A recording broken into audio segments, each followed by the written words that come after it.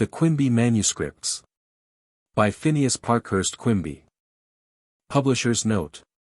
The book as a whole contains an adequate statement of Quimby's original theory as found in his manuscripts, 1846–65. The volume also contains the writings, hitherto inaccessible, which Mrs. Eddy borrowed during her stay in Portland as Quimby's patient. The editor is a son of Mrs. Julius A. Dresser, who was the most active of Quimby's followers at the time Mrs. Eddy was under treatment and who loaned Mrs. Eddy the copybooks which made her acquainted with the Quimby manuscripts. How do you find this book? Any thoughts about the book or the author?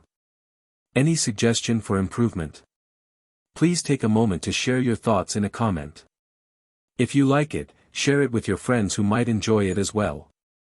Subscribe to keep in touch. Visit CompleteAudiobooks.com for more quality content. Editor's Preface to the second edition. For many years a mass of documents of interest to Christian Scientists and to their critics as well, has been withheld from publication, although earnestly sought. These documents were written by Dr. P. Quimby, of Portland, Maine, and contain his views regarding mental and spiritual healing. They became familiar to Mrs. Mary Baker Eddy when she visited Dr.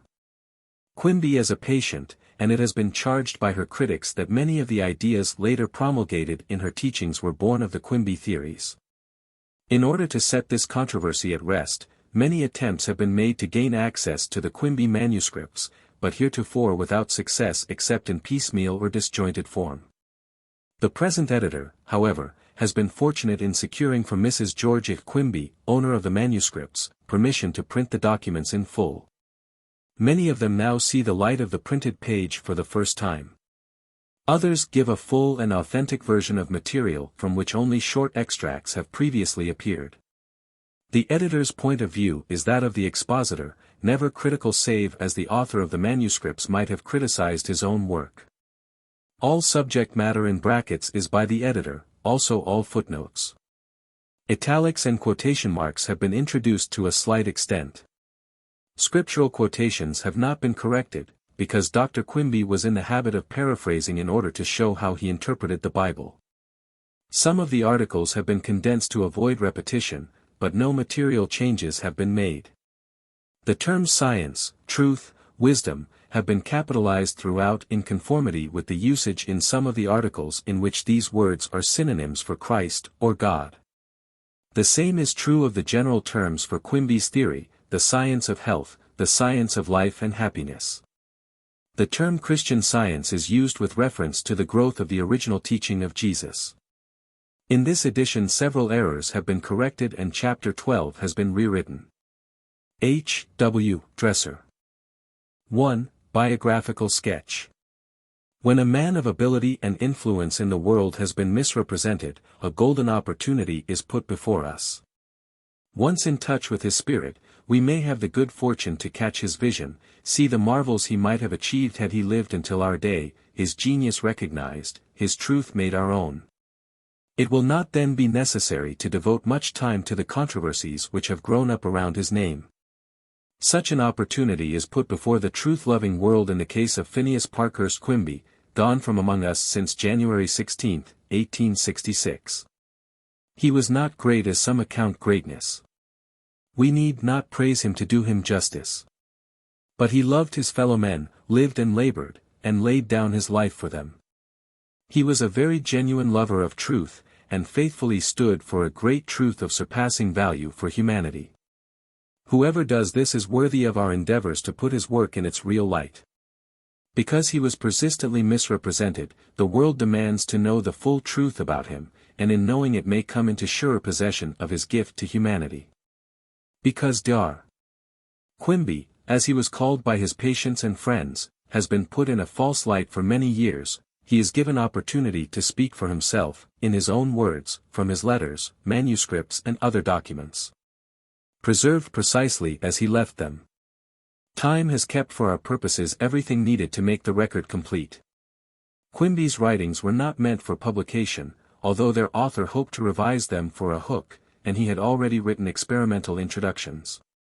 The lapse of time has brought many changes of thought, hence notes and explanations are necessary. The therapeutic movement which grew out of Quimby's pioneer work has also undergone changes.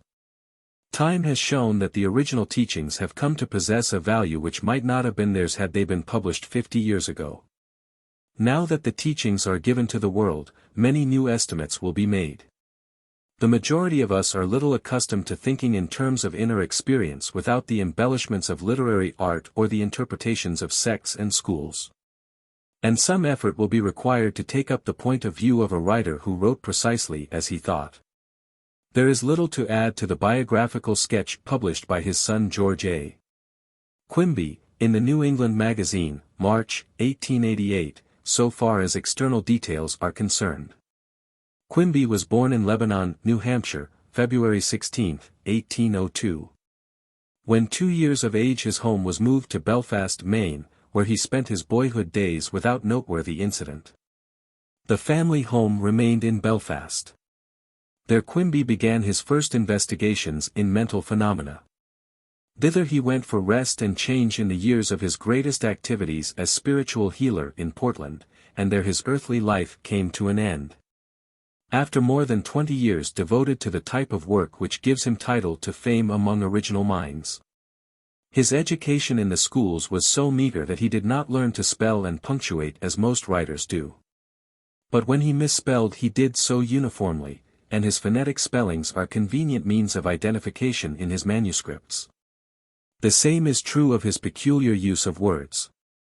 In one of his papers he says, with reference to his education, that if he has learning enough to convey his ideas to the world that will suffice.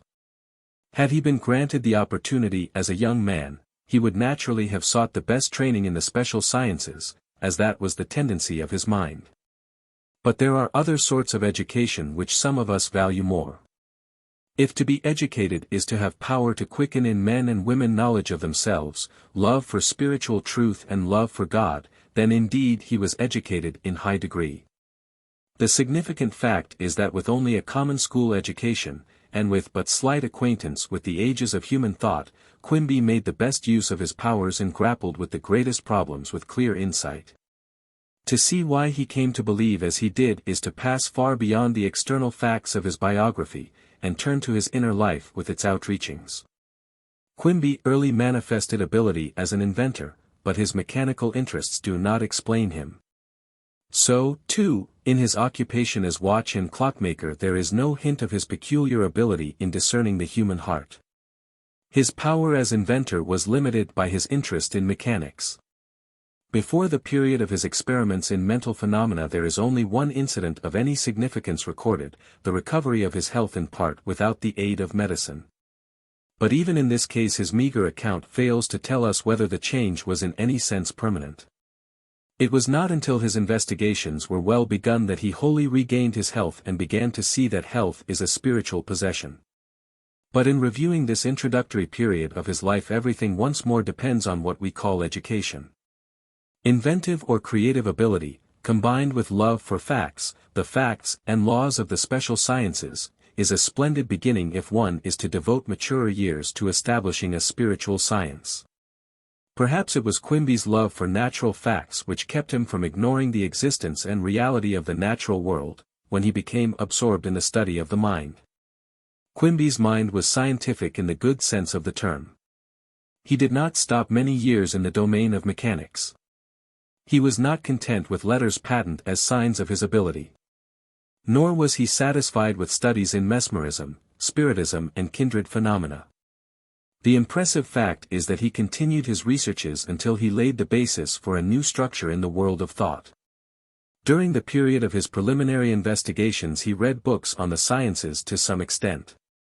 But with the beginning of his life work he branched out in a new direction, working entirely alone, amidst opposition and with no books to help him. His more productive years should therefore be judged by his high ideal of a spiritual science. His great love for truth, his desire to prove all things for himself, is then the most prominent characteristic of his early manhood.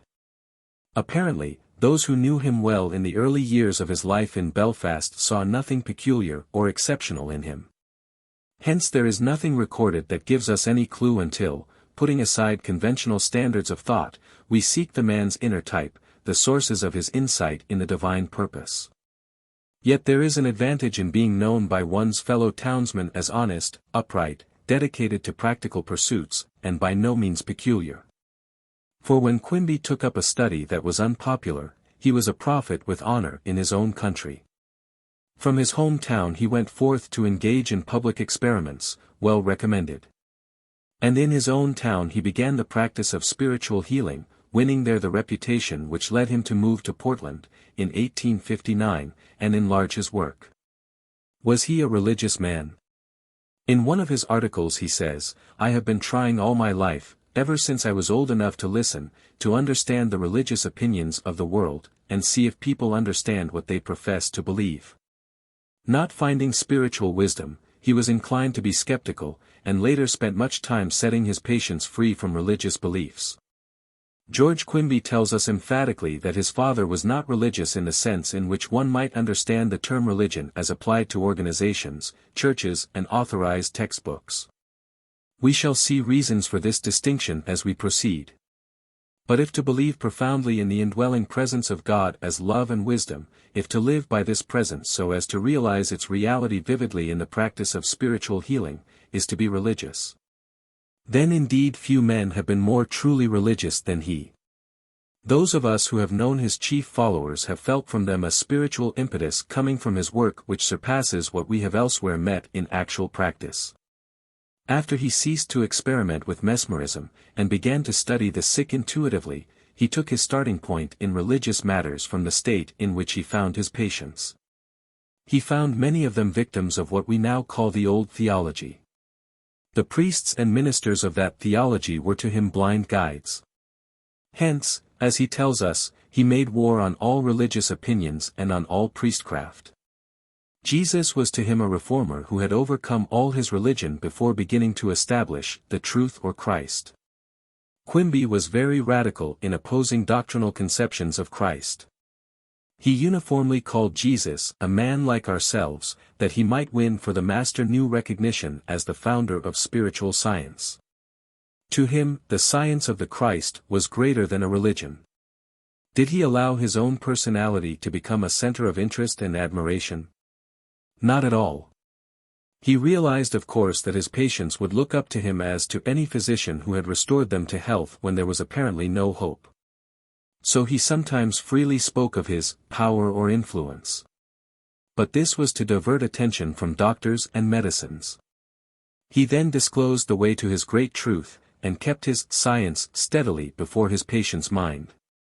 His manuscripts contain scarcely a reference to himself save to show what he learned from early investigations, why Lai is not a spiritualist, humbug or quack, and why he believed man possesses spiritual senses, in touch with divine wisdom. Thus he often speaks of himself in the third person as P.Q., not the natural man, but the one who has seen a great truth which all might understand. In his constructive period in Portland, Quimby had around him, not ardent disciples who compared him with the great philosophers or with Jesus, but a small group who defended him against misrepresentation, and regarded him as he wished to be regarded, as a lover of truth.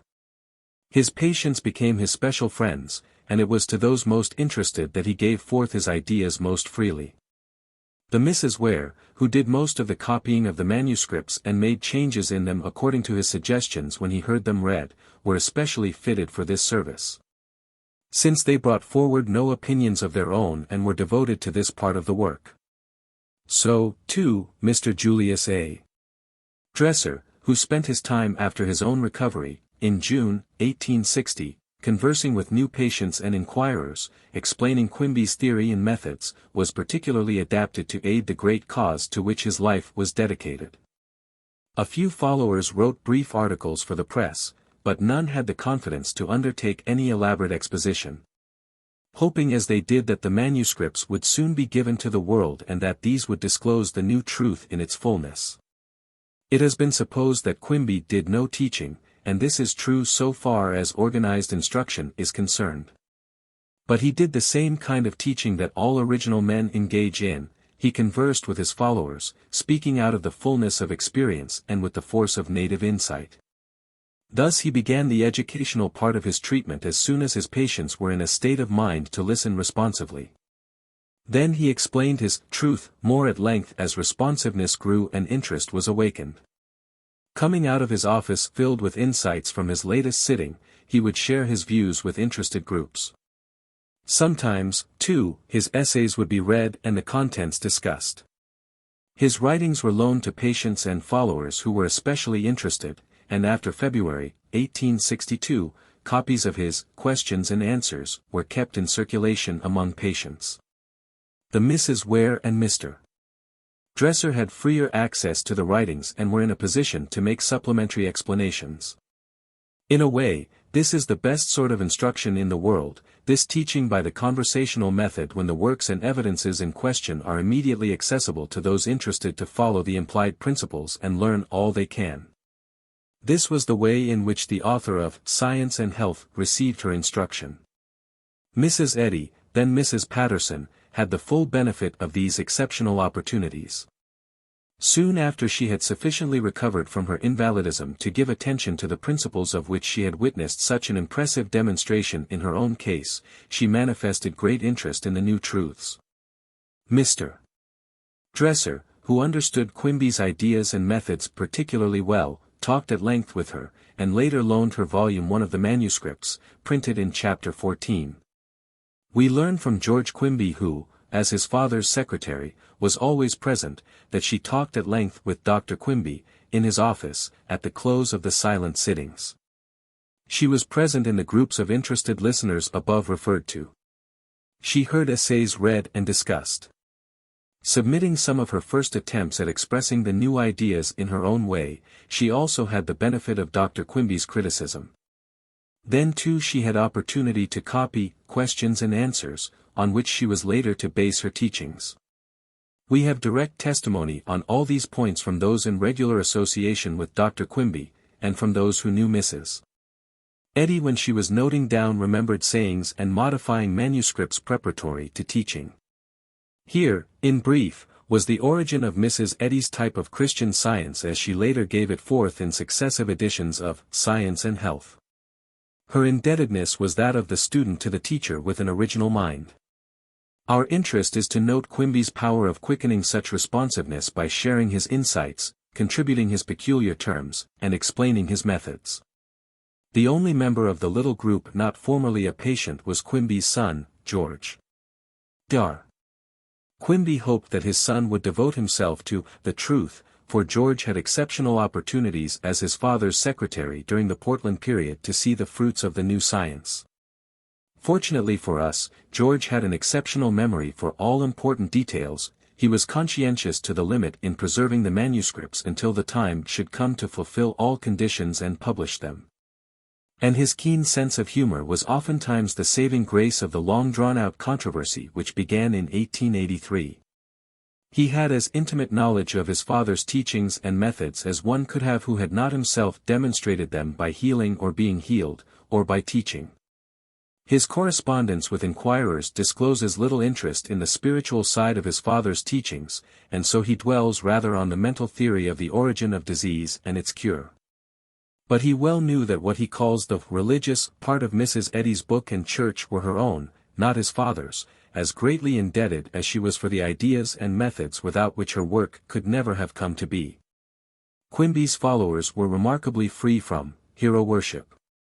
Hence they did not put down wise sayings to any extent, did not make note of impressive incidents, and have not handed down material for the elaborate biography which some have hoped the editor of this book would write. All this is in perfect keeping with the truth which Quimby taught. It is disappointing to those who care little except for human anecdotes. It is taken as a matter of course by those who love truth above its profits. His patients tell us that Quimby had remarkable insight into the character of the sick. He judged character, not by external signs, not through reasoning from facts to conclusions, but by silent impressions gained as he rendered his mind open to discern the real life and see it whole. The quest for facts and the inventive ability of his earlier years became the love for truth regarding his patients and the creative insight of his constructive period. He was in the habit of telling the truth as he saw it, even if it aroused momentary resentment in the mind of his patients. If a patient was in bondage to medical or priestly opinion, he disclosed this servitude with startling directness. He addressed himself to the real or scientific man, summoning the true self into power. One of his patients has said, Quimby's perceptive powers were remarkable. He always told his patient at the first sitting what the latter thought was his disease, and, as he was able to do this, he never allowed the patient to tell him anything about his case. Quimby would also continue and tell the patient of the circumstances which first caused the trouble, and then explain to him how he fell into his error, and then from this basis he would prove that his state of suffering was purely an error of mind, and not what he thought it was. Thus his system of treating diseases was really and truly a science, which proved itself. He taught his patients to understand. And, they were, instructed in the truth as well as restored to health. 1. That is to say, Quimby's work, emulating that of Jesus, was fundamental and central. It began with bodily and mental healing, when this was called for first, as it was in nearly every instance. It became spiritual and regenerative if a person desired. For he could not compel a person to be born anew. He could but disclose the way persuasively. That his way was indeed persuasive was seen in the case of followers who came to him as a last resort, deeming him some sort of irregular practitioner, his method a humbug. And went away deeply touched by his spirit and the power of the great truths he had to give. Some effort will be required to discern his inner type, on the part of those who have heard adverse opinions circulated about him during the long controversial years. It is by no means a mere question of doing him justice at last. He desired no credit, and there is no reason for underestimating what others have done in order to win recognition for him. His work and teachings were both like and unlike the teachings and work of his later followers.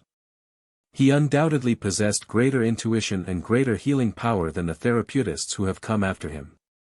He did not stop with nervous or functional diseases, but more often healed organic disorders. A closet full of canes and crutches left by patients in his office in Portland in the last years of his practice testified to his remarkable power. His followers lacked the requisite confidence to try to heal as he did, while he was still with them. Later, when his ideas and methods began to become known outside of Maine and New Hampshire, the therapeutists who took up the work had to depend upon questioning their patients. And some of the early writers restated the Quimby philosophy in a much more abstract way. The reader will see why the Christian Science of Mrs. Eddy's type could not have come into being without Quimby's work as healer and teacher, but will as surely see that what Quimby meant by science was something greater and nobler. What was most original with Quimby was his method of silent spiritual healing, with its dependence on the divine presence. Without this method neither Mrs. Eddy nor any other follower could have developed the special variations of the theory known as divine or mental science. The present-day disciple of mental healing will recognize much that is familiar in Quimby's writings and will be deeply interested to learn how it all came to be. But will also notice that the language is different, and that far-reaching consequences will follow if this theory is taken seriously. No ideas of value spring into fullness of being from the human brain. If we realize that in all discoveries there are periods of groping, followed by times of readjustment or assimilation, and then a constructive period, we shall expect the same in the case of Dr. Quimby. He needed his mechanical interests and his love of invention as incentives to progress of sufficient power to carry him beyond allegiance to medical science. Then his interest in mesmerism, awaking with the beginnings of that subject in 1838, becoming more active in 1840, and leading to his public exhibitions, 1843–47. Afforded opportunity for a yet greater reaction against prevailing points of view and yielded problems enough for many a year. Next came his intermediate period, 1847–59, with its gradual assimilation of new truths, the development of a new method of treating the sick, and the first expressions of his science of health.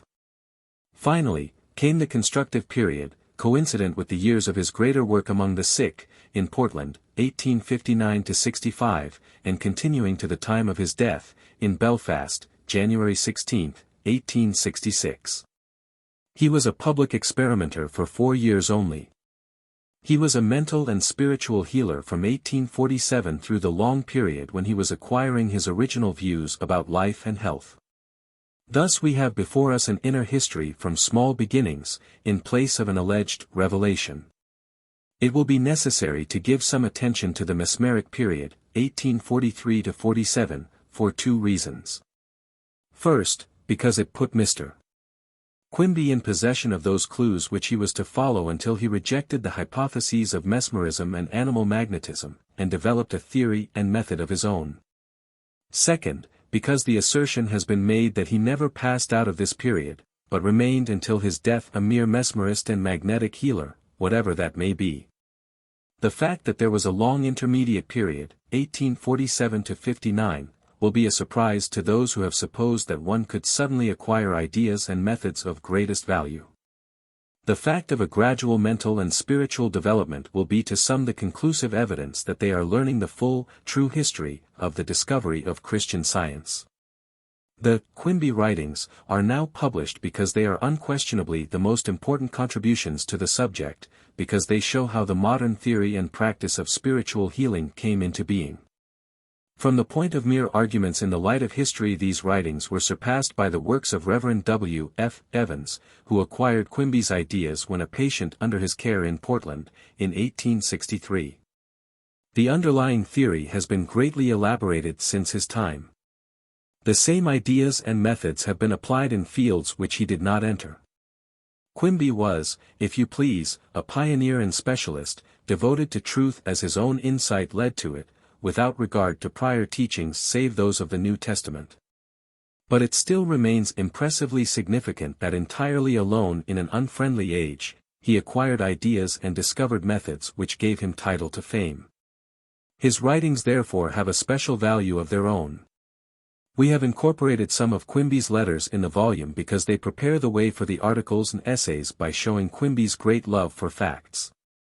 In these letters Quimby shows himself a friend of the sick. He tells his patients precisely where they stand in such a way as to encourage true faith and well-grounded hope. He writes about symptoms in some detail because his patients must first know that they are getting well physically, because they need tangible evidence, and do not yet understand how he can diagnose their cases intuitively and heal them at a distance. He shows that he wishes those only as patients who will take him in entire good faith, responding willingly to his efforts. Hence he returns money when patients seem to be purchasing his skill as healer. He aims above all to point the way to his truth or science. Disciples of mental healing who have taken their clues from divine science or Mrs. Eddy's version will think they are hearing about an inferior theory, because matters of fact are made prominent in Quimby's writings instead of the anticipated idealism and the affirmations or denials to which they are accustomed. But they are likely to be unmindful of the unfriendly age in which Quimby worked, if not neglectful of a larger truth. Quimby, with far-reaching insight, grasped the whole situation, and looked through existing conditions to the ideal. This is a much more courageous venture than the denial of actuality in fondness for the abstract. Quimby's standard calls for a science that can be demonstrated, can prove itself thoroughly Christian in thought, life, interpretation of Scripture, and all.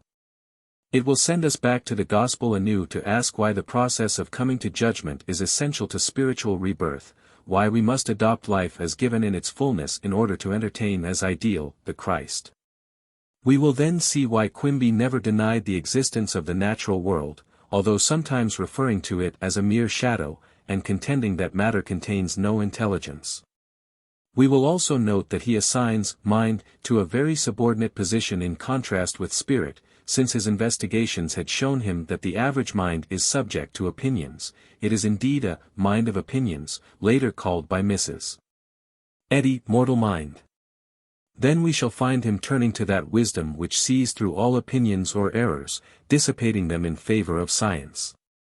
The truth he sought to establish was a concretely verifiable truth, written in the human heart and in the word which Jesus taught. Consequently, what was needed was not mere affirmation but real understanding, like workable knowledge of mathematics. To read deeply in these writings is to see that the best use one can make of them is to cultivate the mode of life they call for, a life which looks forward to health and freedom, productivity, and an old age that is never old.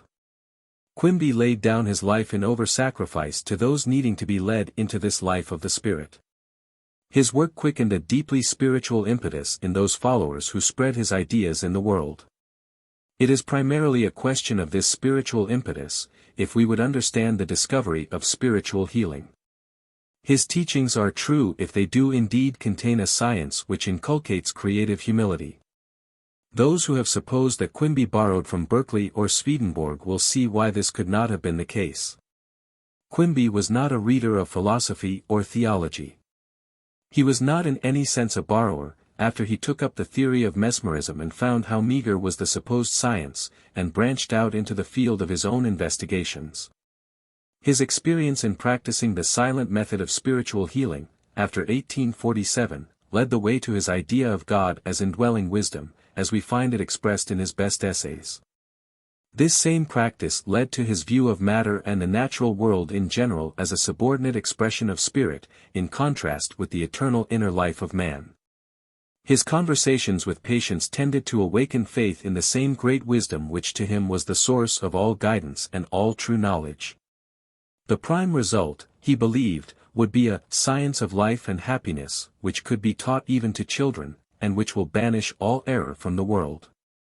2. History of the Manuscripts. To many it seems strange indeed that the publication of the Quimby Manuscripts has been so long delayed. As far back as 1882, Mr. Julius Dresser began to make it publicly known in Boston that the writings existed, and that when published they would disclose the real history of the discovery of spiritual healing.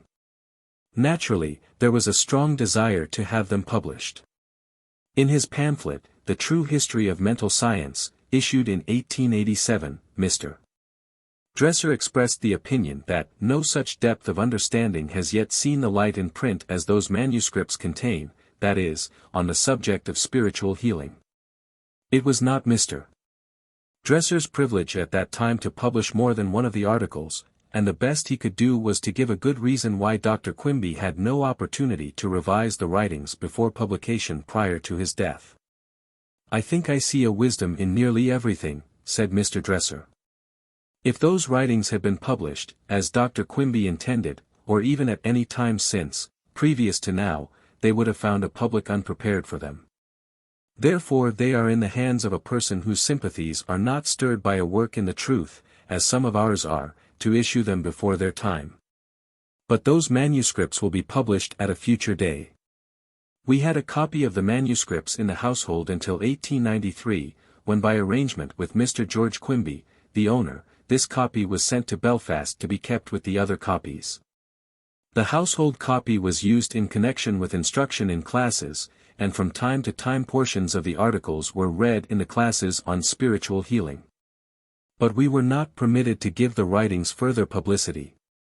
We frequently urged their owner to publish them, but Mr. Quimby did not believe the right time had come. When we compiled The Philosophy of P. Quimby, in 1895, we were still unable to secure the right to print more than brief excerpts from 2 of the manuscript volumes, since Mr. Quimby did not wish any essay printed in full till all the chief writings should be published. Many efforts were made as the years passed to secure further privileges. Mr. Quimby was frequently besought by interested people, clergymen, writers, healers and editors, some of whom travelled to Belfast to argue the point. Mr. Quimby answered all letters courteously, sometimes giving his reasons at length, and explaining his father's ideas, but he stoutly refused to publish the writings. Many rumors could have been denied had he relented. For example, it could have been conclusively shown that nothing whatever was settled by a suit in court in 1883 concerning these writings, for the simple reason that the owner declined to have them taken into court.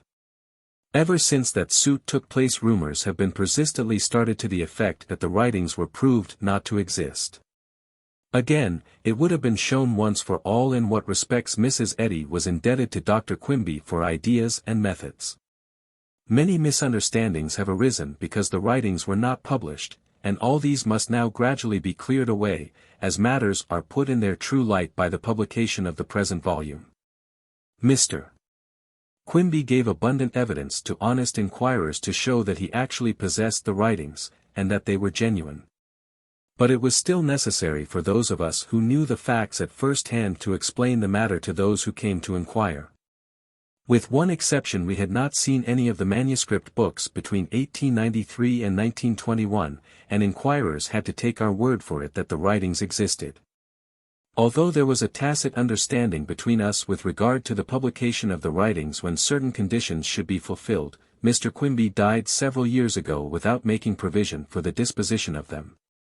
When A History of the New Thought Movement was published, in 1919, I could do no more than express the hope that I might print the manuscripts at some future time. At last the way opened in December, 1920, for the publishing of those portions of the writings which have historical or permanent value. Mr. Quimby wished his father's MSS to be published when their truth could be established without further controversies or misstatements. He knew that I was acquainted with their history from the beginning, knew those who copied the writings, knew that they were authentic, and that they were not the first scribblings of any other person. It was the wish of the family that I should do the editing and annotating. As the statement has been made that someone else served as Dr. Quimby's secretary, revising and copying his manuscripts for him, or giving him her own writings, it is necessary to state once more that his son George was the secretary during the period in question, in Portland, 1859–60. While the copying was done either by him or by the Mrs. Ware, of Portland. George Quimby explained how this came about in his article in the New England Magazine, March, 1888. His statement is as follows. Among his earlier patients in Portland were the Mrs. Ware, daughters of the late Judge Usher Ware, of the United States Supreme Court, and they became much interested in the truth, as he called it. But the ideas were so new, and his reasoning so divergent from the popular conceptions, that they found it difficult to follow him or remember all he said, and they suggested to him the propriety of putting into writing the body of his thoughts. From that time on he began to write out his ideas, which practice he continued until his death, the articles now being in the possession of the writer of this sketch. The original copy he would give to the Mrs. Ware.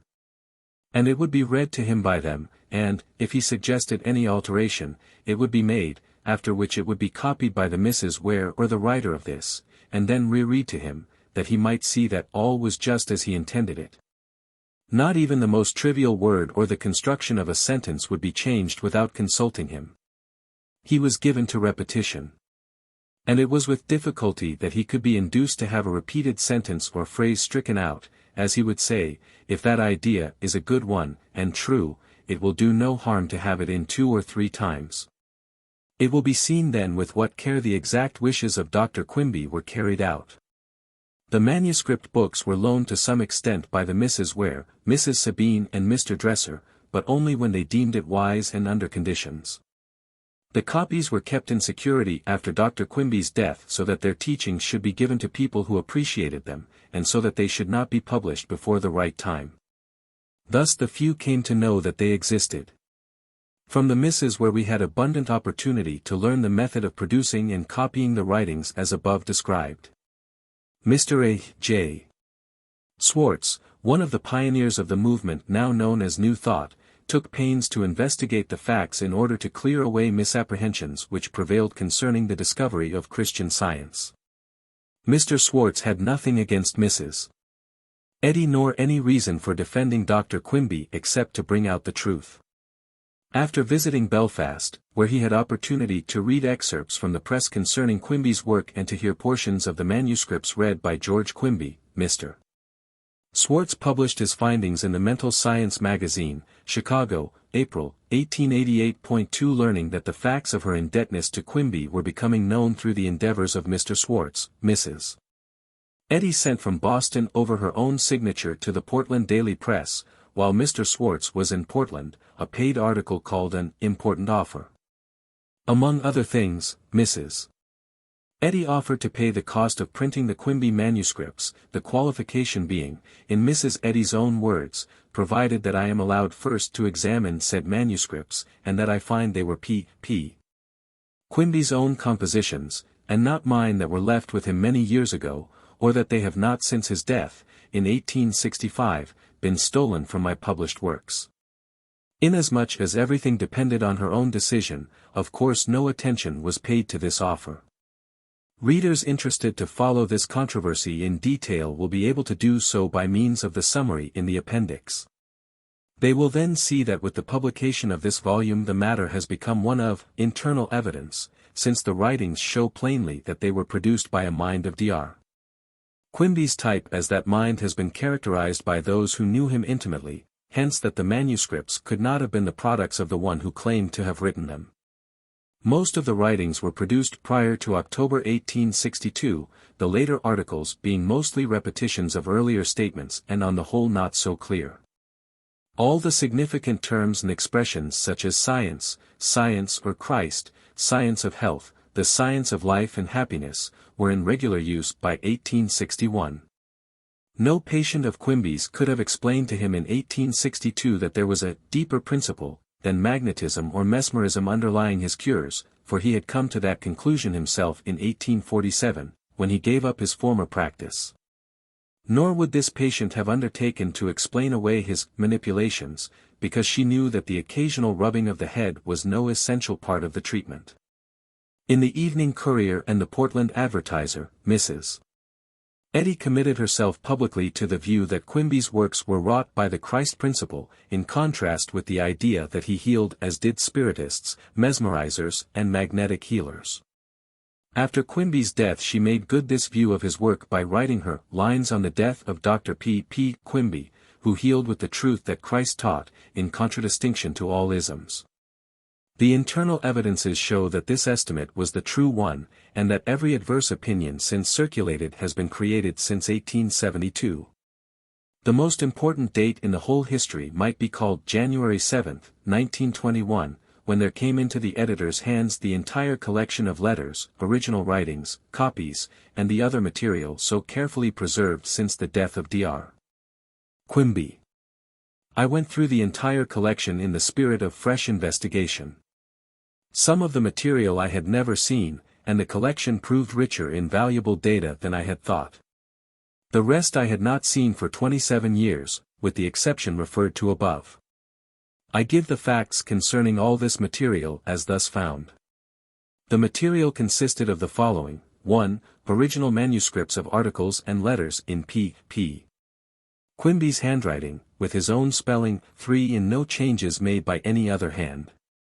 2. 6 manuscript books containing revised articles copied by the Misses Ware and George Quimby, with emendations made here and there by these writers under the direction of Dr. Quimby. 3. 3 sets of manuscript books containing the copies formerly belonging to Miss Sarah Ware, Mrs. Sabine, formerly Miss S. M. Deering, Dr. Quimby's patient, and Julius A. Dresser. 4. A manuscript book of pieces by Dr. Quimby prior to 1856, Dr. Quimby's letters to patients, 1860, and Miss Emma Ware's catalogue of all the articles, 1859-65, 5, the private journal of Lucius Birkmar, 1843, Quimby's subject, in his Mesmeric Period. 6. Miscellaneous notes, letters and articles in separated sheets, copied from the originals on these sheets before being copied into books. 7. Letters of patients to Dr. Quimby, including 14 by Mrs. Eddy, then Mrs. Patterson, and letters by Dr. Patterson. 8. Quimby's letters to patients after 1860. 9. 3 copies for circulation of Quimby's Answers to Questions, 1862, with George Quimby's note on one of them that these were written before Mrs. Eddy visited Mr. Quimby as patient. And 10. Newspaper scrapbook of articles about Dr. Quimby, 1840-65. There was also placed at my disposal the entire correspondence between George Quimby and Inquirers and critics, as well as all newspaper and magazine articles on the Christian Science controversy to date. And the material put into my hands was all that had existed, save that it was customary to destroy articles in their first form after they had been revised in consultation with the Misses Ware and copied as before indicated. P. P. Quimby's handwriting is distinctive, unmistakable, as the facsimiles show. So too is that of Miss Emma Ware, Miss Sarah Ware and George Quimby. Having all the material at hand, every page or line of it whatsoever, I am able not only to corroborate all statements made by George Quimby concerning the manuscripts, but to state facts which he did not mention in print. I have read carefully through all the original manuscripts, which were copied by George Quimby and the Misses Ware, and have taken note in conscientious detail to see if any revisions or changes were in the handwriting of Mrs. Eddy, then Mrs. Patterson. There is not a page, a sentence or word that bears evidence of any such thing, all revisions or changes having been made by the Misses Ware as already described. There is not anywhere a page or even a line of her own by Mrs. Patterson Eddy, no first scribblings. Her name is not written on the back of any page. Nor is there any evidence of any idea that might have been suggested by her, had she been in a state to make any suggestions of value. Instead, there is an assemblage of writings that would have filled her mind with chagrin had she realized how fully Quimby's ideas were developed, long before she ever saw him. For there is all the material any one could desire to make the argument irrefragable. The writings were plainly the work of one mind, with continuity of thought from first to last. Even the unfinished fragments are of interest, for they indicate the state of mind of their author. Dr. Quimby tells us that he frequently wrote when excited by learning how greatly his patients had suffered from bondage to priestcraft. Consequently at times he did not even capitalize the first personal pronoun, but started in at once with the main idea. Quimby wrote as he thought. If his thought comprised several subjects at once, he wrote so, seldom pausing to indicate paragraphs. The copyists would then suggest changes here and there to bring out his meaning, not to interpose any view of their own. For they knew his thought exceedingly well, his peculiar use of words, and whatever was part of his style. The titles were suggested in conference with the author, although some of the articles remained unnamed till after Quimby's death, and a few bear more than one title in different stages of revision. The dates were entered in the book when the articles were copied. With his characteristic humor, George Quimby sometimes wrote at the close of an article copied on detached pages, finished, "Thank the Lord, G.Q., scribe." If there were miscellaneous pages of notes or any other statement by herself or her sister, Miss Emma Ware was careful to write on the margin, not Dr. Quimby's. All these little matters are significant, for they show the fidelity of those who did their part to transmit these writings intact. A few of the articles were copied after Quimby's death, by Miss Emma Ware. In some of the copybooks a few alterations had been made, under Dr. Quimby's direction, with a view to preparing the articles for a book. 2 pages from Volume 1 as thus revised are reproduced in facsimile at the end of this volume.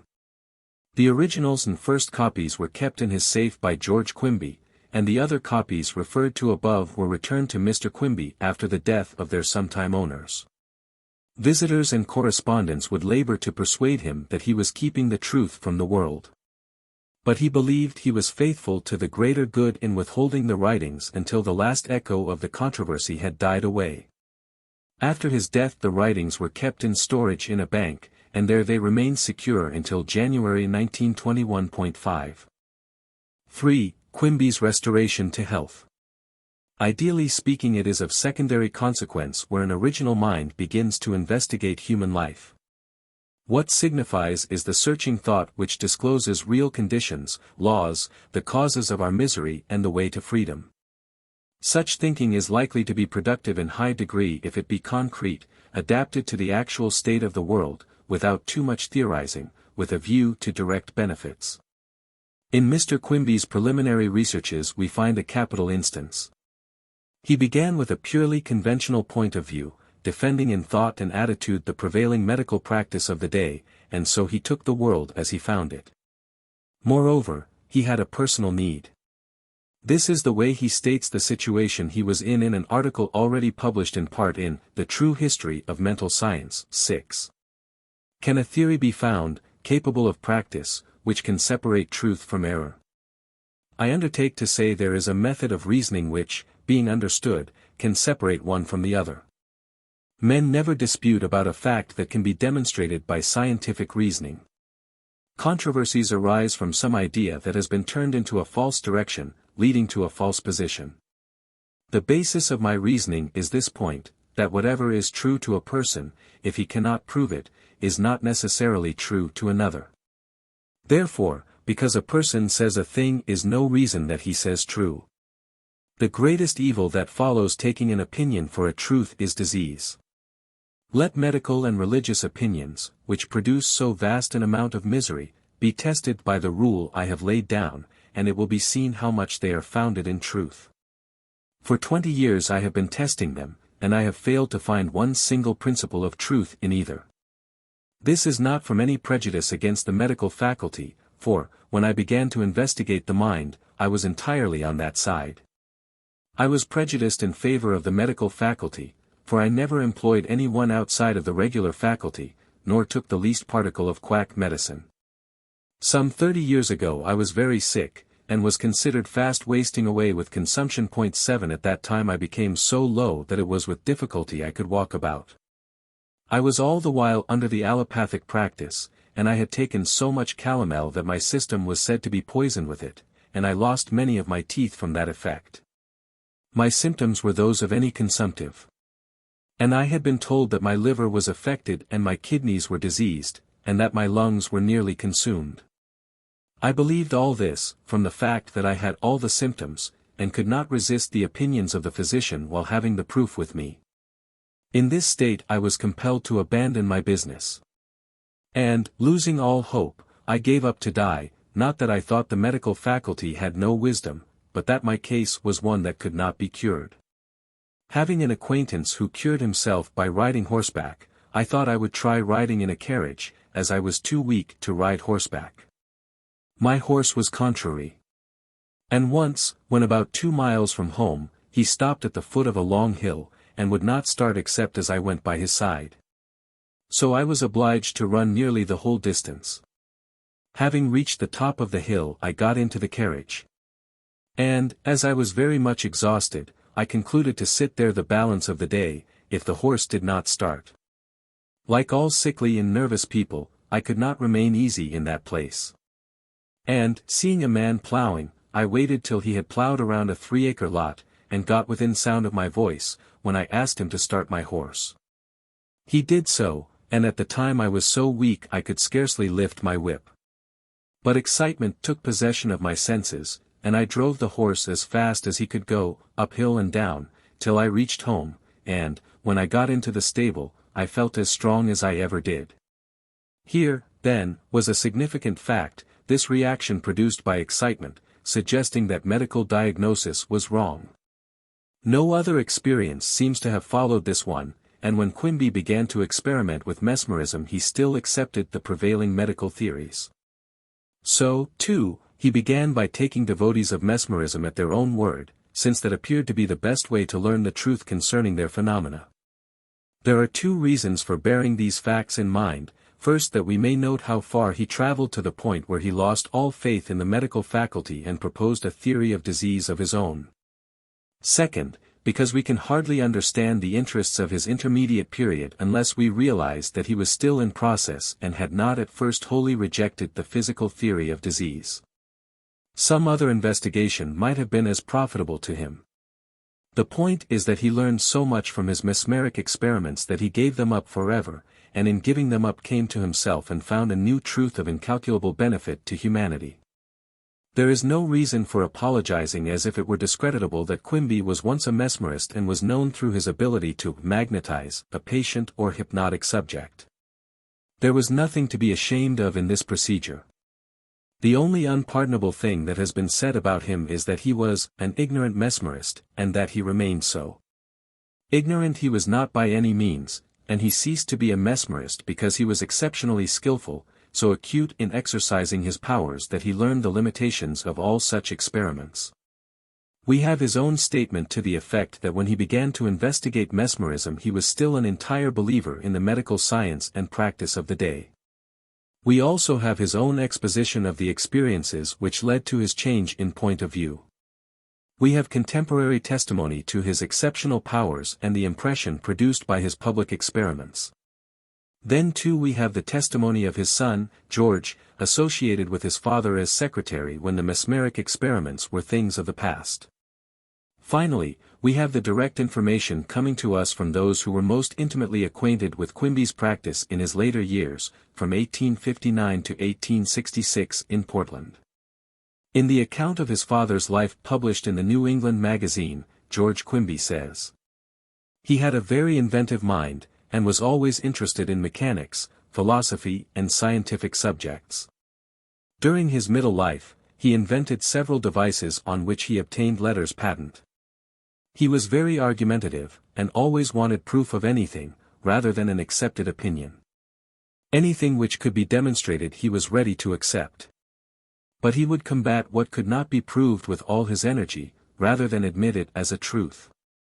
With a mind of this combination, it is not strange that, when a gentleman visited Belfast, about the year 1838, and gave lectures and experiments in mesmerism, Mr. Quimby should feel deeply interested in the subject.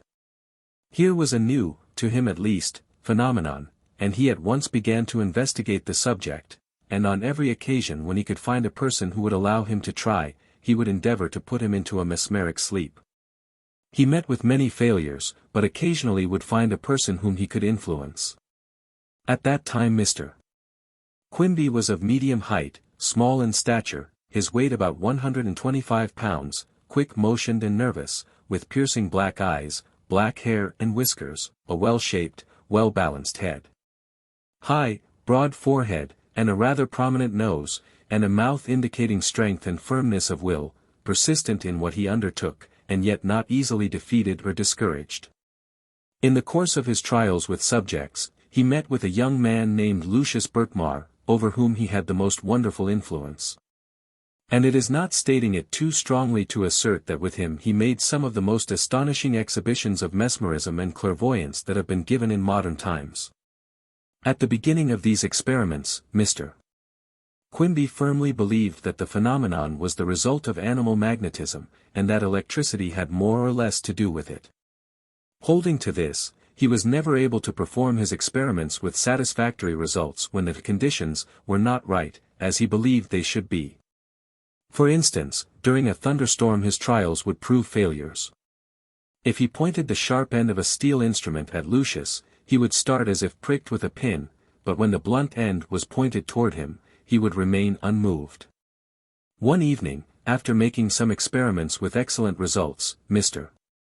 Quimby found that during the time of the tests there had been a severe thunderstorm, but, so interested was he in his experiments, he had not noticed it. This led him to further investigate the subject. And the results reached were that, instead of the subject being influenced by any atmospheric disturbance, the effects produced were brought about by the influence of one mind on another. From that time he could produce as good results during a storm as in pleasant weather, and could make his subject start by simply pointing a finger at him as well as by using a steel instrument. Mr. Quimby's manner of operating with his subject was to sit opposite to him, holding both his hands in his, and looking him intently in the eye for a short time, when the subject would go into the state known as the mesmeric sleep, which was more properly a peculiar condition of mind and body, in which the natural senses would, or would not, operate at the will of Mr. Quimby. When conducting his experiments, all communications of Mr. Quimby with Lucius were mentally given, the subject replying as if spoken to aloud. For several years, Mr. Quimby traveled with young Birkmar through Maine and New Brunswick, giving exhibitions, which at that time attracted much attention and secured notices through the columns of the newspapers. It should be remembered that at the time Mr. Quimby was giving these exhibitions, the phenomenon was looked upon in a far different light from that of the present day. At that time it was a deception, a fraud, a humbug, and Mr. Quimby was vilified and frequently threatened with mob violence, as the exhibitions smacked too strongly of witchcraft to suit the people. As the subject gained more prominence, thoughtful men began to investigate the matter, and Mr. Quimby was often called upon to have his subject examine the sick. He would put Lucius into the mesmeric state, and prescribe remedies for its cure. 8. After a time Mr. Quimby became convinced that whenever the subject examined a patient his diagnosis of the case would be identical with what either the patient himself or some one present believed, instead of Lucius really looking into the patient. and giving the true condition of the organs. In fact, that he was reading the opinion of someone, rather than stating truth acquired by himself. Becoming firmly satisfied that this was the case, and having seen how one mind could influence another, and how much there was that had always been considered as true, but was merely someone's opinion, Mr. Quimby gave up his subject, Lucius, and began the developing of what is now known as mental healing, or curing disease through the mind. While engaged in his mesmeric experiments, Mr.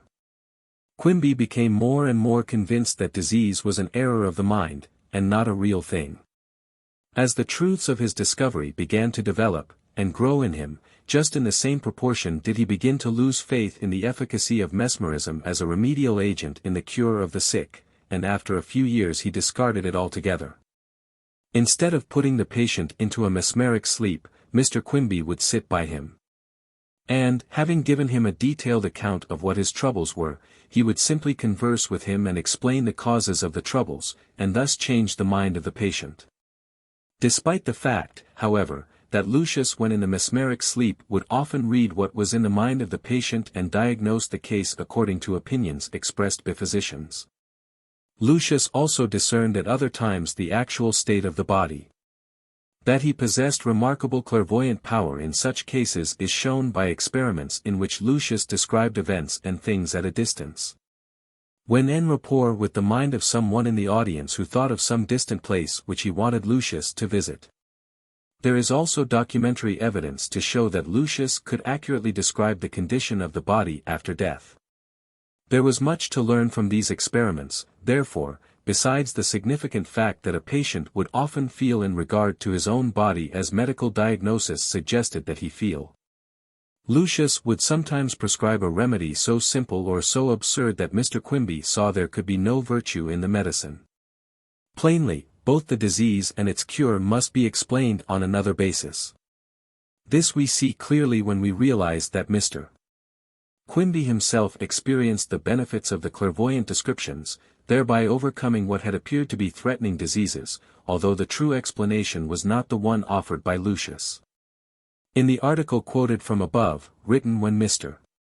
Quimby had developed and proved his theory of disease so that he could look back and understand the whole phenomenon, so new and at first so baffling in his mesmeric period, he says. When I commenced to mesmerize, I was not well, according to the medical science. But in my researches I found a remedy for my disease. Here was where I first discovered that mind was capable of being changed. Also that, disease being a deranged state of mind, the cause I found to exist in our belief. The evidence of this theory I found in myself, for, like all others, I had believed in medicine. Disease and its power over life, and its curability, are all embraced in our belief. Some believe in various remedies, and others believe that the spirits of the dead prescribe. I have no confidence in the virtue of either. I know that cures have been made in these ways. I do not deny them. But the principle on which they are done is the question to solve, for disease can be cured, with or without medicine, on but one principle. I have said I believed in the old practice and its medicines, the effects of which I had within myself. For, knowing no other way to account for the phenomena, I took it for granted that they were the result of medicine. With this mass of evidence staring me in the face, how could I doubt the old practice? Yet, in spite of all my prejudices, I had to yield to a stronger evidence than man's opinion, and discard the whole theory of medicine, practiced by a class of men, some honest, some ignorant, some selfish, and all thinking that the world must be ruled by their opinions. Now for my particular experience. I had pains in the back, which, they said, were caused by my kidneys, which were partially consumed. I also was told that I had ulcers on my lungs. Tinder this belief, I was miserable enough to be of no account in the world. This was the state I was in when I commenced to mesmerize. On one occasion, when I had my subject, Lucius, asleep, he described the pains I felt in my back. I had never dared to ask him to examine me, for I felt sure that my kidneys were nearly gone, and he placed his hand on the spot where I felt the pain. He then told me that my kidneys were in a very bad state, that one was half consumed, and a piece 3 inches long had separated from it, and was only connected by a slender thread. This was what I believed to be true, for it agreed with what the doctors told me, and with what I had suffered, for I had not been free from pain for years. My common sense told me that no medicine would ever cure this trouble, and therefore I must suffer till death relieved me. But I asked him if there was any remedy. He replied, "Yes, I can put the piece on so it will grow, and you will get well." At this I was completely astonished, and knew not what to think. He immediately placed his hands upon me, and said he united the pieces so they would grow. The next day he said they had grown together, and from that day I never have experienced the least pain from them. Now what is the secret of the cure? I had not the least doubt but that I was as he had described. And, if he had said, as I expected that he would, that nothing could be done, I should have died in a year or so. But, when he said he could cure me in the way he proposed, I began to think, and I discovered that I had been deceived into a belief that made me sick. The absurdity of his remedies made me doubt the fact that my kidneys were diseased, for he said in 2 days they were as well as ever. If he saw the first condition, he also saw the last, for in both cases he said he could see. I concluded in the first instance that he read my thoughts, and when he said he could cure me he drew on his own mind, and his ideas were so absurd that the disease vanished by the absurdity of the cure. This was the first stumbling block I found in the medical science. I soon ventured to let him examine me further, and in every case he would describe my feelings, but would vary the amount of disease. And his explanation and remedies always convinced me that I had no such disease, and that my troubles were of my own make. At this time I frequently visited the sick with Lucius, by invitation of the attending physician. And the boy examined the patient and told facts that would astonish everybody, and yet every one of them was believed.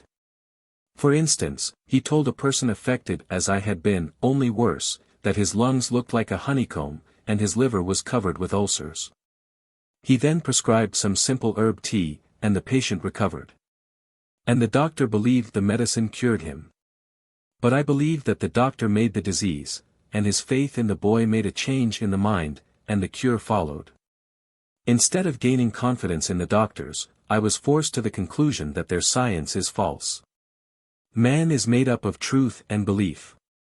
And, if he is deceived into a belief that he has, or is liable to have, a disease, the belief is catching, and the effect follows it.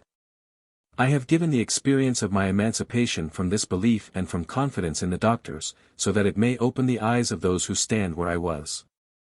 I have risen from this belief.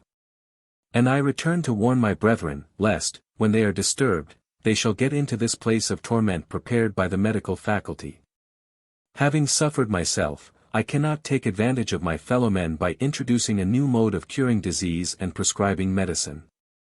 My theory exposes the hypocrisy of those who undertake to cure in that way. They make 10 diseases to 1 cure, thus bringing a surplus of misery into the world, and shutting out a healthy state of society. They have a monopoly, and no theory that lessens disease can compete with them. When I cure, there is 1 disease the less, but not so when others cure, for the supply of sickness shows that there is more disease on hand than there ever was. Therefore, the labor for health is slow, and the manufacture of disease is greater. The newspapers teem with advertisements of remedies, showing that the supply of disease increases. My theory teaches man to manufacture health.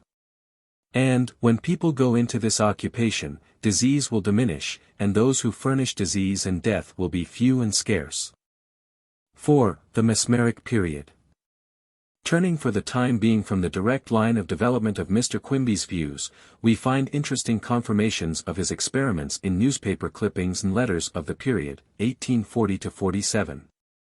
The first of these are from Quimby's hometown, Belfast. One of these writers says, in part, "Before we proceed to describe the experiments, we will say that Mr. Quimby is a gentleman, in size rather smaller than the medium of men, with a well-proportioned and well-balanced phrenological head, and with the power of concentration surpassing anything we have ever witnessed.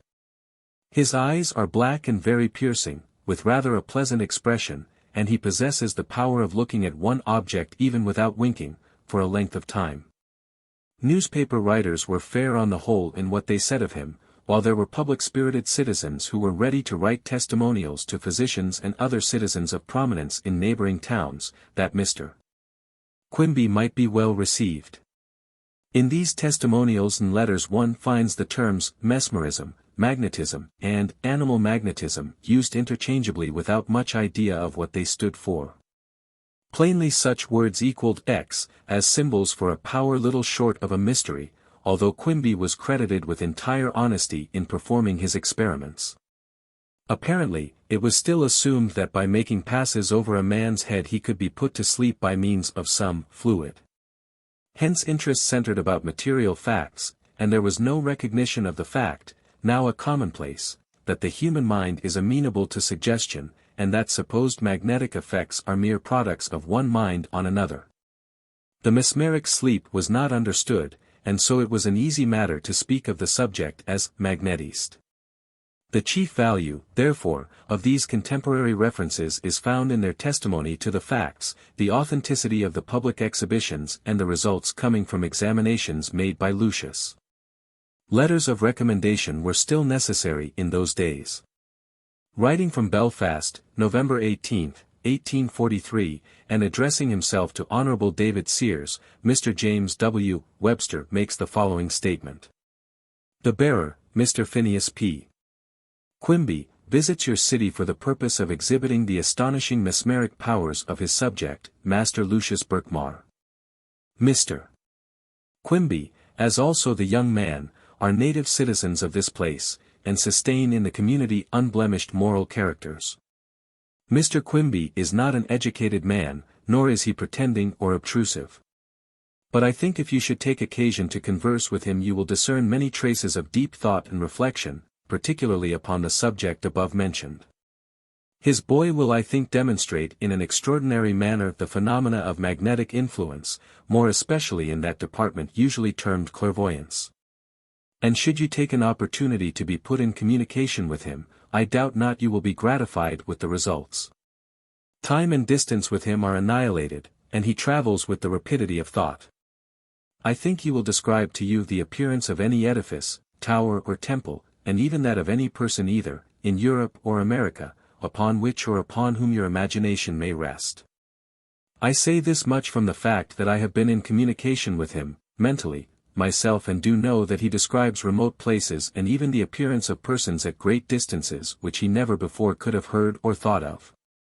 Writing to Dr. Jacob Bigelow, apparently a physician of prominence, Dr. Albert T. Wheelock writes from Belfast under date of November 10, 1843, and describes an experiment in animal magnetism under mesmeric conditions in the case of an operation for the removal of a polypus from the nose. With a physician's care in describing symptoms, the writer gives an account of the patient's general condition and mentions her desire to be magnetist. Dr. Wheelock then goes on as follows. As she was entirely unacquainted in the town, at her request I procured the attendance of a gentleman who had the reputation of being a good magnetiser, Mr. P. Quimby, although entirely faithless on my own part, as I told her at that time. I am quite confident that the lady and Mr. Quimby had never met before and that there was nothing previously concerted.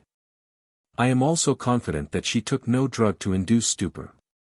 In 10 minutes after commencing, she was put into a state of apparent natural sleep, breathing and pulse natural, color of countenance unchanged. Mr. Q asked her if she felt well. Yes. I immediately, in the presence of several noted citizens who were called in at their request, began to remove the polypus, and did it thoroughly. I was operating perhaps 4 or 5 minutes at least. During the whole time she evinced not the slightest symptom of pain, either by any groaning, sighing or motion whatever, but was in all these respects like a dead body. I felt convinced that I could have amputated her arm. In about 10 minutes after she was waked up, but said she was unconscious that anything had been done, complained of no pain, and found that she could now breathe freely through her nose, that previously had been entirely closed up. For several months. Mr. Quimby is an intelligent gentleman and worthy of the utmost confidence. Another communication, addressed to Nathan Hale, Dr. Jacob Bigelow, and Dr. John Ware, of Boston, dated Belfast, November 6, 1843, has been deprived of its signature through much handling. It is intended to show the authenticity of the experiments performed by Quimby and his subject. The writer, who is careful in stating facts, says that the subject told him even his own thoughts which the writer kept to himself, also words that he simply visualized. Lucius when blindfolded told minute facts concerning things at a distance of half a mile which no one in the room knew, facts which he could not know by any means within the limit of common experience. The writer says, "I have good reason to believe that he can discern the internal structure of an animal body, and if there be anything morbid or defective therein detect and explain it. The important advantage of this to surgery and medicine is obvious enough. He, that is, his intellect, can be in two places at the same time. He can go from one point to another, no matter how remote, without passing through the intermediate space. I have ascertained from irrefragable experiments that he takes ideas first directly from the mind of the person in communication with him, and, second, without reference to such mind. Directly from the object or thing to which his attention is directed. And in both instances without any aid from his 5 bodily senses. He can perceive without using either of the common organs of perception. His mind when he is mesmerized seems to have no relation to body, distance, place, time or motion. He passes from Belfast to Washington, or from the earth to the moon, not as horses, steam engines or light, but swifter than light, by a single act of volition. In a word, he strides far beyond the reach of philosophy. He demonstrates, as I think, better than all physical, metaphysical or moral science, the immateriality of the human soul, and that its severance from the body involves not its own destruction. At least he proves this of himself. And I suppose other souls are like his. Mesmerism as manifested by this boy lets in more light than any other window that has been opened for 1800 years. This may look like gross extravagance, but if you have the same luck I have you will find it is not so." Another observer who was greatly impressed by Quimby's public lectures, accompanied by experiments performed through the aid of Lucius, writes from East Machias, February 1845, concerning experiments in private which he thinks more remarkable still. He says, in part, "The power of perceiving the seat of the disease, and of describing the most minute symptoms which I do not guess but know, his subject possesses when in the mesmeric sleep is astonishing beyond words to express. He has examined my wife twice and I venture to say that all have been perfectly satisfied that there is not the least deception in regard to the matter, but the most satisfactory proof of an extraordinary, I may almost say miraculous, insight. Lucius sees every particular in regard to the internal structure and state of the body, especially describing the causes of disease. I write this without the knowledge or suggestion of Mr. Quimby, but hoping that hereby some who may receive inestimable benefit may not lose this opportunity. Mr. Johnson has been put in communication with Lucius in public, and Mrs. Johnson this morning at our home, and he described with astonishing accuracy precisely the object which she had in her mind, which Mr. Quimby calls thought reading, and which I am just as certain is real as that I am here and the sun shines today, and also things which she did not have in her mind in regard to the persons and places which she took him to visit in spirit. This if true, as has often happened to Mr. Quimby, will place the power of clairvoyance beyond the shadow of a doubt. Lucius has it beyond a shadow of a doubt as far as perceiving disease and every internal organ of the body is concerned. And we shall write immediately to discover the facts of the things discerned through clairvoyance. The following excerpt from the Bangor Democrat, April, 1843, gives us the date of Mr. Quimby's first experiment away from his home town, not his native town, of Belfast. Mr. Quimby of Belfast has visited here by invitation, and made exhibitions in public for the first time out of his native town. Some of our citizens are well acquainted with him, and others are acquainted with citizens of Belfast who have the most entire confidence in him. It is therefore preposterous that he attempts to practice imposition. He has with him 2 young men, brothers, one 23 and the other 17. They are clairvoyant subjects. The first evening the experiments were not successful, but one made in private we will relate as a sample of the rest. The young man was magnetised by Mr. Quimby, when one of our citizens was put in communication with him. In imagination he took the boy to St. John, New Brunswick, before the new custom house, and asking him what he could see, he said a building with a stone front and the rest of it brick. He then began to read the letters on it. Custom. Oh, this is the custom house. He then took him inside of the building and asked what he could see there, when he described the stone steps leading into the second story, the iron railing, curiously formed, and when taken into one of the rooms. Described a man employed in writing. The gentleman says no one knew where he proposed to take the boy had never seen the building, and yet he described it as accurately as anyone who has seen it. This gentleman's word is not to be questioned by any one. Such was the experiment, and others can tell as well as I whether it was humbuggery, witchcraft, a juggler's trick, magic, or the mysterious power that one person exerts over another. Real or unreal, it is extraordinary. The next excerpt, from the Waldo Signal, Belfast, January 25, 1844, is typical of those indicating that a general effort was made to avoid all collusion and if possible to explain the strange phenomena.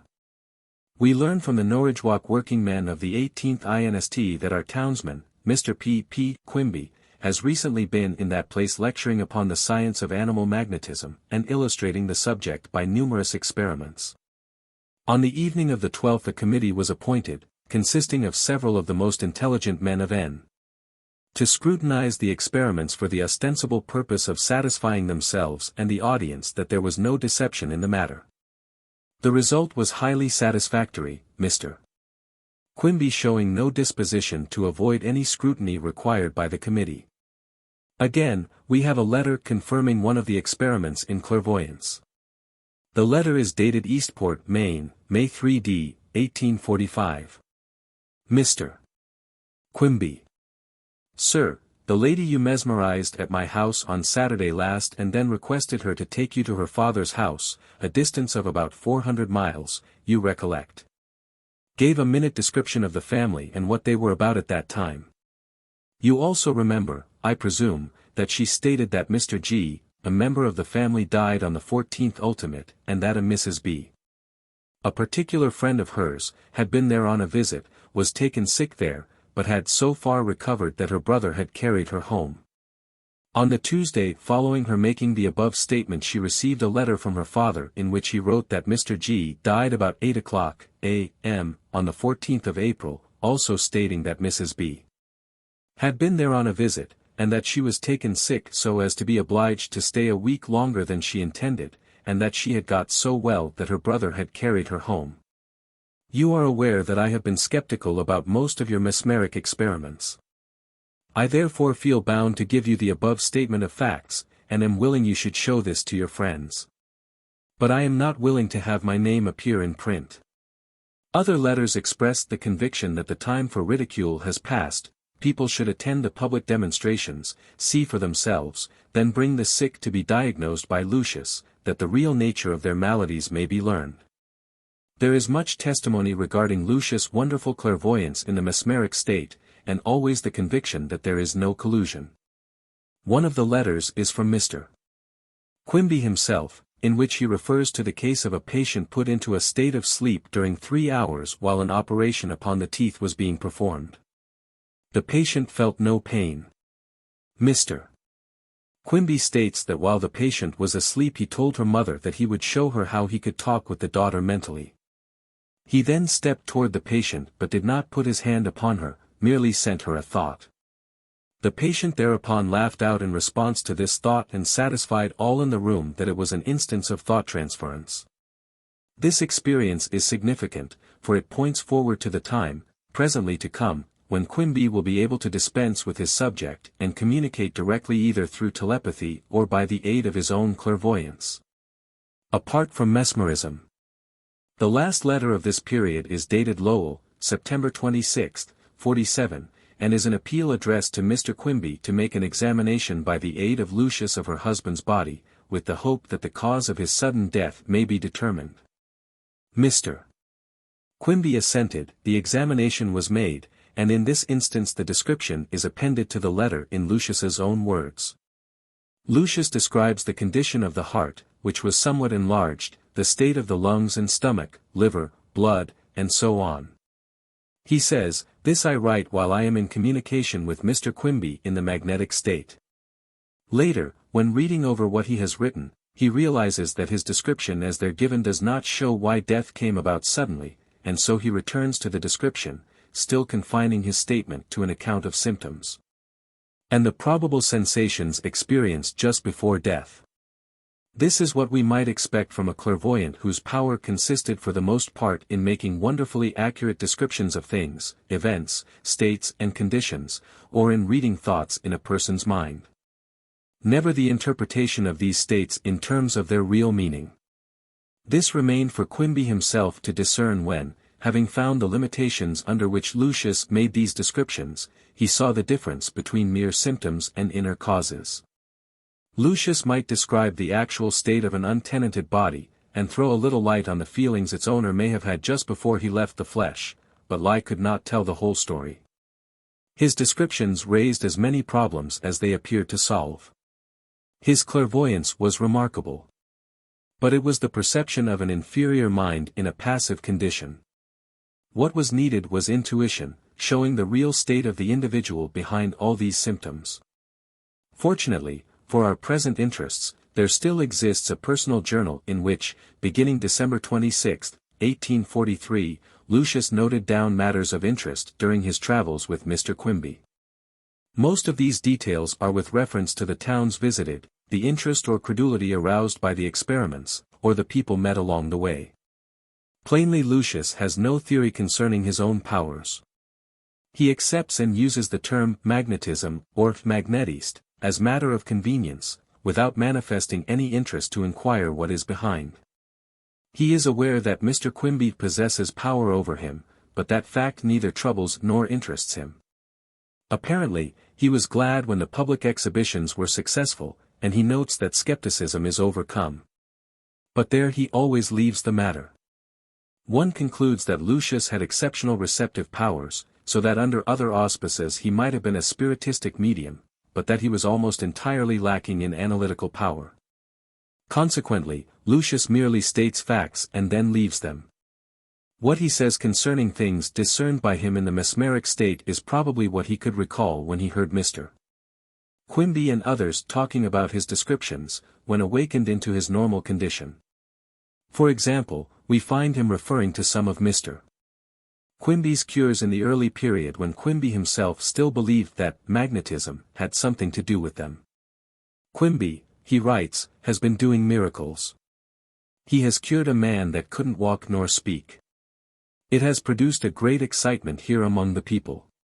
He, the patient, has been confined to his house about a year, and never has spoken or walked. In 1 hour, Mr.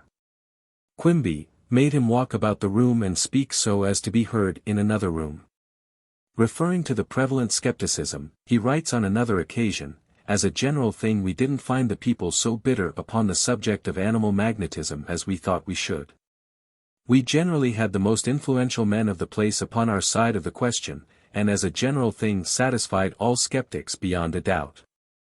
2 years later we find Lucius still noticing this skepticism, and remarking that the people seem to be very bitter upon the subject of magnetism. But, he continues, we have satisfied a great many, some very hard cases. This afternoon I examined Mr. Hooper. Thought the kidney and urethra was diseased. Said there was a seated pain in the lower part of the abdomen, also a pain in the small of the back. Thought the pain in the small of the back was caused by sympathy with the kidneys. Recommended a plaster of burgundy pitch to be worn upon the back. Told him not to drink cold water, for it did not agree with the kidneys. Also examined Mr. Pillsbury's wife. Examined head and pronounced the brain diseased, said there was a congestion of the brain and large clots of blood laid upon the brain, and it would produce convulsions and fits. While I was examining her head she had one of these fits, as I was told by Mr. Quimby. It is interesting to note that Lucius frequently says merely what he thought, and draws upon his own opinions. For example, he writes, examined Mrs. Barker. Said there was a difficulty in the blood, described one of the valves of the heart as being thicker than the other. Thought she didn't have exercise enough. Said the valve being deranged caused the blood to stop. Was asked what sensation it produced. Said it produced a faintness, said this was the great difficulty, thought there was no other functional or organic disease. At the same time examined Mrs. Bennet. This, as I understood from the doctor, was a nameless disease. In another case Lucius discerns what he takes to be spinal complaint and expresses the opinion that the patient will never get well, although he once more recommends a plaster of Burgundy pitch to be put upon the small of the back for relief. These statements show how limited is the range of his own thought in the matter. He tells us nothing whatever concerning inner causes, and nothing about the general state of mind of those he examines. All this remained for Mr. Quimby to discover. Plainly, Lucius's ability is more manifest when it is a question of describing material things, under the suggestion of someone in the audience who mentally tells him where to travel in spirit. Thus he speaks of being put in communication with Mr. Buck, and being taken by him to his house. Lucius described the room, and saw a map lying upon the floor, and told the audience that before he left his house he put a map upon the floor. These descriptions were convincing to the audience, because they proved that Lucius could actually see at a distance. Lucius also had mind enough to follow Mr. Quimby's lectures to some extent, for he speaks of one occasion when the lecturer spoke of mind, and how the mind was acted upon while in the mesmeric state. The most significant statement is that Quimby, in his remarks, clearly demonstrated that there was no fluid, and he showed the relation between mind and matter. But, in confession of his own lack of interest in this striking demonstration, Lucius simply goes on to say, with only a comma between, I have been having a chit-chat with a very pretty girl, her name is Abby Redman, but mum is the word. 9. Rightly interpreted, this explanation leads beyond animal magnetism, by showing that it is not a question of a supposed fluid or of electricity, but of mental influences which no mesmeric theory could account for. But Lucius has no inkling of this. He does note, however, that Mr. Quimby is himself beginning to cure in a remarkable way. He writes, Mr. Quimby has performed a miracle here. He took a man that had a lame shoulder. It was partially out of joint. He worked upon it, and the man said there was no pain in it. This astonished them. This afternoon the man went about his work as well as ever. Mr. Quimby took a man out of the audience, a perfect stranger to him, and effected a cure on his arm. The man had not been able to raise it up for 2 years, and in a few minutes he was able to raise his arm up to his head, and moved it round free from pain. 10. So far as Lucius is able to follow, such cases merely show Mr. Quimby's power to exert magnetic influence, whatever that was supposed to be. He speaks, for example, of a patient to whom Quimby was taken by a Dr. Richardson. The case was that of a woman who fell down and injured the elbow joint so that she couldn't move it without excruciating pain. He magnetized her and made her move her arm about just as he pleased without any pain. Turning to Mr. Quimby's own account of his experiments, we find once more that what Quimby was interested in was not the alleged magnetism, but the activities which resulted when a subject or patient accepted a certain idea and responded to it. For example, in an article dated 1863, Mr. Quimby states that he found his mesmeric subject possessing a psychical sense of smell such that Lucius could not only detect any odor at a distance, but describe the flower or person that threw the odor. Noticing Lucius's responsiveness to what he had perceived, or at other times merely thought he perceived, Mr. Quimby resolved to try an experiment of another sort, namely, to prove that similar consequences would follow when there was no real object at all, but merely an idea. I said, writes Mr. Quimby, that I could create objects that my subject could see. So, of course I could create things that would frighten him, and I could create all kinds of fruit which he would eat and be affected by. For instance, when awake he was very fond of lemons, and was always eating them. I thought I would break him of it. So when I had him asleep I would create mentally a lemon, and he would see it. Then I would make him eat it till he would be so sick that he would vomit. Then he would beg me not to make him eat any more lemons. I never mentioned the conversation to him in his waking state. After trying the experiment 2 or 3 times, it destroyed his taste for lemons, and he had no desire for them and could not even bear the taste of them. From this experiment Mr.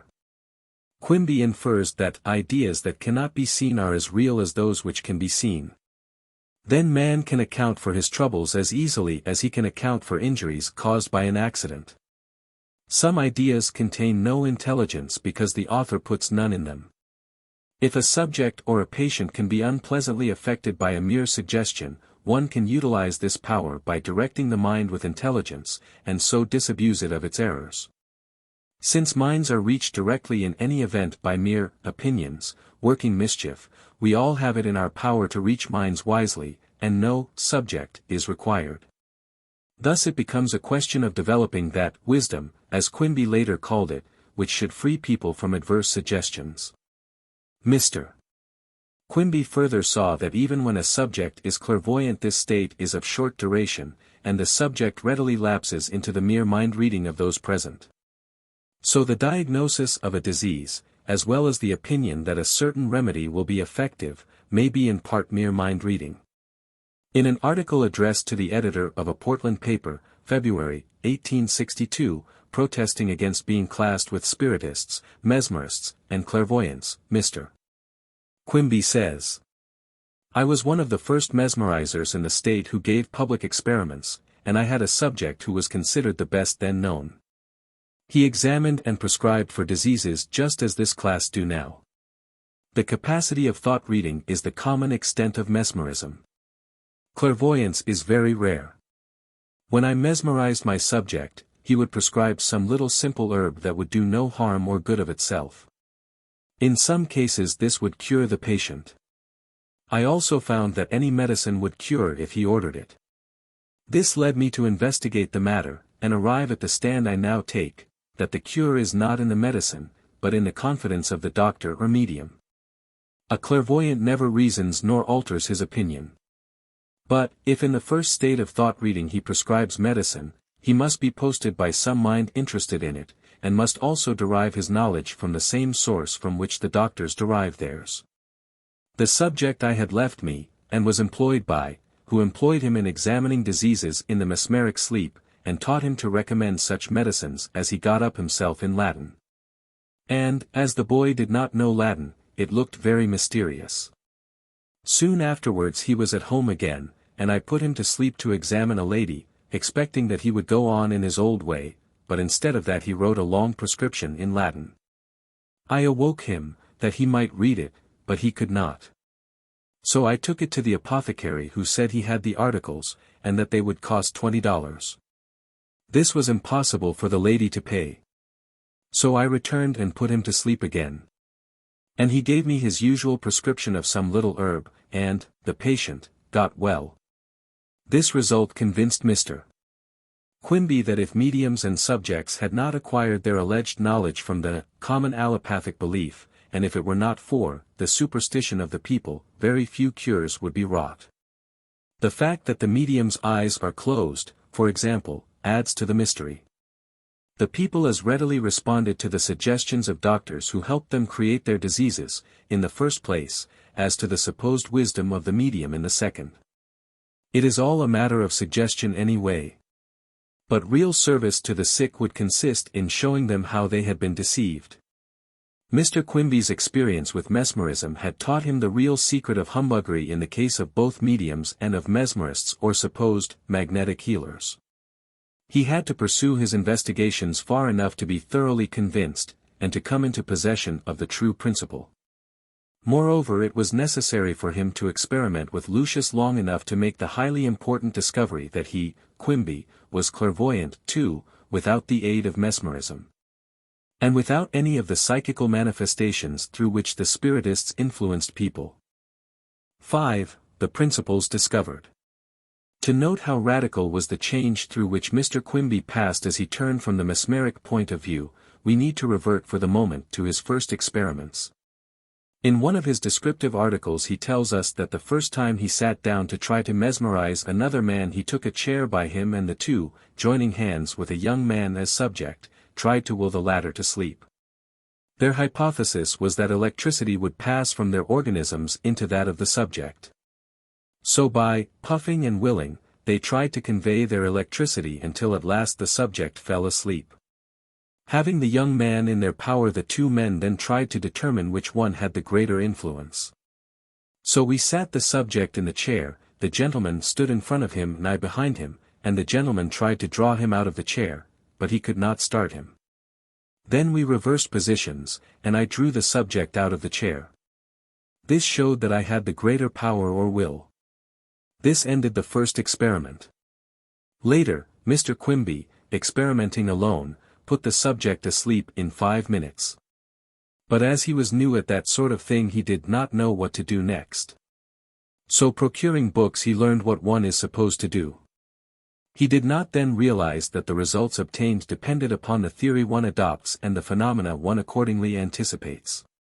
But later he became convinced that acceptance of the theory of magnetism and the mesmeric sleep predisposed his mind to produce the results, and that if had never heard of a book on the subject the results would have been very different. Furthermore, he concluded that however absurd the ideas acquired by the operator will prove them true by his experiments, since, as he tells us, beliefs make us act, and our acts are directed by our beliefs. Mr. Quimby had to be credulous in the beginning in order to find out that he had merely proved a belief and was far from truth. At the outset, then, the hypothesis was that the subject responded merely because the operator contained more electricity and had the stronger will, and willpower itself seemed to be little more than magnetism, so-called. But as matter of fact the book simply told a person how to become an operator without explaining anything that he did, there was no science of the thing at all. Even the conditions to be complied with were hypothetical. Thus Mr.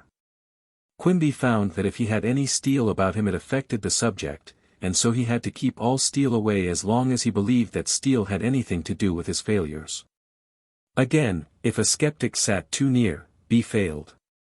Stumbling along at first, he found himself as ignorant of the phenomena as when he began, so long as he held to the hypothesis of a magnetic current and the notion that precise material conditions were essential. The resource was to drop the prevailing views and set out in quest of another explanation. In this early period of investigation, Mr. Quimby was entirely skeptical in regard to clairvoyance and kindred phenomena, also skeptical of any experiment where the subject had any foreknowledge of what was to be done. To avoid any possible error or ground for doubt, he therefore adopted the rule, and held steadily to it during the 4 years of his association with Lucius, never to let the subject know what was expected of him save mentally. Even if he merely wished Lucius to give him his hand, he would ask him mentally, never audibly.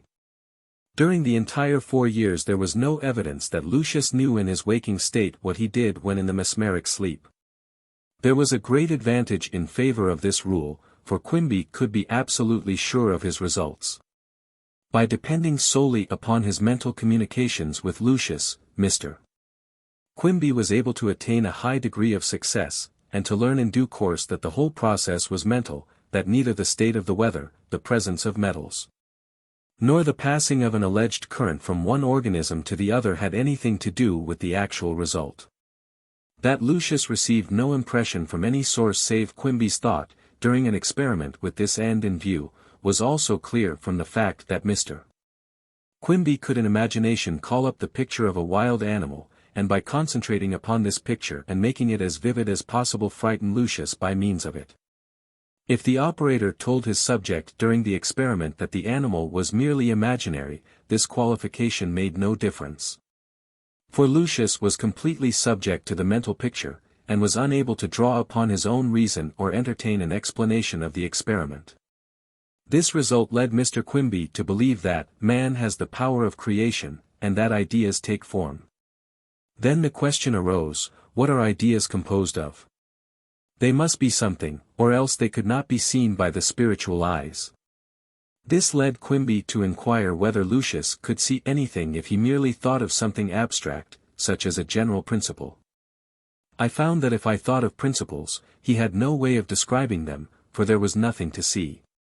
But if I thought of anything that had form I could make him see it.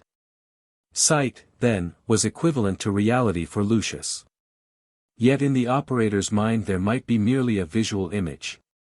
But if the supposed object had no existence outside of the mind of the operator and the subject's perception of it, why might not an alleged spirit, in the case of spiritistic phenomena, be a mere idea in the mind of people in the audience?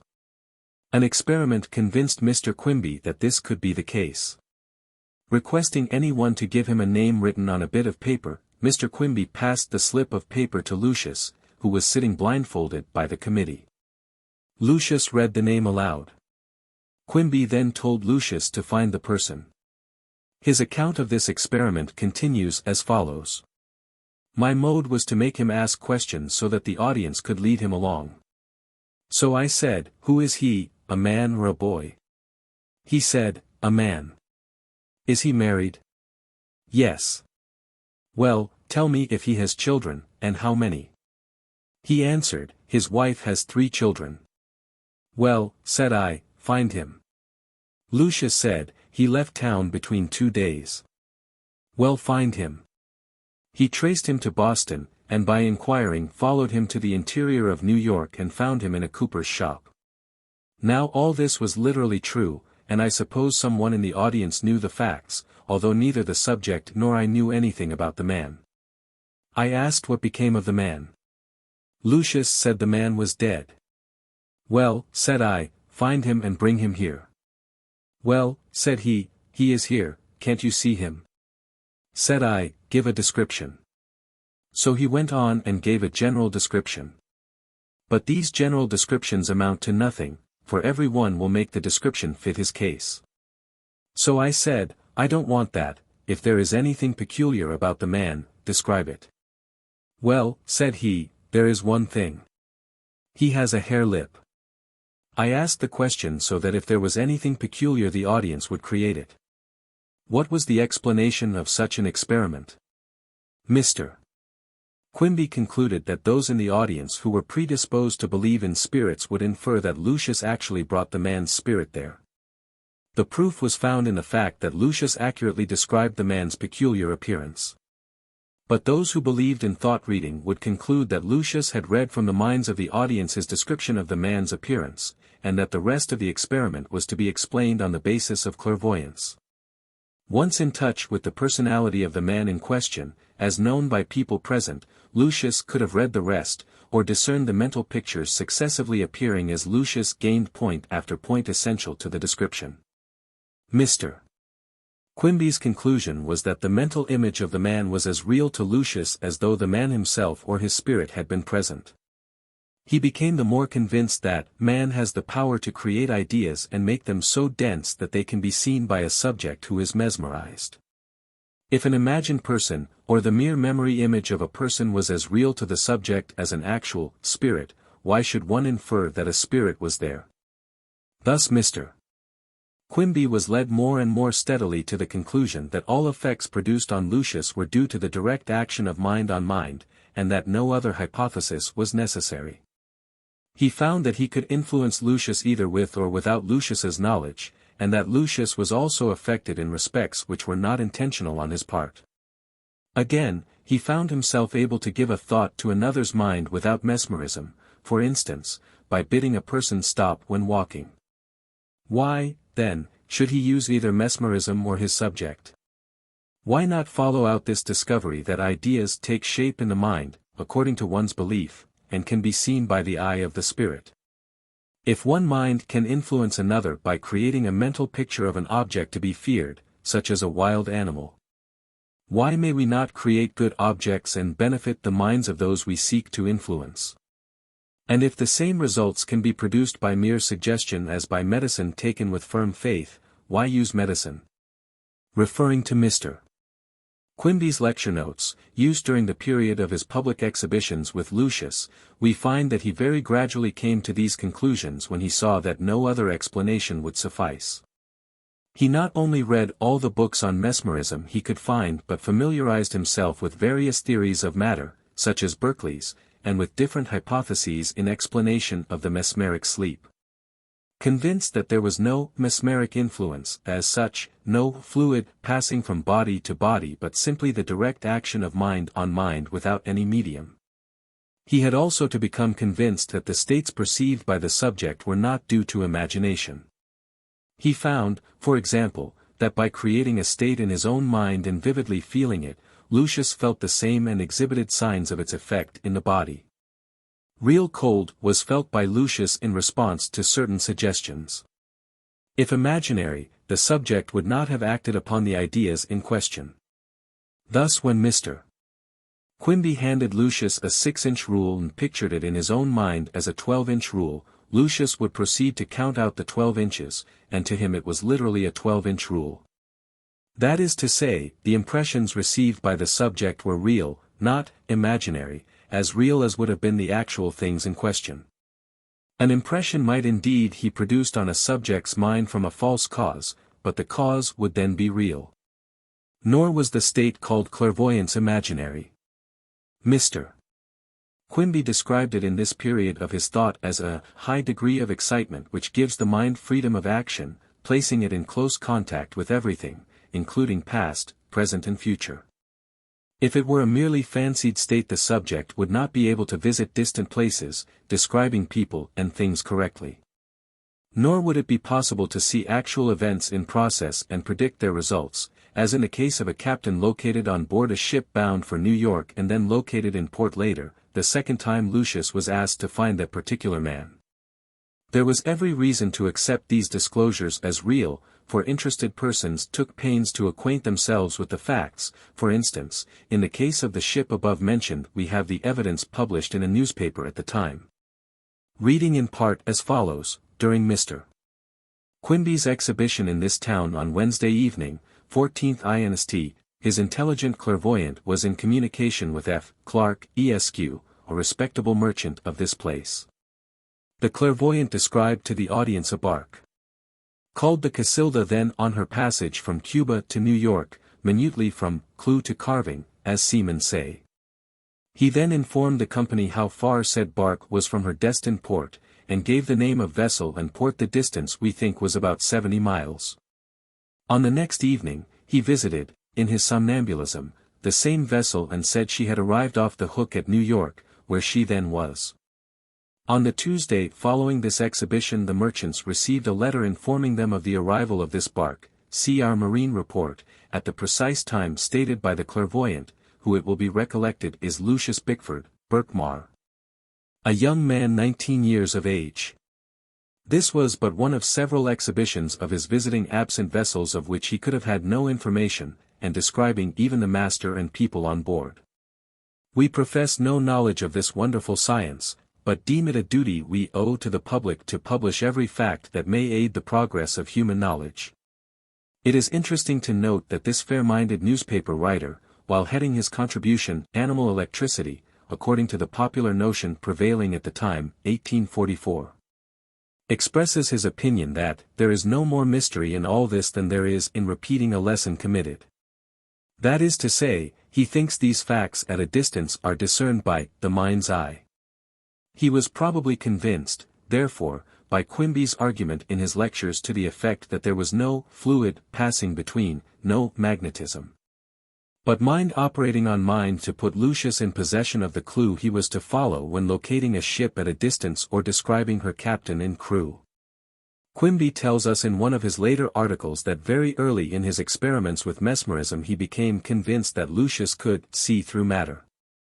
That is, a person in a clairvoyant state, with all his physical senses quiescent, can discern in another person every state or condition ordinarily coming within the range of the 5 bodily senses. He was compelled to believe this, for the descriptions which Lucius gave proved it. He therefore adopted this as his point of view, namely, that the human spirit can intuitively see through matter. His next interest, he tells us, in an article written in 1861, was to become a clairvoyant himself, that is, without mesmerism. For, having become convinced that matter was only a medium for our wisdom to act through, he saw how matter could be transformed by attaching one's interest to higher ideas. This meant ridding the mind of all beliefs and opinions tending to create miseries and troubles, and dedicating the clairvoyant or intuitive powers to the welfare of the sick. Through his natural state, he tells us, as a being of flesh and blood, he could still feel as a patient felt. But in his higher selfhood or intuitive state he was governed by the spiritual ideal, the scientific man. As this spiritual state can be attained by cultivating the spiritual senses, which function independently of matter and see through matter, it is not of course necessary to make the body quiescent through the use of mesmerism. Turning again to the period of his lectures, we find Quimby also stating his conviction that Lucius took his clue directly from the minds of others, by thought reading followed by clairvoyance, and never from his own fancies. For Quimby found that the results attained through Lucius varied with his own progress. Thus the fears and notions which Quimby entertained as long as he believed in magnetism passed with his change of view. Instead of working himself up to the point of transferring fancied electricity to Lucius, he put all his efforts into creating a mental picture for Lucius to see in his mind.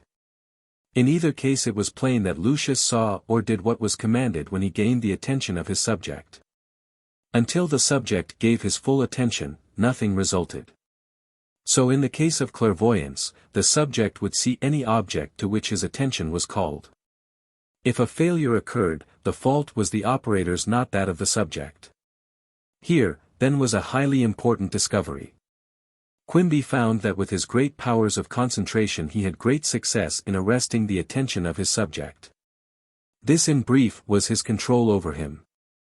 But if certain results follow from arrested attention in the case of a person in the mesmeric sleep, why may not self-induced results follow upon attention in the case of any one of us? Does this not explain many of the ancient mysteries, and the self-induced states of Apollonius of Tyana, Mahomet and Swedenborg? At this point Quimby's lecture notes come to a sudden end, and we are left to infer that having reached these significant conclusions he was not interested to lecture upon them any further, but might better turn his results to practical account in healing the sick. For these notes show that here too he had reached the same conclusion which we noted in the foregoing, namely, that the results produced by physicians in treating the sick depend upon securing the attention of the patient in favor of a certain diagnosis and the proper medicine to be taken for the supposed disease. In fact, he says, convincingly, that all medical remedies affect the body only through the mind. The one who takes medicine must believe in medicine and anticipate the desired result. The result is then created by the believer.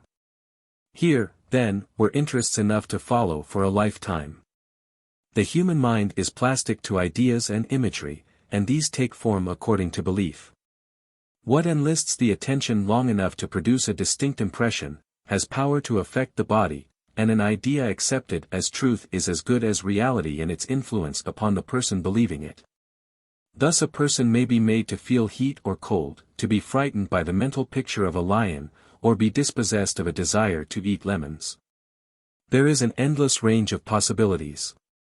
Belief in magnetism on the part of an audience tends to the production of anticipated magnetic phenomena, but the results change when the hypothesis of a magnetic or electric fluid is dismissed. Spirits can be summoned up from the vasty deep, or precisely the same results may be created without their aid. A patient will proceed to create a disease according to a doctor's description of what he is likely to feel, or this process can be checked by diverting the attention in favor of some other idea. Again, man has great power over his own states, and need not depend either on a mesmerist, a spiritist, physician or any other person. For strength of will proves to be, not the power of a fluid or current, but concentration upon an interest or object that has engaged the attention. There is nothing occult or uncanny in such power. There is no reason for yielding our minds to control, or for controlling the minds of others. Since a person may perceive the feelings of another by simply sitting nearby and rendering himself receptive, it is not necessary to put the mind into any special state, hitherto deemed a mystery. The great question is, what is that part of us which has power to penetrate beneath all errors and illusions, and learn what is true? What is truth in contrast with beliefs? Quimby's mind was of the type that leads to science as opposed to mere belief. He had come in contact with facts at last, and learned how the human mind works under the influence of suggestion. He sought one consistent explanation which could be followed through to the end and proved by practical experience. He took no interest in results following upon mere theories, such as those proposed by mesmerists and spiritists. There must be a deeper science than so-called medical science. Moreover, he was beginning to see that religious creeds were not much better. What we believe, that we create. What then shall we create that is worthwhile? We might expect him to raise the world-old problem concerning the reality of matter, especially as he had heard something about Berkeley's views. But he never mentions Berkeley again, after these notes of the period from 1843 to 1847. We might expect continued interest in such men as Swedenborg, but there is no reference to Swedenborg save this one, when it is a question of self-induced inner states. Quimby's brief studies when in quest of light on mesmerism apparently convinced him that there was little of value for him in books, and that he must explore for himself. Moreover, spiritualism came upon the scene to take the place of mesmerism in public interest. He was concerned to follow this to the end, too, and he must make his way alone by following experience. To the end of his life, so far as his notes and manuscripts can tell us, he remained skeptical concerning spiritistic phenomena, and confined himself to a study of the experiences taking place within the human personality in this world. This did not prevent him from acquiring a new view of death and of the relationship of the human spirit to God. But after 1847 we find his eyes definitely turned in the direction which led to the development of his Science of Health. With reference to the rumor current in his later years that his views were unchanged, Quimby writes in 1862, "As I used to mesmerize, some think my mode of treatment is mesmeric. But my mode is not in the least like those who claim to be mesmerized, or to be spiritual mediums."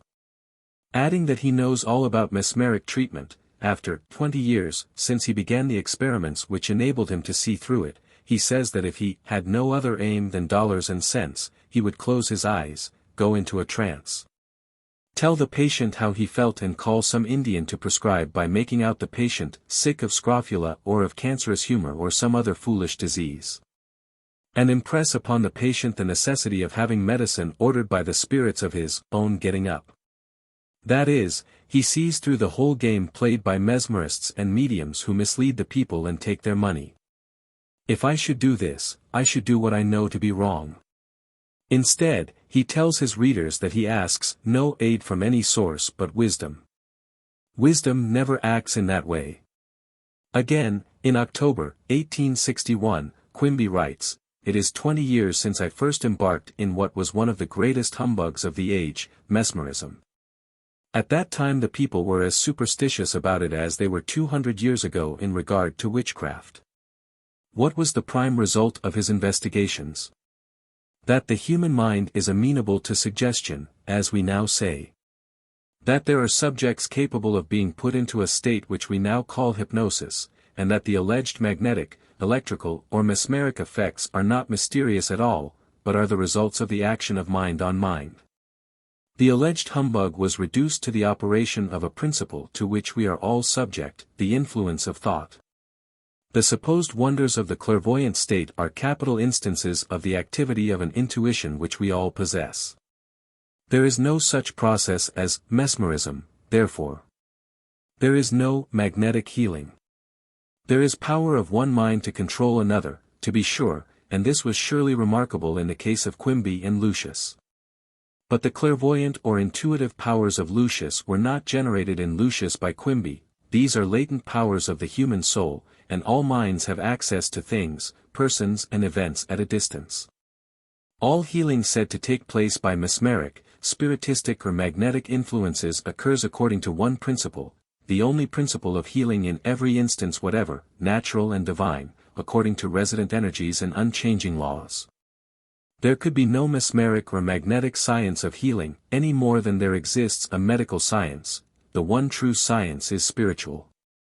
No one who sees this could ever be content to practice upon the credulity of the people, instilling suggestions into their minds under the guise of a trance, or by the aid of hypnosis. Hence Quimby's work from this time on was to expose what he called the deception practiced by physicians, just as he exposed priestcraft, the humbuggery of mediumship, and the fallacies of every sort of imposition turning upon the acceptance of opinion for truth. Had Mrs. Eddy known this, she would have seen the futility of calling Quimby an ignorant mesmerist at any point in his career. An unenlightened mesmerist he was just as long as he adopted the prevailing theories, while trying them out.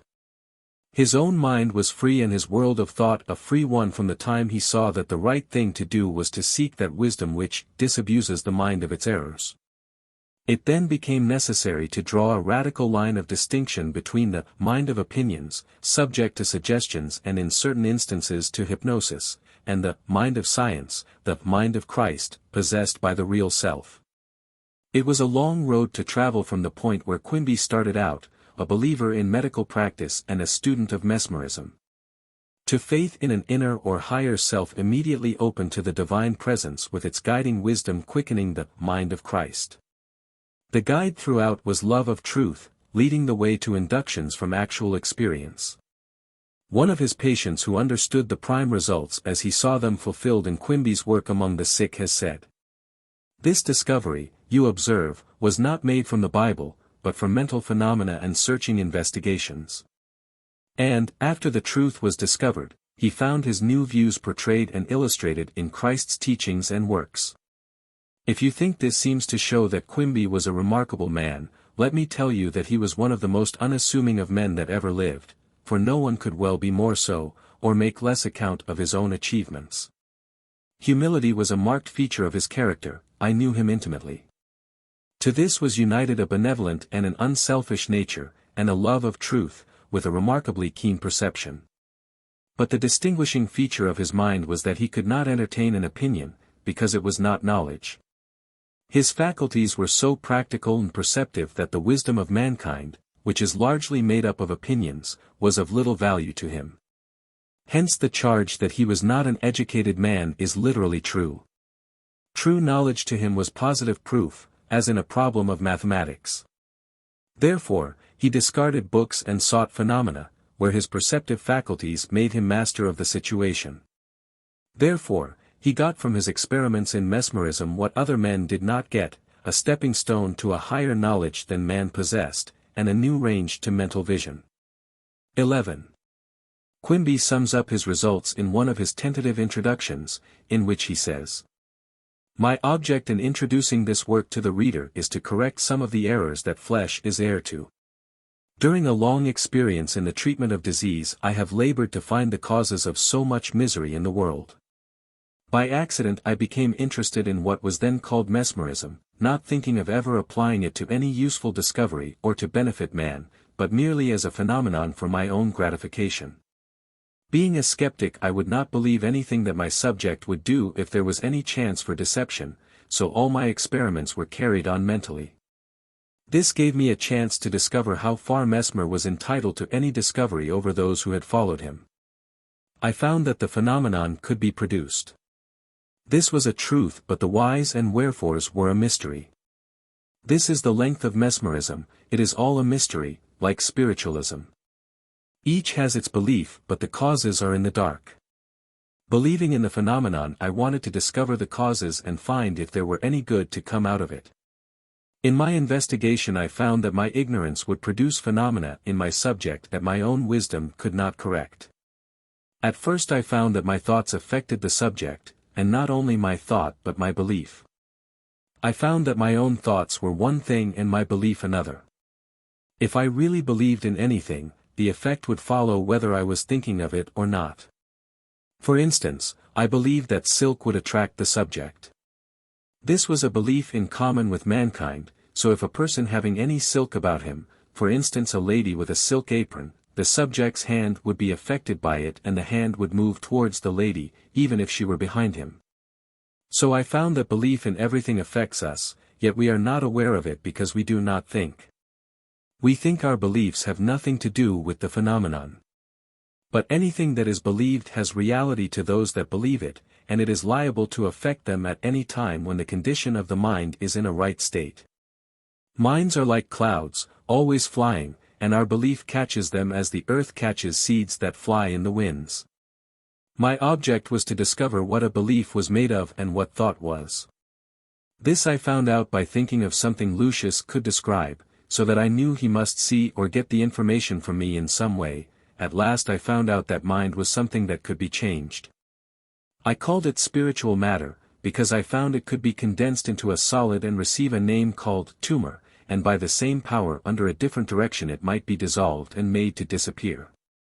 This showed me that man was governed by two powers or directions, one by a belief, the other by a science. The creating of disease is under the superstition of man's belief. Conventional cures have been by the same remedy. Disease being brought about through a false belief, it took another false belief to correct the first, so that instead of destroying the evil, the remedy created more. I found that there is a wisdom that can be applied to these errors or evils that can put man in possession of a science that will not only destroy the evil but will hold up its serpent head. As Moses in the wilderness held up the errors of religious creeds, and all that looked upon his explanation were cured of the diseases that followed their beliefs. Science will hold up these old superstitious beliefs and theories, and all that listen and learn can be cured not only of the disease that they may be suffering from, but they will know how to avoid the errors of others. I shall endeavor to give a fair account of my investigations and what I have had to contend with and how I succeeded. I have said many things in regard to medical science, but all that I have said was called out by my patients being deceived by the profession. The same is true of the religious profession. Every article was written under an excited state brought about by some wrong inflicted on my patient by the medical faculty, the clergy, or public opinion. All my arguments are used to correct some false opinion that has affected my patient in the form of disease, mentally or physically. In doing this I have to explain the Bible, for troubles arise from a wrong belief in certain passages, and when I am sitting by my patient those passages that cause trouble also trouble me, and the passage comes to me with the explanation and I, as a man, am not aware of the answer till I find it out, intuitively. There is a wisdom that has never been reduced to language. The science of curing disease has never been described by language, but the error that makes disease is in the mouth of every child. The remedies are also described, but the remedies are worse than the disease, for instead of lessening the evil, they have increased it. In fact, the theory of correcting disease is the introduction of life. 6. The intermediate period. It will be noticed that Lucius, when referring to some of Quimby's works of healing known as miracles, speaks of the fact that Quimby worked over patients unable to walk or move their arms. Apparently, manipulation was employed to some extent in such cases, possibly because the belief still prevailed that a fluid passed from operator to patient. We find confirmation of this in the biographical account already quoted from. He sometimes, writes George Quimby, in cases of lameness and sprains, manipulated the limbs of the patient, and often rubbed the head with his hands, wetting them with water. He said it was so hard for the patient to believe that his mere talk with him produced the cure, that he did this rubbing simply that the patient would have more confidence in him. But he always insisted that he possessed no power nor healing properties different from anyone else, and that his manipulations conferred no beneficial effect upon the patient. Although it was often the case that the patient himself thought they did. 12. Again, we have the testimony of a patient who remained with Mr. Quimby for several years, meeting the new corners and conversing with them both before and after they received treatment. Mr. Dresser says, in treating a patient, after he had finished his explanations, and the silent work, which completed the treatment, he usually rubbed the head 2 or 3 minutes, in a brisk manner, for the purpose of letting the patient see that something was done. This was a measure of securing the confidence of the patient, at a time when he was starting a new practice, and stood alone in it. I knew him to make many quick cures at a distance, sometimes with persons he never saw at all.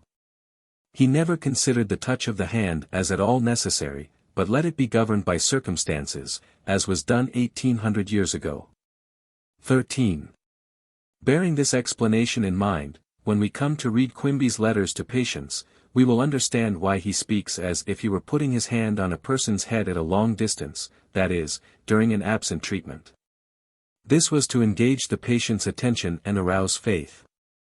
The explanation becomes perfectly intelligible when we see the reason for it. There could be no reason for the bare statement, made many years after, that Quimby manipulated his patients, without giving the above explanation, unless the one who said it wished to misrepresent the great spiritual healer. The other typical misrepresentation, namely, that he was a spiritualist, was made in his own day, and is undermined by Quimby's adverse critique of Spiritism as a whole. There was no reason for unfriendly feeling in this case. But the new therapeutist was popular in his later days, Spiritism was struggling for recognition, hence it was natural for spiritistic mediums who claimed to do healing to include Quimby as one of their number. It was clearly impossible for Quimby to give assent, and to change to Spiritism, for his researches led him to believe that all ordinary spiritistic phenomena could be reproduced without the aid of mediums and without recourse to spirits. The sleep into which he put Lucius was akin to the trance, as mediums knew it. The suggestions in this case came from people in the audience who visualized places they wanted the subject to visit, or held ideas in mind for Lucius to read. The phenomena could be explained by the action of mind on mind, in the flesh. Consequently, Quimby held close to the facts. Moreover, his own powers of receptivity and intuition were growing. By sitting near patients, he learned to diagnose their condition, and also learned to read their mental states. Therefore it was possible for him to make the complete transition from mesmerism and all psychical phenomena akin to it to the adoption of his spiritual method of treating disease, that is, by the aid of intuition or direct perception. Through silence without mediumship. On this point George Quimby writes, he was always in his normal condition when engaged with his patients. He never went into any trance, and was a strong disbeliever in spiritualism, as understood by that name. He claimed, and firmly believed, that his only power consisted in his wisdom, and in his understanding the patient's case and being able to explain away the error and establish the truth, or health, in its place. Very frequently the patient could not tell how he was cured, but it did not follow that Mr. Quimby himself was ignorant of the manner in which he performed the cure. 14. There is less documentary evidence to draw upon in the years after 1847, the date of the last experiment in mesmerism of which we have record, and the time when Dr. Quimby was in full possession of his silent method of healing.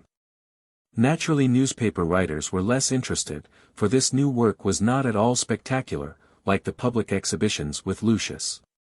Moreover, it was harder to understand. For there was now no subject, there were in fact no experiments, but simply the quiet development of a method in which Dr. Quimby depended upon his own impressions and intuitions. So long as it was a question of alleged magnetism, Quimby's work was subject to belief in the mysterious, and he himself was groping his way from belief in the medical faculty and in disease as an entity to a wholly different view. But when he comes to recognize the subtle influence of mind on mind, the power of what we now call suggestion, the expectant attention of onlookers, and his own ability to make an intuitive diagnosis in a wholly normal state, we find his thought moving in the realm of sure principles and fixed laws. His letters to patients indicate that he still gave much prominence to physical conditions, and advised his patients with reference to them.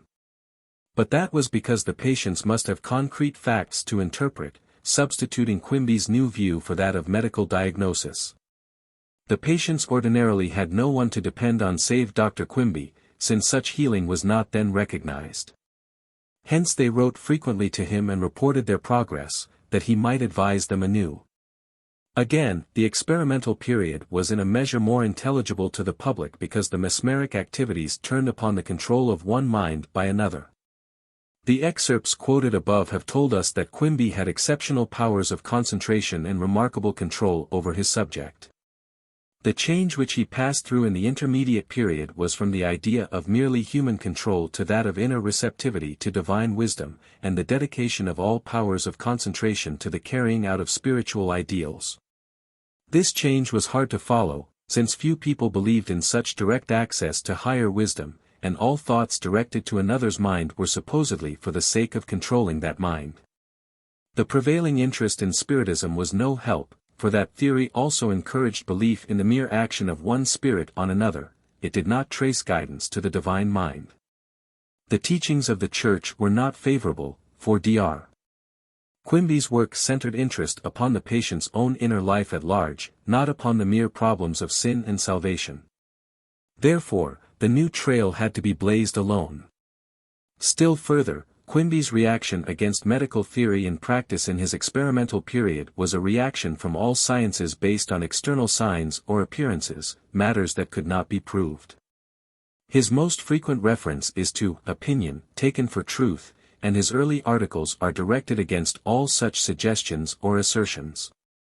There must then be a true science, so he reasoned, which is indeed verifiable.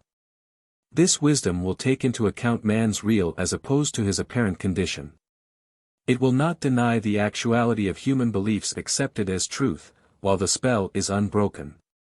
It will break that spell and show people that an error regarded as truth is for the time being as real as life itself. It will therefore build upon psychological facts, but higher facts must gradually be brought into view. The basis for this science was laid in a measure by the discovery that the human spirit possesses senses or powers which function independently of matter. These spiritual senses, as Quimby later called them, include not merely sight or clairvoyance but the power of detecting odors and atmospheres at a distance, the ability to read another's mind, and to travel in spirit. Making oneself both felt and seen, if the recipient of such a visit were himself clairvoyant. For the higher purposes now in view it did not very much matter whether Lucius had actually seen the condition of a diseased body or had merely read from the patient's mind, and from the minds of others present. What the patient or others merely thought was the disease. In either case the clairvoyant feat was significant. It established the fact that clairvoyance was possible without the aid of spirits. And, when Quimby found that he possessed the same powers, it established the fact that this clear seeing is possible without mesmeric sleep. What was needed, therefore, was a higher, genuinely spiritual psychology. We find Quimby in his articles endeavoring to express that psychology, always greatly hampered by language and the fact that he had no co-workers save those who helped him to express his ideas. But if the facts of spiritual perception gave the basis in part for a higher view of the human spirit, there was still another principle to be achieved, that is, the adding of the idea of the Christ as common to the works of healing of gospel times and to those of the new day. There are no references to this idea in the earlier newspaper articles which have been preserved or in the earliest letters to patients. But when we turn to later letters and to the first articles written in the Portland period, in 1859 and early in 1860, we find this idea in full recognition as an essential part of the teaching then given. This shows that if it passed through a period of gradual development, that development must have been begun long before, since this view is not brought forward tentatively but with habitual conviction. On the other hand, we do find references in letters from patients to Quimby's science, written with a capital S. This would indicate that in conversation with patients Dr. Quimby was in the habit of talking about his science of health long before he put this view in writing and identified it with the Christ. What we must presuppose, in order to have a complete view of his intermediate period up to October, 1859, is an insight which brought the principles under consideration into a single view, namely, the conception of the human spirit with its higher senses, the idea of the divine presence as guiding wisdom and healing power, and the identification of this wisdom with the Christ in terms of a demonstrable science which all might understand. We are not to suppose that Dr. Quimby quickly transferred his exceptional powers of control as formerly exercised over Lucius into immediate command of his forces so that he was never ill, never had any disabilities to overcome. For the transition began with the realization that he could readily take upon himself the feelings of patients, and that a way must be found to throw off these feelings. Already in Lucius's journal we find reference to the fact that Quimby sometimes found himself enveloped in mental atmospheres. Later, we find Quimby hesitating to take a patient with fits, because of the difficulty he experienced in keeping himself mentally free. In their letters, his patients sometimes inquire about his health, because they too realized that it was difficult for him to throw off his patients' troubles. These difficulties are instructive to us, however, since they indicate that in thus gradually learning to keep his own spirit free by realizing the protective presence of wisdom, as he briefly called God's power with us. He passed through a period of analyzing his patients' feelings by making himself receptive, allowing those feelings to impress themselves upon the sensitive plate of his mind, his own illustration, drawn from his experience with photography. And then comparing them with the divine ideal. For this contrast was essential to his science. It led the way to his view that there is a part of us, namely, the spirit, that is never sick, never sins. But is what he called the scientific man, the man of Christ or science, in his articles on this subject. Had he not possessed exceptional sympathy, so sensitive a sympathy in fact that it was difficult at times to put a patient's atmosphere aside, he would not have developed so sure a view of the whole situation in the inner life. Even in the last years of his practice in Portland he found difficulties in this respect, and had to leave his practice for brief periods of rest at his old home in Belfast. The sick often tended to overwhelm him. Yet one of the secrets of his remarkable cures is found in this willingness even to bear the burdens of the sick and sorrowing. That he might see through their miseries to the end and establish a science of right living which all might know and all could live by. Those who, in recent times, have acquired the art of mental healing by standing apart from the patient and putting the mind through a series of affirmations, meanwhile keeping themselves comfortably free from all atmospheres, should hesitate to conclude that they possess a method superior to Quimby's, because he found difficulty in keeping free. Very few mortals are willing to undergo such sacrifices as the pioneer had to make to blaze the way for the use of his silent method in comfort and ease. At a distance it might seem as if the pioneer were lost in the woods of mental influences, not blazing a straight way through. But it is the one who has encountered all the difficulties and found the way through, who knows the sorrow and sufferings because he has borne them in sympathy, who can tell us the whole story. And, plainly, the affirmation or silent realization is only a part of the process as our pioneer developed it stage by stage in his journey. Had that part been sufficient he might have turned more quickly from his mesmeric experiments to the utilization of ideal suggestions as substitutes for medical and priestly opinion. He might have remained on the level of mind-to-mind projection of human thought. But his guidances led him far beyond all this to the conclusion that in taking the sufferings of patients upon himself he was learning the way of the Christ, coming to learn God's presence as love. There is one further point to note in reading the letters and accounts of the intermediate period, that is, the frequent references to the mind as if it were merely part of the body or identical with the fluids of the organism.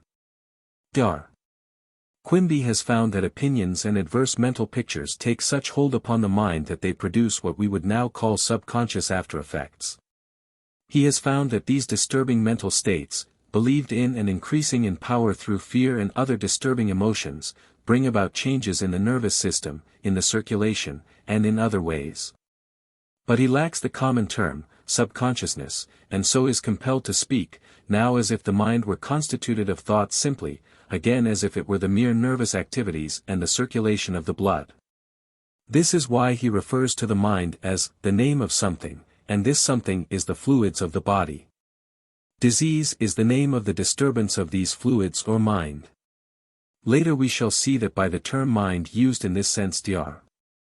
Quimby always means the lower mental processes, never the real self. This is the mind that can be changed, the mind that is subject to every wind of doctrine. Dr. Quimby was in possession of the facts we now call subconscious, but could not readily name them. Consequently he often uses figurative language, as in his comparison of thought to the blossom of a rose. Again, he speaks of himself impersonally as Dr. Q, trying in this way to suggest the impartial observer, puzzled at first to understand the new mode of treatment. Dr. Quimby did not keep a record of his patients from the point of view of medical diagnosis or opinion, and we do not know just how soon after 1847 he began to give all his time to silent spiritual healing. But in 1861 he writes that he has sat with more than 300 individuals every year for 10 years, and during the last 5 with 500 yearly. By 1851, then, he was treating as many as 300 patients a year, and by 1856 the number had increased to 500. The greater years of his work in Portland, therefore, beginning in 1859, came after he had had abundant opportunity to test his method to the full. What this method was we are now prepared to understand in a measure when we note that his early experiments had taught him how to converse with Lucius mentally, and had also shown him that there is a still higher way of communication. When he talked with Lucius it was by way of expressing a merely personal thought or wish, that is, telepathically, as we now say. Such thought transference included also the transmission of suggestions involving imagery and emotion, such as the mental picture of a bear and the fear of a bear's presence would arouse. Quimby made this transfer effective by vividly creating the mental object in his own mind. Had he stopped there he would have rivaled some of the applied psychologists of our day who scorn the idea of anything spiritual. But by discovering that there is an inner or higher mind, Quimby learned that spirit could talk with spirit. Such conversation did not involve the transfer of personal thought or emotion, but what we who believe in spiritual healing now call realization, that is, the vivid picturing of the divine ideal of man in perfect health and freedom. This spiritual process tended to arouse the same activity or spirit within the patient. It was not the influence of mind on mind, but the operation of spiritual power or wisdom, for Dr. Quimby objected to the word power, and always insisted that the real efficiency was wisdom. That wisdom is in all men, as Quimby says in his later writings on the subject of God. It can be appealed to in all. It is the creative mind within all. Man's part as healer is to establish the truth of this mind. Hence Quimby dedicated his great powers of concentration to this vivid realization. The apparent receptivity of the patient when sitting silently by Quimby, or waiting at a distance to feel an effect, was dependent of course on the patient's belief, which might mean that Quimby was regarded as a kind of wonder-worker. Or that he was not supposed to know how he healed. But Quimby was not dependent on the patient's conscious attitude or faith. 15 He discerned the inner condition, and conversed with the scientific man, looking for subconscious after-effects. What he then wrote or said to the patients depended on what he saw that they as conscious beings, with little understanding, were prepared to see. Hence he had often to content himself with brief statements concerning the bodily condition and the physical changes to be expected. But we learn from his more enlightened patients that the silent healing was a religious experience or spiritual quickening, and that to them the great healer began forthwith to talk about the things of the spirit. It is this varied series of impressions produced by patients which account for the varied character of his writings. And on this point it would be well to hear from Quimby in his own words. The reader will find my ideas strewn all through my writings, and sometimes it will seem that what I said had nothing to do with the subject upon which I was writing. This defect is caused by the great variety of subjects that called the pieces out. For they were all written after sitting with patients who had been studying upon some subject, or who had been under some religious excitement, suffering from disappointment or worldly reverses. Or had given much time to health from the point of view of the medical faculty and had reasoned themselves into a belief, so that their diseases were the effects of their reasoning. I have all classes of minds, with all types of disease. No two are alike. The articles are often written from the impressions made on me at the time I wrote. For instance, one person had a strong desire for this world's goods, and at the same time had been made to believe his salvation depended upon his being honest and steady.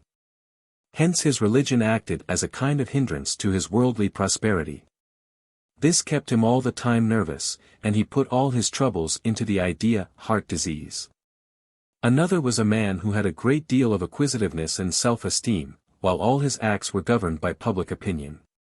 He wanted to be a great man by making himself wise at others' expense, or gaining every idea of value without paying for it. Hence he would often force himself into society where he was not wanted. His religion was always the last thing to think of. To him heaven and hell had no claims till he had gone through hell to make up his mind which place was the better for his practice.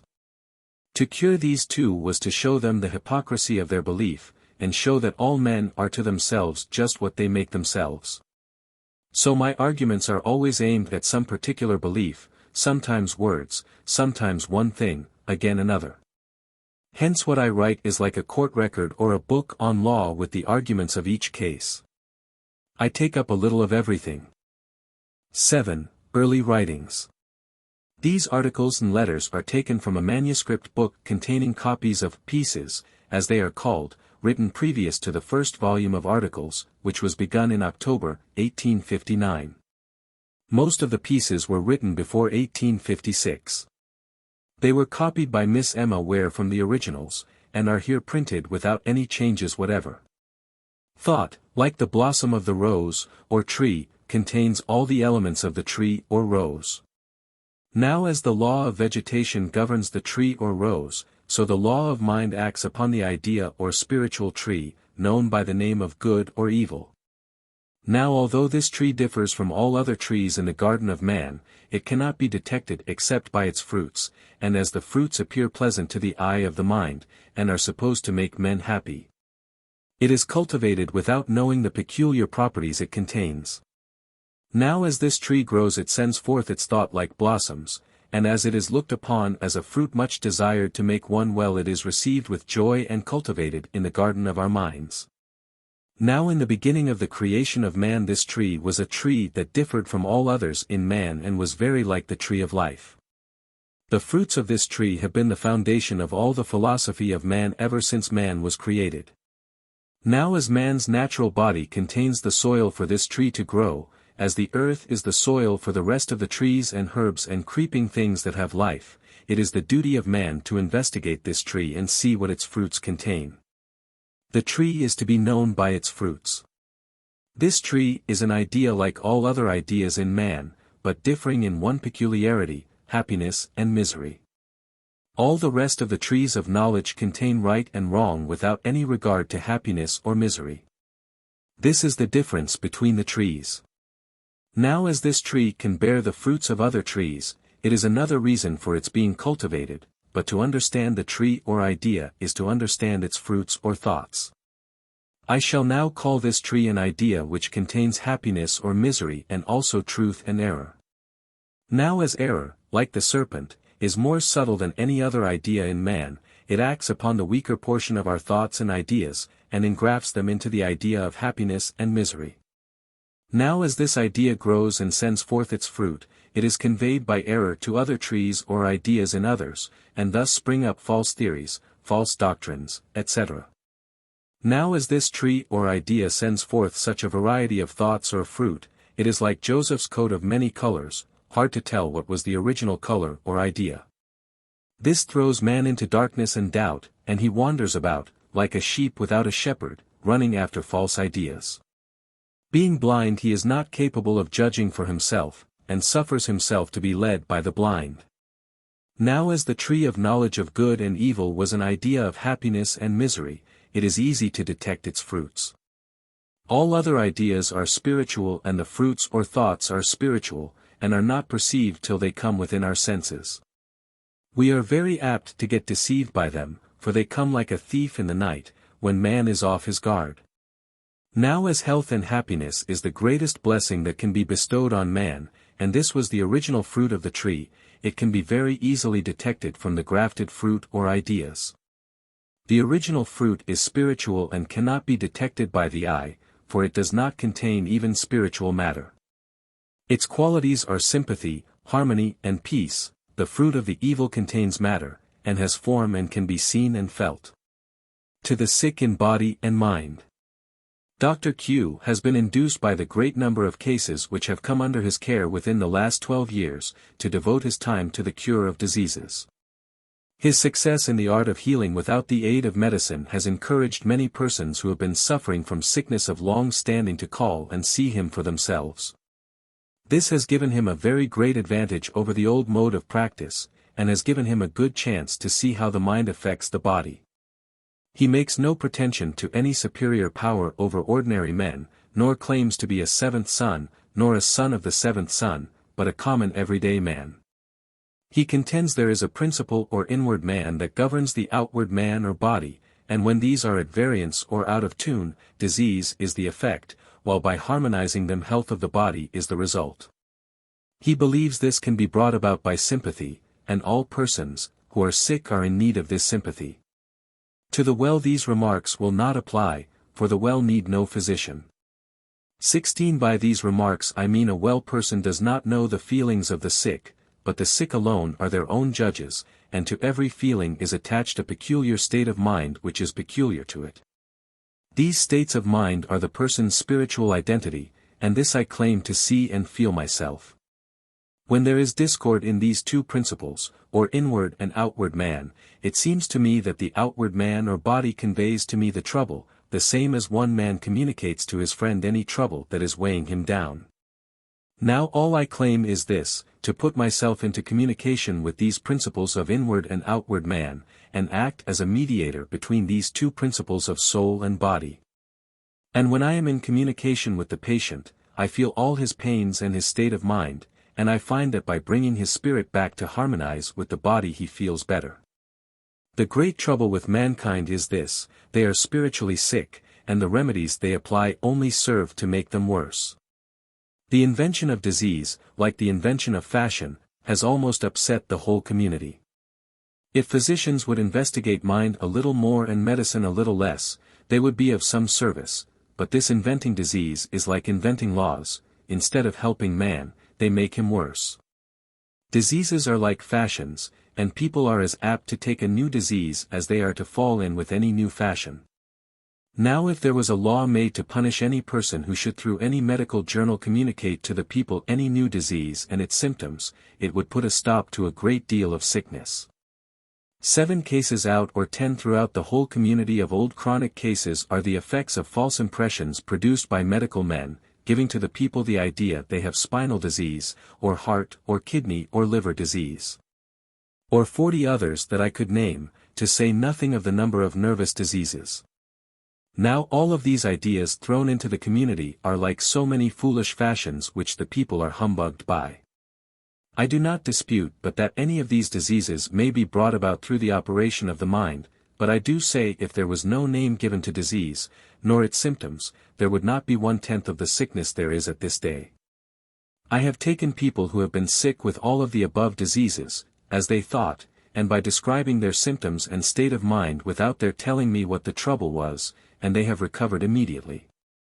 A person sick is like a person in a strange land, without money or friends. Now there may be someone nearby who would be glad to receive such persons, but they are ignorant of them.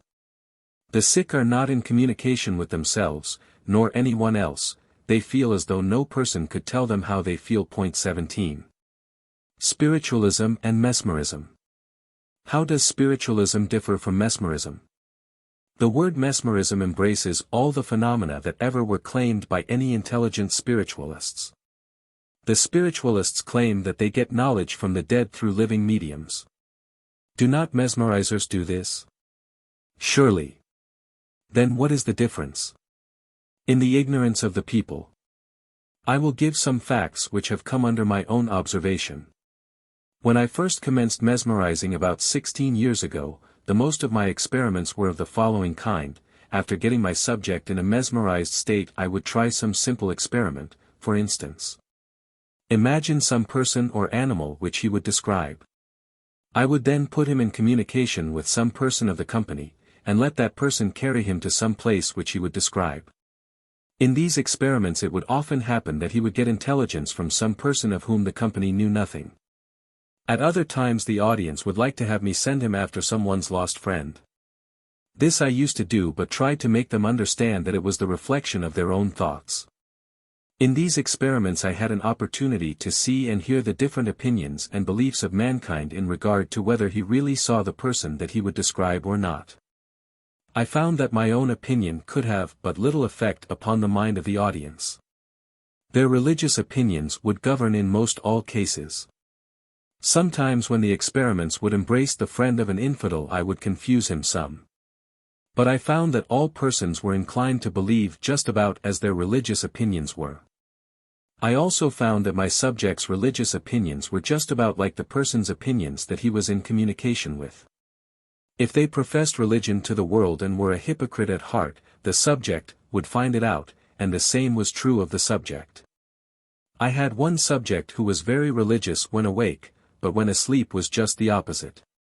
I will here relate an experiment when on the Kennebec I had my subject in the sleep. I then requested any of the company to bring me the name of any individual dead or alive, and the subject would find him. A name was accordingly handed me. I passed it to the subject. He took the paper on which the name was written and read the name aloud. At this time the subject was blindfolded so that it was impossible for him to see with his natural eyes. I then told him to find the person. I will relate his own story. He said, "This is a man." "Well," said I, "find him and talk with him." In a short time he said, "I have found him." I asked, "What does he say?" He answered, he was a married man, had a wife and 3 children, was a joiner by trade. Left his tool chest in a barn, and left between 2 days, went to Boston, stopped a time, left for the state of New York, worked there for 3 years, and then died, has been dead 3 years. I told him to bring him here and describe him. He went on to give a general description of a man, and I told him that if there was anything peculiar in his appearance that differed from all others to describe it. "Well," said he, "there is one thing in which he differs from anyone else in the room. He has a hare lip." This was the fact. Now as there was no knowledge among the people of the principle by which this was done, the people were left to their own judgment. So I left them arguing, some trying to prove it was the man's spirit, some calling it humbug and collusion. Others went away and told what they saw and heard. This kind of experiment I was trying almost every day for over 4 years. I then became a medium myself, but not like my subject. I retained my own consciousness and at the same time took the feelings of my patient. Thus I was able to unlock the secret which has been a mystery for ages to mankind. I found that I had the power of not only feeling their aches and pains, but the state of their mind. I discovered that ideas took form and the patient was affected just according to the impression contained in the idea. For example, if a person lost a friend at sea, the shock upon their nervous system would disturb the fluids of their body and create around them a vapor, and in that are all their ideas, right or wrong. This vapor or fluid contains the identity of the person. Now when I sit down by a diseased person I see the spiritual form, in this cloud, like a person driven out of his house. They sometimes appear very much frightened, which is almost always the case with insane persons. I show no disposition to disturb them, and at the last they approach me cautiously, and if I can govern my own spirit or mind, I can govern theirs. At last I commence a conversation with them. They tell me their trouble and offer to carry me spiritually to the place where their trouble commenced. I was sitting by a lady whom I had never seen until she called upon me with her father to see if I could help her. The lady had all the appearance of dropsy. I took her by the hand. In a short time it seemed as though we were going off some distance. At last I saw water. It seemed as though we were on the ocean. At length I saw a brig in a gale. I also saw a man on the bowsprit, dressed in an oilcloth suit.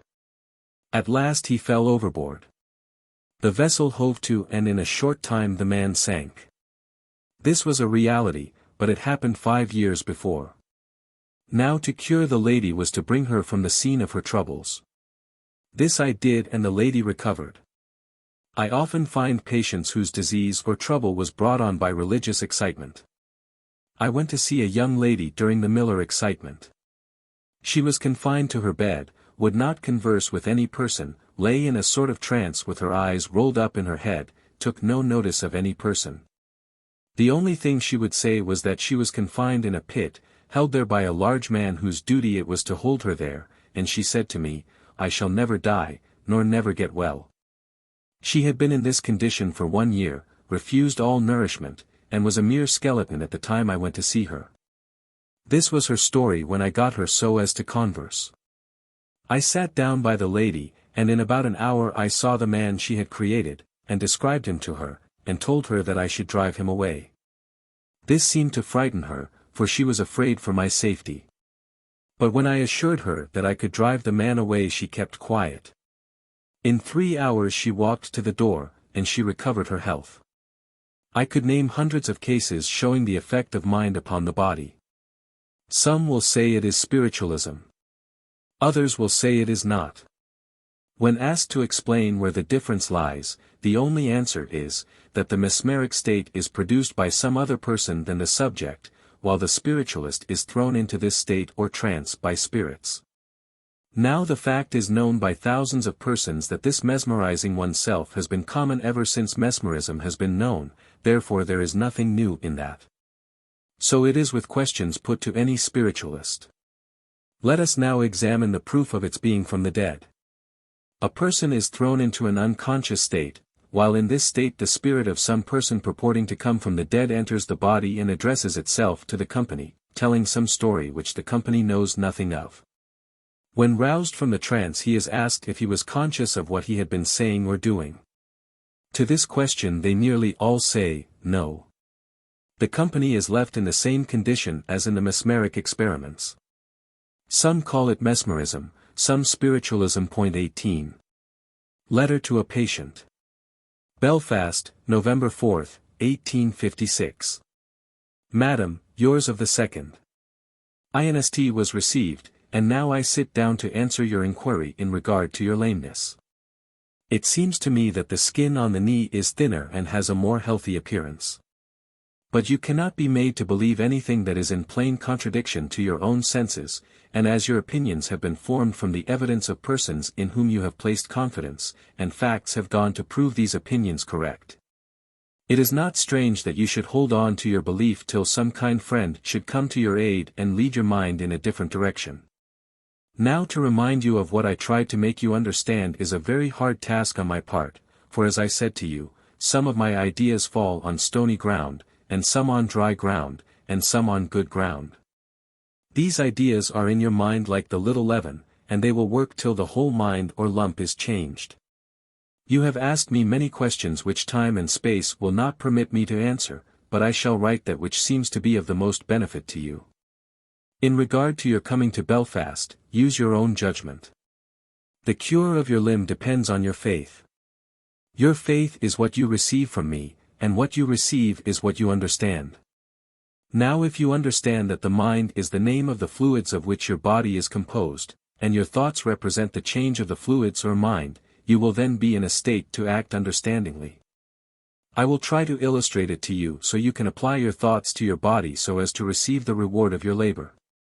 As I told you, every thought contains a substance either good or bad, and it comes in and makes up a part of your body or mind, and as the thoughts which are in your system are poisoned, and the poison has come from without. It is necessary to know how to keep them, the thoughts, out of your system so as not to be injured by them. Now suppose you have around you a sort of heat like the light of a candle, which embraces all your knowledge, your body being the center and you having the power to govern and control this heat, you then have a world of your own. Now in health this globe of which your body is the center is in harmony. The heat of this globe is a protection to itself, like a walled city, to admit none but supposed friends.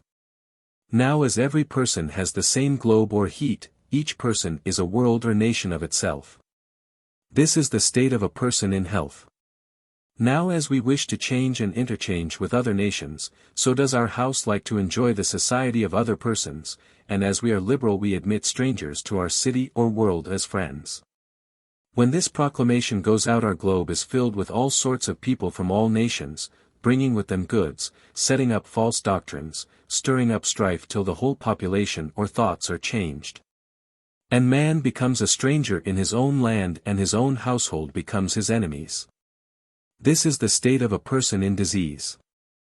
Now as there is nothing in your own system of itself to disturb you, you must look for your enemies from the strangers whom you have permitted to come into your land. To a patient. Mrs. Norcross.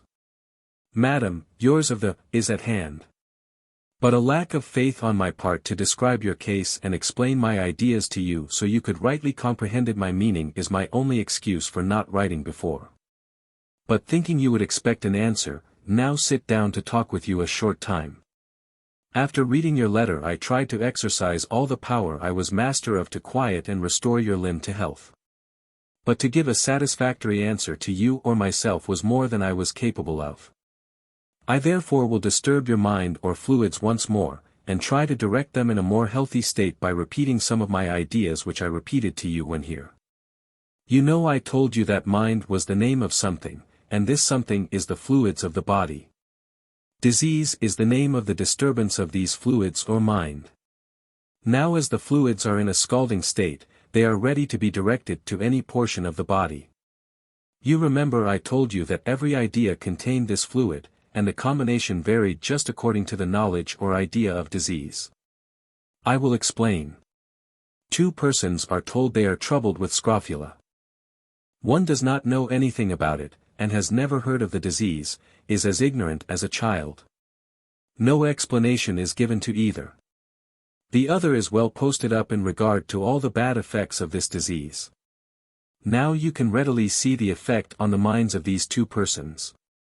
One is not affected at all till he is made acquainted with the case, while the other one's mind or fluids are completely changed and combined, so all that is necessary is to give direction and locate the disease in any part of the body. I think I hear you say that a child can be troubled with scrofula, and they have no mind, then they have no body or fluids, for the fluids are the mind, as I said before. Your mother probably changed the fluids of your body, when an infant or at any early age, and some circumstance located it in your leg. Now as it is there you want to know how to get rid of it, and as it was directed there through ignorance you can't get rid of it without some knowledge. Now as this disturbance comes like a fright or sensation, it is to be understood as a fright. Now as disease is looked upon as a thing independent of the mind is disturbed by every sensation produced upon the senses, and the soul stands apart from the disturbed part and grieves over it. As a person grieves over any trouble independent of the body. Now to cure you, you must come with me to where the trouble is, and you will find it to be nothing but a little heated fluid just under the skin, and it is kept hot and disturbed by your mind being misrepresented. 19. Now I believe that I can impart something from my mind that can enter into that distressed state of the fluids and change the heat and bring about a healthy state. I shall often try to produce a cooling sensation on your limb, at other times a perspiration so as to throw off the surplus heat. If I succeed in helping or relieving you, please let me know. But do not expect another explanation. If you think you would improve faster by coming to Belfast, please let me know, and I will get you a private boarding house, if desired. I think I can hear you say by this time that your limb feels better, if so I shall be satisfied. Mr. Quimby's method. It may be somewhat strange to you to hear something of the mode of curing disease by a person who does not believe in any disease independent of the mind. 20 I am acquainted with a person who does not give any medicine at all, and yet he is in the constant practice of curing persons afflicted with all diseases flesh is heir to. He not only discards medicine but disease also, contends that all disease is in the mind, and that the cure of disease is governed by a principle as much as mathematics, and can be learned and taught. His ideas are new, not like any persons I ever heard or read of, and yet when understood by the sick they are as plain and evident as any truth that can come within a person's senses. His ideas are compared to that which troubles the sick, not to persons well, for those who are well need no physicians. He is not a spiritualist as is commonly understood, believing that he receives his power from departed spirits. But he believes the power is general and can be learned if persons would only consent to be taught. 21 He has no mystery more than in learning music or any science which requires study and practice. It cannot be learned in a day nor in a month, yet nevertheless it can be learned. He has spent 16 years, 1840 to 1856, learning and yet he has just begun. I will here state what has come within my observation. A friend of mine by the name of Robin Somm, of N. Vassalborough, had been sick and confined to his house for 4 years, and nearly the whole time confined to his bed, not being able to sit up more than 15 minutes during the day. Hearing of Mr. Quimby, for this is his name, he sent for him to visit him. He arrived at Mr. R's in the evening and sat down, and commenced explaining to Mr. R. his feelings, telling him his symptoms nearer than mere R. could tell them himself, also telling him the peculiar state of his mind and how his mind acted upon his body. His explanation was entirely new to Mr. R, and it required some argument to satisfy Mr. R that he had no disease. For he had been doctored for almost all diseases. His eyes were so swollen that it was impossible for him to see. His head had been blistered all over, and large black spots came out all over his body. Therefore to become a convert to his theory was more than Mr. R could do. But Q told him he stood ready to explain all he said, and not only that but to prove it to his satisfaction, for, said he, the proof is the cure, and R was not bound to believe any faster than he could make him understand, and the cure is in the understanding. So Mr. Quimby commenced taking up his feelings, one by one, like a lawyer examining witnesses, analyzing them and showing him that he had put false constructions on all his feelings. Showing him that a different explanation would have produced a different result. In this way Quimby went on explaining and taking up almost every idea he ever had, and putting a different construction, till R thought he did not know anything. Mr. Q's explanation, said R, was so plain that it was impossible not to understand it. Not one of his ideas was like any that I ever heard before from any physician, yet so completely did he change me that I felt like a man who had been confined in a prison for life. And without the least knowledge of what was going on out of the prison received a pardon and was set at liberty. At about 10 o'clock I went to bed, had a good night's rest, and in the morning was up before Q, and felt as well as ever. Q and I went to Waterville the next day. I had no desire to take to my bed, and have felt well ever since. This is R's own story. Quimby then goes on as if writing for a third person. I was well acquainted with Mr. R, and know these facts to be true. This is the case with a great many others where I was not acquainted with the parties, and I was induced to go to Belfast to see if he, Quimby, could talk me out of my senses, for I thought I had a disease. At least it seemed so to me, for I had had for the last 10 years a disease which showed itself in almost every joint in my limbs. My hands were drawn all out of shape. My neck was almost stiff. My legs were drawn up, my joints swollen and so painful it was impossible to move them without almost taking my life. I could not take one step nor get up without help. It would be impossible to give any account of my suffering. When I arrived at Belfast I sent for Mr. Quimby. He came, and after telling me some of my feelings said, I suppose it would be pretty hard to convince you that you had no disease independent of your mind. I replied I had heard that he contended all disease was in the mind, and if he could convince me that the swelling and contraction of the limbs and the pain I suffered was in my mind, I would be prepared to believe anything. He then commenced by asking me to move my legs. I replied that I could not move them. Why not, said he. Because I have no power to move them. He said it was not for the want of physical strength, it was for the want of knowledge. I said I knew how to move them but I had not strength. As he wished me to try, I made an effort, but without the slightest effect. He said I acted against myself. He then went on to explain to me where I even thought wrong, and showed me by explaining till I could see how I was acting against myself. In the course of a short time I could move my legs more than I had for 3 years. He continued to visit me and I am gaining as fast as a person can. I have been under his treatment for 2 weeks, and I can get up and sit down very easily. I can see now that my cure depends on my knowledge. Sometimes he asks me if I want some liniment to rub on my cords or muscles.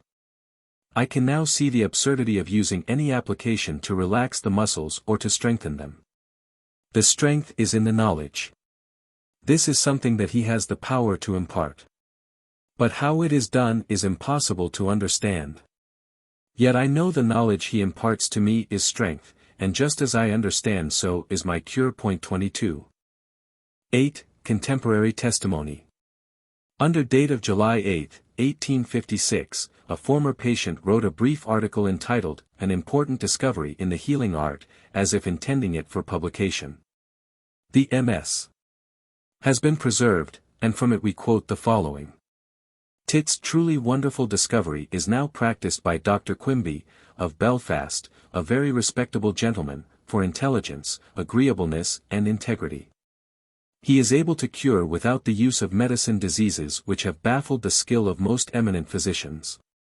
Of this we have evidence in his curing those who have been afflicted with sickness and pain for several years, without once knowing the cause of their sufferings, and were given up by their physicians as having a complication of diseases that were incurable.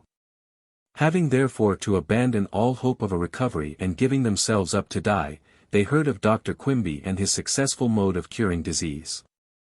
Feeling no longer able to swallow the poisonous draughts administered for their relief, they with faith as a grain of mustard seed were at last induced to put themselves under his treatment. By the blessing of God they were in a short time healed of their infirmities. They also learned something of the nature and cause of disease, the effects of the mind upon the bodily functions, and how the mind may become a physician for the body, which is of more real worth than all the mines of Galkand.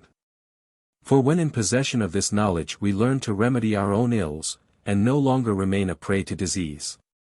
I now come to speak of myself and will give a short sketch of my own experience. For almost 4 years previous to my consulting Dr. Quimby I had been an invalid. In December, 1851, I contracted a violent cold, which brought on influenza, attended with a severe cough. Every part of me seemed racked with pain, and it was with much difficulty I could move at all. This continued for some 6 weeks, when there was a change in my case which presented no favorable aspect. My physician was a man of considerable skill and experience, as I had received medical aid at his hands some 2 years previous, which produced the desired effect. I felt the fullest confidence that he would be successful a second time. But all his efforts proved unavailing, as the medicine I took only afforded me momentary relief. My suffering at times was such as I shall not attempt to describe. I continued to take medicine, getting a little better and then worse until nearly 2 years of my sickness had elapsed, until August, 1854, when I was no longer able to walk, and obliged to lie down more than 2/3 of the time. To the time of my consulting Dr. Quimby, October, 1855. I had heard of his effecting wonderful cures in hopeless cases of long standing. Although I could not readily conceive the manner in which it was done, I did not doubt the truth of the assertion or think it absurd, but deemed it impossible for anything in like manner to be wrought in my case. I therefore listened with indifference to all I heard respecting his wonderful skill and superior knowledge until a few weeks previous to putting myself under his treatment. I had used every restorative recommended for my case, and all without benefit. I was at last compelled to give up trying, as it was only something simple I could take at all. I therefore concluded there could be no risk in applying to one who was represented to cure without the use of medicines, and hearing his mode of treatment spoken of in the best terms by many of the learned class. I had the pleasure of seeing Dr. Quimby at my own home a few weeks before I was carried to Belfast. He gave me encouragement, said he could help me and soon enable me to walk again.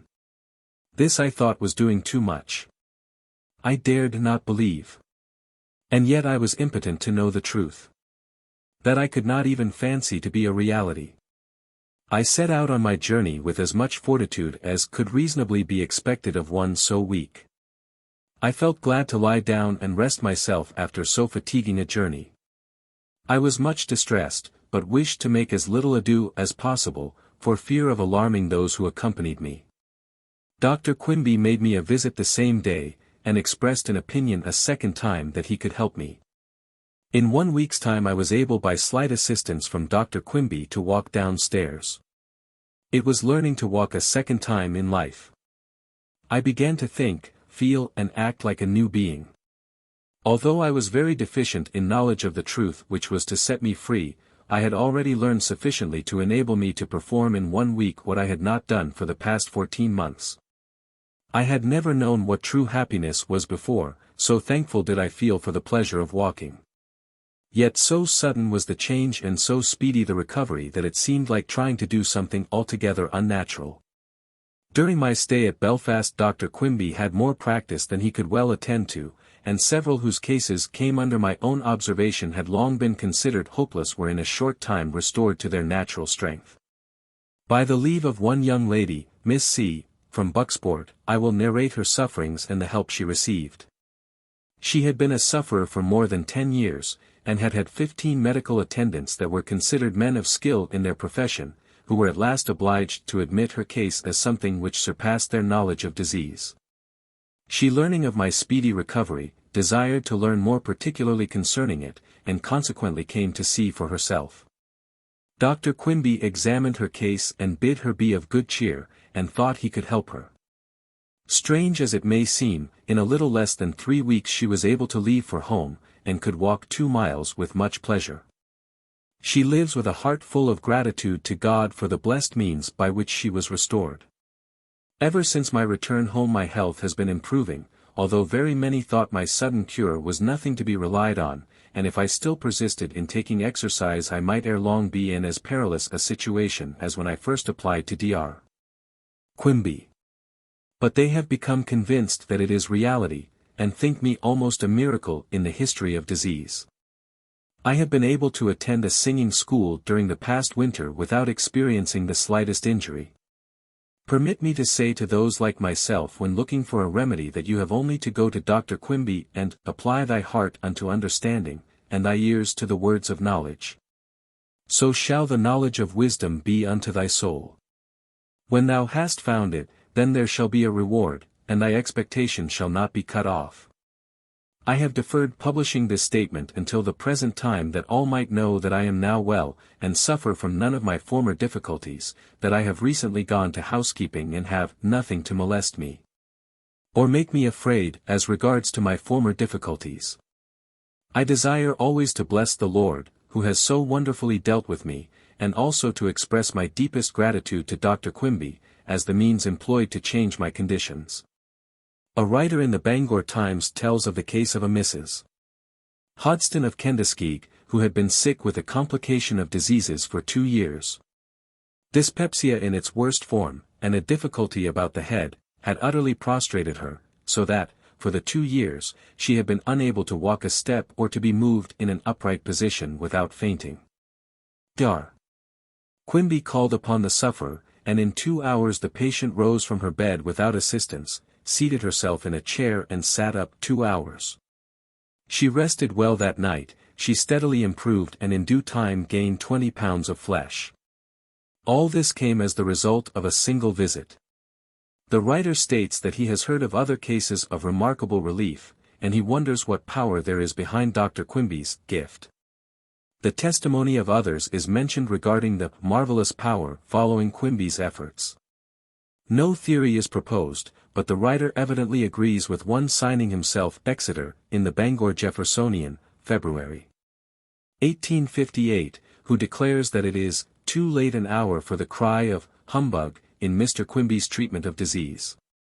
People are beginning to inquire, who and what is Dr. Quimby? By what strange agency does he cure disease which for years has baffled the skill of our most eminent physicians? Another newspaper writer of the period says, "We have been told that the age of miracles is past, but we have recently heard of several astonishing cures performed by a Dr. P. Quimby, which seem to border on the miraculous. How these cures are effected, it is impossible to say, as no visible means are employed. The most obstinate cases of disease have been made to disappear at the mere will, it would seem, of the doctor.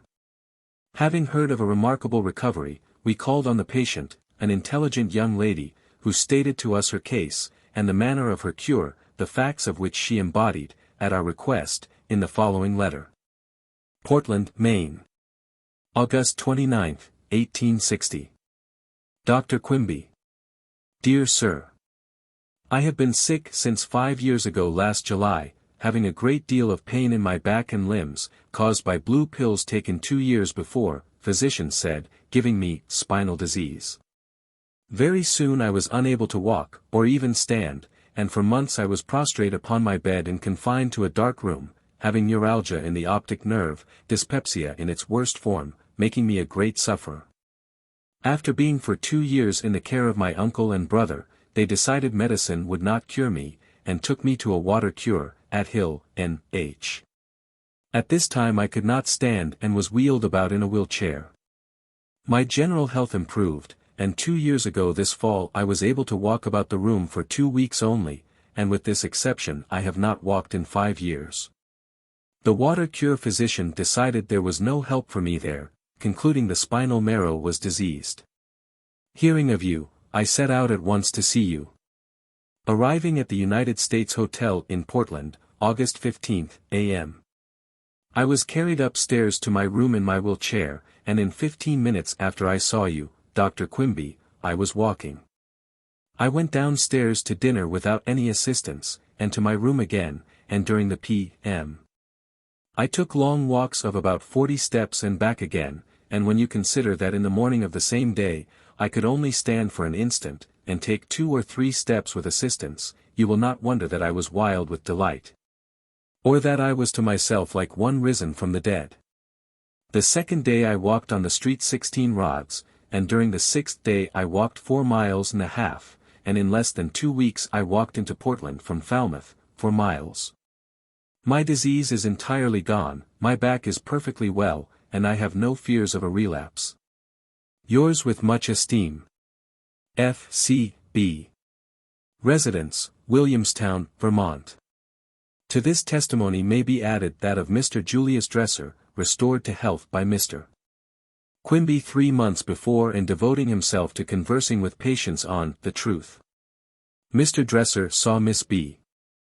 in her invalid condition, then walked and talked with her during some of the trips above mentioned, learning the facts of the case at first hand, and seeing that she was perfectly restored to health. The newspaper writer above quoted continues his account in the Evening Courier, September 1860, as follows. Now, if this were a solitary case, we might ascribe the cure to the imagination, as it is well known that imagination has worked wonders in this way. But this is but one of a number of equally remarkable cases which have occurred here in our midst, and witnesses stand ready to bear testimony to the facts. One lady who had been severely afflicted with rheumatism, and for years was bent nearly double, a perfect cripple, unable to use her hands or feet, was in a short time restored to health, and is now a living, working evidence of the doctor's skill. A gentleman, a friend of ours, had for years been afflicted with a hip complaint.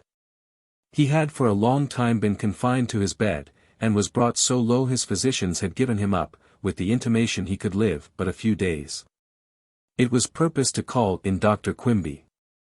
This the gentleman objected strenuously to, being bitterly opposed to anything like humbuggery, and the doctor he considered one of the biggest of humbugs.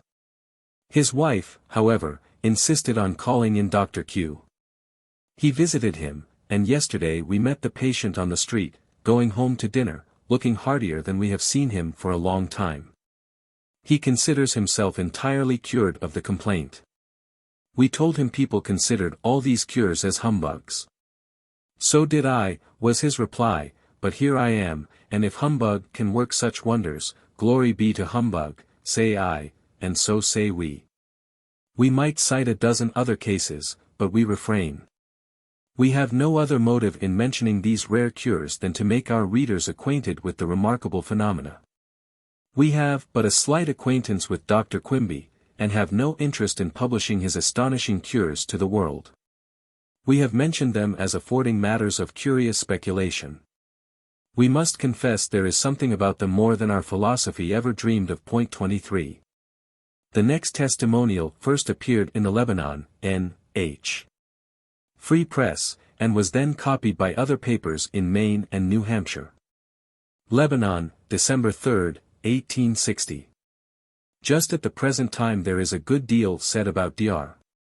Quimby, of Portland, and it may not be considered amiss to mention the case of a young lady of this town who has been greatly benefited by him. For nearly 3 years she has been an invalid, a great part of the time confined to her bed, and never left her room unless carried out by her friends. A few weeks since she heard of Dr. Quimby, and resolved to visit him. She did so, and after remaining under his care 4 days she returned home free from all pain and disease, and is now rapidly regaining health and strength. The reputation of Dr. Quimby as a man who cures diseases has extended without the narrow limits of his own state, and the sick from various parts have learned to avail themselves of his services. The increasing respect and confidence of the public in his success suggests the day of miracles, and brings up a question as absurd as that of 2,000 years ago: can any good come out of Nazareth? Can actual disease be cured by humbug? Dar. Quimby effects his cures without the aid of medicine or outward applications, and his practice embraces cases like the above, where all ordinary treatment has failed to relieve. These facts at first place him in the rank of the mysteries of a superstitious world, but there are few of his patients after a second interview who do not think the mystery is in them and not in him. It is here that Dr. Quimby stands. His explanation and his cures go hand in hand. While his senses, intuition, are penetrating the dark mystery of the sick, he is in complete possession of his consciousness as a man. Not fearing to investigate the operation of the mind, he penetrated the region, where nothing but magicians, sorcerers, witchcraft and spiritualists have ventured, and going far beyond them in his experiments. He arrived at the knowledge of the principle regulating happiness. Therefore his curing disease is perfectly intelligent and is in itself a new philosophy of life. The foundation of his theory is that disease is not self-existent, nor created by God, but that it is purely the invention of man. Yet it is so firmly established in our belief, and substantiated by so much wisdom that its existence as an independent entity is never questioned. In his treatment he makes a complete separation between the sufferer and the sickness. For the latter he has no respect, and while he is battling or destroying the faith or belief of which it is made, he respects the intelligence of the patient, which he leaves free and unchained. It is impossible in a brief communication to do anything like justice to Dr. Quimby's system. Enough has been said to separate him from quacks and impostors. The case cited above is not a solitary instance of his skill in practicing his science, and his increasing popularity with all classes shows that the confidence of the public is not misplaced. One who has been relieved. Having heard that Quimby had restored a woman who had been dumb, an interested reader reported the results of investigations he had been prompted to make concerning this cure, which occurred during the same year, 1856. The patient being a daughter of Captain Blodgett, of Brooksville. The patient had been suddenly deprived of her speech 2 years before. No cause was known, and the fact excited a melancholy surprise in herself. She had not been sick. Nor had any trouble of mind or body been known to have produced speechlessness. One evening her speech was observed to be slightly impaired. She retired as usual, and on waking in the morning she found herself utterly speechless. From that time, she had not uttered an audible word. She is now in full possession of her former powers of speech. One physician attributed the cause to a sort of paralysis of the vocal organs. The best medical aid had been sought without avail. Mr. Q says he employs no medicine of any kind for any complaint he is called upon to treat. His theory is that all diseases of the body are caused by a derangement of the mind, and that the cure of all diseases may be effected, theoretically, by a restoration or rectification of the mind of the invalid, to its natural, proper condition. He has this faith, and when he succeeds in imparting it to the patient, the disease vanishes and the whole person is restored to harmonious natural functions. His formula of faith is confessedly that of the Savior and the woman who touched the hem of his garment and became whole. The operation is purely mental. Mr. Q discards this scriptural fact as a miracle, but regards it as natural, as properly reproductive by those who have the right idea of diseases and their cure, and who have the faith to attempt to relieve human suffering. He refrains entirely from any manipulation over the patients, such as are generally known to be the accompaniments of mesmeric experiments. He neither puts them to sleep nor biologizes them, but takes them as he finds them. Explains the method he proposes for a cure. This is the way in which he says he restored this young lady to the power of speech, with no other application but the power of his speech upon her mind. We have no reason to doubt the material statements in this case. Mr. Quimby is not a spiritualist in any sense of the term. Interest in this case led to the reporting of another instance by the same writer, that of a Miss Bucher, afflicted with a hip disease, the conditions being described in much detail. In an utterly hopeless condition she consulted Mr. Quimby in Belfast, and the account continues as follows.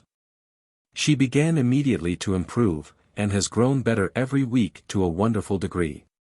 The disease has measurably departed from the hip, and the leg has resumed almost its natural length and strength.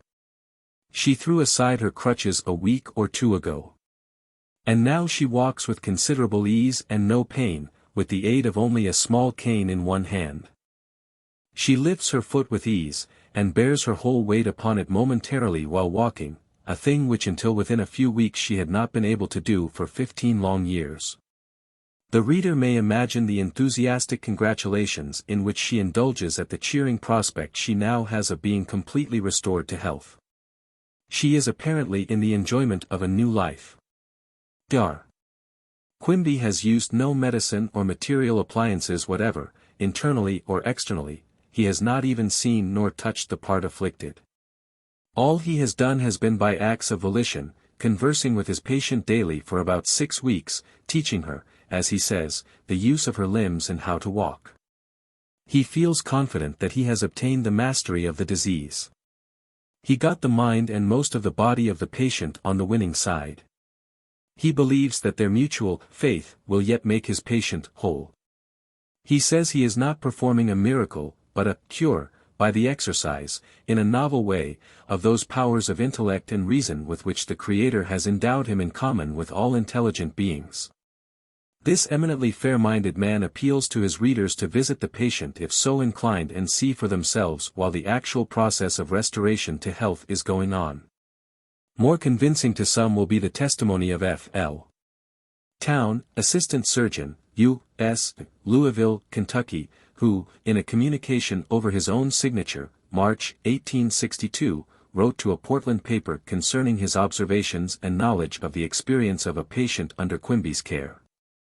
The editor, in introducing the letter says, the doctor himself came to the International Hotel, an invalid, so feeble that he had to be assisted in getting into the door, and afterwards to his room on the 2nd floor. He was so terribly dyspeptic that he could eat no solid food, nor could he swallow cold water. The doctor left completely cured, in about 6 weeks from his coming to visit me Quimby. About the facts of the doctor's remarkable cures there is no doubt, but there may be question about how they are done. Dr. Town's communication is as follows. Mr. Editor, I believe you have some knowledge of Dr. Quimby of the International and his peculiar mode of practice. By a chain of unforeseen circumstances, I have been led to know something of Dr. Q and the modus operandi in the treatment of his patients. With a broad faith in the virtue of men I believe him to be an honest man in his profession, who practices as he believes, and would not intentionally deceive anyone. His treatment is peculiar to himself and independent of all systems or forms of practice whatever. For that pretentious class, who in the guise of spiritualists, clairvoyants, and all other charlatans who with no previous study, or knowledge of the power or effect of the medicines they prescribe, seek to humbug communities. He has as little esteem, and holds himself as sensitively separate from them as the most orthodox practitioner. He has no sympathy or connection with them. Neither is his practice more nearly allied to that of the regular practitioner. He gives no medicine. The patient will find him unassuming in his manners, and no more ready to talk of his successes than other men of theirs. He will explain to you his way of practice, give you the benefit of his treatment, entertain you with stereoscopic views of his theory or belief, and end off perhaps by explaining a few passages of Scripture. However, a man's belief is one thing, and his success in practice is another. This alone wins a favorable opinion and wise confidence. There can be no doubt that Dr. Q has been the means of doing much good, as many patients from their homes, now in the enjoyment of health, are willing to testify. In some instances his treatment has been attended by the most unexpected and happy results, affording great and immediate relief, when hope almost had failed. These are not isolated cases, but none the less wonderful. I will briefly relate the history of the following case, in which the ties of near consanguinity awakened the liveliest sympathy, and the happy termination of which was the cause of equal surprise and pleasure. A member of our family had, while in that transition period between happy childhood and budding womanhood, gradually lost the power of walking or standing. And for a number of years, some 5 or 6, was wholly unable to make any use of her limbs whatever. There was no deformity, nor any discoverable lesion, but weakness, and all attempts to use them were attended by such excessive pain that they had to be given up. During this time she was confined exclusively to the house, as the jar of a carriage could not be borne, and often the tread of an incautious foot across the floor was productive of pain. She was visited by some of our most skillful practitioners, men of acknowledged ability and professors in popular colleges. They expressed a belief that in time a recovery might be hoped for. Several years passed, and time brought no healing on its wings, but new causes of suffering. Her disease began to assume a much graver type. The eyes became morbidly sensitive to light, which increased to such an extent that the least degree of light seemed unbearable.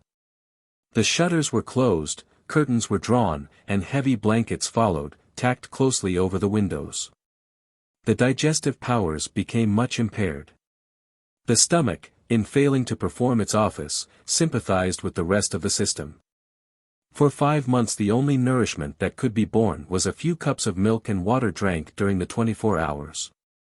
In darkness, helpless and unable to take any proper food, she wasted away till she was but the shadow of her former self. Greatly prostrated and seemingly emaciated to the last degree, scarcely a hope was left for recovery. Through the earnest representation of friends, Dr. Quimby was employed, certainly with the least expectation of any benefit. We were little prepared to witness the surprising and gratifying amendment that attended his visit. The relief afforded was immediate, entire. All pain and irritation ceased, and the patient was convalescent. Light again began to shed its cheering rays through the room, for 6 months darkened. The digestive powers increased, and she was able to eat simple food.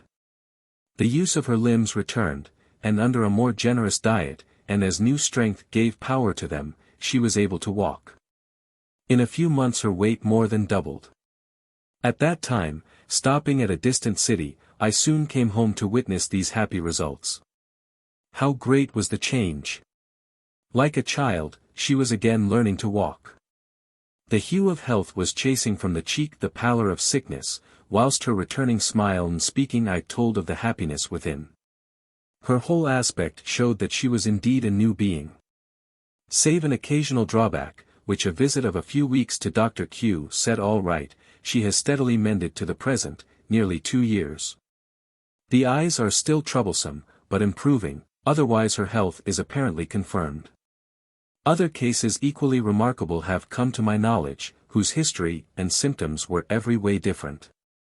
It is apparent that his influence is not confined to one class of diseases, and in no case could one safely predicate whether or not relief might be expected. However, all may not hope to be set at once in the broad highway to health. Considering the means employed, and the diversity of the cases, Dr. Q's success is remarkable, whether it depends more upon the man, or he acts upon the first principle of that which, when better understood, shall be recognized as a new remedial agency, time will tell. These few remarks are made as an act of justice to Dr. Q. Let us then in the exercise of Christian charity, if plain facts are before us, and we find an individual who can alleviate the pains of a single sufferer, strew flowers in his pathway through life, accept them as a verity and bid him Godspeed. Writing under the head of The Art of Healing, another interested observer, signing himself H., communicates to the Portland Advertiser, February 1860, his conclusions in the case of Quimby's practice. He says in part, "Every theory admitting evil as an element cannot annihilate it. If disease is ever driven out of existence, it must be by a theory and practice entirely at variance with what we now put our trust in. In every age there have been individuals possessing the power of healing the sick and foretelling events. Spiritualists, mesmerists, and clairvoyants, making due allowance for imposition, have proved this power is still in existence. Like this in the vague impression of its character, but infinitely beyond any demonstration of the same intelligence and skill, is the practice of a physician who has been among us a year and to whose treatment some hopeless invalids owe their recovered health. I refer to Dr. P. Quimby. With no reputation except for honesty, which he carries in his face and the faint rumor of his cures, he has established himself in our city and by his success merits public attention. He stands among his patients as a reformer, originating an entirely new theory in regard to disease and practicing it with a skill and ease which only comes from knowledge and experience. His success in reaching all kinds of diseases, from chronic cases of years standing to acute disease, shows that he must practice upon a principle different from what has ever been taught. His position as an irregular practitioner has confined him principally to the patronage of the ignorant, the credulous, and the desperate, and the most of his cases have been those which have not yielded to ordinary treatment. 24. In introducing the following letter to the Portland Advertiser, the editor says, "We published this morning a communication over the name of Vermont, from a very intelligent young lady who, with her mother, was a boarder at the International Hotel during the most of last winter. The mother was a lady, we judge, of about 50 years, and the daughter about 20. The mother had been treated for scrofula, which her physician thought was incurable. The daughter was simply afflicted with general debility. Both left restored to health. The lady, whose voice was restored, lost it nearly 3 years since by scarlet fever, and during that whole time had not spoken. One of the most noticeable characteristics of the present time is a growing distrust in the virtue of medicine, as in itself able to cure disease. And this state of the public mind, this demand for some better mode of treating the sick has either created or finds ready an army of new school practitioners of every possible kind. Some sincerely desirous of doing good and firmly believing what they profess, while others are only too willing to impose upon credulity and benefit themselves thereby. Under such circumstances it would be extremely difficult for a true reformer, who not only sees the errors of the past and present, but dares to take entirely different views even of the origin of disease, to acquire for himself a reputation distinct from the many who also profess to have advanced far in the new paths they have chosen, though in reality having started from the same point that all others have in times past. They will in the end arrive at nearly the same conclusions. Even great success in the practice of his theory, might for a time be insufficient to establish public confidence, and prevent his being ranked with all the innovators of the day. This states in an admirable way precisely the difficulty Quimby encountered, classified as he was with humbugs, spiritualists, magnetic healers, and the like, although radically different from them. This writer goes on to say, "Many people who have lost faith in the ancient school, are at the same time startled by such reasoning as Dr. Quimby uses with regard to disease. It is so contrary to the commonly received opinions, they hardly dare believe there can be any truth in it. They hear of remarkable success in his practice, but are then still more incredulous and say, the age of miracles has passed away, and this is too much to believe. But, seeing is believing. And after having opportunity to see some of the remarkable effects which Dr. Quimby has had upon obstinate cases of long-standing disease, they are compelled to yield, though it may be reluctantly, that there is living truth in his principles, that he has cast off the shackles of opinion, which would narrowly enclose the limits of investigation. They came to him suspicious, almost unwilling to believe what they saw, ignorant of his theory which, even after it was explained, they found difficult to understand. And therefore had to go through with this process of gradual conviction before they would receive its truths. So it may be said that he has to contend with those who would be his friends, as well as with his enemies. The following outline of his theory was written after having passed through a similar change of feeling, and may give some general idea, though a very imperfect one, of the principles which are so effective in opposing disease. According to this new theory, disease is the invention of man. It is caused by a disturbance of the mind, which is spiritual matter, or substance, and therefore originates there. We can call to mind instances where disease has been produced instantly by excitement, anger, fear or joy. Is it not the more rational conclusion that disease is always caused by influences upon the mind, rather than that it has an identity, and comes to us and attacks us? Living in a world full of error in this respect and, educated, to believe that disease is something we cannot escape, it is not strange that our fear comes upon us. We take the opinions of men which have no knowledge in them for truth. So we all agree to arbitrary rules with regard to our mode of life, and suffer the penalties attached to any disobedience of the same. These diseases or penalties are real to us though they are the results of our own belief. It is reasonable to infer from these statements that the only way to approach and eradicate disease must be through the mind, to trace the cause of this misery and hold up to it the light of reason. Or disbelief in the existence of disease independent of the mind. Then the cloud-like shadows vanishes as error always will when overpowered by the light of truth. Dr. Quimby proves the truth of this belief by his daily works. The marvelous cures he is effecting are undeniable evidence of his superior knowledge and skill in applying it for the benefit of suffering humanity. He does not use medicine or any material agency, nor call to his aid mesmerism or any spiritistic influences whatever, but works upon scientific principles, the philosophy of which is perfectly understood by the patient. Therefore, the patient is not only rid of the present trouble but also of the liability to disease in the future. Accepting this new theory, man is placed superior to circumstances, easily adapting himself to any necessity. Free from all fear, he lives a more simple, natural and happy life. He is enabled to control the body and make it subservient to his will, instead of his being a slave, completely at its mercy, which he will be if he allows that it is subject to disease. This truth is capable of extensive practical application in all the exigencies of life, and we learn to make constant use of it as we advance in knowledge. It helps us to place a just estimate upon everything, the value of life is enhanced, and as we have more of this true knowledge in ourselves we shall love and worship God, who is the source of all wisdom, more sincerely and intelligently. The following was inserted as an advertisement in a Portland, Maine, paper, February 3, 1861, in gratitude for the work Dr. Quimby was doing. The annihilation of disease. Disease is the great enemy of life.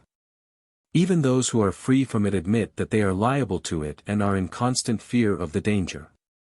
It is quite a new idea that disease cannot only be eradicated but annihilated, and might be questioned were it not daily proved by the practice of Dr. P. Quimby, of Portland, Maine, who has discovered an entirely new method of curing disease upon scientific principles, without the use of medicine or any material agency, also, without the use of mesmerism or any spiritual 25 influence whatever. He is constantly curing the more desperate cases of disease, paralysis, consumption, neuralgia yield to his control, and the deaf, blind and lame are made whole by a philosophy which is perfectly intelligent to themselves, and is able not only to rid them of present trouble, but also from the liability to disease in the future. These statements are made without the knowledge of Dr. Quimby, for the benefit of any who, suffering from disease, have failed to find relief, and are left without hope of finding assistance, by one who has been in that condition, but was saved by his cure from despair and death. Dr. Quimby has, after years of patient investigation, discovered this new principle in metaphysics, which cannot fail to interest the well, and is of incalculable importance to the sick. But his superior knowledge and skill in applying it to the cure of disease is accompanied by such rare modesty of character that he has never taken any means to make himself known to the world. And therefore he is only known within the limits of the influence which his patients may hold in society. As a token of gratitude to him, as well as for the benefit of any who may be suffering from disease, he is thus unhesitatingly and publicly recommended. The name of E.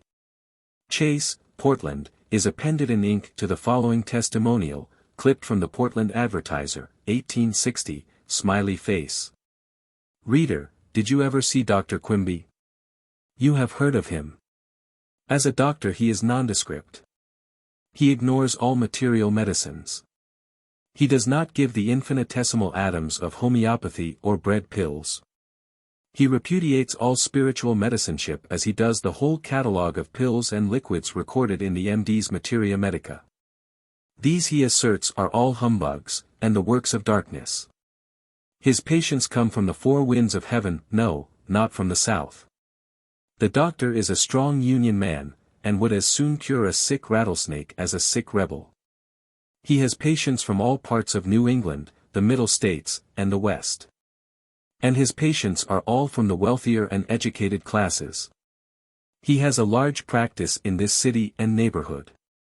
Most of his patients get well under his curative process, which differs from all other modes and theories of medical practice. 26. We have been boarding at the International Hotel, in this city, during the last 6 weeks, and we have witnessed some remarkable cases, as have all the regular boarders. We express no opinion about the modus operandi, except to say positively that the doctor's practice, if it do not cure, can do no possible harm, as he gives no medicines. The Portland Evening Courier also took to reporting instances of Dr. Quimby's cures and giving space to articles by patients. Some of the latter were by Mrs. Eddy, then Mrs. Patterson, and are reprinted in another chapter. Mrs. Patterson's sonnet, also quoted elsewhere, was called out by the striking cure of Captain Deering. Commenting on this cure, a writer in the Courier says, "Persons who know but little of the theory or practice of Dr. P. Quimby are constantly misrepresenting both. The doctor has received hundreds of testimonials as to the permanency and wonderful nature of his cures. The following statement from Captain John W. Deering, of Saco, written by himself, will have great weight with those who know Mr. Deering, and it is published as much to refute statements made by some interested persons to the effect that the doctor acts as a spirit medium and mesmerizer. As for the testimony it offers in support of the healing power which the doctor claims to exercise, even in cases called chronic, and given over by old-school physicians. The editor also takes pains to say that this wonderful cure, one of many equally remarkable and astonishing cures which have come to his knowledge, is evidence of Quimby's theory, as original and entirely distinct from spirit mediums and mesmerizers. Below will be found Captain Deering's statement. Early in August, 1862, I was attacked with a slight pain in the small of my back, and immediately my right leg commenced drawing up, so that in 10 days, while standing on my left foot, I could but just touch my right leg on the seat of a common chair. All this time I suffered great pain in my knee pan. I was attended by 2 of the best physicians in York County, who applied blisters, leeches, and cappings to my right thigh, with no effect except to increase the pain. I became entirely discouraged, when I heard of Dr. P. Quimby, and after many solicitations on the part of my friends I yielded to their entreaties and visited him. After an examination, he told me that the cause of my difficulty was a contraction of the muscles about the right side. Physicians that I had previously consulted had treated me for disease of the hip. Almost despairing of a cure, but willing to gratify the wishes of my friends, I remained in the doctor's care. Without calling on the spirits of the departed for aid, without mesmerism and without the use of medicines of any kind, he succeeded in completely restoring the muscles of my side and leg to their proper functions, and I am now as well as ever. I visited Dr. Quimby under the impression that he was some mysterious personage who had acquired a great reputation for curing diseases, and who must exercise some kind of mesmeric control over the will and imagination of his patients. But I am convinced that he is a skillful physician, whose cures are not the result of accident, but of a thorough knowledge and application of correct curative principles. 27. Saco, January 8, 1863. John W. Deering. It is interesting, also, to note the zeal with which some took up the idea of absent treatment as a perfectly intelligible process in contrast with the difficult explanation offered by spiritists. The following is from a communication addressed to the editor of the Courier by a writer who signs himself, C. Whitney. As spiritualism seems to be to many the only way of accounting for all phenomena of the present day, I thought it might be of some interest to your readers to state a case that came under my own observation. And I will leave the public to judge of the manner in which it was done. 2 years ago last March, I sent to Dr. Quimby to visit my wife, then living in Wayne, in this state, who had been confined to her bed for over a year, and unable to lie on her left side, or raise herself in bed. The doctor replied that he could not visit her in person, but would try an experiment, and wished me to keep him informed of his success. His plan was that on my receiving his letter he would commence to operate on her, absently, and continue his visits till the next Sunday, when he would, between the hours of 11 and 12, make her walk. I received this letter Wednesday, and that night she was very uneasy and nervous, and the next day, Thursday, she was more comfortable, and turned over on her left side, a thing she had not done for nearly a year. She continued improving, and I sent the doctor letters informing him of his success. On Sunday, not expecting her to rise, I attended church, and on my return I found her up and dressed. Between the hours of 11 and 12 she arose from her bed and walked across the room, returning to the bed, and then walked out into the dining room, and the next morning she took breakfast with the family, and continued to improve. 28. The letter goes on to say that the patient suffered a partial relapse a year later, and her husband, being in Portland, called on Quimby for help. The help was given without informing the wife, and her husband reports that it was with success according to Quimby's predictions. Evidently, there had been no opportunity in this case for Quimby to converse with the patient and give her advice regarding her health. The editor, commenting on the above instance, thinks it invites explanation from those who would attribute it to spiritistic influences. The editor was much impressed by the genuineness of the explanation offered by Quimby in such cases, namely, that it was intelligent use of therapeutic power, not the agency of spirits, for he learned from a woman in Lancaster, N.H.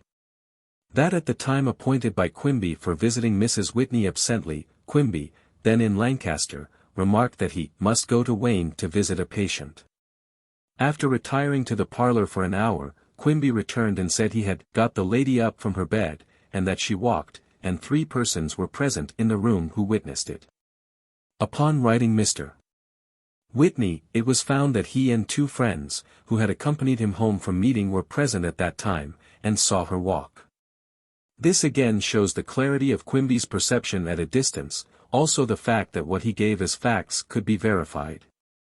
A writer in another Portland paper, name and date not given in the scrapbook, after pointing out the usual misconceptions gathering around Quimby's name and declaring that Quimby is always conscious of what he says and does, adds that, he takes as a starting point that disease was never created by God, but has been made by the false opinions which have been given and believed by man. And he contends that disease can be cured by simply explaining to the patient wherein he has been deceived.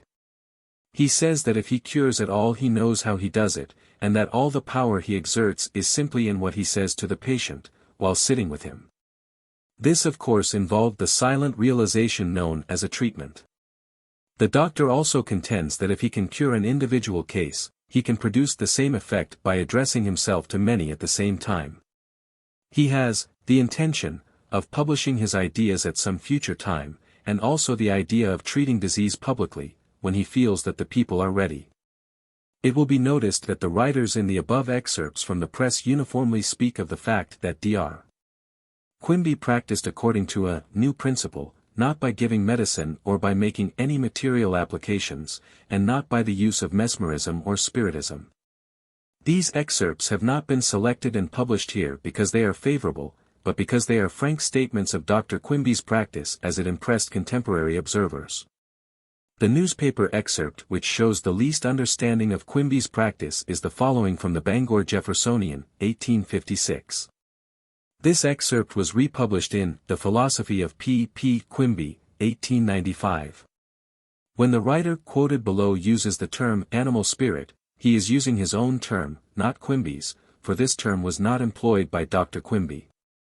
What Quimby taught was that the false ideas and mental imagery causing the disease were directly impressed on the plastic substance of the mind, which included what we now call the subconscious. Quimby did indeed find the soul, not the animal spirit, partly disconnected from the body in certain extreme cases, when the patient lay at the point of death, and he conversed with the soul, or, as he says in most of his writings, the scientific man. The statement quoted below shows that it was difficult for some observers to understand what Quimby meant. A gentleman of Belfast, P. P. Quimby, who was remarkably successful as an experimenter in mesmerism some 16 years ago, and has continued his investigations in psychology, has discovered, and in his daily practice carries out, a new principle in the treatment of disease. His theory is that the mind gives immediate form to the animal spirit, and that the animal spirit gives form to the body. His first course in the treatment of a patient is to sit down beside him and put himself en rapport with him, which he does without producing the mesmeric sleep. He says that in every disease the animal spirit or spiritual form is somewhat disconnected from the body, and that when he comes en rapport with a patient, he sees that spirit form standing beside the body. That it imparts to him all its grief, and the cause of it, which may have been mental trouble, or a shock to the body, or over-fatigue, excessive cold or heat, etc. This impresses the mind with anxiety, and the mind reacting upon the body, produces disease. With this spirit form Dr. Quimby converses, and endeavors to win it away from its grief, and when he has succeeded in doing so, it disappears, and reunites with the body. In a short time the spirit again appears, exhibiting some new phase of trouble. The following is one of the last newspaper references to Dr. Quimby and his work in Portland, after he had announced his intention of retiring from his practice there, that he might revise his writings for publication. It was written by a former patient. It is with feelings of surprise and regret that many of your readers receive the announcement, given in your advertising columns, that Dr. P. Quimby has determined to leave Portland. The doctor has been in this city for nearly 7 years, and by his unobtrusive manners and sincerity of practice has won the respect of all who know him. To those especially who have been fortunate enough to receive benefit at his hands, and they are many, his departure will be viewed as a public loss. That he has manifested wonderful power in healing the sick among us, no well-informed and unprejudiced person can deny. Indeed, for more than 20 years the doctor has devoted himself to this one object, viz. to cure the sick, and to discover through his practice the origin and nature of disease. By a method entirely novel, and at first sight quite unintelligible, he has been slowly developing what he calls the science of health. That is, as he defines it, a science founded on principles that can be taught and practiced, like that of mathematics, and not on opinion or experiments of any kind whatsoever. Hitherto he has confined his efforts to individual cases only, seeking to discover in them what disease is, how it arises, and whether it may not, with the progress of truth, be entirely eradicated. The results of his practice have been such as to convince him that disease, that great enemy to our happiness, may be destroyed, and that, too, on grounds and by a method purely rational. And he goes from us not to abandon the cause, we are rejoiced to learn, but to enter a broader field of usefulness, wherein he hopes not only to cure, but as far as he can, to prevent disease. The path he treads is a new one and full of difficulties. But with the evidence he has already given, in numberless instances, of his extraordinary ability in detecting the hidden sources of suffering, we are led to hope he may yet accomplish something for the permanent good of mankind. An object so pure, and a method so unselfish, must, when understood, claim the favorable attention of all. We bid him God speed. 9. Letters from Patients. North Vassalborough, May 26, 1850. Dr. P. Quimby. Dear Sir, I shall address you as the Good Samaritan who came along and took me by the hand and opened my understanding, and took my disease from me in so remarkable a manner that I can say, Blessed be the name of the Lord for raising up such a servant as you are. It seems to me as though you took my disease, for it has never returned. But still I have many bad feelings to contend with, even to wrestling all day to the going down of the sun. I am still able to come out victorious over all bad feelings, for my health has been improving ever since you came to our house. I am now 10 times as well as any living man could have supposed. I am able to walk over a mile a day without much inconvenience. I have only to think for a moment of the Good Samaritan taking me by the hand and putting me on the road to health. Only to think of my being almost 4 years a bedkeeper and now so well. Why, it is nothing short of a miracle. You can imagine how I am enjoying everything, sun, moon, earth, every living thing, never looked so grand, so beautiful or sublime. Your fame is still sounding as on the wings of the wind. Many questioners are asking about you. I am saying it is the only true way whereby man can be healed.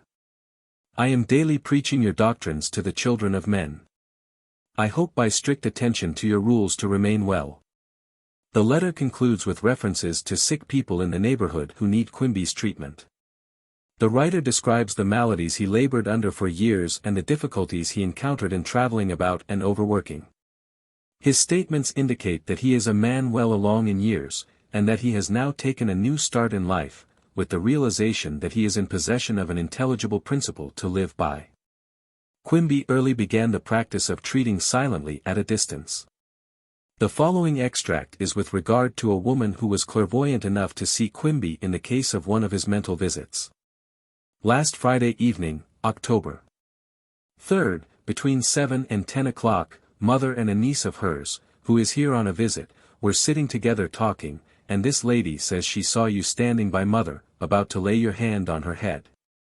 Just at that moment mother left the room, before her friend had told her what she saw, so your visit was interrupted. What was quite strange was that this lady described some of your characteristics, in looks and appearance, very accurately, although you have never been described to her. Mother wishes to know if you were really here in spirit at that time. Fortunately, a letter was preserved in which Quimby, under date of October 3rd, wrote to the patient in question that he would visit her on that day, the day he was seen by the stranger. This letter was not sent and the patient did not therefore know that Mr. Quimby expected to visit her in spirit at that time. But it is evidence that the visit was real on Quimby's part, and that it coincided with the time his presence was perceived by the stranger. In a letter written 5 days later, responding to the above, Quimby makes another appointment, adding, "If that lady is still with you, I will try to make myself appear to her eyes next Sunday, between 7 and 8 o'clock. This was in the days when it was still important to prove beyond all doubt that a person's presence could actually be perceived in this way, at an appointed time. Some would regard the instance in which Quimby was seen by a stranger without pre-arrangement as more significant than in the case of his plan to make himself seen at an appointed time. The impression produced by some of Quimby's more remarkable cures is indicated by a letter dated, Exeter, February 18, 1858, in which the writer, David Barker, speaks of the case of a Mrs. Crane, who is described as perfectly happy and free from all pain and care. The writer goes on to say that the house is thronged by people anxious to witness a miracle, for a greater miracle was never performed since Christ raised Lazarus. A few days later, writing to Dr. Quimby, Mr. Barker says, "Whether by accident or not, you performed as great a miracle in my mother's case as in Mrs. Crane's. You will remember stopping there with my brother 2 weeks ago tomorrow night and examining her ankle, which was so badly broken 11 years ago. She has only stepped on her toes since, and that with the aid of crutches. Her foot was nearly straight on a line with her ankle. Immediately after you left she found that the contracted cords in her foot were all relaxed, and that she could put her foot square upon the floor and walk well without the aid of crutch or cane. She was at my house today, and although nearly 70 years old she convinced me that you had given her the use of her foot by dancing a regular pigeon's wing. The whole country is crazy to have you visit us again." Several letters were written to substantiate the case of Maria Town, of Lancaster, N.H. The first is from her father and bears the date of March 18, 1860, smiley face. "My daughter was attacked with lameness and unable to walk, 9 years last December. The physicians called it a disease of the hip, and treated her for the same. She partially recovered in 6 months. In 10 or 12 months she appeared to be quite firm. 5 years last September she had another attack in the hips and limbs that has given her severe pain up to this time, and baffled the skill of our physicians. She has constantly been under the care of the best medical aid. Last August she was attacked with a weakness in the eyes, and unable to see, had been kept in a dark room since the 25th of August. She has subsisted for the last 6 months on the value of from 4 to 2 teacups full of milk in 24 hours. She has not walked any for the last 5.5 years, with the exception of a few steps 5 years ago this winter. Through the solicitation of a friend, we sent for Dr. P. Quimby of Portland, who came to her Saturday evening, March 17, at 9 o'clock. The next day at 1 p.m., she got up from her chair alone and walked 10 feet without assistance. She can now bear some light in the room, and begins to see quite well. She walked from her room to the dining room with very little help this evening, to tea, and ate quite a hearty meal without causing her any pain. The second letter, signed Harriet F. Town, is apparently from the mother, and is dated March 21, 1860. Dr. Quimby. Thinking you would like to hear from Maria by this time, I hasten to inform you that she is in fine spirits, can have a little more light in the room, but cannot hold her eyes open any longer than when you were here. She is all courage and walks a little every day, and enjoys her food very much. Maria wants to hear from you soon. Please write if that lady in Wayne walked last Monday, and if you come here often. Maria imagines you do. 29. The third letter is from the father, under date of April 1, 1860, smiley face. Dr. Quimby. Dear Sir, Maria gains strength a little every day. She has gained in 1 week ending last Thursday 2½ pounds in weight. She walks across the room 6 or 8 times in a day with a little help. Her appetite is good. Her eyes grow stronger, she can have considerable light in the room. There are several here that are anxious for you to see them. One man that is very much troubled with the sick wanted me to ask if you had any control over that disease. Then follows a letter from the patient herself who, after a visit to Dr. Quimby in Portland, writes concerning the one trouble now remaining, her eye trouble, which she says is extremely obstinate. She finds that the eyes are better only when she is under Quimby's direct influence. Feeling entirely dependent upon her restorer for health and happiness, she is eager for more help from him. It was Quimby's endeavor to put his patients in possession of the healing principle so that they would not depend upon the influence they felt while sitting by him or receiving absent help. But this was a question of time, especially in the case of trouble with the eyes. A patient who had been restored to health in a remarkably short time after years of invalidism in which she had been unable to walk, writes as follows after returning from Portland. Hill, N.H., October 27, 1860. My dear Doctor. How I do want to see you. I am well and happy. You can't imagine how the people stare at me here at the water cure.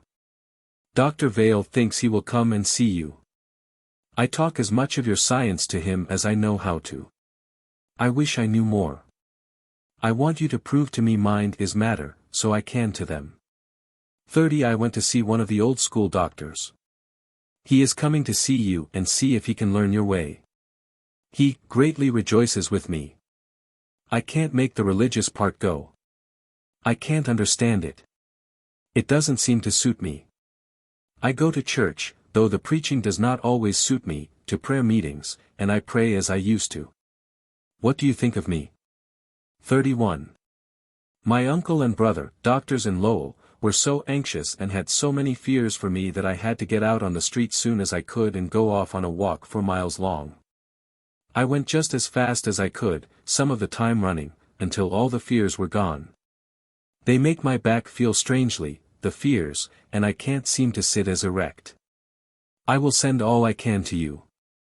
I will start some from this vicinity. I am a great sight to the people. There are many more people ready to receive this theory than I had supposed.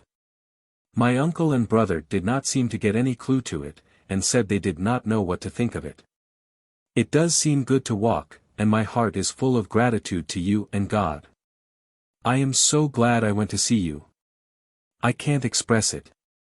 Nearly a year later, writing from Wilmington, Ills.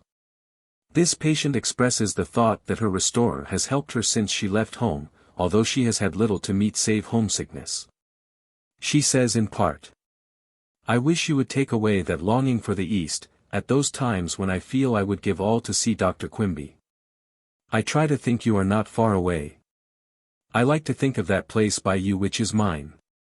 I laugh over the sittings I had with you, don't you? When I think how dreadfully distressed I was lest you were wanting to cast me out of the way to give room for new friends.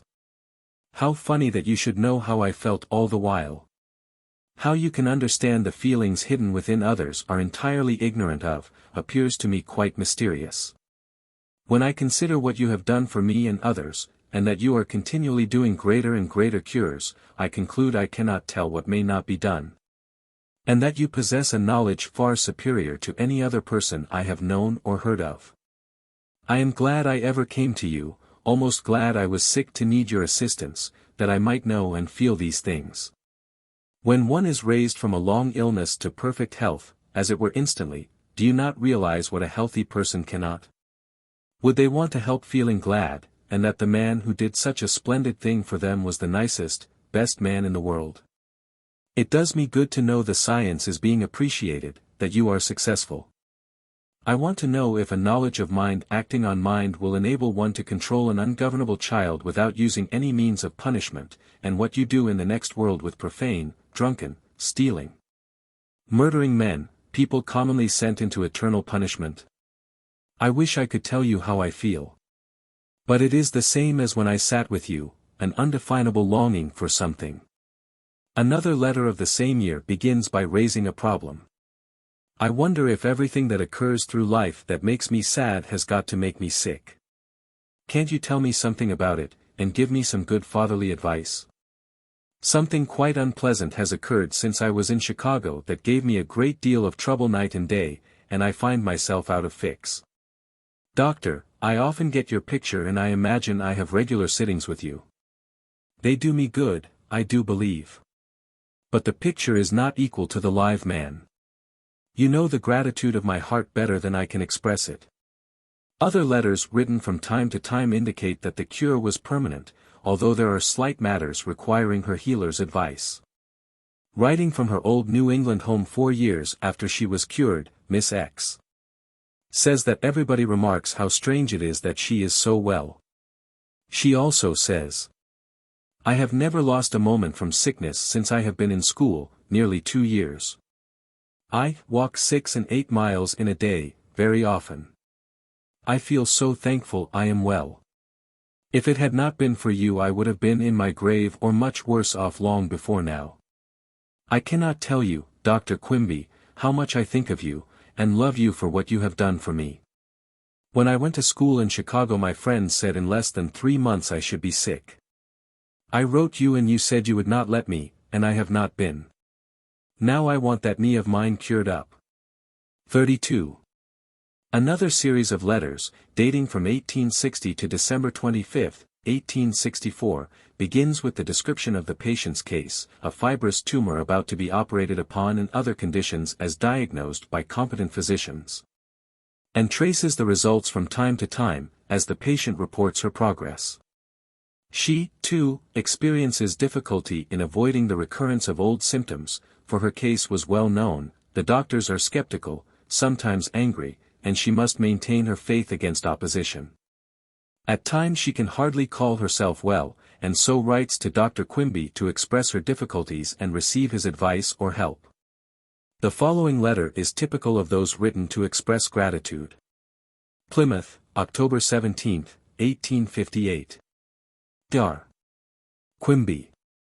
My preserver and friend, with feelings of gratitude and kind respect, I will write you, and inform you that I am able to walk as well as ever I could. A pleasure which I could not have enjoyed had it not been through your unceasing and untiring care and treatment. Words will not express my thankfulness to you, kind doctor, for the pleasures I am permitted to enjoy. When I contemplate my past helplessness, and know that to you I am indebted for all I do now enjoy, my heart is ready to burst in gratefulness.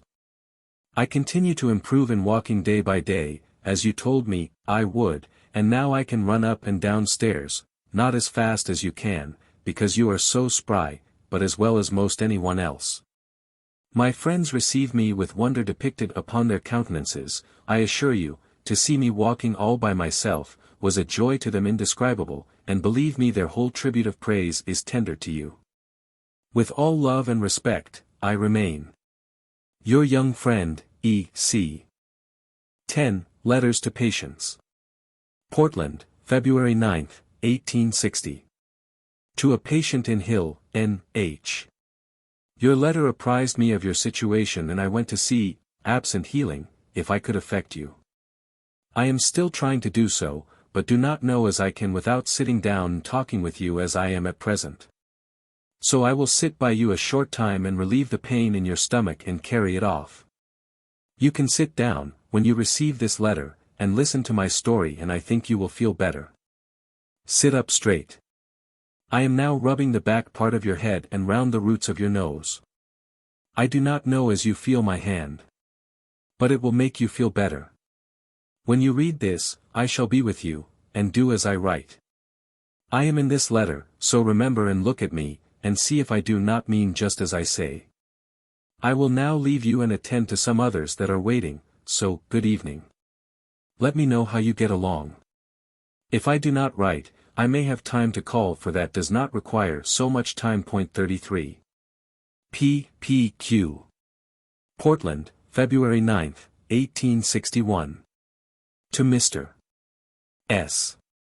Your wife's letter was received, and I was glad to learn you were all so much better. But your wife says you still cough. This is necessary for your cure, for you have no other way to get rid of that heat in the head called catarrh. Now, this heat seems to be a mystery to everyone, everybody acknowledges it and tries to account for it. Some call it nervous, but when asked to explain that they fly to some other error. You know I told you that mind was spiritual matter. In order to illustrate my meaning so you will understand it, I will make use of an illustration that Jesus used. He said, when the skies are red, you know it will be fair weather. Now thought is something and this acts in space. For instance, the body is nothing but a dense shadow, condensed into what is called matter, or ignorance of God or wisdom. God or wisdom is all light. Your identity, consciousness, acts in these two elements, light and darkness, so that all impressions are, subconsciously, made in this darkness or ignorance, and as the light springs up the darkness disappears. One of these elements is governed by wisdom, the other by error, and as all belief is in this world of darkness, the truth comes in and explains the error. This rarefies the darkness and the light takes its place. Now as this darkness is all the time varying, like the clouds, it is necessary that man should be posted about it as he would about the weather. For our happiness in this world depends a great deal on the weather. For the wisdom of man has got so far from the truth that even the weather is our enemy, so that we step out as though we were liable to be caught by a cold, and if we are then comes the penalty. All this error arises from ignorance. So to keep clear of error is to know who he is, how he gets hold of us, and how we shall know when he is coming. To make you understand I must come to you in some way in the form of a belief. So I will tell you a story of someone who died of bronchitis. You listen or eat this belief or wisdom as you would eat your meals. It sets rather hard upon your stomach, this disturbs the error or your body, and a cloud appears in the sky. You cannot see the storm but you can see it looks dark. In this cloud or belief you prophesy rain or a storm. So in your belief you foresee evils. The elements of the body of your belief are shaken, the earth is lit up by the fire of your error, the heat rises, the heaven or mind grows dark. The heat moves like the roaring of thunder, the lightning of hot flashes shoot to all parts of the solar system of your belief. At last the winds or chills strike the earth or surface of the body, a cold clammy sensation passes over you. This changes the heat into a sort of watery substance, which works its way to the channels, and pours to the head and stomach. Now listen and you will hear a voice in the clouds of error saying, the truth bath prevailed to open the pores and let nature rid itself of the evil I loaded you down with in a belief. This is the way God or wisdom takes to get rid of a false belief. The belief is made in the heavens or your mind, it then becomes more and more condensed till it takes the form of matter. Then wisdom dissolves it and it passes through the pores, and the effort of coughing is one of truth's servants, not error's. Error would try to make you look upon it as an enemy. Remember it is for your good till the storm is over or the error is destroyed. So hoping that you may soon rid yourself of all worldly opinions and stand firm in the truth that will set you free, I remain your friend and protector till the storm is over and the waters of your belief are still. P.Q. Portland, February 8, 1861. To Miss S. Hill, N.H. Your letter was received and I was sorry to learn that you thought you took cold. Perhaps you did, but you know all of my patients have to go through the fiery furnace to cleanse them of the dross of this sinful world, made so by the opinions of the blind guides. Remember that passage where it says, Whom the Lord loveth he chasteneth. As truth is our friend, it rids us of our errors, and if we know its voice we should not fear, but receive it with joy. For although it may seem a hard master, nevertheless it will work out for you a more perfect health and happiness than this world of error ever could. So listen to it and I will try to set all things right. Of course you get very tired, and this would cause the heat to affect the surface as your head was affected, the heat would affect the fluids, and when the heat came in contact with the cold it would chill the surface. This change you call a cold. But the same would come about in another way. Every word I said to you is like yeast. This went into your system like food and came in contact with the food of your old bread or belief. Mine was like a purgative, and acted like an emetic on your mind, so that it would keep up a war with your devils, errors, and they will not leave a person, when they have so good a hold as they have on you, without making some resistance. But keep up good courage and I will drive them all out so that you may once more rejoice in that truth which will free you from your tormentors or disease. If you will sit down and read this letter, take a tumbler of water and think of what I say, and drink and swallow now and then, I will make you sit up so you will feel better. You must be silent and receptive, just about as long as you used to be in Portland. Try this every night about 9 o'clock. This is the time I shall be with Mr. and Mrs. S. You know that where 2 or 3 are gathered together in the name of this truth, there it will be in your midst and help you. So try it and see if it does help you. If you do, let me know. Hoping this letter will be of some comfort to you and the rest, I remain your true friend and protector till you are well, if I have the science to cure you. So I leave you for the present and attend to others. Point 34. P.Q. Portland, February 8, 1861. To Mr. S. In answer to your letter I will try to explain the color you speak of, so that you will forget it. Give me your attention while I explain. You know I told you about your stooping over. This stooping is caused by excitement affecting the head. This contracts the stomach, causes an irritation, sending the heat to the head. This heat excites the glands about the nose, it runs down the throat and this is all there is about it. It will affect you sometimes when you are a little excited, and you will take it for a cold. Remember how I explained to you about standing straight. Just put your hands on your hips, then bend forward and back. This relaxes the muscles around the waist at the pit of the stomach. This takes away the pressure from the nerves of the stomach and allays the irritation. Now follow this and sit down and I will work upon your stomach 2 or 3 times in 3 or 4 days. It will affect your bowels and help your color. Tell your wife to sit down and give her attention and I will affect her in the same way. Please take a little water when you are sitting, say about 9 o'clock in the evening. 35. P.Q. Portland, February 9, 1860. To Miss K. Kennebunk, Maine. Your letter of the 5th is received. I am surprised that you do not remember that all my patients have a cold, as they call it, when the belief is of this character. For instance, if you are told you have consumption, this belief is matter under the direction of error, and as it is put into practice it changes the mind, so that the idea of consumption is thrown off from the belief. If you are excited by any other belief, you throw off all the misery that follows your belief. For instance, you are made to believe you are not so good as you ought to be, your belief puts restrictions on your life, and as it is a burden to you, it makes you throw off a shadow that contains the punishment of your disobedience. This makes you another character, and you are not the happy child of wisdom. This was your belief when you called on me. As I struck at the roots of your belief with the axe of truth, everything having a tendency to make you unhappy I tried to destroy. So in the destruction there must be a change. This change must be like its father. So if you had grief, it would produce grief for the present. Finally the truth would dry up your tears and you would rejoice in that truth that sets you free. So in regard to the cold, if you had the idea of consumption, when I drove that enemy of man out of your belief, this must produce a like cough, but it is all for the best. Remember that every error has its reaction, but an unraveling of error leads to life and happiness, while the winding it up leads to disease and misery. All that is taking place in your case is just what I anticipated. So it is all right. Keep up good courage and all will come out right. Tell Miss F. to keep good courage, her cure is certain. 36. P.Q. Portland, March 3, 1861. To Miss T. Your letter of the 1st was received. I will now give you a short sitting and amuse you by my talk.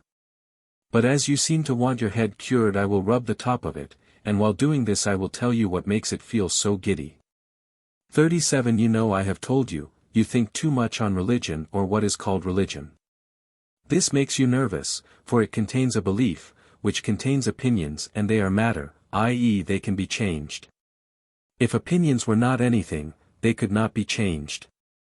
All, so-called, religion is of this world and must give way to science or truth, for truth is eternal and cannot be changed. So you see, according to the religious world I must be an infidel. Suppose I am. I know that I am talking to you now. Does the Christian believe in this talking with the Spirit? No. Here is where we differ. 1800 years ago, there was a man called Jesus who, the Christian says, came from heaven, to tell man that if he would conform to certain rules and regulations he could go to heaven when he died. But if he refused to obey them he must go to hell. Now of course the people could not believe it merely because he said so it was necessary to give some proof that he came from God. Now what proof was required by the religious world? It must be some miracle or something that the people could not understand. So he cured the lame, made the dumb speak, etc. The multitude was his judge and they could not account for all that he did, then he must come from God. Now does it follow? I have no doubt that he cured. But his cures were no proof that he came from God, any more than mine are, nor did he believe it. Jesus was endowed with wisdom from the scientific world or God, not of this world. Nor can he be explained by the natural man. His God fills all space. His wisdom is eternal life, with no death about it. He never intended to give any theological construction to his cures, they were for the benefit and happiness of man. Men were religious from superstition, their religion was made of opinions, and as these were the light of the mind, the opinion or light contained an idea. When the idea is lit up, it throws its rays and our senses, consciousness, being in the rays. They are affected by the idea. As their ideas affected the people, they were like burdens grievous to be borne, so the people murmured. Jesus knew all this. No man was able to break the seal or unlock the secret of health. Wisdom, seeing the groans of the sick, acted upon this man Jesus and opened his eyes to truth. Thus the heavens were opened to him. He saw this truth or science descend, and he understood it. Then came his temptations. If he would listen to the people and become king they would all receive him. This he would not do. But to become a teacher of the poor and sick would be very unpopular. He chose the latter, and went forth teaching and curing all sorts of diseases in the name of this wisdom, and calling on all men everywhere to repent, believe, and be saved from the priests and doctors who bound burdens on the people. Hoping this will settle your head and make you easy on the subject of another world. P.Q. Portland, March 3, 1861. To Mrs. D. In answer to your letter I will say that you know I told you that your disease was in your mind. Now your mind is your opinion, and your opinion is that you have scrofulous or cancerous humor. This opinion shows itself in your system. As I change this something or opinion, it must change the effect. And in the change it will produce these feelings, because it is in the fluids.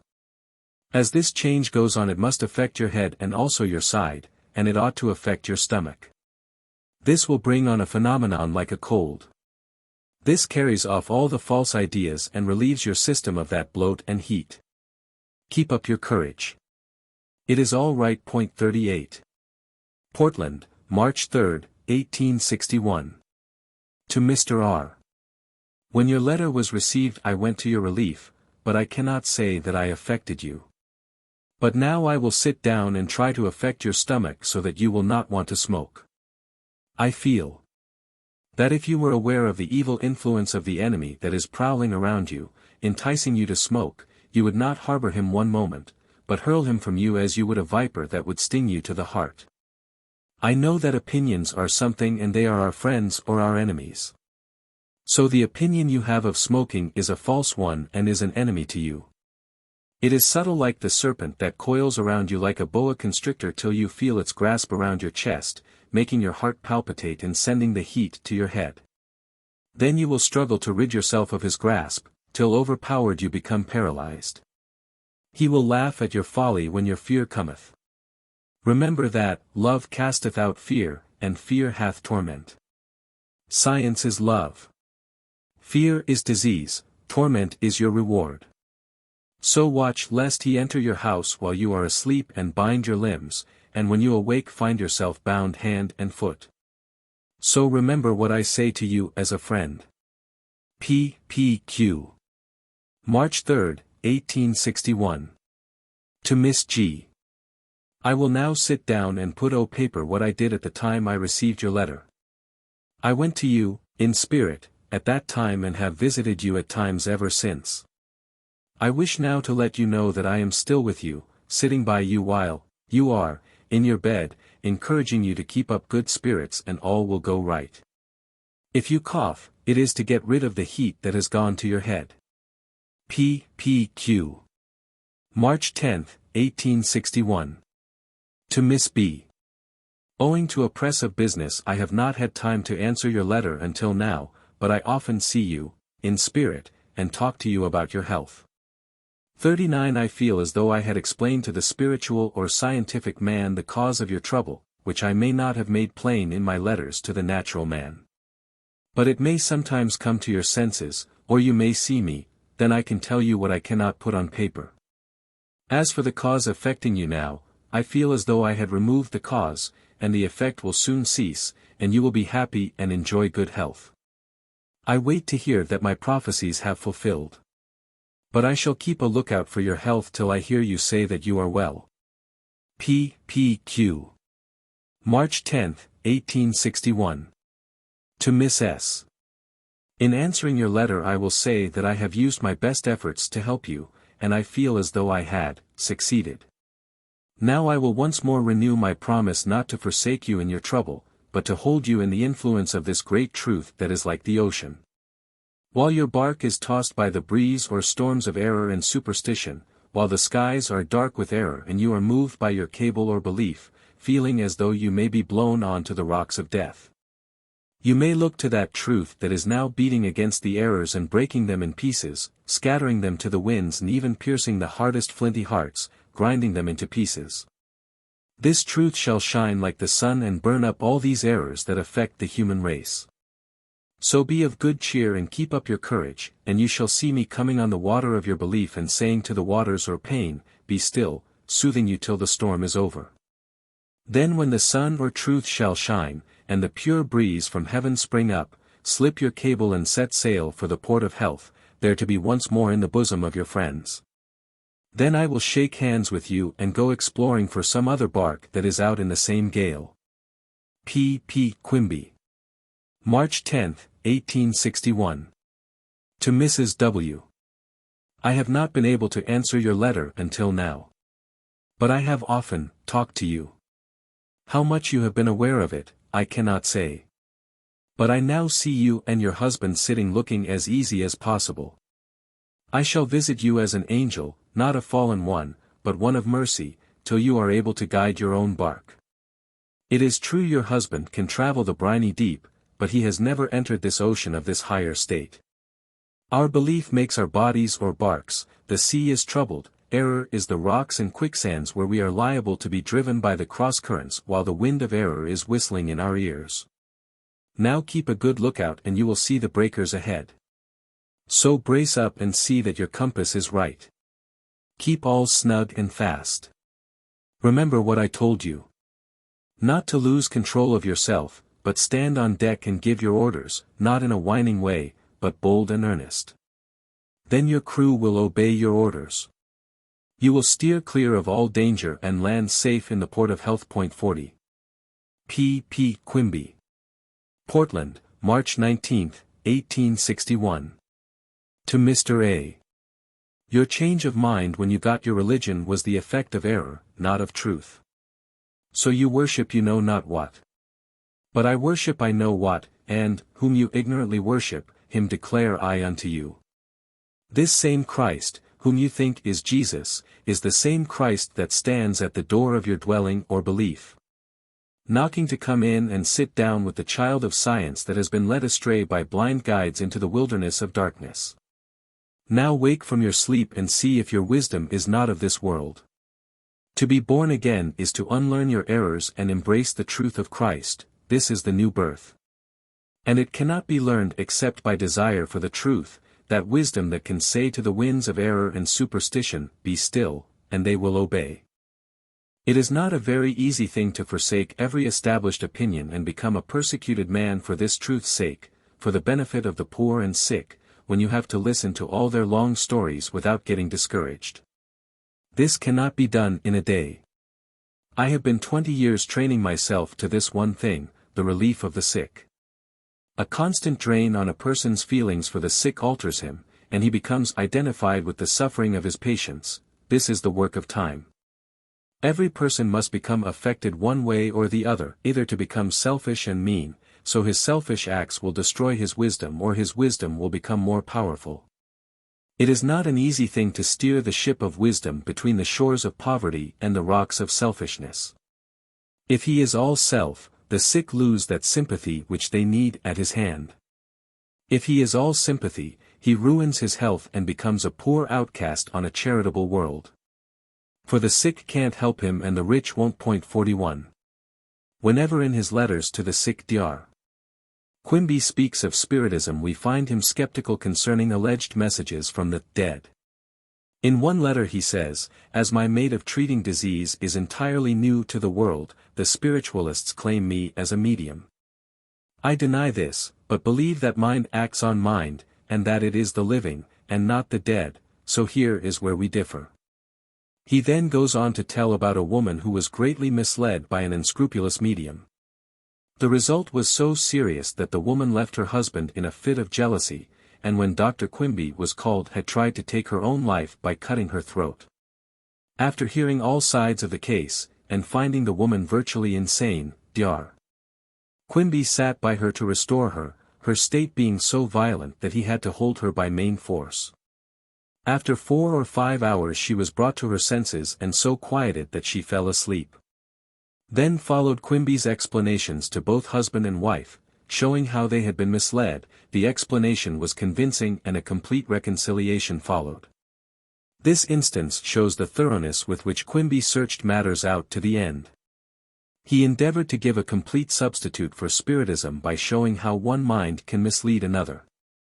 Sometimes Quimby declined to take cases of certain types, inasmuch as he was working alone and had the force of public opinion against him. What he says with reference to blindness in a letter to an Inquirer in 1861, is significant. He says, I should not recommend anyone like your description to come to see me, for I have no faith that I could cure him. If a man is simply blind I have no chance for a quarrel, for we both agree in that fact. But if a person has any sickness which he wants cured and is partially blind besides, then I might affect his blindness, but that is thrown in. I never undertake to cure the well, and if a man is blind and is satisfied I can't find anything to talk about. If I undertake to tell him anything he says, oh, I am all right but my eyes. So he is spiritually blind and cannot see that his blindness had a beginning. I refuse to take such cases till my popularity is such that my opinion is of some force to such persons. For opinions of popular quacks are law and gospel about blindness, and so long as the blind lead the blind they will both fall in the ditch. When asked if he could cure anyone using intoxicating liquors, he answered by considering all matters involved. Quimby did not undertake to judge a man simply because he drank. For he wrote, "I judge no man. Judgment belongs to God or science, and that judges right, for it contains no opinion. Giving an opinion is setting up a standard to judge your neighbor by, and this is not doing as you would be done by." He goes on to say that if someone under condemnation as a criminal who has taken to drink comes to him, he pleads his case by tracing every factor to the foundation. Convincing the man that he has been misled by his enemies and has taken to drink to drown his sorrows, Quimby brings him to his reason. The victim of persecution abandons his old associates, and is ready to change his habits. But, says Quimby, if he likes smoking or drinking, he is satisfied and wants no physician. If he is sick and I find that liquor is his enemy, then it is my duty to tell him so. If I convince him, he has no more difficulty. Quimby's caution in indulging in any opinion of his own is indicated in a letter, dated April 10, 1861, in which he says, "An opinion involves more responsibility than I am willing to take. Moreover, an opinion is of no force. And it might do a great deal of harm. I always feel as though disease was an enemy that might be conquered if rightly understood. But if you let your enemy know your thoughts, you give him the advantage. Therefore I never give the sick any idea that should make them believe that I have any fears. Making health the fixed object in my mind, I never parley nor compromise. Once when your sister remarked she never expected to be perfectly well, I replied that I never compromised with disease. And as she had been robbed of her health I should not settle the case except on condition of the return of her health and happiness. When your sister came to me I found her in a very nervous state from the fact that she had lost her sister and expected soon to follow her. This made her very nervous and stimulated her to that degree that she appeared to be quite strong. As I relieved her fears she became more quiet. This she took for weakness. But every change has come just as I told her it would." Thus Dr. Quimby gradually brought his patient into the affirmative attitude, so that she could see for herself. Again, Quimby wrote as if conversing with his patient and meeting objections point by point, while still carrying on the treatment. Thus he writes to one not yet convinced of the efficacy of absent help. "I will now sit down by you as I used to, for I see I am with you, and talk to you a little about your weak back. You forgot to sit upright as I used to tell you. Perhaps you cannot see how I can be sitting by you in your house, and at the same time be in Portland.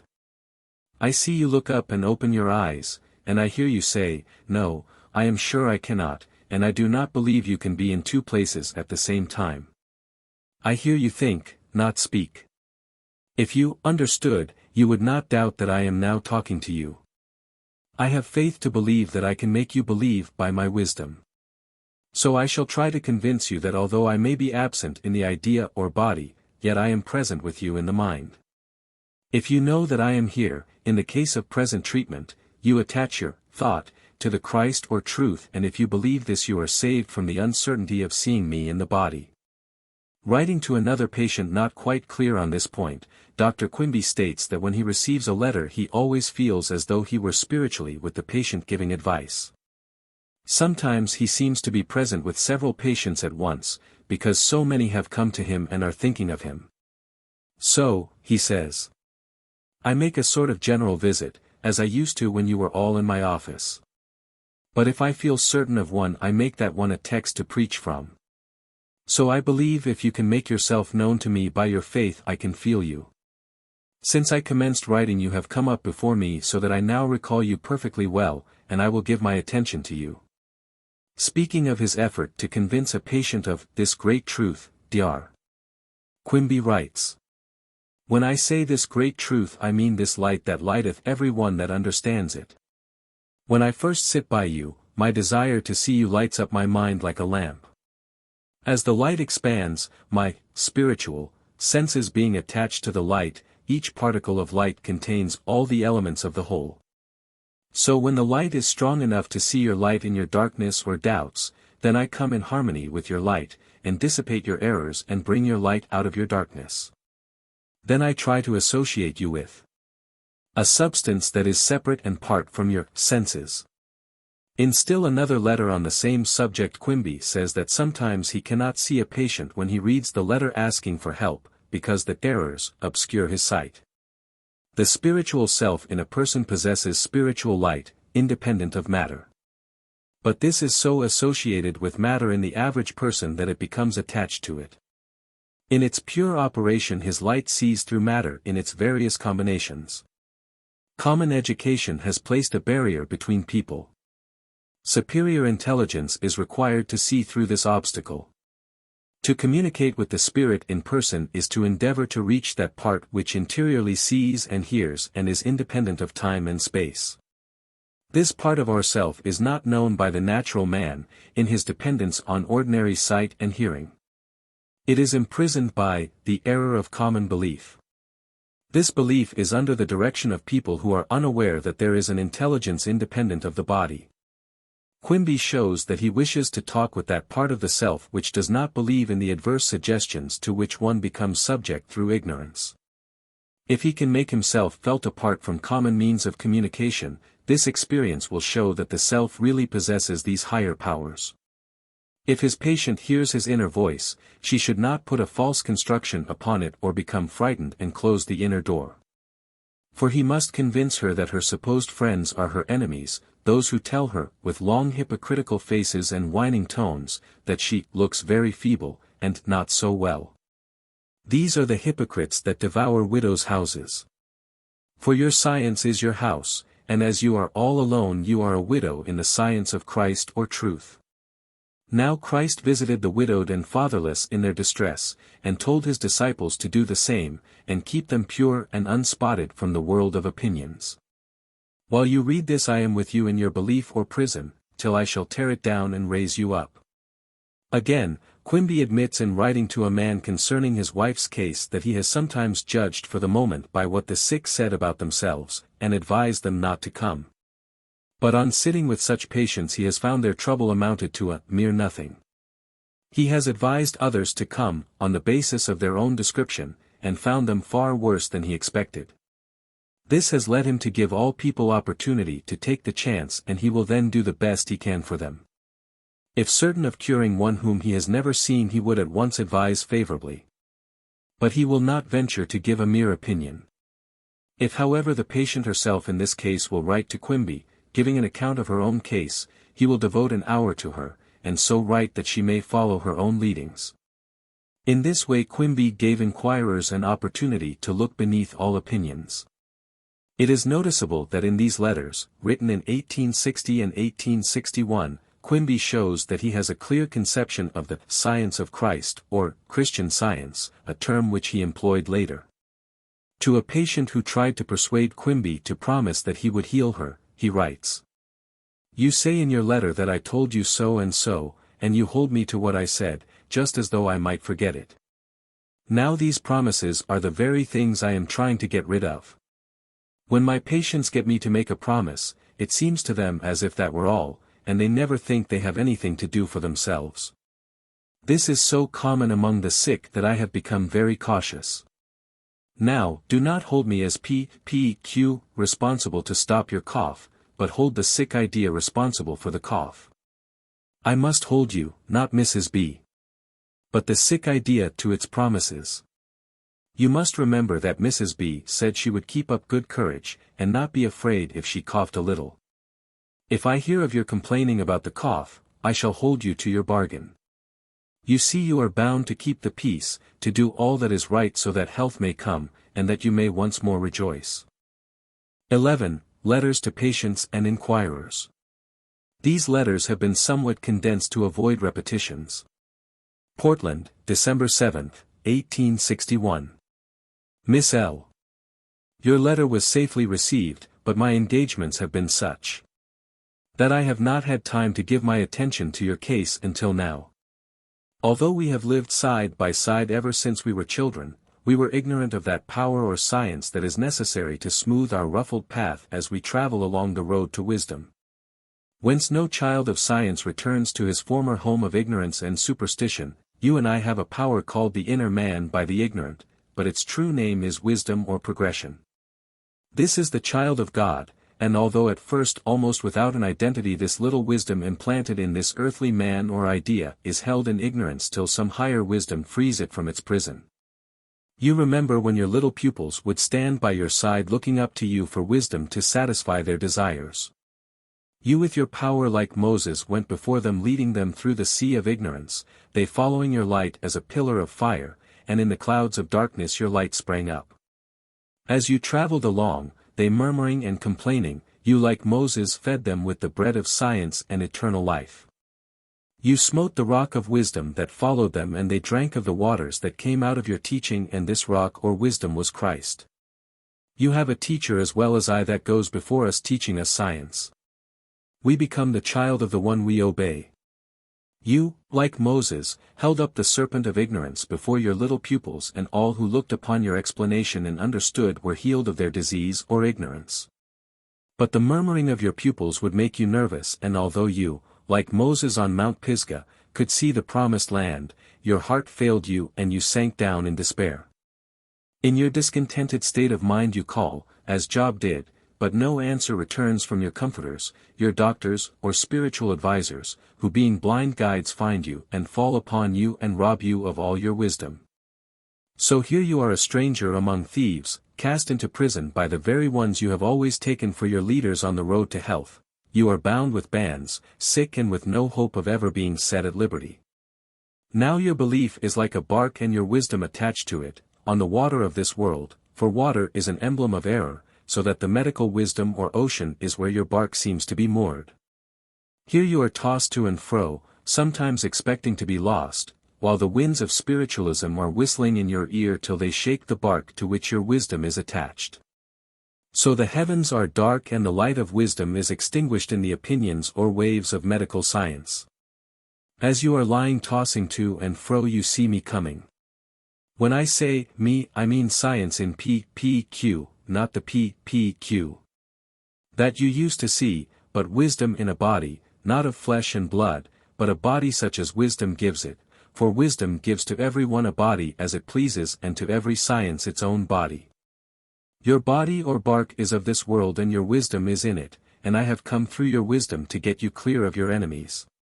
So you may look out of the window of your bark while reading this, and you will see me coming on the water of your life, saying to spiritualism and the waves of the medical faculty, be still, and I will come on board of your bark, quiet your fears and return you once more to your own house whence you have been decoyed by these blind guides. As disease is in accordance with the laws of man, a penalty is attached to every act, so that every one found guilty must be punished by the law. As you are accused of a great many transgressions, your punishment is greater than you can bear. So you sink under your trouble. I appear in your behalf to have you tried by the laws of your own country, not by the laws of these barbarians. So I will read over the indictment that stands against you. Here it is. You are accused of dyspepsia, liver complaint, nervousness, sleepless nights, weak stomach, palpitation, neuralgia, rheumatism, pains through your back and hips, lameness and soreness, want of action in the stomach. What say you to this indictment? Are you guilty or not guilty? You say, guilty. But as I appear in your behalf, I deny that you are guilty of the evils which cause this punishment. I want you to have a fair trial before the judge of truth, and if you have disobeyed any law of God or science you must answer to science, not to man. I will call on the hypocrite or doctor who goes around devouring widows' houses, and for a few dollars has got the people into trouble from which they cannot get out. He says you have all the above diseases. On cross-examination, when asked how he knows, his answer is, that, you told him. This is all the proof that he or any other doctor can bring. So by their false testimony you have been condemned for believing a lie, that you might be sick. Now as your case is one of 1,000 I have only to say a few words to your wisdom as judge. All disease is only the effect of our belief. The belief is of man, and as science sees through man's belief it destroys the belief and sets the soul or wisdom free. I will now sum up the evidence. You have listened to the opinions of the doctors, who are blind guides crying peace, peace, till you have embraced all their wisdom. This has produced a stagnation in your system, and what their ignorance has not done the spiritualists have tried to do. So between them both you are a prisoner, and in the same state as the people were in the days of Jesus when he said to them, "Beware of the doctrines of the scribes and Pharisees. For they say and do not, they bind burdens on you that they cannot explain. This keeps you nervous. So awake from your lethargy and come to the light of wisdom, that will teach you that man's happiness is in himself, that his life is eternal, this life is wisdom, and as wisdom is progression, its enemy is ignorance. So seek wisdom and believe no man's opinion, for these opinions make you nervous. This causes a heat to go to your head, making your head feel heavy and producing a dullness over your eyes. In fact, this opinion causes all your bad feelings. So if I can lift your wisdom above the error or mine, then you will be free. But now this nervous heat is all through you and comes to the surface. When the cold strikes you, it chills you. This you take for a low state of the blood. But it is a stagnation of your own self, not able to explain the phenomena that you are affected by. As you read this, it will excite you to understand it. This is like a little leaven that is put into your bread or belief. It will work till it affects the lump and causes you to feel as though you had a very bad cold. Then it will work upon your system and affect your bowels. Then you may know that your cure is at hand. So do not despair, only remember the signs of the times and pray that your flight may not be in the night nor on the Sabbath day when you are at meeting. So keep on the lookout, and I think you will be better. If so, let me know. When you read this letter, I will be with you, and you will not think it strange, for it will produce some strange sensations, sometimes joy and sometimes grief. But it is all for the best. So keep up good courage, and I will lead you through the dark valley of the shadow of death and land you safe in that world of science where disease never comes. I will stop at this time. But remember, as long as you read this and drink in these words. For this is my wisdom, and to drink it is to understand. Do this in remembrance of me, not PQ, but science, till your health comes.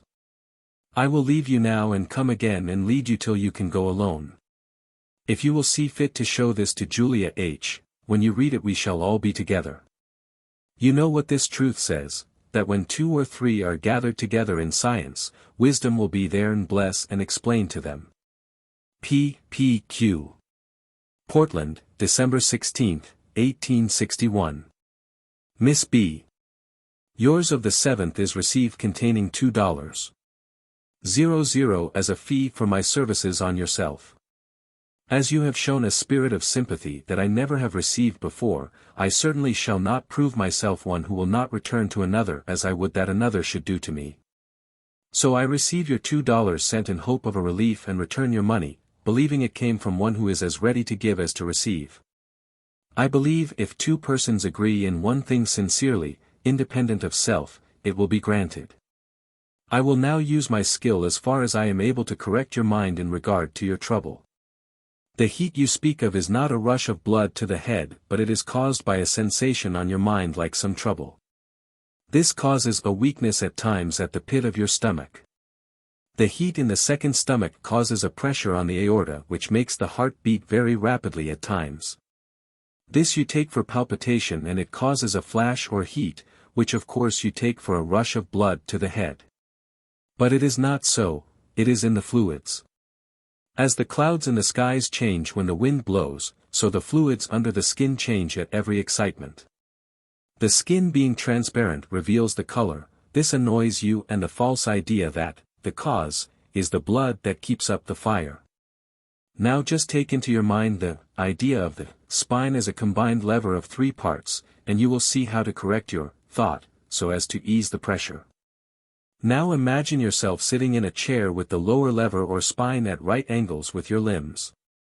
This will relieve the stomach, take the pressure from the aorta and put out the fire so there can be no heat. This will produce a change in your feelings, and the change is the cure. If you will sit down on Sunday evening, I will try to straighten you up so as to relieve that feeling. When I succeed, if you feel that I am entitled to anything in the shape of a gift, it will be received if ever so trifling.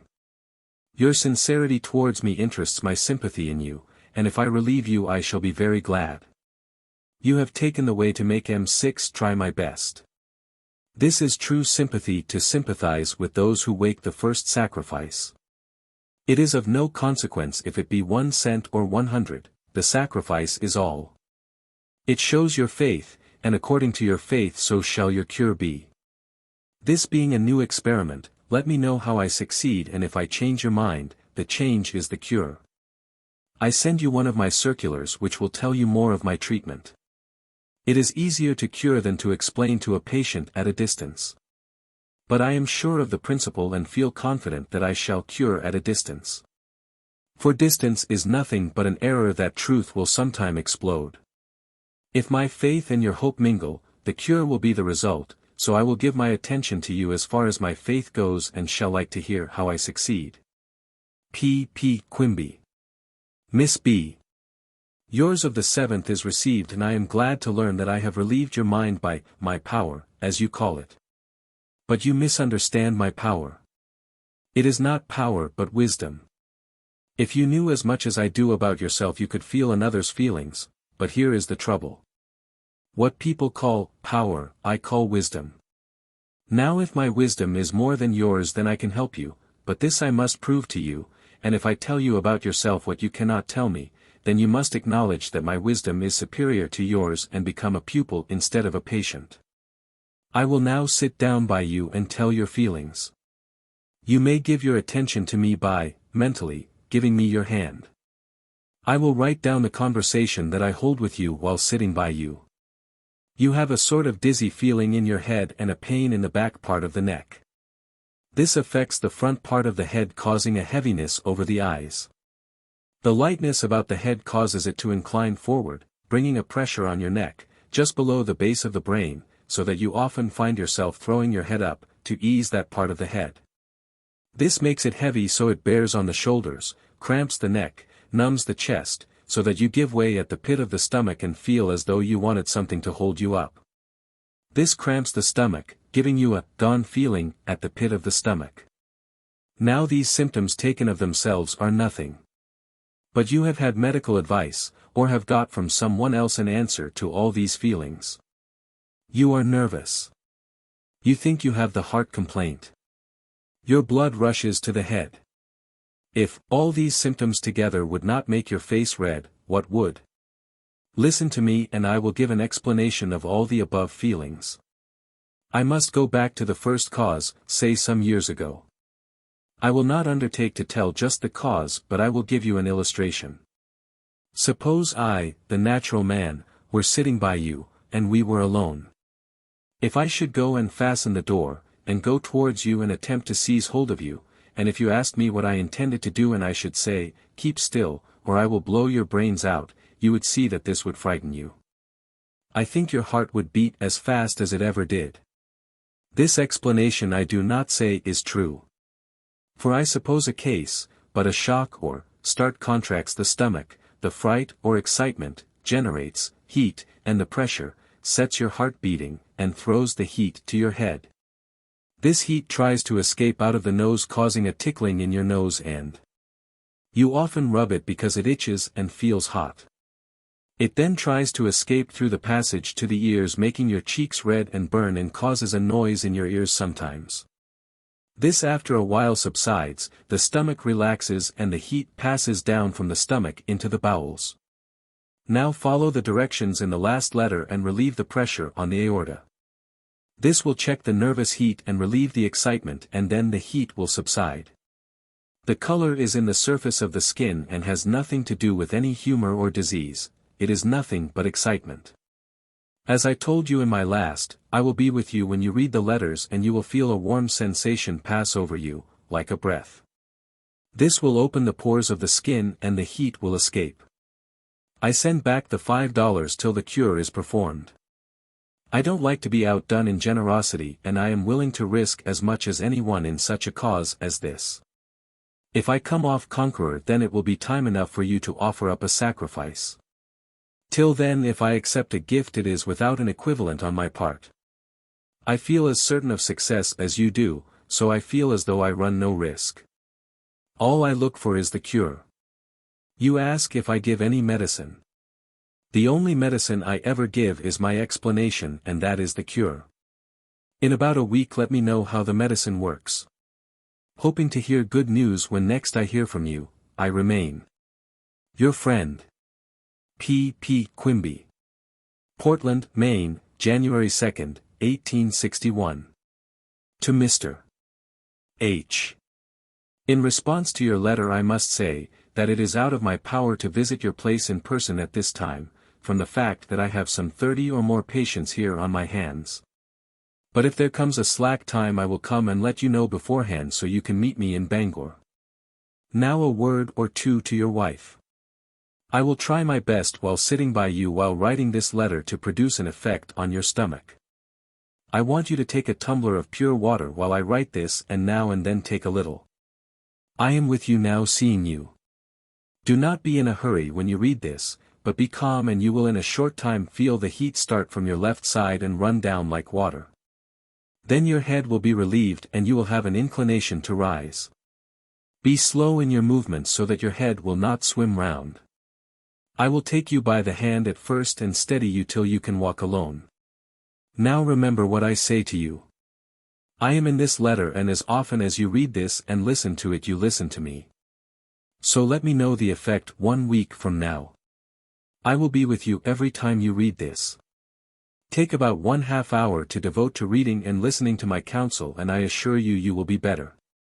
Now do not forget. Yours, etc. P. P. Q. Portland, Maine, December 30th, 1860. To Mr. J. As your wife is about leaving for her home, I take this way of expressing my ideas of the trouble she is laboring under, thinking you would like my opinion of her case. I think her friends are not aware of her true state. Hers is one of a very peculiar kind.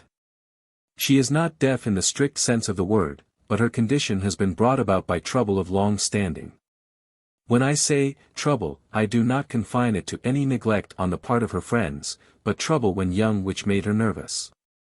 This caused her to become low-spirited till it has changed her system so that she is not the same person she was 12 years ago. I have given my attention to her general health, not to her deafness. For I think if she should come right in her mental or physical condition as she used to be, she would be well. You can see and judge of her appearance and buoyancy of mind. P. P. Quimby. Portland, Maine, December 27th, 1860. To Miss G. F. Your letter was received, and now I sit down to use my power to affect you. I will commence by telling you to sit upright and not give way at the pit of the stomach. If I felt that you saw me as plainly while I am talking to you as I see you, then there would be no use in writing, for you are as plain before my eyes as you were when I was talking to the shadow in Portland. For the shadow came with the substance, and that which I am talking to now is the substance. If I make an impression on it, it may throw forth a shadow of a young lady upright without that gone place at the pit of the stomach. Remember that when I see you sitting or standing in the position I saw you in at Portland I shall just straighten you up. If you complain of the back, you may lay it to me and I will be a little more gentle. You may expect me once in a while in the evening. So keep on the lookout. See that you have your lamp trimmed and burning, so that when the truth comes it shall not find you sleeping, but up straight, ready to receive the bridegroom. It seems that you understand this as I tell it to you. But for fear you will not explain it to the shadow, or natural man, will try to make you understand so it may come to the senses of the natural man. If I succeed, let my natural man know by a letter. 42. Yours, etc. P. P. Q. To Mrs. A. C. B. In answer to your letter I will say that it is impossible to give an opinion of a case till I know something about it, apart from my natural senses. If I myself cannot take another's feelings, my opinion is nothing. When I sit by a patient their feelings affect me and the sensation I receive from the mind is independent of the senses, for they, the senses, do not know that they communicate any intelligence to me. This I feel, and it contains the cause of the trouble, and my wisdom explains the trouble, and the explanation is the cure. You must trust in that wisdom that is able to unlock any error. P.Q. January 11, 1861. To Miss G. Your letter to Miss W was handed to me for perusal to see what course I thought best to take. So I will sit down by you as I used to do and commence operations. Excitement contracts the stomach, not from fright but from being overjoyed at your recovery. The food digests slowly and it will make you feel a little sluggish at times. But it will soon act upon your system and relieve you of your trouble, for that is only nervous, and has nothing to do with the kidneys. I will repeat the same till you are all right. Remember that I am with you when you read this, and every time you read this you will feel my influence. P. Quimby. Portland, January 25, 1861. To Mrs. Ware. By the request of E.N.S. I sit down by you to see if I can amuse you by my explanation of disease. You know I often talk to persons about religion and you often look as though you would rather have me talk about anything else. Perhaps it would be better if you knew the cause of every sensation, but you would not want a physician. Now you will want me to tell you how you feel, and if you will give me your attention I will try to explain. This heavy feeling that you have, accompanied with a desire to lie down and a sort of indifference how things go, comes from a quiet state of your system that prevents your food from digesting as readily as it did. But it will act upon you like an emetic or cathartic. Either way is right. So give no care to what you shall eat or drink, for wisdom will cause all things to work for the best. If you want to eat, consult your own feelings and take no one's opinion. Remember that he who made us knows our wants better than man. So keep yourself quiet and I will reverse the action from your head, and you will feel it passing out of your stomach. Then do not forget to sit up as I used to tell you and remember not to believe what the blind guides say. They will come to you, and if your throat is a little sore, they will merely ask if you think this sore throat is the diphtheria, looking as wise as though they had discovered the philosopher's stone. Remember what I tell you about this disease. For these hypocrites or blind guides are working in the minds of the people like the demagogues of the South. I do not say that you will be troubled by them. But I have kept on their track for 20 years and have not the slightest confidence in anything they say. I hear you now for the first time asking me if I believe in another world. Yes, but not in the sense of the clergy. I will try to explain my two worlds. You live in Chicago and I in Portland, and if it will not be blasphemy to call your place heaven, we will suppose you are in heaven and I in Portland. Now, if I am here sitting and talking with you I must leave the earth and matter and come to you. If I am with you, what is it that has left the body? It cannot be matter in a visible form, yet it is something. Listen, and I will tell you. You read that God made all living things that had life out of the earth, so that dead matter cannot produce living life nor anything else. As all matter decomposes, the dust or odor that arises from it was the matter that, the natural man, is formed of. As the child is of living matter, not wisdom, when it grows to a certain age it is ready to receive the breath of eternal life. The child was not eternal life. Eternal life is wisdom as much above human life as science is above ignorance. Eternal life is Christ or science. This teaches us that matter is a mere shadow of a substance which the natural man never saw nor can see, for it is never changed, is the same today and forever. This substance is the essence of wisdom and is in every living form. Like a seed in the earth, it grows or develops in matter, and is as much under the control of the mother's wisdom as the gold which is dissolved and held in solution is under that of the chemist. If the mother's wisdom is of this world, the spiritual child is not under her earthly care. Nevertheless it is held in the bosom of its eternal wisdom that will cherish it till it is developed to receive the science of eternal wisdom. Eternal wisdom and eternal life are not the same. Eternal wisdom cannot change but acts on eternal life, changes its form and identity. Eternal wisdom teaches us that all matter is in itself a shadow and is no barrier. Matter is dense darkness. Spirit is light. If you are wise your body or wisdom is light, and just as you sink into error you become dense or dark. Therefore let your light shine, so that when this wind comes blowing round in the form of an opinion you may know it is merely the noise of a demagogue. Believe not, and you will live and flourish. If you can understand this you have the basis of my belief. For fear I have not made my two worlds clear to your mind, I will say a few words more. The two worlds may be divided in this way, one opinions, the other science. Opinions are matter or the shadow of science. One is limited in its sphere, and the other has no limits. One can be seen by the natural eyes, the other is an endless progression. The one is today, and tomorrow is not. The other is an endless progression. One is always changing, the other is always progressing. The natural man never will know this truth, for he cannot see wisdom and live. Wisdom is the natural man's death. So he looks upon it as an enemy, prays to it, pays tribute to it as though wisdom were a man. He often uses it as a balance to weigh his ignorance in but never to weigh the difference of his opinions. He often quotes it, talking as though it were his intimate friend, while he to wisdom is only known as a servant or shadow, all an imitation. Science is of another character. Science rises above all narrow ideas. He who is scientific in regard to health and happiness is his own law, and is not subject to the laws of man except as he is deceived or ignorant. No one after he knows a scientific fact can ignorantly disobey it. So with science the punishment is in the act. With man's laws it is different, the penalty may follow the act or come after. With wisdom the laws are science.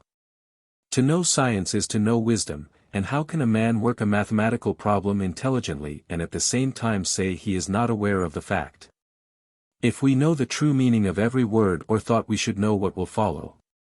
So a person cannot scientifically act amiss. But being misled by public opinion, we believe a lie and suffer. I have gone so far that I have reduced certain states to their causes as certain as ever a chemist saw the effect of a chemical change. For instance, take consumption. I know the character of every sensation. Its father or author is a hypocrite and deceiver. I look upon it as the most vile of all characters. It comes to a person under a most flattering form, with the kindest words, always very polite, ready to lend its aid in any way where it can get a hold. I will illustrate this prince of hypocrites. I will come in the form of a lady, for it has many faces and characters. I enter as a neighbor with the customary salutations and you reply that you seem very well. Oh, I am very glad, for by what I had heard I was expecting to find you abed. But you can't tell anything by gossip. You do not seem quite so well as when I saw you last. Oh, yes, fully as well, you say. Well, you know there are diseases which always flatter the patient. I suppose you have heard of the death of Mr. No, when did he die? He died yesterday but was sick a long time. Sometimes he thought he was getting better, but I knew all the time he was running down. But you must not get discouraged because you are like him, for it is not always certain that a person in the same condition you are in has consumption. Here I make you nervous and you are glad when I leave. Knowing I am not welcome in that form I assume another character. I must now appear as a doctor. I sit down and count your pulse, look at your tongue, take a stick and examine the phlegm that you have raised. Then leaning back in the chair draw a long sigh, and ask if you have a pain in your left side. The doctor is like a dog that wags his tail while you feed him but when your back is turned will bite you. If superstition is to be put down by scientific facts, it is useless to mince matters. If a person is aiding an enemy, he is as guilty as the thief. I want you to know that every word that is spoken is either matter or wisdom. Opinions are condensed into a belief. So, if I, as a typical doctor, tell you that you have congestion of the lungs, I impart my belief to you by a deposit of matter in the form of words. As you eat my belief it goes to form a disease like its author, my belief grows, comes forth, and at last takes form as a pressure across the chest. The doctor comes to get rid of the enemy and by his remedies creates another disease in the bowels. He begins to talk about inflammation of the bowels. This frightens you. The fright contracts the stomach so the heat cannot escape, and causes a flush in the face which you call a rush of blood to the head. It makes you feel sleepy and weak. You lie down, then the stomach relaxes and the heat passes down into the bowels. This causes pains. You call it inflammation. All this is very simple when you know what caused it. This letter is an essay for you to read, so good night. Let me know how it works. P. Quimby. In reply to a young physician 43. Dear Sir. Yours of the 5th is received, and in answer I would say that it is easier to ask a question than to answer it. But I will answer your question partly by asking another, and partly by coming at it by a parable. For to answer any question with regard to my mode of treatment would be like asking a physician how he knows a patient has the typhoid fever by feeling the pulse. And requesting the answer direct so that the person asking the question could sit down and be sure to define the disease from the answer. My mode of treatment is not decided in that way. And to give a definite answer to your inquiry would be as much out of place as to ask you to tell me all you know about medical practice so that I could put it into practice for the curing of disease. With no further knowledge, apart from what I might get from you. You see the absurdity of that request. If it were in my power to give to the world the benefit of 20 years' hard study in one short or long letter, it would have been before the people long before this. The people ask they know not what. You might as well ask a man to tell you how to talk Greek without studying it, as to ask me to tell you how I test the true pathology of disease, or how I test the true diagnosis of disease, etc.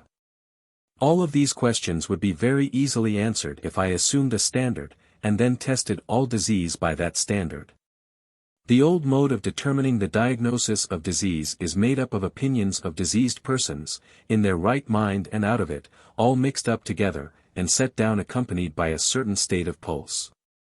In this dark chaos of error, the doctors come to certain results like this: if you see a man going towards the water, he is going in swimming, for people go in swimming. But if he is running with his hat and coat off, he is either going to drown himself, or someone is drowning, and soon. This is the old way. Mine is this. If I see a man, I know it, and if I feel the cold I know it. But to see a person going towards the water is no sign that I know what he is going to do. He may be going to bathe, or may be going to drown himself. Now, here is the difference between the physician and myself, and this may give you some idea of how I define disease. The regular physician and I sit down by a patient. He takes her by the hand, and so do I. He feels the pulse to ascertain the peculiar vibration and number of beats in a given time. This to him is knowledge. To me it is all quackery or ignorance. He looks at the tongue as though it contained information. To me this is all folly and ignorance.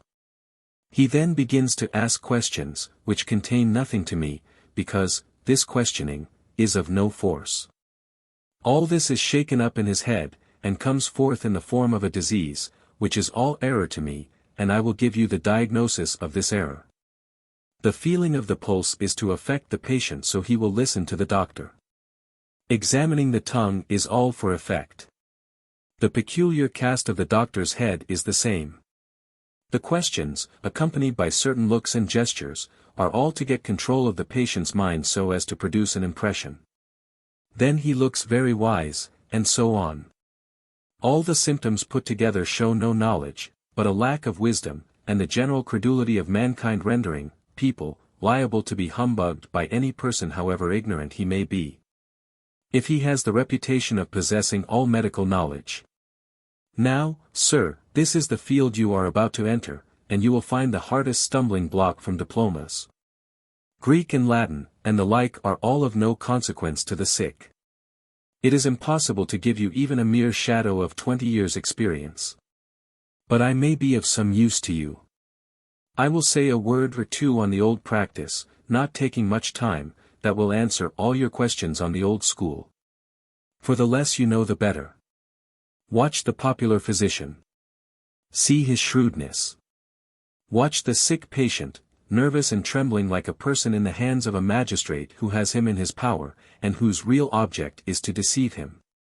See the two together, one perfectly honest, and the other, if honest, perfectly ignorant, the physician, undertaking blindfolded to lead the patients through the dark valley of the shadow of death, the patient being born, mentally, blind. Then you see them going along, and at last they both fall into the ditch. Now, like the latter, do not deceive your patients. Try to instruct them, and correct their errors. Use all the wisdom you have, and expose the hypocrisy of the profession in any one. Never deceive your patients behind their backs. Always remember that as you feel about your patients, just so they feel towards you. If you deceive them, they lose confidence in you. Just as you prove yourself superior to them, they give you credit mentally. If you pursue this course you cannot help succeeding. Be charitable to the poor. Keep the health of your patient in view, and if money comes, all well, but do not let that get the lead. With all this advice, I leave you to your fate, trusting that the true wisdom will guide you, not in the path of your predecessors. Shun evil and learn to do good. Portland, September 16, 1860. P.P.Q. A letter regarding a patient. Dear Sir. Yours of August 27th was received, after a long journey through the state of Maine. I will give you all the information that I am aware I possess. If certain conditions of mind exist, certain effects will surely follow. For instance, if two persons agree as touching one thing, it will be granted. But if one agrees and the other knows not the thing desired, then the thing will not be accomplished. For example, the lady in question wishes my services to restore her to health. Now her health is the thing she desires. Her faith is the substance of her hope. Her hope is her desire, it is founded on public opinion, and in this is her haven, the anchor to her desire, public opinion the ocean on which her bark or belief floats. Reports of me are the wind that either presses her along to the haven of health or down to despair. The tide of public opinion is either against her or in her favor.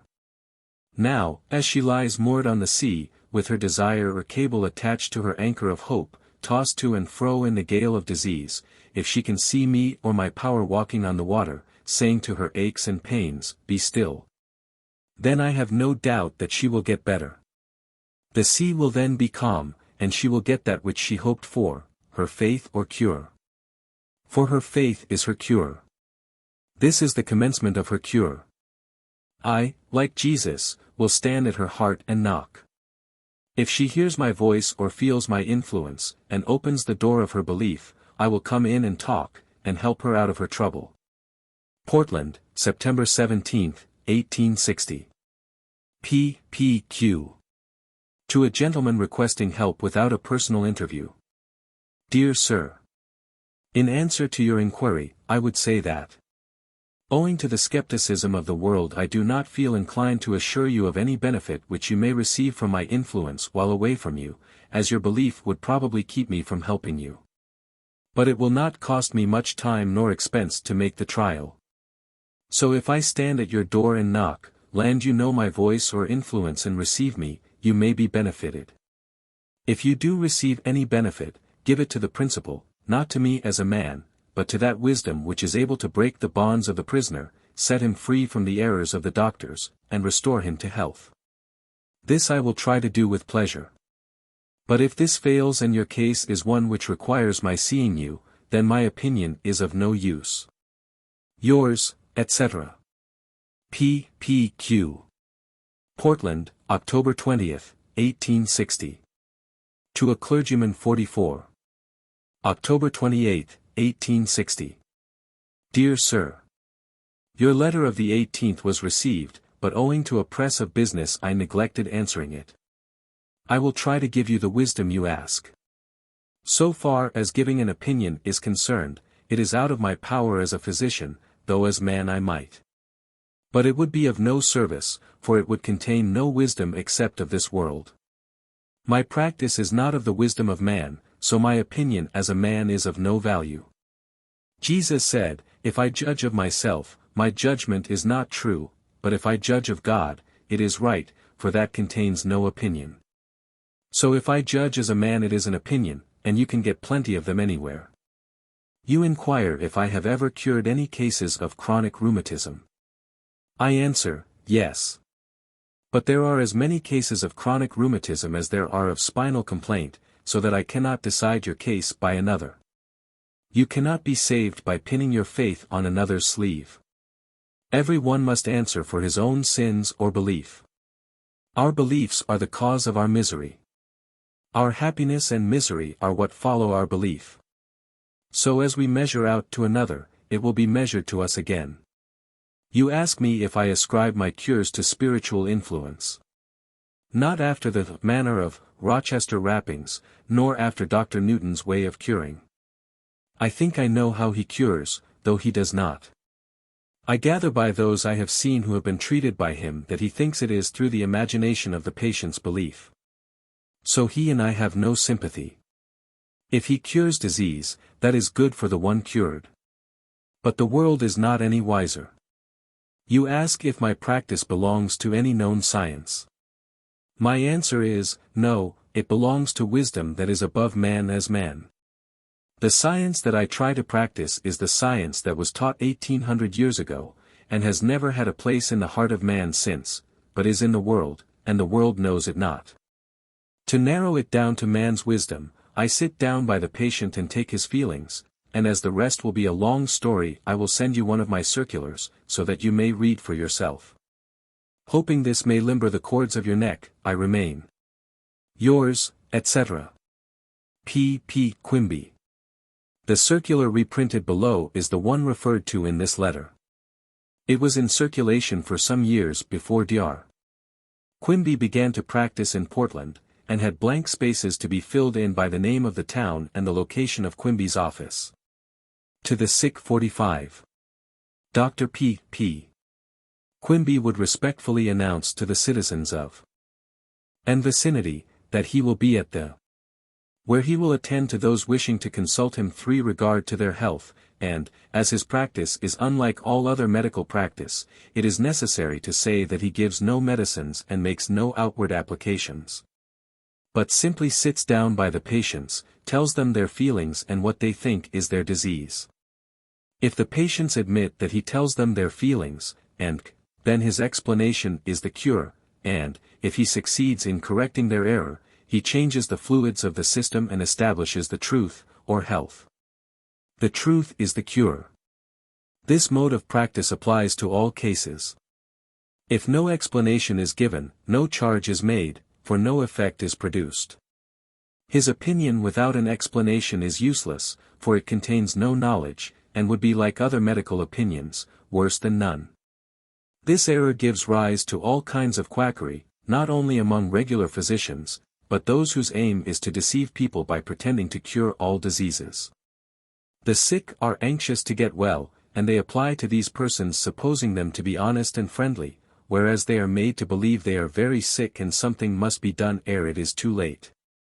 $5 or $10 is then paid, for the cure of some disease they never had, nor ever would have had but for the wrong impressions received from these quacks or robbers, as they might be called, for it is the worst kind of robbery, though sanctioned by law. Now, if they will only look at the true secret of this description, they will find it is for their own selfish objects, to sell their medicines. Herein consists their shrewdness. To impress patients with a wrong idea, namely, that they have some disease. This makes them nervous and creates in their minds a disease that otherwise would never have been thought of. Wherefore he says to such, never consult a quack, you not only lose your money, but your health. He gives no opinion, therefore you lose nothing. If patients feel pain they know it, and if he describes their pain he feels it, and in his explanation lies the cure. Patients, of course, have some opinion as to what causes pain, he has none, therefore the disagreement lies not in the pain, but in the cause of the pain. He has the advantage of patience, for it is very easy to convince them that he had no pain before he sat down by them. After this it becomes his duty to prove to them the cause of their trouble. This can only be explained to patients, for which explanation his charge is $. if necessary to see them more than once. This has been his mode of practice for the last 17 years. There are many who pretend to practice as he does, but when a person while in a trance, claims any power from the spirits of the departed, and recommends any kind of medicine to be taken internally or applied externally, beware. Believe them not, for by their fruits ye shall know them. 12. Mrs. Eddy 1862–1875. 14 of Mrs. Eddy's personal letters were found with the Quimby Manuscripts.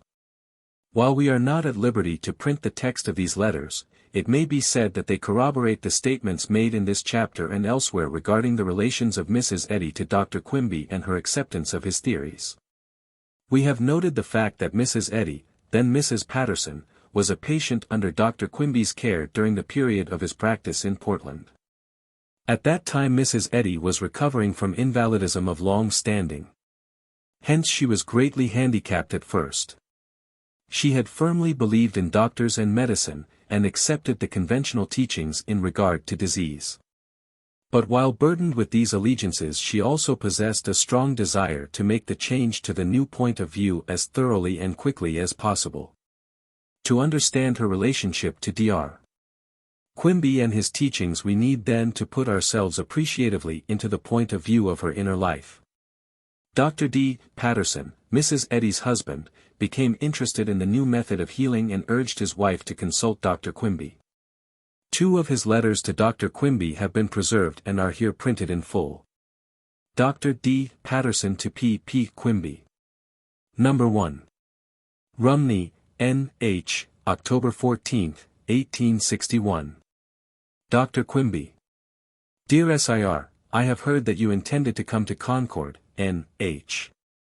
this fall to stop a while for the benefit of the suffering portion of our race. Do you intend, and if so, how soon? My wife has been an invalid for a number of years.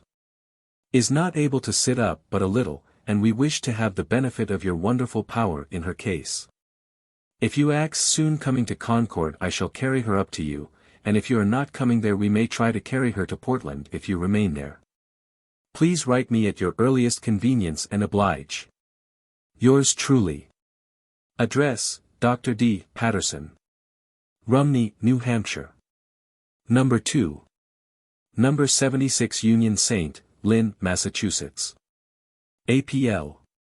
24th, 1865. Dr. P. P. Quimby. Dear Sir, my wife arrived safely Saturday eve, and is greatly improved in her health, but says she did not settle with you. If you will send your bill by mail, I will send the balance to you by the same conveyance. Yours. D. Patterson. The first of these letters is especially important since it gives the date of the request for Dr. Quimby's treatment. Dr. Quimby's circular deeply interested Mrs. Eddy, and as he was unable to leave his practice in Portland to visit Mrs. Eddy in New Hampshire, Mrs. Eddy wrote personal appeals from Rumney, and from a water cure in Hill, N.H., whither she had gone for treatment but without avail. It is plain that Mrs. Eddy had now reached the limit of endurance and the end of her faith in material methods of treatment. No record of Dr. Quimby's answer has been preserved, but doubtless he wrote to her with all the more interest and conviction in view of the fact that she had given up hope in all other directions. For under such conditions he anticipated the best results. There is no record of the exact date of Mrs. Eddy's arrival in Portland. One of Dr. Quimby's patients, still living, was present in the office when she came and distinctly remembers seeing the invalid assisted up the steps to his office. In the journal of Mr. Julius A. Dresser, under date of October 17, 1862, mention is made for the first time of this new patient, who manifested special interest in Dr. Quimby's teaching and was eager to converse with the patients who best understood the new theory. Mr. Dresser devoted the larger part of his time at that period to conversations with patients, and it was natural that he should talk at length with Mrs. Eddy. These conversations were highly important because they gave Mrs. Eddy her first connected idea of Quimby's great truth. First of all, Mr. Dresser could speak with the conviction of one whose life had been saved at the point of death with typhoid pneumonia. Again, He had seen the results in hundreds of cases, since his own cure in June, 1860. And could substantiate whatever he said by describing the conditions and the appearance of patients when they first came for treatment and by telling how great were the changes wrought by Quimby's wisdom. Mrs. Eddy indicated her increasing interest in this wisdom, and her desire to read a statement of it in Quimby's own words. Accordingly Mr. Dresser loaned her one of the manuscripts, as he possessed a copy in his own handwriting, this copy having been preserved with the others until the present time. The turning point with Mrs. Eddy, as with all who came to Dr. Quimby, was of course the silent spiritual treatment which she received at regular intervals during her stay in Portland. Dr. Quimby always depended primarily on this silent work to bring about the fundamental or decisive change, to overcome the adverse influences and start the reaction in favor of health. In Mrs. Eddy's case there were years of invalidism to overcome, together with the beliefs and habits which bound her to another mode of life. Hence a gradual change in consciousness and attitude followed upon the remarkable effects of the silent treatment which lifted her out of her invalidism. To understand what Dr. Quimby accomplished for her we should not only bear in mind that the silent treatment took her past the decisive point, but note that the conversations were in their way no less essential. And that these were made good by the many opportunities to listen to the reading of manuscripts, to hear discussions and to read the manuscripts herself. We have the direct testimony of those who were present during the conversations and readings in the office to the effect that Mrs. Eddy showed unusual eagerness to acquire all she could through these exceptional opportunities. Indeed her zeal seems at times to have exceeded her understanding, for some of her letters indicate that she made ventures beyond her returning strength. She was nervously susceptible in type, easily took on the feelings or mental atmospheres of the sick. Hence the problem in her case was not merely that of the recovery of her health. It was to find a way to temperamental control so that she could apply the new science and yet keep free. After her return from Portland to Sanbornton Bridge, 1863, she was not sure of herself in all respects and found it necessary to send for absent treatment on occasion, but she had begun to care for the sick by Quimby's method. Later, at Warren, Maine, 1864, she acquired the power to detect others' feelings and atmospheres. Had become accustomed to the feeling of Quimby's presence during absent treatments and had advanced to knowledge of that presence when there was no apparent reason for his coming. It was at Warren that Mrs. Eddy gave her first public lectures expounding Quimby's views. She felt impelled to give these lectures because she found herself classified as a spiritualist and a public denial seemed necessary. She disclaimed any connection with phenomena involving rappings, trances, or any agency in healing the sick said to come from the dead, and contrasted Quimby's science of healing with Rochester rappings, spiritualism and deism in general. Her remarks attracted attention and a newspaper editor asked her for a communication on the subject. Throughout this period, from the time of her acquaintance with Dr. Quimby by reputation and then as her healer in Portland and by means of angel visits, Mrs. Eddy looked up to Quimby as the great discoverer and healer of the day, the one whose privilege it was to rediscover the truth which Jesus taught. She felt and expressed the profound gratitude and loyalty of one who had been marvelously restored to health. She made no claims for herself. She did not make light of Quimby's teaching or identify it with either mesmerism, magnetism or any other of the isms of the day, as we shall soon see more plainly, in her communication to a Portland paper. In fact, she showed herself more than an ardent disciple. She was eager to come to Quimby's defense, lest he should be misunderstood and classed with the isms and humbugs then current. In order to depreciate Mrs. Eddy's indebtedness to Dr. Quimby, some critics have tried to make out that she was not cured by him. The recurrence of weakness seems to confirm this. Mrs. Eddy several times wrote for absent healing, and on one occasion felt it necessary to return to Portland for treatment. She frankly confessed that she had temporary recurrences of former troubles. But the critics who make this charge overlook the fact that she was at the point of death when she first went to Portland, and the fact that she was brought out of that condition so that she could walk. As she herself says in her communication to the Courier, unaided after only a week's treatment. And that Dr. Quimby gave her the therapeutic impetus and the wisdom which carried her through to the point where she herself began to understand and to demonstrate. Sonnet. Suggested by reading The Remarkable Cure of Captain F. W. Deering 46. For the Courier. To Dr. P. P. Quimby. Mid light of science sits the sage profound, awing with classics and his starry lore. Climbing to Venus, chasing Saturn round. Turning his mystic pages o'er and o'er. Till, from empyrean space, his wearied sight turns to the oasis on which to gaze. More bright than glitters on the brow of night. The self-taught man walking in wisdom's ways. Then paused the captive gaze with peace entwined. And sight was satisfied with thee to dwell. But not in classics could the bookworm find that law of excellence whence came the spell, potent o'er all, the captive to unbind, to heal the sick and faint, the halt and blind. Mary M. Patterson. The confessions of weakness were evidences of the regenerative work in process, as she realizes when it comes to her that to see the great new truth and to live by it consciously are two different things. For the mere restoration to physical health was only the beginning. There remained the great problem of a temperament which made her unduly aware of the ills and feelings of others. The problem of one's temperament is not to be solved in a week. Hence to Dr. Quimby she wrote as much of her weaknesses and failures as of her faith in his new science that, seeing precisely where she stood, he might help her to take the next great step. Dr. Quimby always encouraged this frank statement of a patient's actual needs. Mrs. Eddy responded in full faith. Meanwhile her public lectures and her conversations with interested persons showed how strong was her belief that Quimby possessed the true science of the Christ. This faith is shown, for example, in the sonnet written at the time of one of Dr. Quimby's great cures, and in her article in a Portland daily paper. The following is from Mrs. Eddy's article published in the Portland Evening Courier in 1862.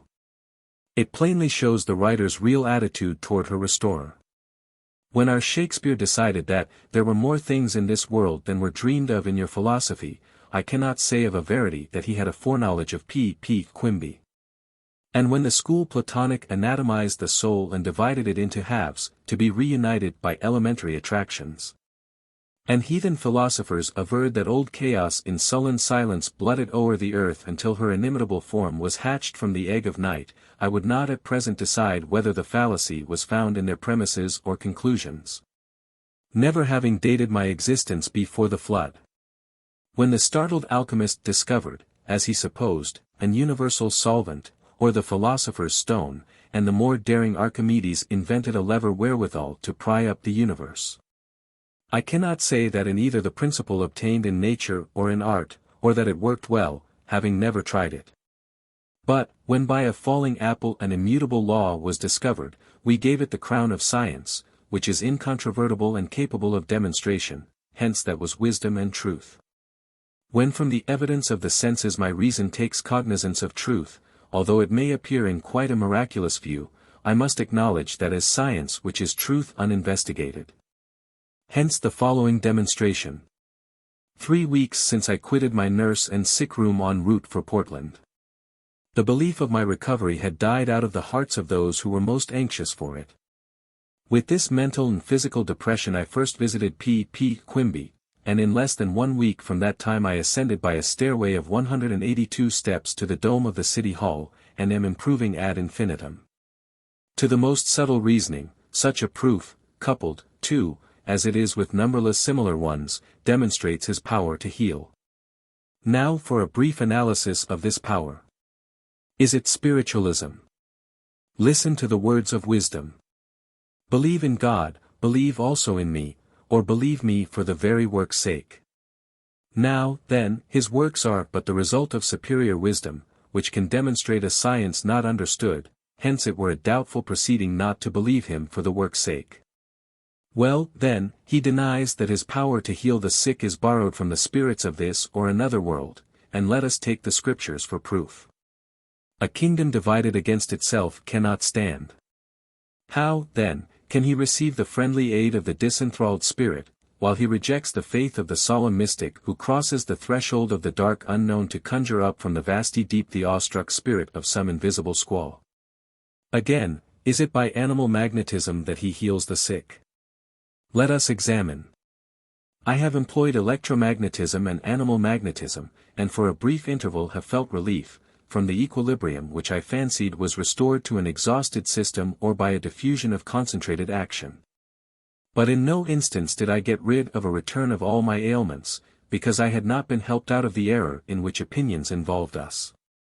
My operator believed in disease independent of the mind, hence, I could not be wiser than my teacher. But now I can see dimly at first, and only as trees walking, the great principle which underlies Dr. Quimby's faith and works, and just in proportion to my light perception of truth is my recovery. This truth which he opposes to the error of giving intelligence to matter and placing pain where it never placed itself, if received understandingly, changes the currents of the system to their normal action. And the mechanism of the body goes on undisturbed. That this is a science capable of demonstration becomes clear to the minds of those patients who reason upon the process of their cure. The truth which he establishes in the patient cures him, although he may be wholly unconscious thereof, and the body, which is full of light, is no longer in disease. At present I am too much in error to elucidate the truth, and can touch only the keynote for the master hand to wake the harmony. May it be in essays instead of notes. Say I. After all, this is a very spiritual doctrine. But the eternal years of God are with it, and it must stand firm as the rock of ages. And to many a poor sufferer may it be found, as by me, the shadow of a great rock in a weary land. The day following the publication of the above article, it was criticized by the Portland Advertiser, and Mrs. Eddy then wrote a second article, replying to the criticism. In it appeared the following paragraph, referring to Quimby in his doctrine. P. Quimby stands upon the plane of wisdom with his truth. Christ healed the sick, but not by jugglery or with drugs. As the former speaks as never man before spake, and heals as never man healed since. Christ, is he not identified with truth, and is not this the Christ which is in him? We know that in wisdom is life, and the life was the light of man. P. Quimby rolls away the stone from the sepulchre of error, and health is the resurrection. But we also know that light shineth in darkness, and the darkness comprehended it not. These excerpts, says J. A. Dresser, are in plain language, and they speak for themselves. The statements are made with too evident an understanding of their truth to be doubted or questioned, or afterward reversed in any particular. It should be borne in mind that your speaker was there at the time, and was familiar with all the circumstances she relates and the views expressed. The devoted regard the lady formed for her deliverer, Quimby, and for the truth he taught her, which proved her salvation, was continued to be held by her from this time, the autumn of 1862, up to a period at least 4 years later.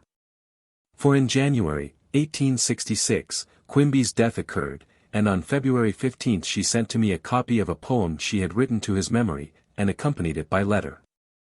This letter, which was published in full in The True History of Mental Science, 1887, was both an expression of gratitude and a personal appeal. Knowing that Mr. Dresser was Quimby's most enthusiastic follower, Mrs. Eddy expressed the hope that he would take up the work of their much-loved friend. She then goes on to speak of a fall on the sidewalk which left her momentarily unconscious.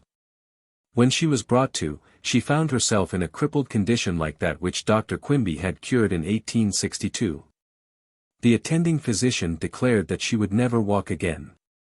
But so firm was her faith in Quimby's principle that she was out of bed in 2 days, with the declaration that she would walk. Nevertheless she found that the mishap had thrown her back into the old associations for the time being, also that her friends were helping her back into the spinal affection from which she had suffered so long. In this state of suspense between opposing forces she appealed to Mr. Dresser for help, according to Quimby's method of silent spiritual treatment. If another person were in her condition she believed she could give help in this way, that is, if the other had not attributed intelligence to matter. But despite her strong faith that all intelligence should be identified with divine power, she found herself weakening. Hence her appeal to one who had followed Dr. Quimby with such ardor and understanding. The poem, which had been printed in a Lynn newspaper, is as follows. Lines on the death of Dr. P. P. Quimby, who healed with the truth that Christ taught, in contradistinction to all isms. Did sackcloth clothe the sun, and day grow night? All matter mourn the hour with dewy eyes. When truth, receding from our mortal sight, had paid to error her last sacrifice. Can we forget the power that gave us life? Shall we forget the wisdom of its way? Then ask me not, amid this mortal strife, this keenest pang of animated clay. To mourn him less, to mourn him more were just. If to his memory 'twere a tribute given. For every solemn, sacred, earnest trust, delivered to us ere he rose to heaven. Heaven but the happiness of that calm soul, growing in stature to the throne of God. Rest should reward him who bath made us whole, seeking, though tremblers, where his footsteps trod. Lynn, February 22, 1866. Mary M. Patterson. It is interesting to realize how much depended on the answer to that letter. Had Mr. Dresser decided to take up Dr. Quimby's work at that time, no one would have disputed his right to do so or his worthiness, since he was the best fitted of Quimby's followers to succeed him. But, lacking the confidence to take over the work of a master hand, he expressed his unfitness and declined the opportunity which Mrs. Eddy's appeal put before him. There was then no resource for Mrs. Eddy save to apply the Quimby method in her own way. On the other hand, as we have seen above, Mrs. Eddy was for some time in the throes of proving Quimby's principle in her own way. With no healer to depend on, she had to look to that principle alone. She still remained loyal to Quimby. There is no reason for believing that her attitude toward him changed in any way until sometime in 1872. He was to her the modern representative of the great saving truths taught by Jesus.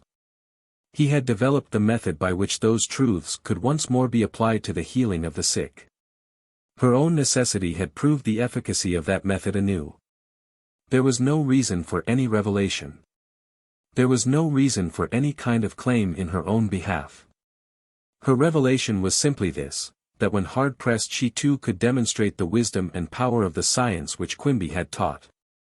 It always comes to a person with the force of a revelation when one realizes that it is within one's power actually to apply a line of teaching which hitherto has seemed so wonderful that apparently its discoverer is the only person who can demonstrate it.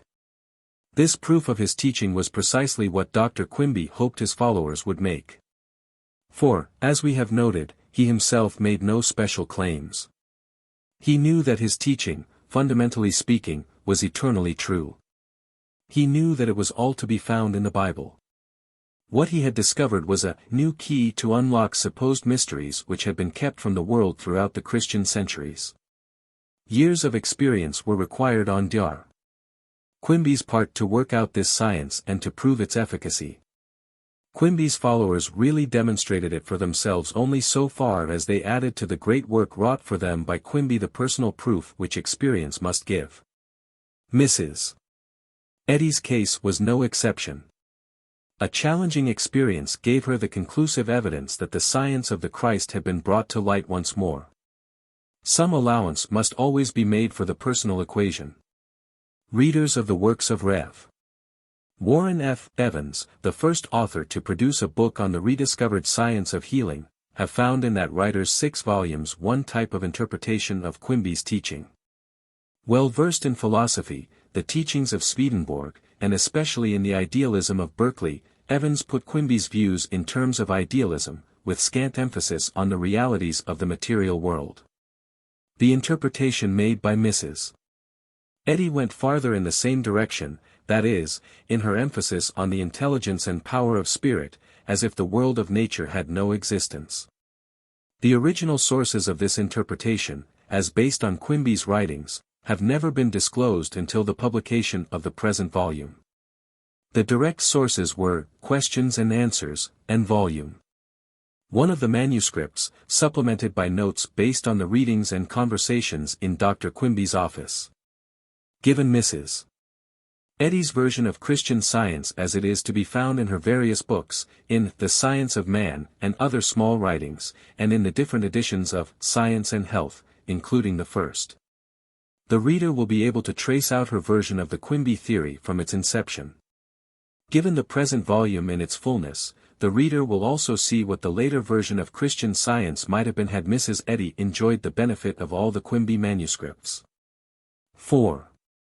His later writings are in various respects correctives of the view which underestimates the place and reality of the natural world. It is not necessary to trace out the changes made in the writings which were in Mrs. Eddy's possession. The manuscript known as Questions and Answers is the typical instance. With great care Miss Milmine followed all these changes throughout the period which intervened between 1866 and 1875, when Mrs. Eddy, then Mrs. Glover, lived in Maine and in Stoughton, Massachusetts. She has shown how Questions and Answers gradually became The Science of Man, by which the sick are healed, embracing questions and answers in moral science, arranged for the learner by Mrs. Mary Baker Glover, 1870. She has disclosed the fact that this manuscript was still attributed to Dr. Quimby while Mrs. Eddy lived in Stoughton, but that Mrs. Eddy introduced a preface of her own which was later incorporated into the text, which in turn was put forth as Mrs. Eddy's, Mrs. Glover's, own during the period of her work in Lynn. Thus we have before us all the stages which led from entire fidelity to Quimby to the later attitude as expressed in Science and Health after the first edition. Then, too, in the New York Times, July 10, 1904, portions of Questions and Answers were printed side by side with passages from Science and Health, together with a facsimile showing emendations in Mrs. Eddy's copy of the manuscript in her own hand. The article in the Times was conclusive evidence regarding this important transition from Questions and Answers to The Science of Man. All that was needed to make the textual history complete was the publication in full of Questions and Answers in the present volume. From all the evidence before us it is perfectly clear, that until sometime in 1872, at the close of her intermediate period, Mrs. Eddy maintained her attitude of loyalty to Quimby as expressed in her letters, 1862–65, and her newspaper contributions and lectures of those years. We find her in the Stoughton period still attributing Questions and Answers to him without qualification. After that time, as Miss Milmine has clearly shown, changes in terminology were gradually introduced, and Dr. Quimby was no longer mentioned as the writer and discoverer. What followed is not for us to chronicle here. For our present purposes it is a question of the gradual development of Dr. Quimby's own views, which have reached a certain stage of clearness only in the case of Questions and Answers. Dr. Quimby was not at his best when thus answering questions, but rather when giving the silent treatment and conversing with his patients. While Mrs. Eddy was limited to a few manuscripts, in so far as she copied or rewrote them for her own purpose as a teacher. She had also had the benefit of that decisive silent healing and the touch with a quickening personality which gave her the directive impetus for her own work. This is the main consideration. And this ought not to be lost sight of in our interest in tracing the vicissitudes of such a manuscript as Questions and Answers. For better or worse, that manuscript is Quimby's. We may read it as a secondary expression of what Quimby believed, or we may read it to see just how it led to the development of the later Christian Science. One should guard against claiming too much either for this particular manuscript or for the use to which it was put by Mrs. Eddy. For no one who knows the facts from within has ever claimed that Dr. Quimby actually wrote Mrs. Eddy's book, Science and Health. What has been claimed, and rightfully so, is that from Dr. Quimby in the period under consideration in this chapter Mrs. Eddy, then Mrs. Patterson, having been restored to health by the great healer, whom she publicly acknowledged as working by the truth which Jesus taught, acquired the essential ideas and methods which gave being to her version of Christian Science. Question and Answers, used as the basis for teaching for several years, was the connecting link. The Science of Man stands for another link in the chain of development, the first and second editions of Science and Health, 4 other links. To understand all these in their connection is to understand the origin and the various expressions of the later Christian Science. 13. Questions and Answers. In order to clear the way for real understanding of his theory, Dr. Quimby wrote in February, 1862, answers to 15 questions put to him by one of his patients. Copies of this manuscript were kept on hand to loan to new patients, and some of the patients made their own copies. On the cover of a copy made in June, 1862, George Quimby has written, Mrs. Patterson first saw Dr. Quimby in October 1862, 4 months after this was written. Questions and Answers. Portland, June, 1862. George Quimby loaned a copy of this manuscript to Miss Milmine when she was tracing out the various changes made in Questions and Answers, as recorded in her Life of Mary Baker G. Eddy. 47. This manuscript is not so clear as the brief articles printed in the following chapter, and known as Volume 1, also loaned to patients and Mrs. Patterson Eddy. It is printed as originally written, with a few changes in punctuation and capitalization to conform to writings of the same year. Obscure points will be made plain by selections from later articles, in chapters 15 to 18. Question 1. You must have a feeling of repugnance towards certain patients. How do you overcome it, and how can I do the same? Answer. In order to make you fully understand how I overcome the repugnance, it will require some little explanation of my mode of curing, for my cures are in my belief or wisdom, and the patient's disease is in his belief or knowledge. Now my wisdom is not knowledge, for what a man thinks he knows is knowledge or opinion, but what is wisdom to a man, he has no opinion about. As God is wisdom, wisdom is science, and we call the proof of getting science knowledge, belief or reason. But when the answer comes, our knowledge vanishes and we are swallowed up in God or wisdom. The sick are strangers to this wisdom, being led by false guides without it, who have eyes and see not, ears and hear not, and hearts that cannot understand, therefore like strangers they are at the mercy of everyone's opinion. Having a strong desire for wisdom or health, they call on everyone for their food or wisdom. So when they ask for bread they receive a stone, or for water they receive vinegar, and thus they are driven like sheep to the slaughter, not daring to open their mouths. This is the state of the patient who asks the above question. My wisdom sees their condition, feels their woes and comes to the rescue, but to get them from their enemy is often an arduous task. The repugnance of which you speak is not towards their personal senses, but to the ideas their senses are attached to.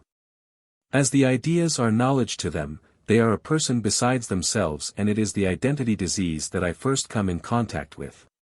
This is what I have to annihilate, and at first I sometimes feel a repugnance towards the sick, such as a man will feel in entering a penitentiary to rescue a victim, who has been innocently confined. The disturbance of the rescue sets the house in an uproar, the victim not knowing the cause is as much frightened as her enemies.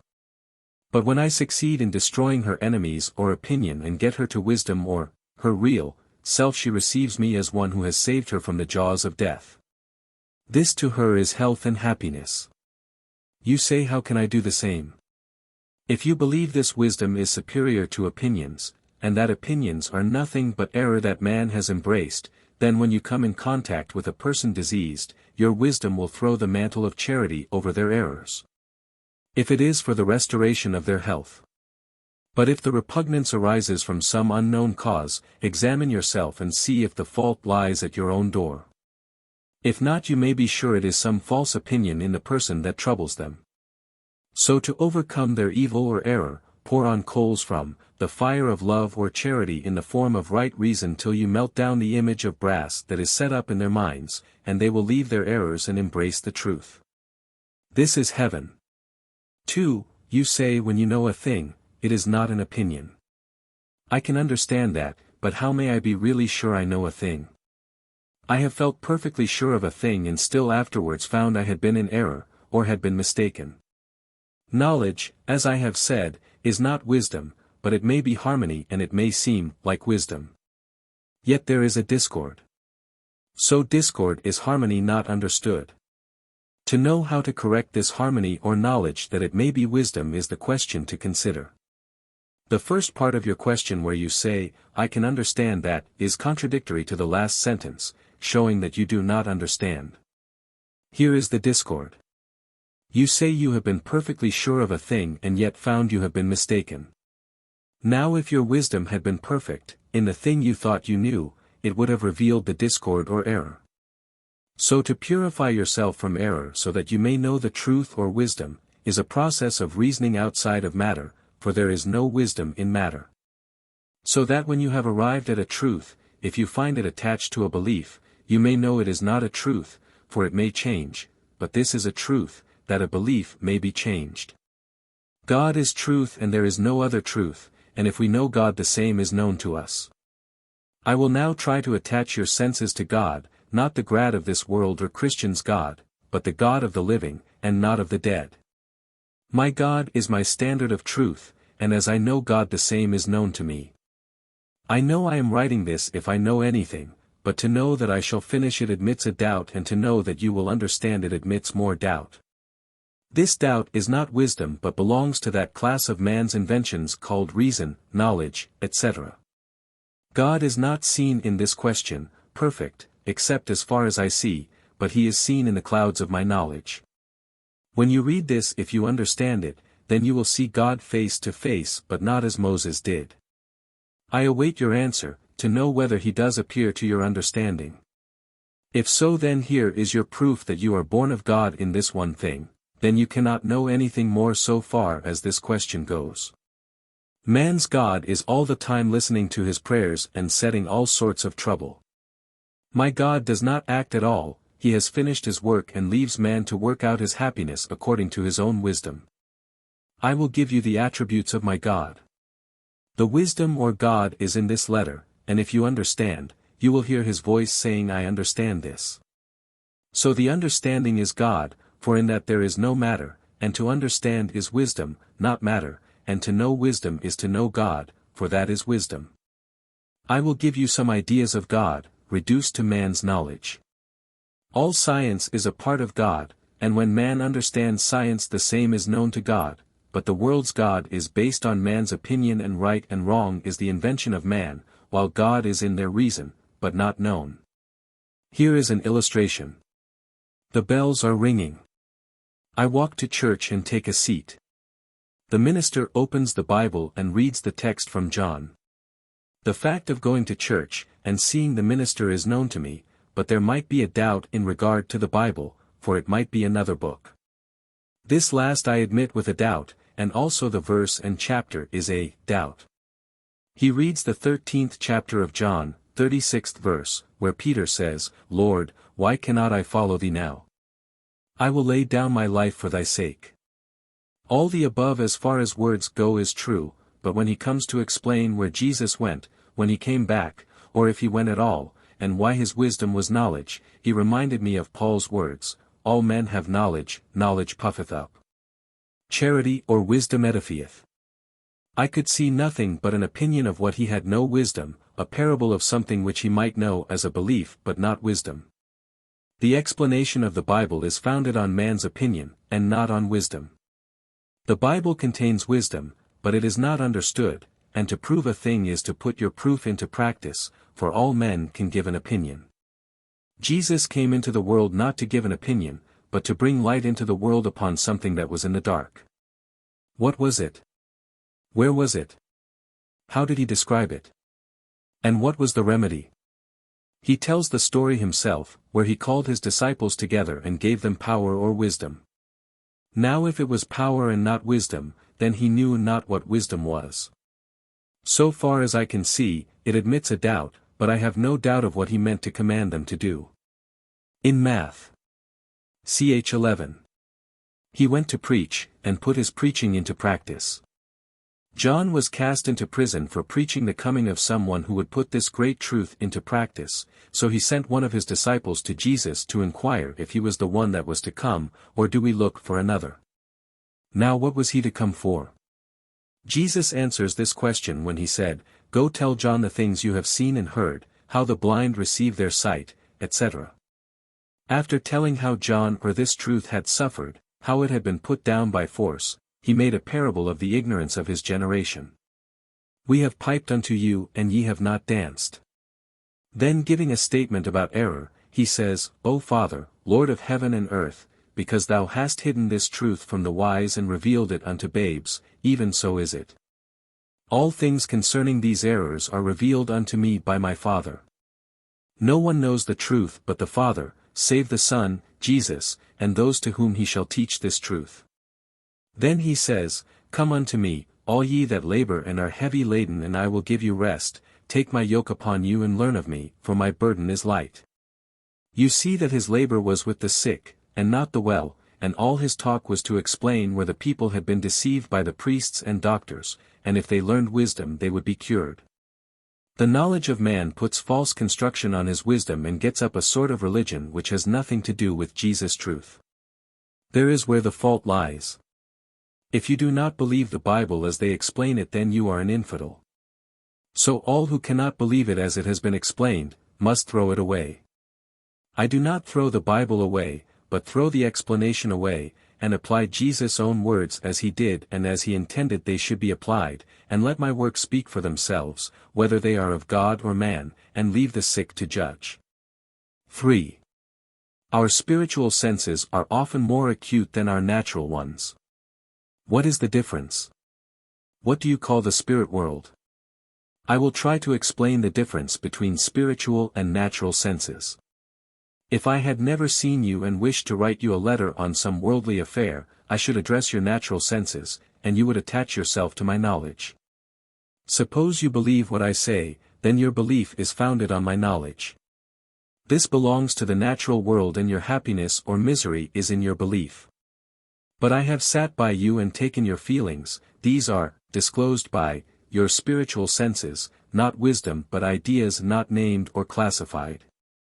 In the spiritual world there are things as they are in the natural world that affect us as much, but these are not known by the natural senses or wisdom.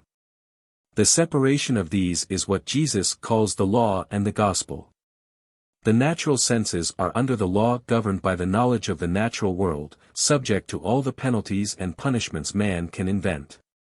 The spiritual senses have their spiritual world, with knowledge of all the inventions of the natural world, but the communication, relationship, is not admitted by the natural man except as a mystery. There is just as much progress in the spiritual as in the natural world, and the science I teach is the wisdom of my God, applied to the senses in the spiritual world. So it requires a teacher to teach the wisdom of God in the spiritual world, as well as that spiritual wisdom that has been reduced to man's senses in the so-called science. Paul says, How shall they believe in him of whom they have not heard? And how shall they hear without a preacher? And how shall they teach unless they be sent or understand how to teach? I am now talking to your spiritual senses, standing at your door, knocking with my wisdom at your heart or belief for admittance. If you can understand, then I will come in and drink this truth with you, and you with me. This is the spiritual world or senses. Suppose you are sick, and feel you need a physician. Then is the time you and your spirit will call on me, or my spirit, and when I come, if you know my voice or understand, you will open the door, and when you do understand, I am with you. 4. Is not one's own experience wisdom to him in a certain sense? Wisdom is not knowledge but the answer to our knowledge. But in error knowledge is wisdom, till wisdom comes. For example, suppose I make a sound, that is not wisdom but a sensation. Suppose you try to imitate it, this process is called knowledge or reason. When the sound is in tone with me, this is wisdom not understood.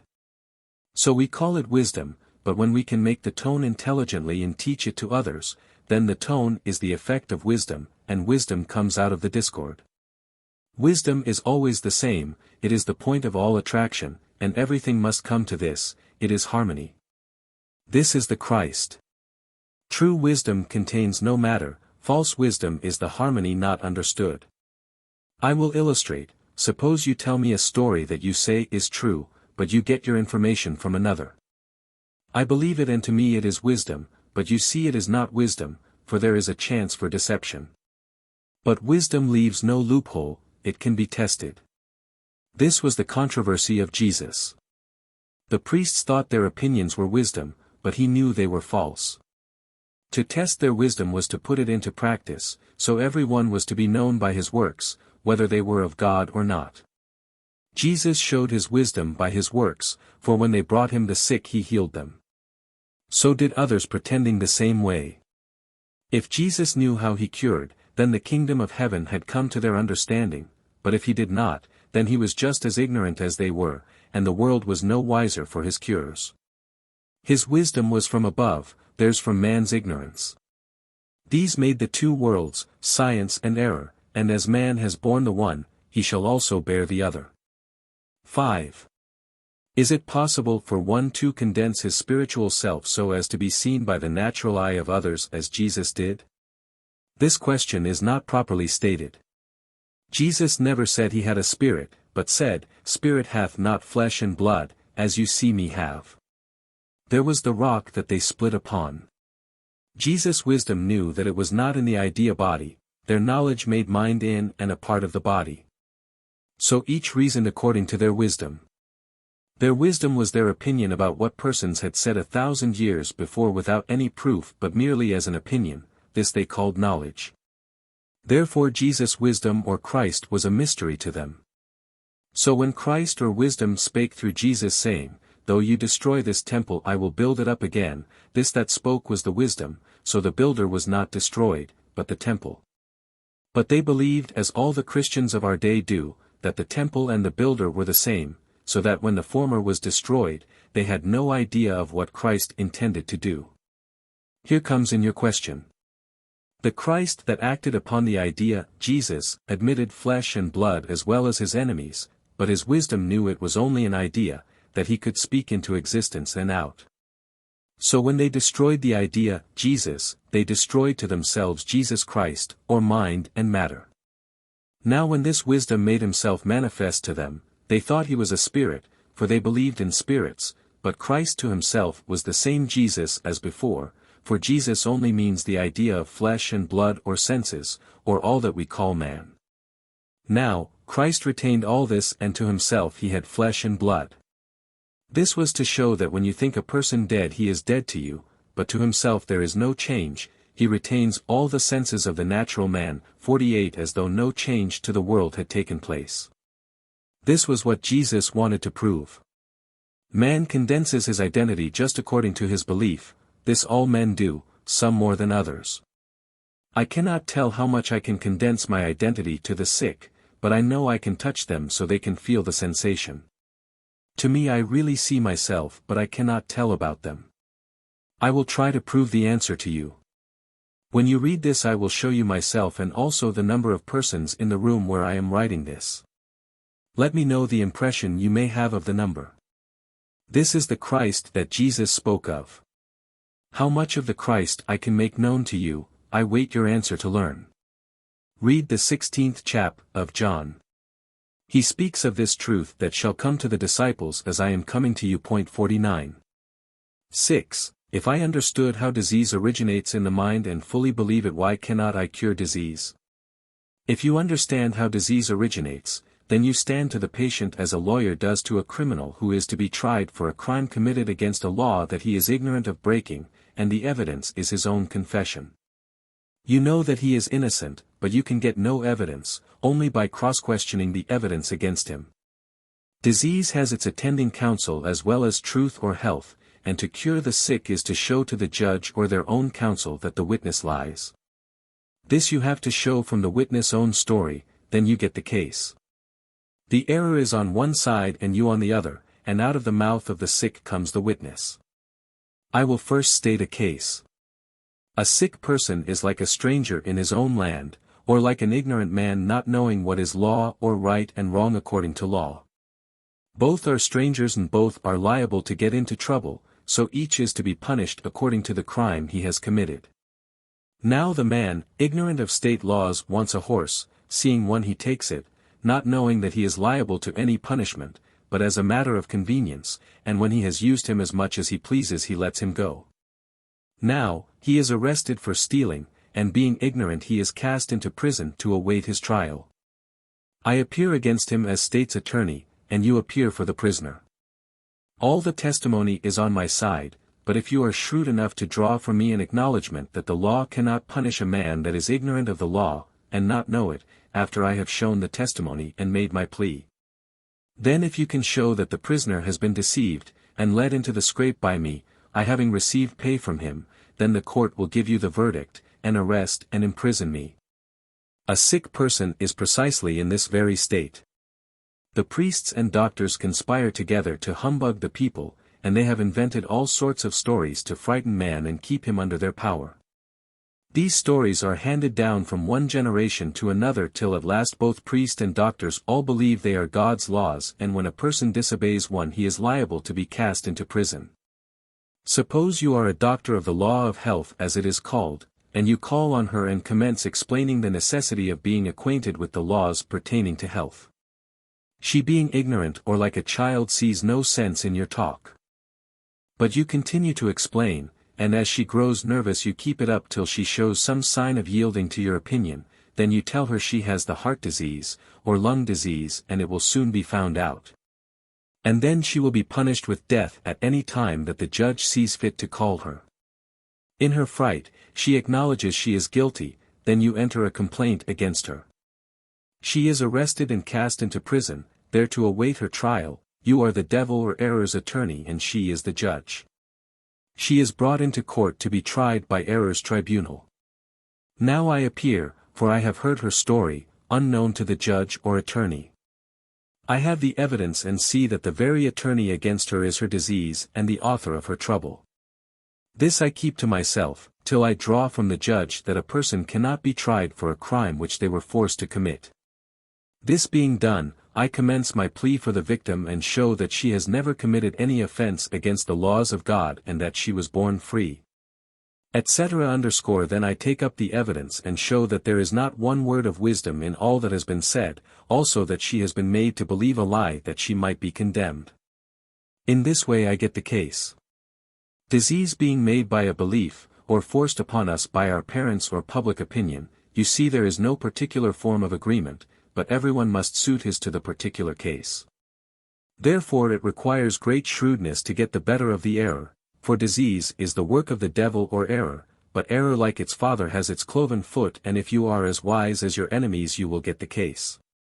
I know of no better answer than Jesus gave to his disciples when he sent them forth and told them to preach the truth and cure. Be ye wise as they were, or serpents, and as harmless as doves, that is, do not get into a rage. In this way you will annoy the disease and get the case. Now if you can face the error and argue it down, then you can cure the sick. 7. I can see this belief places man entirely superior to circumstances, but will it not therefore take away all desire for improvement and cause invention to cease, and the whole go back rather than progress? And cause us also to become indifferent to friends and social relations, and say of everything that it is only an idea without substance, and so take away the reality of existence? The answer to this is involved in the last. You can answer it by your own feelings, when you plead the case of the sick, condemned by the world, cast into prison with no one to say a cheering word, but left to the cold icy hand of ignorance and superstition, who have no heart to feel and whose life depends on its destruction. If you can be the means of pleading their case and set them free from their prisons or superstitions and error, into the light of wisdom and happiness, there to mingle with the well and happy, knowing that you were the cause of so much happiness, would it not be enough to prompt you to continue your efforts for the salvation of the sick and suffering, till the great work of reformation is completed? You may answer for yourself, and say if it does not place man superior to the interests of this world, and instead of taking away the reality of existence it makes man's existence an eternal progression of joy and happiness. And its tendency is to destroy death and bring life and immortality to light. 8. Suppose a person kept in a mesmeric state, what would be the result? Would he act independently if allowed? If not, is it not an exact illustration of the condition we are in order to have matter which is only an idea seem real to us, for we act independently? I think I understand your question. God is the great mesmerizer or magnet. 50 He speaks man or the idea into existence, and attaches his senses to the idea, and we are to ourselves just what we think we are.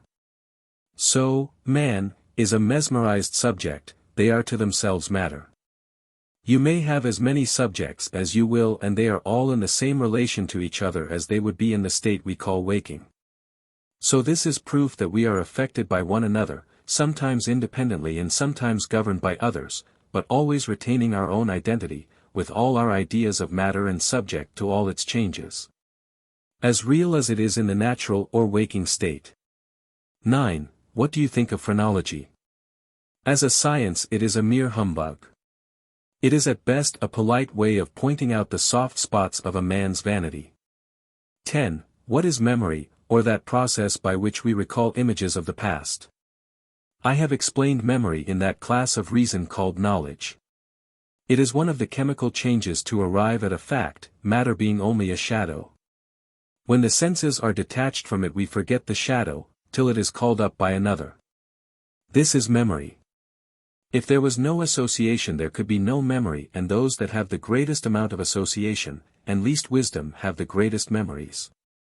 Those who rely on observation and opinion as the laws of reason have great memories, for their life is in their memory. But the former retain their reason as it is called and are forgetful of events. Memory is the pleasure or pain of some cause or event that affects our happiness or misery, or it is something ludicrous. For instance, a judge hearing one tell another his coat tail was short, and the other replied, "It will be long enough before I get another," attempted to repeat the joke, but he forgot the sympathy or music in it, and said. A man told another his coat tail was short, and he replied, "It would be a long time before he got another one." The company failed to laugh, and he said, "I do not see anything to laugh at myself, but when I heard it I laughed heartily." Memory is the effect of two ideas coming in harmony so as to produce an effect that leaves a scene of some idea either ridiculous or otherwise embracing so many combinations that it brings up the scene. Memory is one of the senses of man and will exist so long as the idea matter exists. 51. 11. What became of the body of Jesus after it was laid in the ground, if you do not believe it rose? Jesus is the idea of matter, so those that believed that Jesus Christ was one believed that his body and soul were crucified. Now came their doubts whether this same idea should rise again. Some believed it would, others doubted. So far as Christ was concerned, all their opinions had no effect. Christ was the wisdom that knew matter was only an idea that could be formed into any shape, and the life that moved it came not from it but was outside of it. Here was where their wisdom differed. The disciples believed that the wisdom of man would rise out of the error or idea of man, or matter, and matter comes under the head of memory. How far their idea of Jesus went I am unable to say. Some said he was stolen, others that he rose. There is as good reason for believing one story as another. Now, Jesus said nothing about it. Now, I take Christ's own words for truth when he said touching the dead that they rise, God is not the God of the dead, but of the living. He knew that they could not understand, but to himself Christ went through no change. To his disciples he died. So when they saw him they were afraid because they thought he was a spirit, but Christ had not forgotten his identity Jesus, or flesh and blood. So he says, a spirit bath not flesh and bones as you see me have. If Christ's believers of this day could have been there with their present belief, I have my doubts whether they could have seen or even heard any sound. Yet I believe Christ did appear and show himself as dense as their belief could be made, but their unbelief made the idea so rarefied that it was a spirit. These are my ideas of the resurrection of Christ. But Jesus, according to the world's idea, if the people were as they are now, was without doubt taken away. At any rate, their idea man never rose.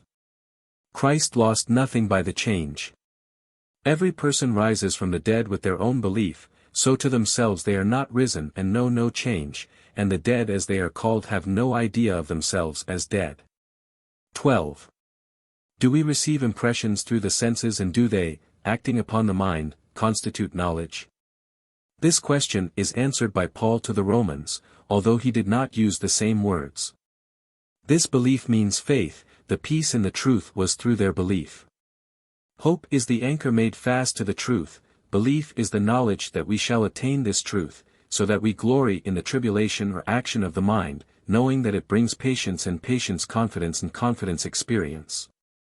That we shall obtain the truth. Knowledge is opinions, so when an impression is made on the mind it produces a chemical change, this comes to the senses and opens the door of hope to the great truth. This hope is the world's knowledge or religion that is used like an anchor to the senses till we ride out the gale of investigation and land in the haven of God or truth. 13. How is matter made the medium of the intelligence of man? There are two ideas, one spirit and one matter. When you speak of man you speak of matter. When you speak of spirit you speak of the knowledge that will live after the matter is destroyed or dead. This is the Christian's wisdom. With God in all the above is only opinions and ideas without any wisdom from God or truth. All the above is embraced in his idea as an illusion that contains no life but lives, moves, has its being and identity in his wisdom. So that to itself it is a living, moving something with power to act to create and destroy. Its happiness and misery are in itself. So when its shadow is destroyed to be and see he is dead. A loses nothing but is the same as before, but to be and see he is dead. So the shadow is the medium of truth and error, to error it is matter but to truth it is an illusion. 14. Do I err in thinking knowledge the effect of some influence on the mind, instead of something independent of the whole individual? Knowledge is the effect of an influence on the mind and is the medium that carries the senses to this great truth. 15. Can anyone bear any amount of excitement and fatigue without a reaction? No, no more than a mathematician can solve every problem without a reaction, but as he becomes master of the science, the reaction diminishes, till all error is destroyed. Underscore underscore underscore underscore underscore underscore underscore underscore underscore underscore underscore underscore underscore underscore underscore underscore. Dar. Quimby's writings are not to establish any religious creed or bolster up any belief of man, but they are simply the outpouring of a truth, that sees the sick cast into prison, for no other cause than a belief in the opinions of man. There to linger out a miserable existence, driven from society into the dark cell of disease where no friend is allowed to enter to soothe their woes. The knowledge of this condition is known to him from their own feelings and calls forth his plea in their behalf. He stands to the sick as an attorney to a criminal, a friend. This is what he believes Jesus intended to communicate to the world when he said, "They that are well need not a physician, but they that are sick." So he pleads their case and destroys their opinion, breaks the bars of death and sets the prisoner free. This was Jesus' religion, that he believed, taught, and practiced. 52. 14. Christ or Science. The articles published under this head constitute Volume 1 of the Quimby writings. They are published here in the order in which they were copied from the originals, as written, save for a few changes made under Quimby's supervision, and slight condensations. They are printed in this order instead of being arranged in connection with other pieces on the same topics, because they were the first papers containing a statement of the general theory. And the copybook containing them was sometimes loaned to patient students, including the one who made liberal use of their contents. In these studies Quimby speaks of mind, in the ordinary sense of the term, as a substance which can be changed, in which thoughts are sown as seeds. Mind is put in contrast with intelligence or wisdom. Thus intelligence is said to possess an identity or reality which mind does not have. The next step is to show that the human soul has clairvoyance or intuition, independent of the natural senses. This fact Quimby had proved by repeated experiments in diagnosing the sick. The term matter is used in a peculiar sense throughout, to cover the processes of change attendant upon suggestion and taking place subconsciously. Thoughts are things, later writers have said. One of the copybooks containing these studies has emendations in pencil, made under Quimby's directions by Miss Sarah Ware, in preparation for a book. The following introductory note by Dr. Quimby is written on the page opposite the first article. It is given here word for word as written. It will be necessary to give the reader some idea of what suggested the following article, headed Mind is Spiritual Matter. I found that by the power of my own mind I could change the mind of my patient and produce a chemical change in the body, like dissolving a tumor. Now the word mind is not the substance, only the name of the substance that can be changed. The world makes mind intelligence, i.e., direction. I put no intelligence in it, but make it subject to intelligence. The word fire, for instance, doesn't mean the substance to be consumed but the process of consuming it. So mind is the name of a spiritual substance that can be changed. We speak of a cold fire or a hot fire, yet we do not mean that the fire itself is cold or hot, only that we make it hotter or colder, yet it is fire, subject to our direction. Wisdom I do not use in this piece. I call the power that governs mind, spirit. But you will see that I recognize a wisdom superior to the word mind, for I always apply the word mind to matter, but never apply it to the first cause. Mind is spiritual matter. Thought is also matter, but not the same matter, any more than the earth is the same matter as the seed which is put into it. Thought like the seed germinates and comes forth, like the tree, in the form of an idea. It then waits like the fruit to be eaten. Curiosity is excited and wants to be gratified, it tastes and then inquires, the answer comes and the spirit is affected in proportion to the answer. Illustration: a thought is sown in the mind while asleep or ignorant, it grows and comes forth. The curiosity tastes, it produces a strange sensation in the throat. The spirit inquires, the answer comes, bronchitis. The spirit is disturbed and tries to rid itself of its enemy. This disturbance is the effect called disease. Now if no name had been given or fears excited, the idea or tree would have died of itself. October 1859. What is disease? Disease is what follows the disturbance of the mind or spiritual matter. When I speak of disease I do not mean to confine the word to any particular phenomenon or disturbance of the mind, but that mind is disturbed like the soil of the earth ready to receive the seed. This disturbance contains no knowledge or thought, any more than a house on fire which disturbs the inmates or spirits, who flee out, not knowing the cause. It embraces mind without truth or error, like weight set in motion without direction. Weight like mind could never set itself in motion, but being set in motion it is called mechanical power. So is mind set in motion spiritual power. Both are governed by laws of truth or error, the fruit shows which of the two powers governs. If it is directed by the wisdom of God no bad results can follow, but if directed by error and ignorance, as ignorance is the enemy to truth, the truth will show which governs. As there is no knowledge in error, it sometimes happens that some results follow, as it did in the case of selling Joseph to the Ishmaelites. They, it is said, meant it for evil, but God meant it for good. Truth does not work in that way, that is, by accident. Truth works by laws, like mathematics, error like chance. The answer may come right, or may come wrong, in error, either way it contains no law by which the world is wiser. Ignorance is its life and truth its death. So by error comes disease or death. But by the destruction of error comes the introduction of truth or science, or health, and as error is matter or mind, it is the instrument of its own destruction. The matter is not annihilated, but the opinion is. The combination which shows itself in persons in the form of an opinion, indicates its character by a peculiar show of wisdom superior to its followers, and when disturbed by wisdom or truth, it dies, but when not opposed. Its opinions are sown into the minds of others, like seed in the ground, which comes forth in some form. This form which follows the disturbance of the mind the doctors call disease.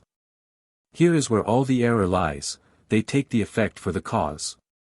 We confound the error and truth together, we take an opinion for a truth. This is an error, for what we know we have no opinion of. Knowledge is the destruction of an opinion or disease. Disease is what follows an opinion, it is made up of mind directed by error, and truth is the destruction of this opinion.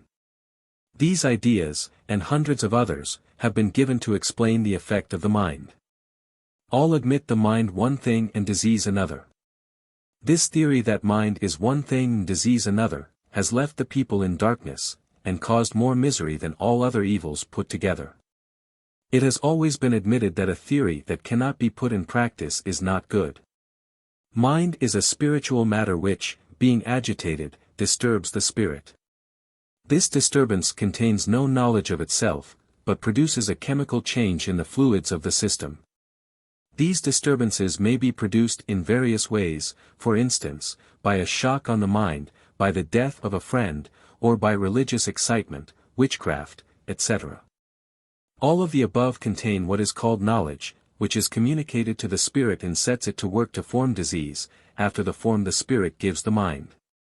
The mind, being the matter under the control of the spirit, is capable of producing any phenomenon. October 1859.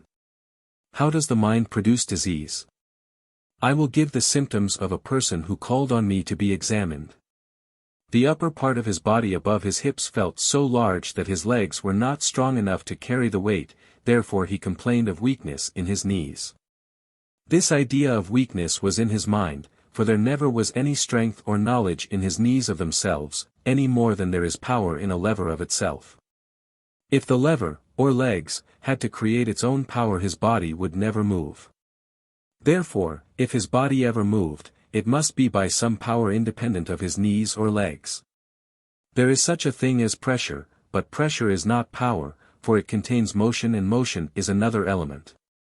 These two elements together we call mechanical power, so mind agitated is called spiritual power. Neither matter nor mind contains any knowledge. As this man's mind was in a state in which it contained motion or error, for error is motion, not knowledge, it was not all pressure. As health is the enjoyment of all our faculties, any foreign substance trigs the wheel so as to retard the motion, so error trigs the mind or retards the motion. This was the state of this man's body. To put this man in full possession of his faculties is to remove the burden that binds him down.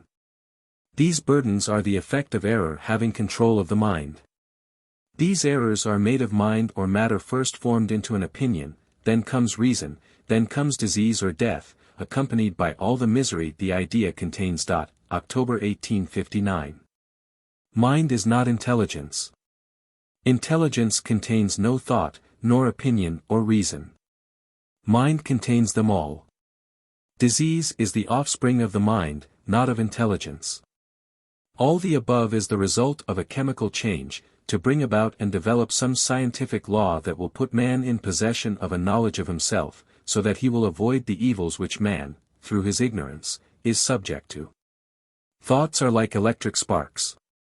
Knowledge classifies and arranges them in a language nearer itself so as to use them for a medium with which to communicate an idea to another. This is the state of all men. Under this state of mind all the laws of science have been developed. Every day brings to light some new idea not yet developed, but bursting forth to the natural world. During this process, the mind undergoes very powerful changes which affect the body, even to the destruction of the same. But this destruction contains no wisdom, it is only the destruction of the idea. The effect still agitates the mind till its end is accomplished. Then the mind returns to its quiet state, and the law is understood. While all this is going on, as in all sciences, ideas come forth and the minds are affected, and try for the prize, for instance, the idea of navigating the air. All minds are excited. Experiments are tried. Accidents, as they are called, happen, and lives are lost to this world of error. But that which governs life cannot be lost, but must mingle in with the idea of progression, not losing its identity. What man loses in weight or matter, he makes up in science or knowledge. Therefore, accidents as they are called must happen, and we say, woe to them that are affected, it would have been better, as we think, if they had never been born. This would be true, if it were the ERD of their existence. Now as these laws develop themselves, is the trouble in the laws or in ourselves? Accidents are the errors or diseases. Correcting these errors and establishing the truth or science is curing the disease or establishing the law. I have said that when any new idea comes up a class of persons enter into the investigation of it, but very few are ever able to put the idea into practice, or get the prize, though most all can understand something of the theory. There is a vast difference between talking a theory, and talking about a theory. Talking about a theory is like talking about a science we do not understand, it contains no wisdom. Wisdom contains no opinion or selfishness. And, like charity, has no ill will towards its neighbor, but like the rays of the sun, is always ready to impart heat to all who will come to the light. To cure a disease is to understand the law by which that disease was produced. To make it more plain, I will suppose a case. In supposing a case, the person you address must suppose himself perfectly well. Now, as thoughts contain a substance set in motion by error to form an idea, this substance acts upon another like a galvanic battery, and keeps up a deposit of thought till the idea is formed in the mind. These thoughts may arise from different causes. I will select one. Suppose you become acquainted with a person, the first impression is a shock from his mind, this shock is kept up till an idea is formed in your mind. The motive or disease is in the idea of the person from whom you receive the shock. To you it contains no knowledge. You receive it as a sweet morsel that you can roll under your tongue. You nurse and foster it in your breast till it becomes a part of yourself. You form a strong attachment for it, and as it contains the character of this father, you become attached to the author. When the idea becomes developed and you find what it contains, you see you have been fostering a viper, that will sting you to the heart. Grief, passion, fear and love, take possession of your mind. Reason enters into the combination, and a warfare commences. Hatred takes the place of love, truth the place of ignorance, firmness takes the place of weakness, and a battle ensues. As truth works through this error or disease, wisdom and happiness take its place, the evil is cast out, the author or idea is despised, and the mind is changed. You see the deception. Your knowledge is the emancipation of the error, and all that followed it, the truth sets you free and happy, which is the cure. Now sensations can be learned 53 before they affect the body or produce disease, so that they will fall harmless at your feet.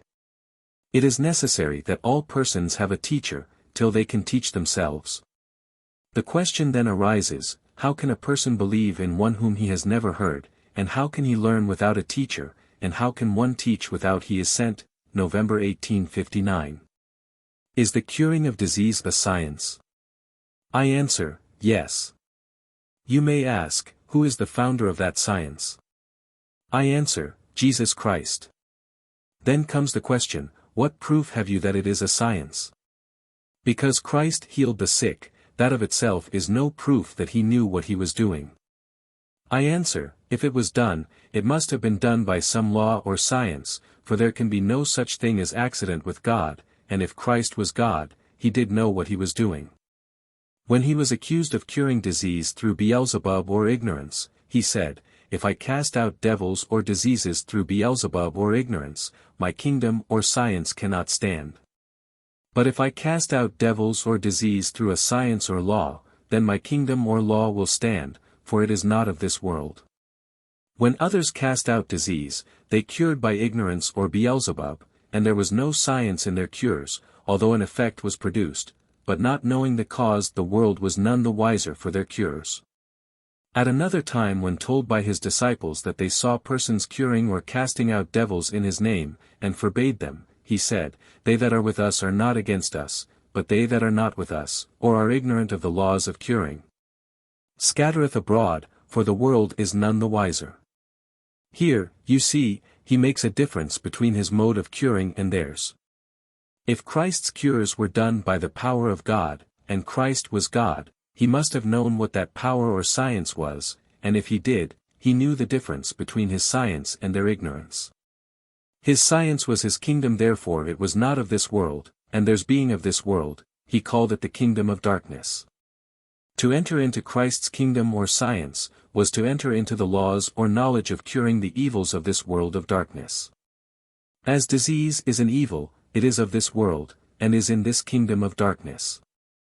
To separate one world from the other, is to separate the truth from the error, and as error is death and truth is life, the resurrection of one is the destruction of the other.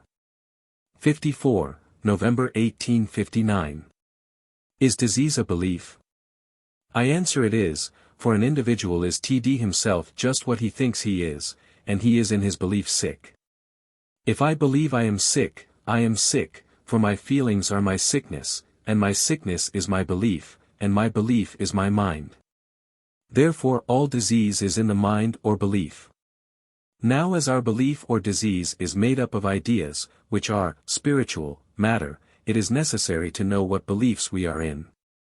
For to cure the disease is to correct the error, and as disease is what follows the error, destroy the cause, and the effect will cease. How can this be done? By a knowledge of the law of harmony. To illustrate this law of harmony I must take some law that you will admit. I will take the law of mathematics. You hear of a mathematical problem, you wish to solve it. The answer is in the problem, the error is in it, the happiness and misery are also in it. Your error is the cause of your sickness or trouble. Now to cure your sickness or trouble, is to correct the error. If you knew the real state of things, you would not call on a person who knows no more than you do, if you knew that fact. November 1859. Life and disease. True life is health, knowledge, and happiness. Death is disease, error, misery and pain. All in this belief. Each of the above is called our knowledge, and to believe in one is to disbelieve in the other, for our life is in our belief. Death is the destruction of the one, and the life of the other, or the disbelief of the one, and the belief of the other. Christ came to destroy death or belief, and bring life and immortality to light, and this life or belief was in Christ. They that lost their life or belief for his sake should find it. Upon this rock I build my faith, and the gates of death cannot change me. Now your life is in your belief, and you are known by the fruits. As I impart my truth to you, it is your life or health. As you receive my life you die to your own. My life in you grows to a truth and this is your health or happiness. November 1859. Disease. What is disease? It is what follows the effect of a false direction given to the mind or spiritual matter. The body is composed of matter, not mind, but when agitated, that part which is called heat and is thrown off, is mind or spirit. It is not intelligence, but a medium to be used according to the direction given it, by a power independent of itself, like that direction given to mechanical power.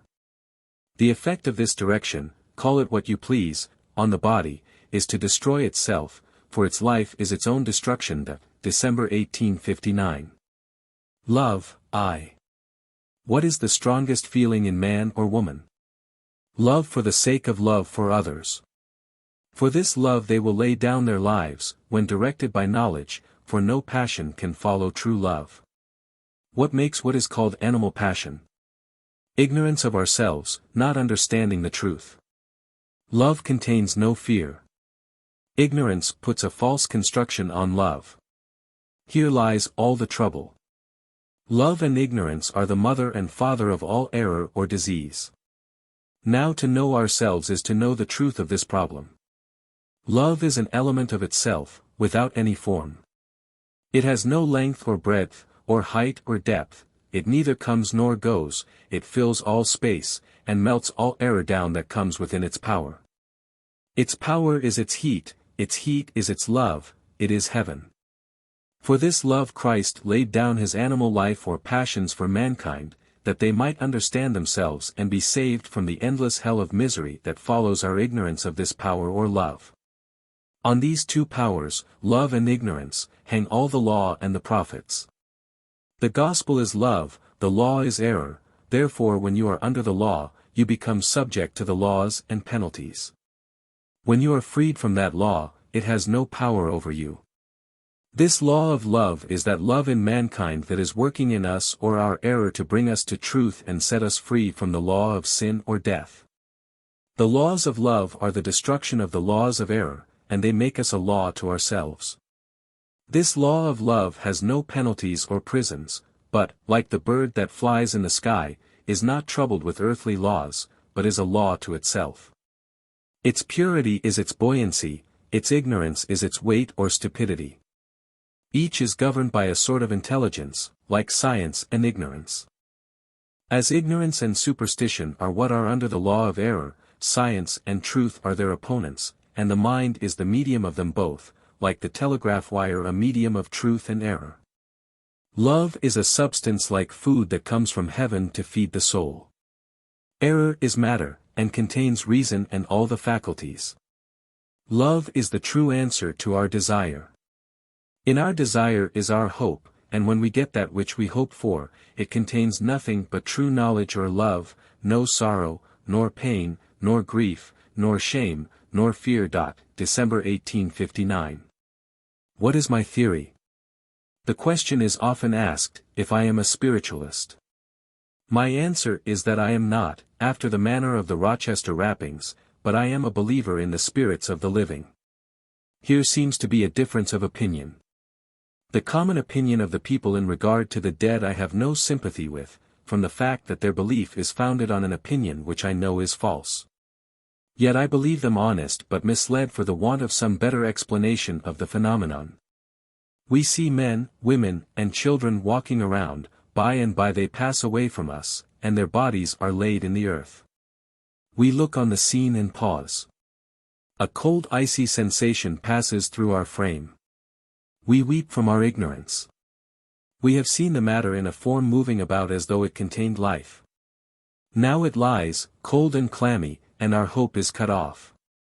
Perhaps it is a son or daughter, in whom we have had hopes, raised to the highest extreme, of seeing them stand before the world, loved and respected for their worth, now gone forever. Doubts and fears take possession of our minds. We want to believe that they will know us, and in this state of mind, we often ask this lump of clay if it does know us, but no answer returns. We weep and repeat the question. No answer comes, and in a convulsive state of mind we leave and retire to some lonely spot to pour out our grief.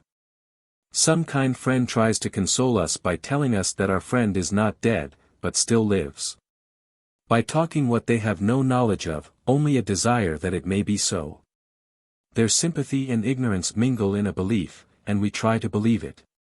This is the state of the people in regard to the dead. Their belief arises from the necessity of the case, but it keeps them in ignorance of themselves, and all their life subject to bondage. Now where do I differ from all this belief? In every respect.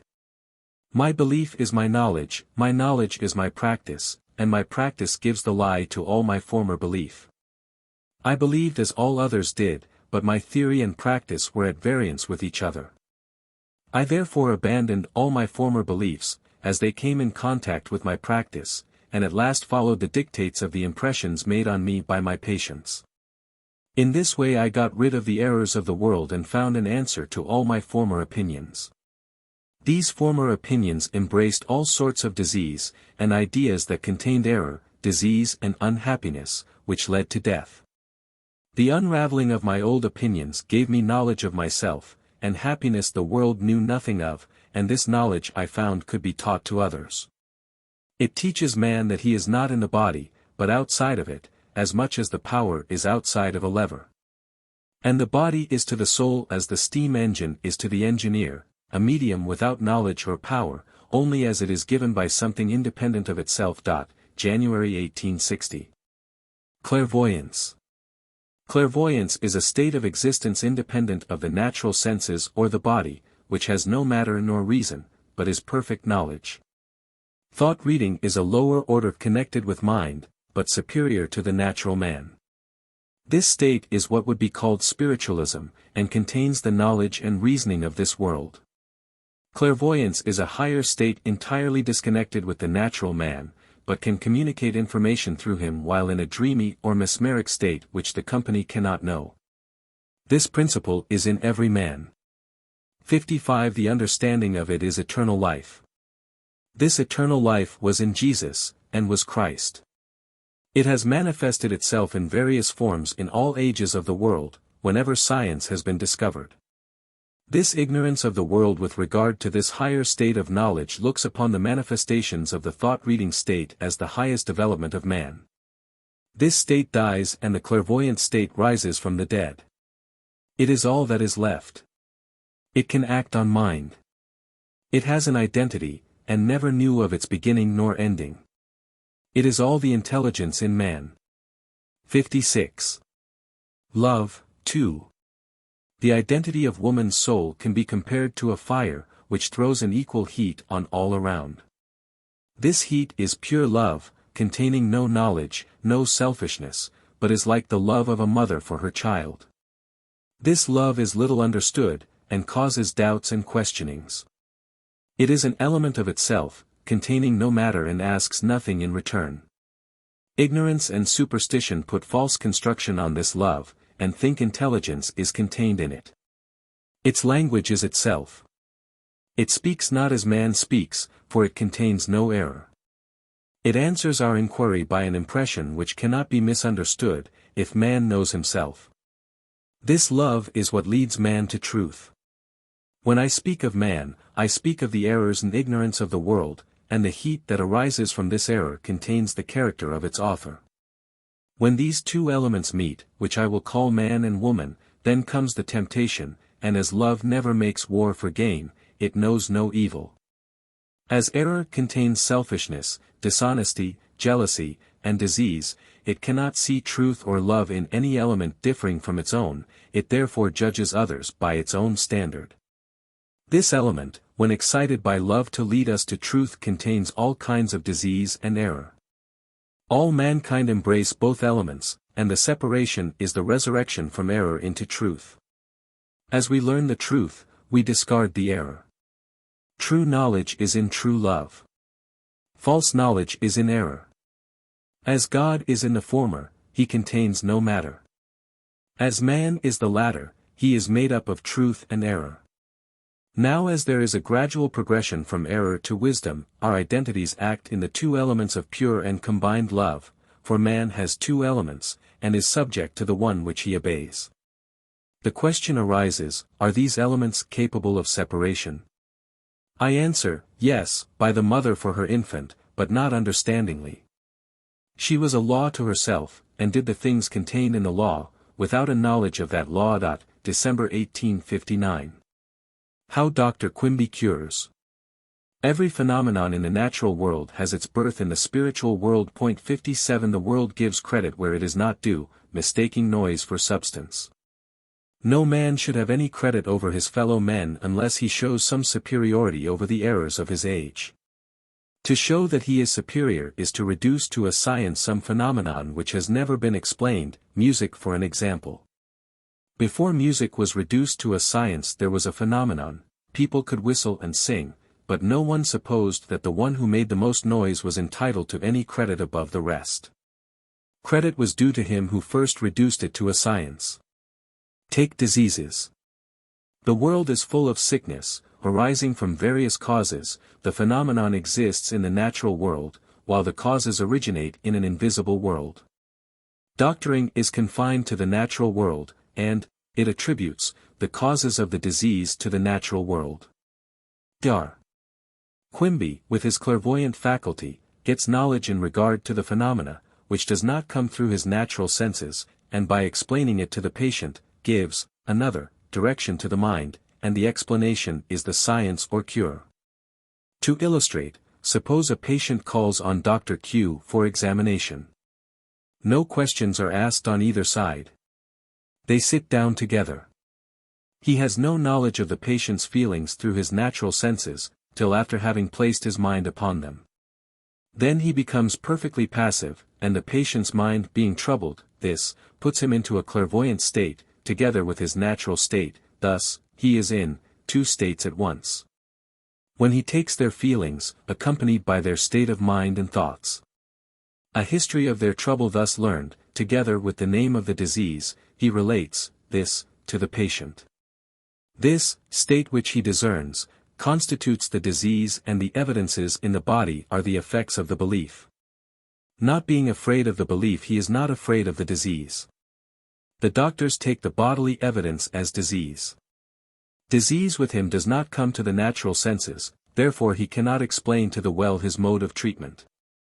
The well take no interest, and his theory is of no use to them. Then what use is it to the world? To give the sick such confidence that they will not be frightened by the opinions of the world, for disease is an imprudent opinion. He throws the patient's feelings off, and imparts his feelings 58 which are perfect health, and his explanation destroys their feelings or disease. His theory in this respect differing from any other, is the result of the success of his practice. Therefore when he is with the sick, they feel safe. He is like a captain who knows his business, and feels confident in a storm, and his confidence sustains the crew and ship when both would be lost if the captain should give way to his fears. Q comes to the sick as a pilot to the captain of a ship in a storm or fog, when dangers thicken and inevitable destruction threatens. He learns the trouble from the captain, and quieting the crew by his composure inspires them with confidence, gives other directions, and brings them into harbor. January 1860. Another world. What did Jesus mean to convey when he said all men had gone out of the way, that there was none doing good, no not one? It is generally understood that man had wandered away from God, and had become so sinful that he was in danger of eternal banishment from the presence of God, and unless he repented and returned to God, he would be banished from his presence forever. This being the state of mankind, God, seeing no way whereby man could be saved, gave his only Son as a ransom for the redemption of the world. Or, God made himself manifest in the flesh, and came into the world, suffered, and died, and rose again, to show us that we should all rise from the dead. This is the belief of most of the Christian world. Its opposers disbelieved all the above story but death. They can't help believing that man dies, and they have a belief that there will be some sort of hocus-pocus or chemical change, that the soul or spirit will jump out at death, and still have an existence somewhere. After the soul is set at liberty, it can go and stay just where it pleases. Others believe it goes to God, there to be in the presence of God, and be a saint and sing hallelujah forever. The above embraces all of mankind's belief, and in this belief people feel as though Jesus Christ was the author and finisher of their faith. These beliefs embrace all the horrors of a separation from this world, and a doubt whether man will obtain that world beyond this life. No person is in danger of this change but the sick, for if a person is well he can't be dead, and if he does not die, he is in no danger of heaven or hell, therefore to keep well you keep clear of both. This was just about the same belief that the people had before Christ began his reform. I will try to show that Jesus never taught one single idea of all the above, but condemned the whole as superstition and ignorance. He not only condemned the idea of a world independent of man, but proved that there was none by all his sayings and doings. He looks upon all the above theories or beliefs as false and tending to make men unhappy.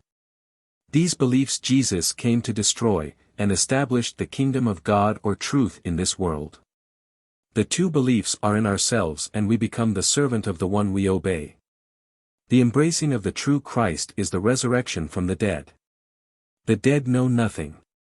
To be dead in sin or ignorance is, to be in a state of, separation from God or truth. To know God is to know ourselves, and this knowledge is Christ or truth. What is the difference between Christ's belief, and the world's belief? Christ had no belief. His kingdom was an everlasting kingdom, without beginning or end. It is a science based on eternal truth. It does not contain an opinion or belief. It is all knowledge and power, and will reign till all beliefs and error shall be destroyed.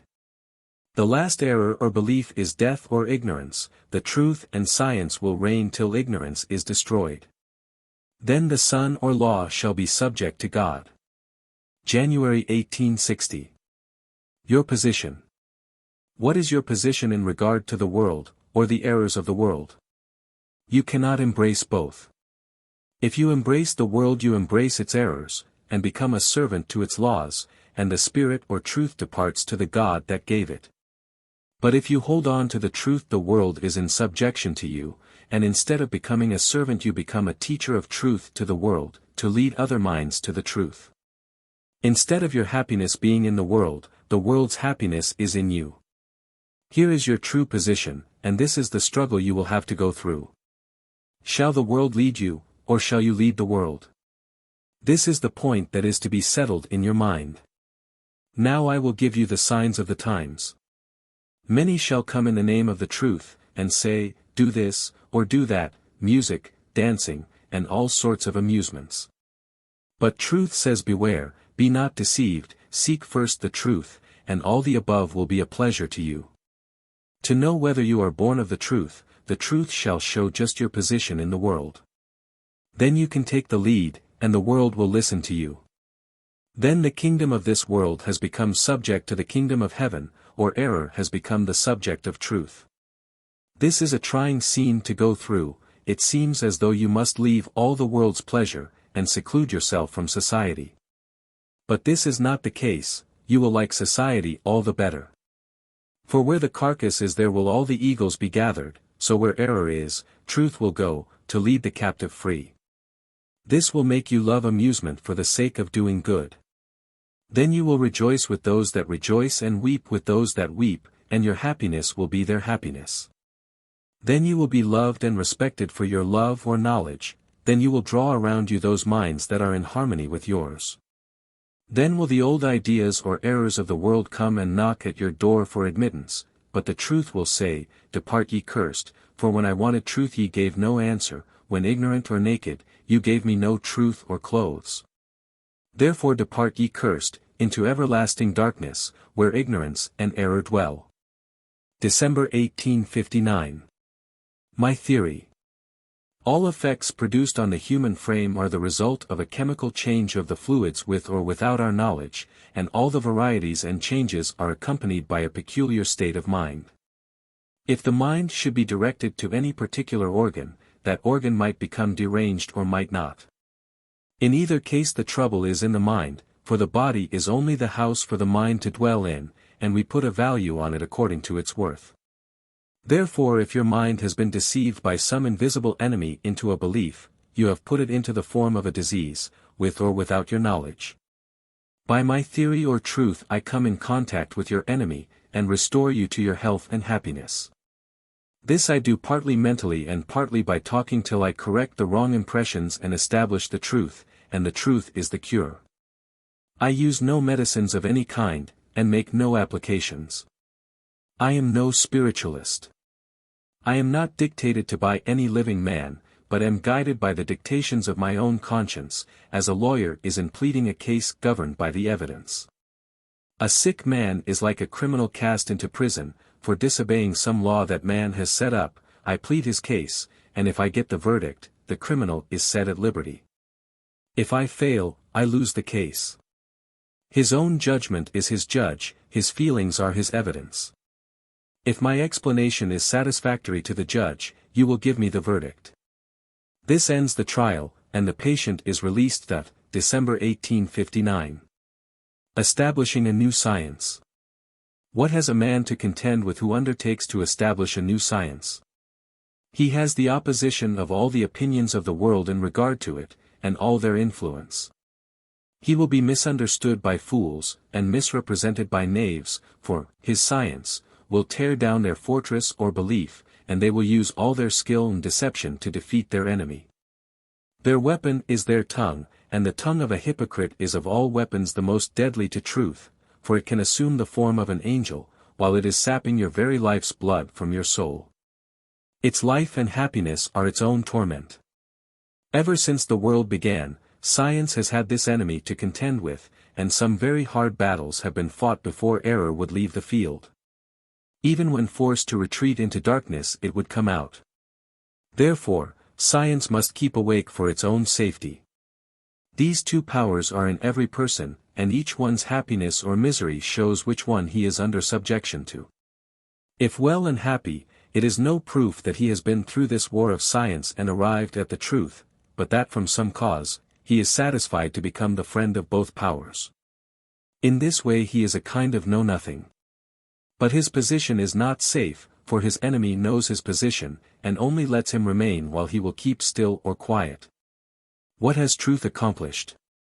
A great deal. It has planted its standard in this battlefield. The standard of mathematics waves its banner to the truth. These monuments of science, like Solomon's temple, are the place where truth comes to worship, and the true priests are those who can teach these sciences understandingly, and the masses are those whose belief is founded on these teachers' opinions. Without knowing the science or truth, but whose faith is pinned on another's opinion or sleeves. This credulity of the people prompts men to selfishness, and there arise false teachers, whose aim is to deceive the people and make themselves famous.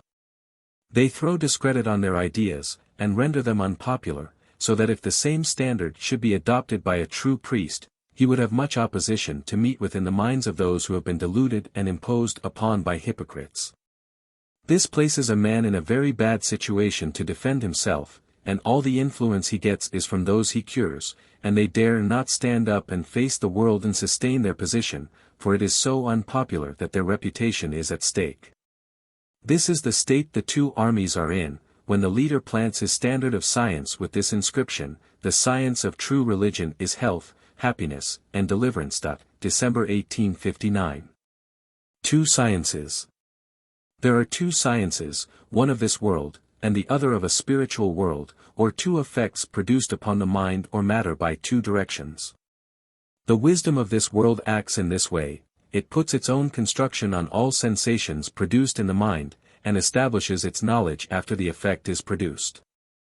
For instance, a child feels a pain in its head. The child has no idea what it is, and if the mother is as ignorant of its origin as the child, no effect of any moment is produced. But the wisdom of the world arrives in the form of a lady. She hears the account of the pain from the mother, and assuming a wise look gives her opinion in regard to the trouble, and says the child is threatened with dropsy of the brain. Because she shows the same symptoms of another child who died of that disease. This account excites the mother, whose mind acts upon the child. The explanation of the wise lady gives direction to the mind, and presently the work commences to show that she is right. A doctor is called who is as wise as the lady, and not being willing to be outdone by her, he puts in a few extras like congestion of the brain, says the lady was right but did not get the whole of the matter. So he has two chances after the child is killed to prove his superior wisdom over the lady. It sometimes happens that a controversy arises between the two parties, each trying to establish their own opinion so as to have the disease turn their way. In the meantime the patient is left to her own self and gets well. This is all the good result I ever saw from such a controversy. The patient is a mere tool in the hands of these blind guides who attempt to cure her. While this controversy is going on, seeing that all each party wants is to establish their own way, the mother sends for me in her dilemma. I arrive and a firebrand is thrown in between the combatants. I contend that the child has no dropsy of the brain, but only some slight shock upon its mind, and quieting the child is all that is necessary for a cure. Here the controversy ends.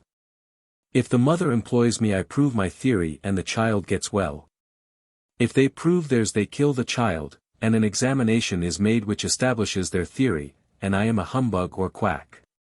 If I take the case, and the child gets well, the child was not sick, only a little nervous.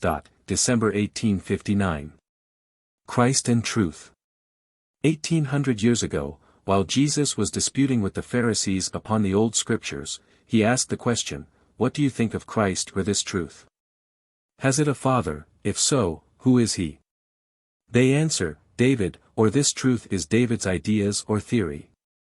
Jesus said, if David is the father of this Christ, or theory, or ideas, or truth, why did he call it Lord, if it was his son? Here they both admitted a truth independent of the natural man. The Pharisees believed it was the offspring of David, and therefore called it David's son or theory. Jesus knew it was not of this world, but of God or truth, hence that it could be reduced to a science. This has been the rock upon which the people have split. This is the thing to decide, whether there is a knowledge independent of man, or whether it is the offspring of an organized being. Jesus called this truth the Son of God. Peter called it Christ. The people's ignorance confounded the two together, and called it Jesus Christ. This last construction has given rise to all the religious wars and bloodshed since the Christian era. Decide this question and you shut the mouths of all the lions of the world. Now let us look at the controversy of the two parties. This makes the two worlds, ignorance the one, and truth or science the other. These two powers act upon every man. One is identified with the body and a part of it. Jesus gave some of the traits of that power when he said that it is of the earthly man, and when he said, out of the heart proceedeth all kinds of evil thoughts. These thoughts are matter, and are the result of error, superstition and ignorance, without any knowledge of God. Science is the opponent of the above, and as it accounts for all phenomena, ignorance is destroyed. Science has had to fight this battle with the world of error and ignorance before it could establish its standard, and take its position above the natural man. Then it is acknowledged and worshipped in spirit and in truth. Before it becomes a science it is under the law of ignorance and superstition, directed by blind guides leading the blind, through the knowledge of this world, and this wisdom Jesus calls foolishness with God, or science. Now to separate these two, so that the wisdom of this world shall become subject to the knowledge of God, is not an easy task. Almost all who have ever tried to do so have lost their lives. I will not go back further than John the Baptist. John saw that the time was very near when his truth or Christ was to become a science, therefore he says, as the truth is laid at the root or foundation of their theories. Every tree or supposed science that cannot stand the test of true science must be hewn down. Therefore his belief was like water that could wash away some of their errors, but when the truth or Holy Ghost should come then it would be reduced to a science. At this time Jesus had not received the Holy Ghost so as to explain it. Therefore he went with others to John to be baptized or hear John's ideas, and when Jesus asked John to explain to him, John modestly replied, I have need to be baptized or taught of you. Jesus declined explaining, so John then went on to tell his ideas or belief. Jesus entered into his water or belief, and understood it, and when he came out of the water, the heavens were opened to him alone, and the Holy Ghost descended like a dove and lit on Jesus, and a voice said to him alone, This is my beloved Son, or science, in whom I am well pleased. This science had no name till Peter gave it the name of Christ, as an answer to the question put to him by Jesus, Whom do the people say that I, this power, am? Peter answered, Some say, Moses, etc. Jesus then said, Whom say you that I am? Not Jesus, as is supposed, but this power, for all the persons that Peter had named were dead, so of course Jesus did not include himself, but his theory. Peter answered him, Jesus, the Christ, the living God, or science. This science he called Christ. Then Jesus said, Flesh and blood hath not revealed this to you. It must have come from the same power that Jesus had. Therefore he said, Upon this rock or truth I will build my church or theory, and the gates of error and superstition shall not prevail against it. This truth or Christ is what Jesus taught. This broke the locks and bars, opened the prison doors and let the captive free from the old superstition and ignorance. By this power he healed all manner of diseases, cast out devils, established health and happiness, brought peace and goodwill to man. This theory came in contact with all other theories, for there were false ones and Christ warned the people against them. He said there were false Christs and told them how to distinguish between the false and the true. Now as Jesus became popular with the people, the chief priests, and the doctors or scribes sought how to put him down, and they tried in every way to catch him. At one time while in the temple the chief priests and elders of the people came to ask by what authority he did these things. Jesus answered them by asking them a question which, if they answered, he would tell them how he performed his cures. The baptism of John, or his theory, was it from heaven or of man? And they reasoned among themselves, saying, If we say, From heaven, he will say, Why then did ye not believe it? For they had killed John as a prophet. And so they answered, We cannot tell. Neither can I tell you how I do these things. As it never has been explained how Jesus did these things, the people have looked upon them as miracles. But to suppose Jesus performed a miracle is to suppose him ignorant of the power he exercised, and if so he was just as much a quack as those he condemned.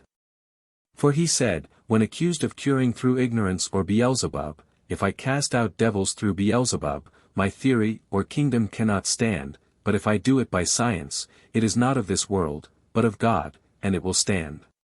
Here he makes a difference between ignorance and knowledge. Again, if Jesus was ignorant of his power, and did not know how to explain it to others, why did he tell his disciples to go out in all the world and heal all manner of disease? If ignorant of what he said, and gave no explanation of his manner of curing, he was as ignorant as they. But I am certain that he knew more than his disciples could understand, and as soon as Jesus was crucified, the cures ceased to be done by a science, but went back into the hands of priests and magicians, and have been a miracle ever since. And the Christ that prompted Jesus' acts is not known at all. That Christ never did any doctoring, nor offered up prayers, nor creeds. It never belonged to this world, nor talked about any kind of religion. It talked itself. Itself was its life, and its life was the healing of the sick and distressed.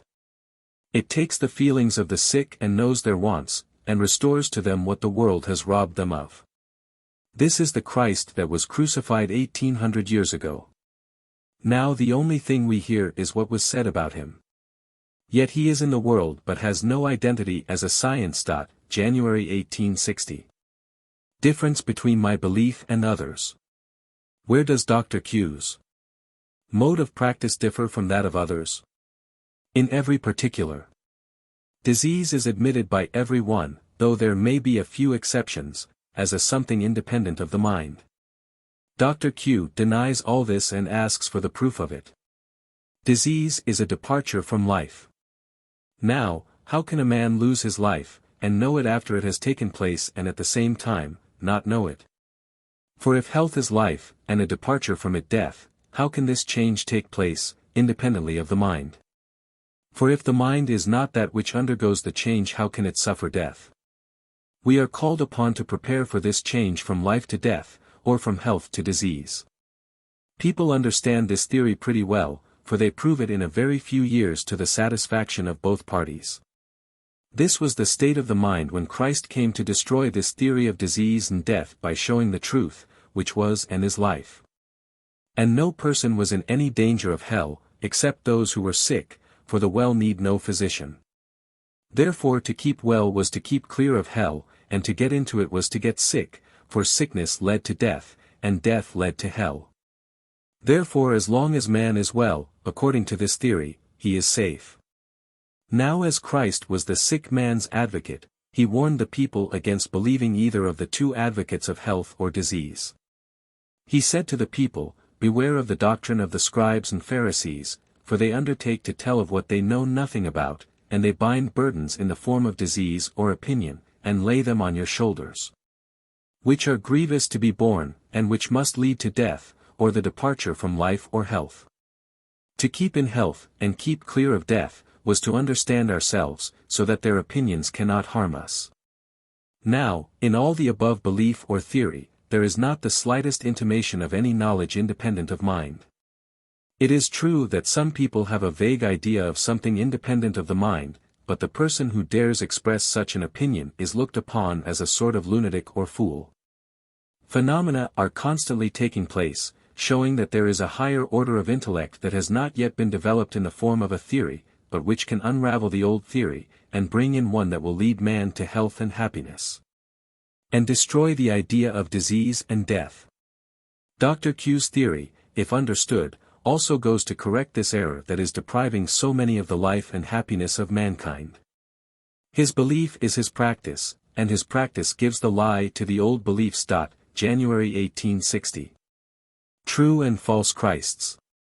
I will try to explain the true Christ from the false Christ, and show that Christ never was intended to be applied to Jesus as a man, but to a truth superior to the natural man, and this truth is what prophets foretold.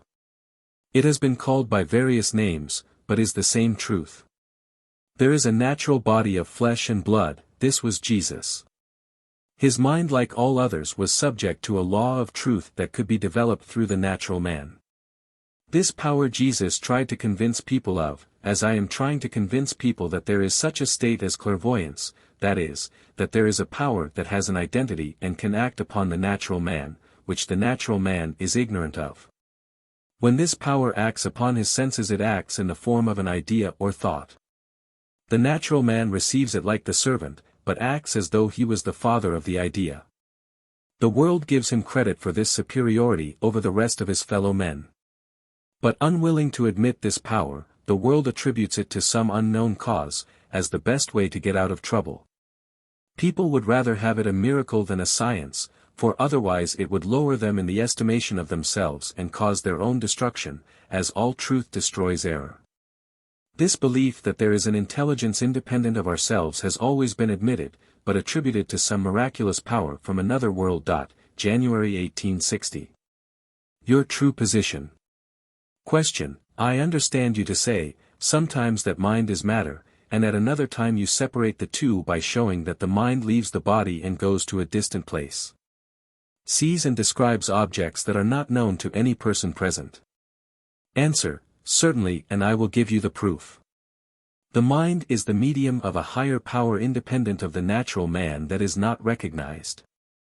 When we speak of mind, we embrace this power, as we often do in speaking of a lever, supposing the power to lie in the lever, not thinking that the lever contains no knowledge or power. This natural mistake is attributed to our ignorance of mathematics. The same mistake exists with regard to mind and matter. The body may be compared to dead weight, the mind to a lever. Error puts knowledge into the lever. Here is where the mystery lies. The natural man cannot see beyond this standard, and as all our happiness or misery is in what follows our acts, it is not strange that we are all the time getting into trouble. Now, separate the power from the lever or mind, and the mind becomes subject to this independent power, and acts upon another's mind in the same way that the natural man may suggest to his friend the best way of applying his power to a lever to move matter. As our bodies are the machine to be moved like the locomotive, and our mind is the steam, the whole must be kept in action by a power independent of itself, for the steam contains no knowledge any more than the body or engine. Now all men will admit the two elements. These two powers are not understood or admitted to have an existence independent of the lever or mind. These two powers govern the mind and body as the engineer governs the steam engine. Knowledge of ourselves as spiritual beings separates both. January 1860. My religion. When I talk to the sick I talk my theory, when I talk to the well I talk about it. It is so with my religion, I have no religion independent of my acts. When I am religious, I talk it and put it into practice. When I am not putting my religion into practice for the benefit of the sick and those whom I can help, then if I talk I am talking about something. Here is a distinction that may at first seem curious to some, but if you will look at it rightly you will see that there is more in it than you would at first suppose. One of Christ's followers made a remark like this in regard to the same distinction, only he called their talk or belief, faith, which is religion put in practice. He said, "Show me your religion or faith independent of works, and I will show you my religion or faith by my works." There is no such identity as goodness by itself. January 1860. Happiness. What is happiness? It is what follows any act of the law of science, but it is not always understood. Sin and misery are the effects of our belief put in practice, governed by the law of sin and death. Man is the medium of the two laws. The one, chance or ignorance, which is of this world, the other, God or science, which is of a higher. The wisdom of one is called the law, the knowledge of the other is the gospel. These two laws enter into all our acts. Mathematics contains the two laws. The solving of a problem does not establish the science, although it may be right, but it develops a phenomenon for a more wise and excellent law so that the world may be benefited by it. So by establishing the law of science we destroy the law of ignorance. This holds good of all the laws of science, the introduction of the one is the destruction of the other, to all who understand. To such there is no offering up of sin or sacrifices, but a fear of judgment because of wrongdoing. This keeps us on our guard. Now, It has not entered into man's heart to conceive a more excellent law whereby man may be saved from the sins or errors that bind him down by the laws of sin and death. To introduce a science that can explain the errors that keep us in trouble is what prophets foretold and wise men have looked for ever since the world began. This knowledge has been called by various names. It was called the New Jerusalem that came down from heaven, and it was called the Kingdom of Heaven. This is the law that was written in the heart. It is the knowledge of ourselves that can see the evils of our own misery. It may be asked, how can we distinguish between the two, for every one has a right to his own opinion. That is true, but science does not leave it answered in that way, but proves it so that there can be no mistake.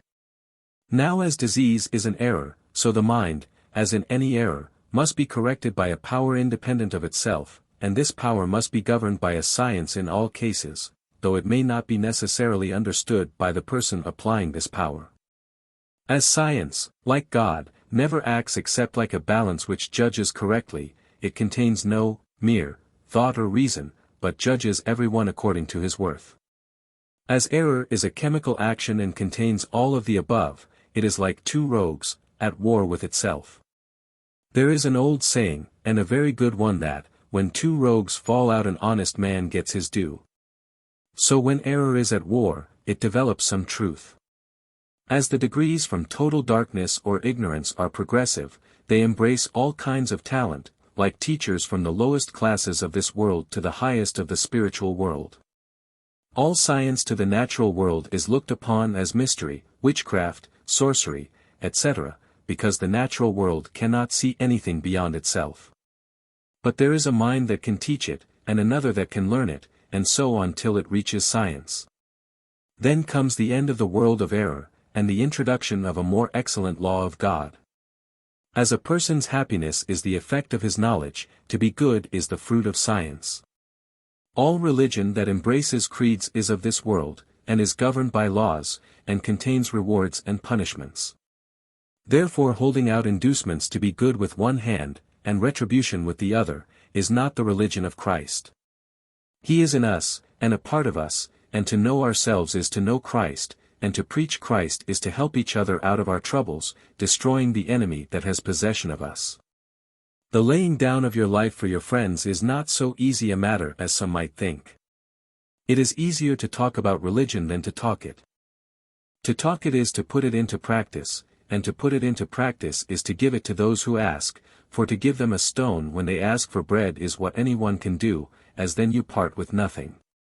To give to every one that asks of you some spiritual food or knowledge, that will cool their feverish tongue, or soothe their excited brain, and lead them like the true shepherd to their home or health, where they can rejoice with their friends, is not so easy as to sit down and thank the Lord that you are not like other men. To be a follower of Christ is not an easy thing, but to be a representative of the kingdom of heaven is not very hard, it only requires one to become as ignorant as a child. To call yourself a follower of Jesus, is to call yourself a pattern of goodness, and that was more than Jesus did of himself, for he never sounded the trumpet of his own praise. We are all called upon to become followers of Jesus so that the world may be benefited by his truth. This is our happiness and the happiness of others, for we are all workers for the same truth. Therefore dismiss error, and embrace the true science, and fight the enemy of health, like a soldier of science. February 1860. Prayer. Can any good come out of prayer? I answer yes, but not in the sense that is supposed. A phenomenon can be produced in the same way that is brought about by mesmerism, but there is no knowledge in the church prayer. It is the effect of superstition and ignorance. It is not of Christ, but from a mind ignorant of self and God. No man prays except the one who wants a favor, to be rewarded for more than he deserves, or one who has more of this world's goods than his neighbor. Witness the effect of the prayer on this world, those who pray to the earthly man, who belong to the lowest class of mankind. No man of character will beg or pray for the sake of gain. True prayer is the desire of the heart, and if the heart is right the prayer will be answered. For as the heart is only the figure or emblem of knowledge, a true heart must have scientific knowledge, and a corrupt heart must be full of superstition and ignorance, deceit and hypocrisy. It is generally admitted that prayer is of divine origin, but if it is to be offered to God, this is not the case. If it is of the devil, I will admit that it is as old as its father, for we read that the devils prayed, as when the devil wanted Christ to worship him. So do all men of narrow minds like to be worshipped for what they have no claim to.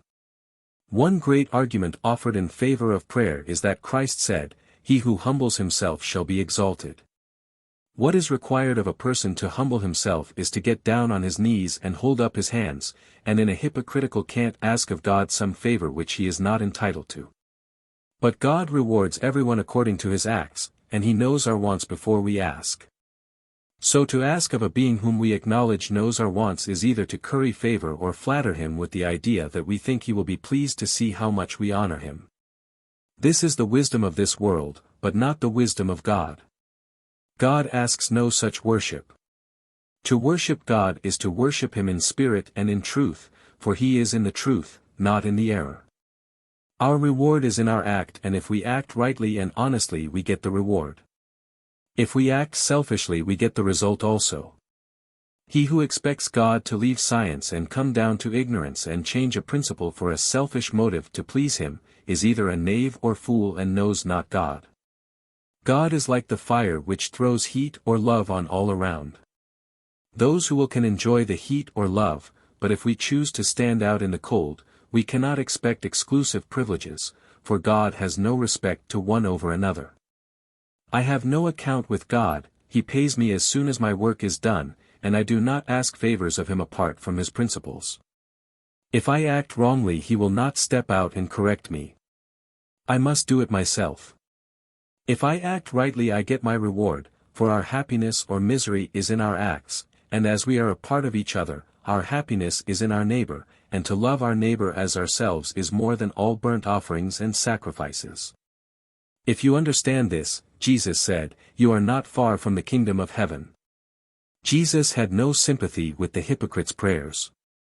He warned his disciples and the multitude against all such prayer. His prayer was that God would forgive them for they knew not what they did. A desire to know God, is a desire to know ourselves, and that requires all our thoughts to come into that happy state of mind. That will lead man in the way to health. This is a science and is Christ's prayer.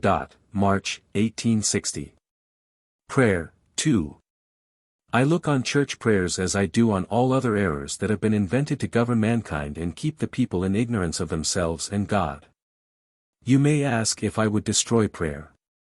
No more than I would the law for murder or theft, but I would put into man a higher law that would teach him to worship God as a God of science and knowledge. This law would put the law of ignorance to death. For prayer is the law of man, not of God, and makes God nothing but a mere sorcerer or magician to frighten the ignorant and superstitious. It puts Jesus on a level with the jugglers of his day. The construction upon the parables shows the state of intelligence of the church. It makes Christ's mission hereof but little account to the world of science. Take for instance the parable at the wedding. The turning of water into wine is quoted as some great thing, as though God took this way to convince man of his power. But if there could not be a better explanation of this parable than the Church gives, Christ is merely a magician. Why should the explanation of Christ's mission, which was to heal the sick, destroy death, and bring life and immortality to light, be left to persons who have no sympathy for the sick? But who by their interpretation of Christ keep man sick and ignorant of himself? Of what advantage has Christ been to the sick, according to the common opinions of mankind? Does the priest relieve them of any burdens? If not, where is the benefit of the church prayer? It is in contradiction to Christ's own teaching. What was Christ's idea of prayer? He called it hypocrisy and a blind guide to lead the blind. He warned the people against those who prayed in the streets, told them to obey all the laws, but not to believe in the doctrines, for they laid burdens on the people grievous to be borne. Now, if these burdens were their belief, Jesus must explain them away, to relieve them, and his explanation was their cure. Therefore he said to them, Come unto me all ye that are weary and heavy laden, and I will give you rest. Jesus' explanation was his religion, but their religion contained all the superstition of Egyptian darkness, prayers, sacrifices, and burnt offerings. Jesus did not condemn any of the above, but he had a knowledge of the errors that man is subject to, and his mission was to bring science to light, in regard to our ignorance or darkness, and put man into a state where he might, by relieving the sufferings of his fellow men, be of some advantage to himself and to the world. His religion was not of this world, and the world knows him not. Christ is God or science, and to know God is to know science and put it in practice so that the world can be benefited by it. This tells the rules of action. They are not left to the natural man, but they must prove themselves on some subject that is in need of it. The same subject is in the world now that was at the time when Jesus put his theory into practice. He gave his disciples knowledge to put the same into practice for the benefit of mankind. Who art thou, O man, that shall say to the poor and sick, lame and blind, that the person who can help you is a humbug, or acting under the direction of the devil? If the devil will take your aches and pains and relieve you, cling to him, and at the end of your disease you will see that this devil is the same one who was crucified 1800 years ago, by just such enemies to the sick as they have now. I, for one, am willing to be called a humbug by all such people. I have the same class to uphold me that Jesus had, the sick. The well opposed him, and the well oppose me. I do not set myself up as an equal with Jesus, or any other man, but I do profess to believe in that principle that Jesus taught, which I call Christ. That I try to put into practice as far as I understand it, and the sick are my judges, not the well, for as the well need no physician they cannot judge me. Neither am I willing to be judged by the creeds till they can show that their belief is above their natural power. I shall not take their opinions of what they know nothing about. I will draw a line between the professor of Christ and myself, and leave the sick to pass judgment. As I have the Bible, I have the same means of judging as any one, for every one has a right to his opinion concerning it. But there is no truth in an opinion unless it can be put into practice as Christ put his into practice. Then it becomes a fact. What does Jesus himself say of this power? He admitted it, for he says, "Of myself I can do nothing," thus admitting a power superior to himself, and also when asked a question by his disciples, he said, "No man knoweth, not the angels in heaven, neither the Son, but my Father only."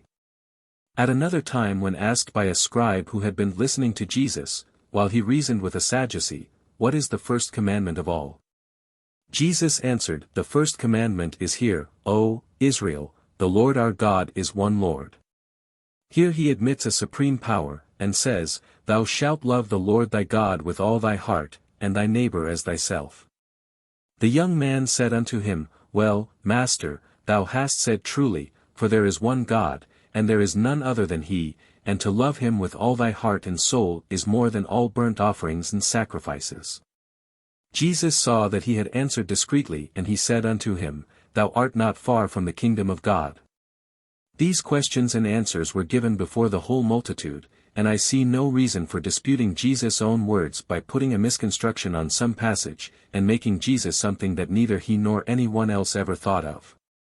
He was accused of making himself equal with God, but that was their ignorance, which gave that construction, and if I had not been accused of the same thing 100 times, I might put the same construction on Jesus as others do. But I can see, and show to the sick beyond a doubt, the difference between Jesus and Christ, and the difference between the two words gives a very different meaning to religion. The Church's construction makes our acts and lives one thing and our religion another. Jesus made our acts the effect of our knowledge, and in proportion as we understand science we understand God, and acknowledge him in truth. This science separates us from this world of sin and death and brings life and immortality to light, and this life was what Jesus taught. Ignorance of Christ or science put Jesus and Christ together and said Jesus Christ. For superstition could not account for any of the cures that Jesus made except they were from heaven, and although Jesus tried all in his power to convince them to the contrary, he could not. The religious people of Jesus' day, like the Christians of this day, made heaven and hell places independent of man, and although some may deny it, their acts give the lie to their protests. All people pray to a being independent of themselves, acknowledging a state or place where God is, and when they pray, supposing that he listens, ask him to hear their prayers and relieve their wants. This is precisely what the heathen did, and Jesus called them hypocrites and condemned them, for he said this offering up of prayer and sacrifices year after year could never take away sin or error. So Jesus embraced Christ or truth and laid down his own life for the happiness of mankind. Before this the world knew not Christ or truth. This truth Jesus taught, and his teaching was the healing of the nations, and if his truth had not been misconstrued, the world at this time would have been rid of thousands of errors it now has. This was Jesus' truth, which was to the people a mystery, and seemed to embrace a belief merely, for a truth to a person who cannot understand it is a belief. But Jesus labored to convince the people that it was a science, that the fruits of it were seen in his practice, and that it could be taught. For he made a difference between his cures and his disciples' cures, and the cures of the rest of the world. The magicians and sorcerers cured by their belief. They thought their power came from a spirit world, and they acted upon this belief.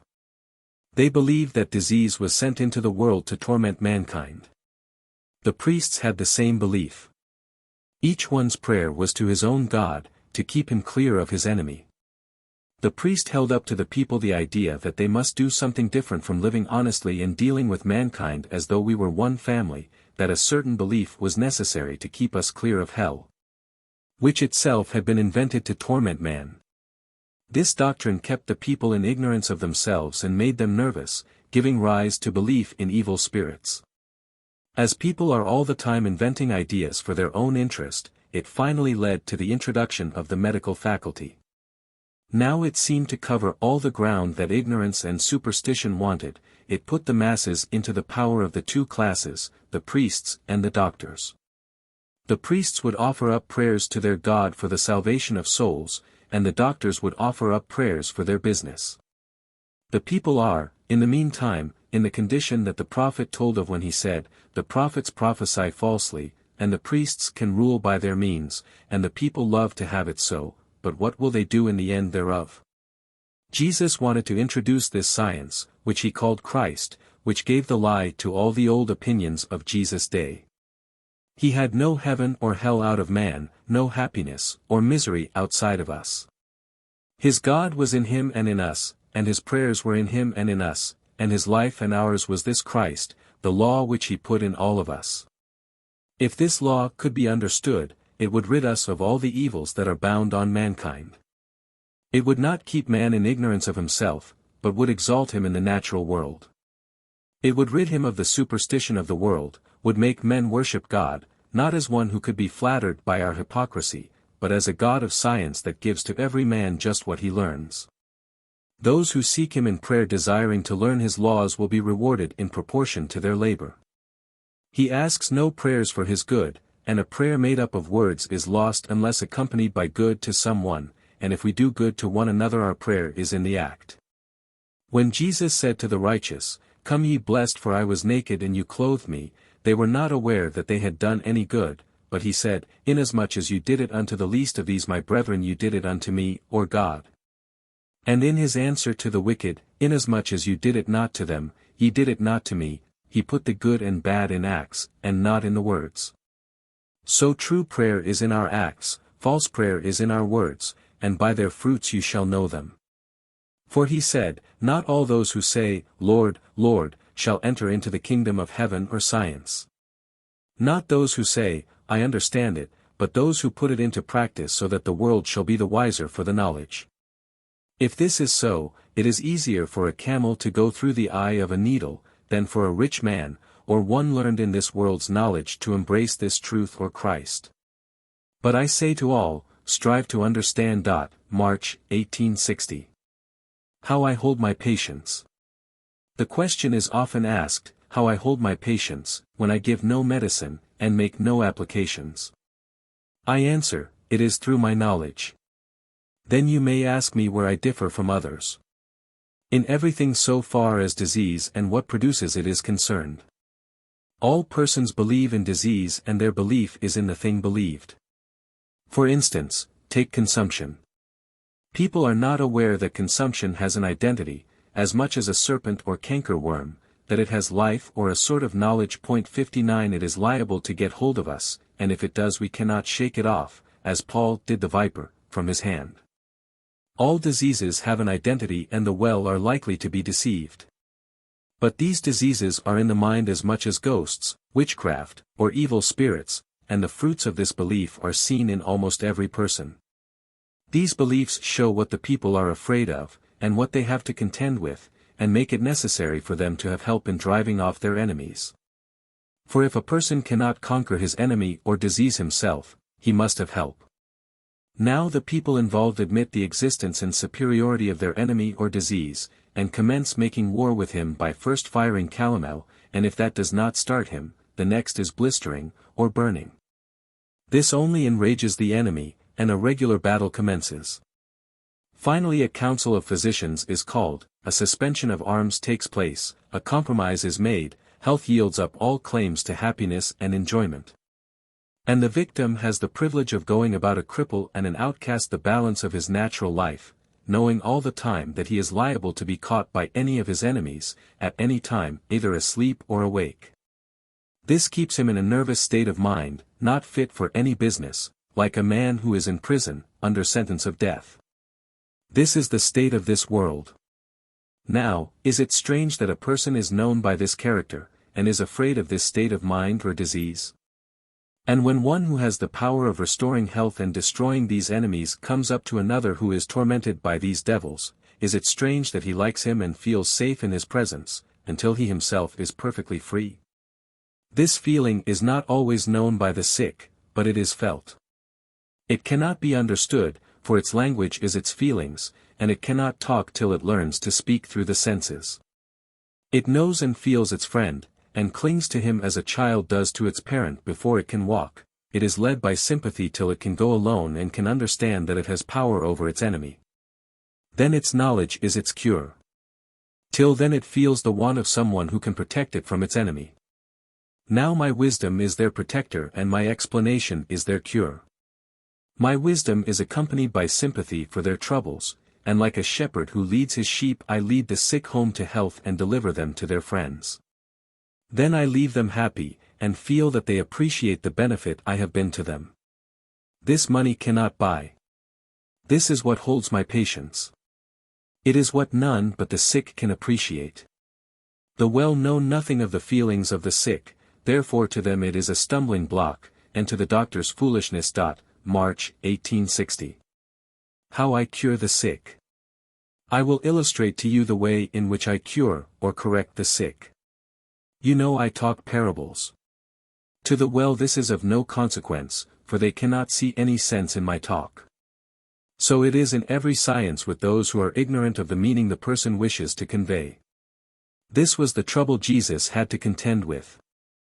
All his knowledge must be explained by parables, for the people's belief was in the thing believed. To reduce their belief to a science was a very hard task, for it had to be done by parables of things that each person could understand. When he talked to the multitude it was about the science or principle that was intended to be applied to each person's individual case. The parable of the sower illustrated the principle like an illustration regarding some science. It was not intended to be applied to any individual case, therefore when the disciples heard the parable, they did not understand it, and wanted an explanation. Now his explanation to them is as much of a parable to the rest of the world as his parable to the multitude was to his disciples. So a parable of mine is of no use to the well, for it is not intended for them, and must be varied to suit the case that calls it out. Like a lawyer's argument, it depends upon the case to be tried. So it is with the sick, each must have his case explained to himself. The science can be explained to the well, but not by the same parables that are necessary to be applied to the sick. I will illustrate. A lady called on me whose feelings were as follows: she felt so weak that she could not keep from stooping over, it was with difficulty that she could sit up. This feeling I could feel, but the woman who was with her could not detect it. To cure her and make her sit up, the work must be done by an explanation she could understand, by a parable, because the patient's identity was in her belief. Her body had an identity apart from the earthly body, and this sick, spiritual, body is the one that tells the trouble. This body seemed to be holding up the natural body, till it was so weak it could barely sit up. This spiritual body is what flows from, or comes from the natural body, and contains all the feelings complained of. It speaks through the natural body, and like the heat from a fire has its bounds, is enclosed by walls or partitions as much as a prison. But the confinement is in our belief, its odor is its identity, its knowledge is in its odor. Its misery arises from false ideas, and its ideas are in itself, connected with its natural body. This is all matter, and has an identity. The trouble, like sound, has no locality of itself, but can be directed to any place. Now as this intelligence is around the body, it locates its trouble in the natural body, calls it pain, or by some other name. Now the sick person is in this prison, with the body, which body feels as though it contained life. But the life is in the spiritual body, which being ignorant of itself places its own identity in the flesh and blood. This is because the heat which arises from the body contains the identity, and the soul puts such a construction upon the pain as has been taught, and thinks its trouble is in and part of the natural body. This is the prison which Christ, not Jesus, entered, and broke the walls by his word or power and set the captive free. At this door he stands and knocks, and if we will let him in he will explain away the error or forgive the sin, and save the soul.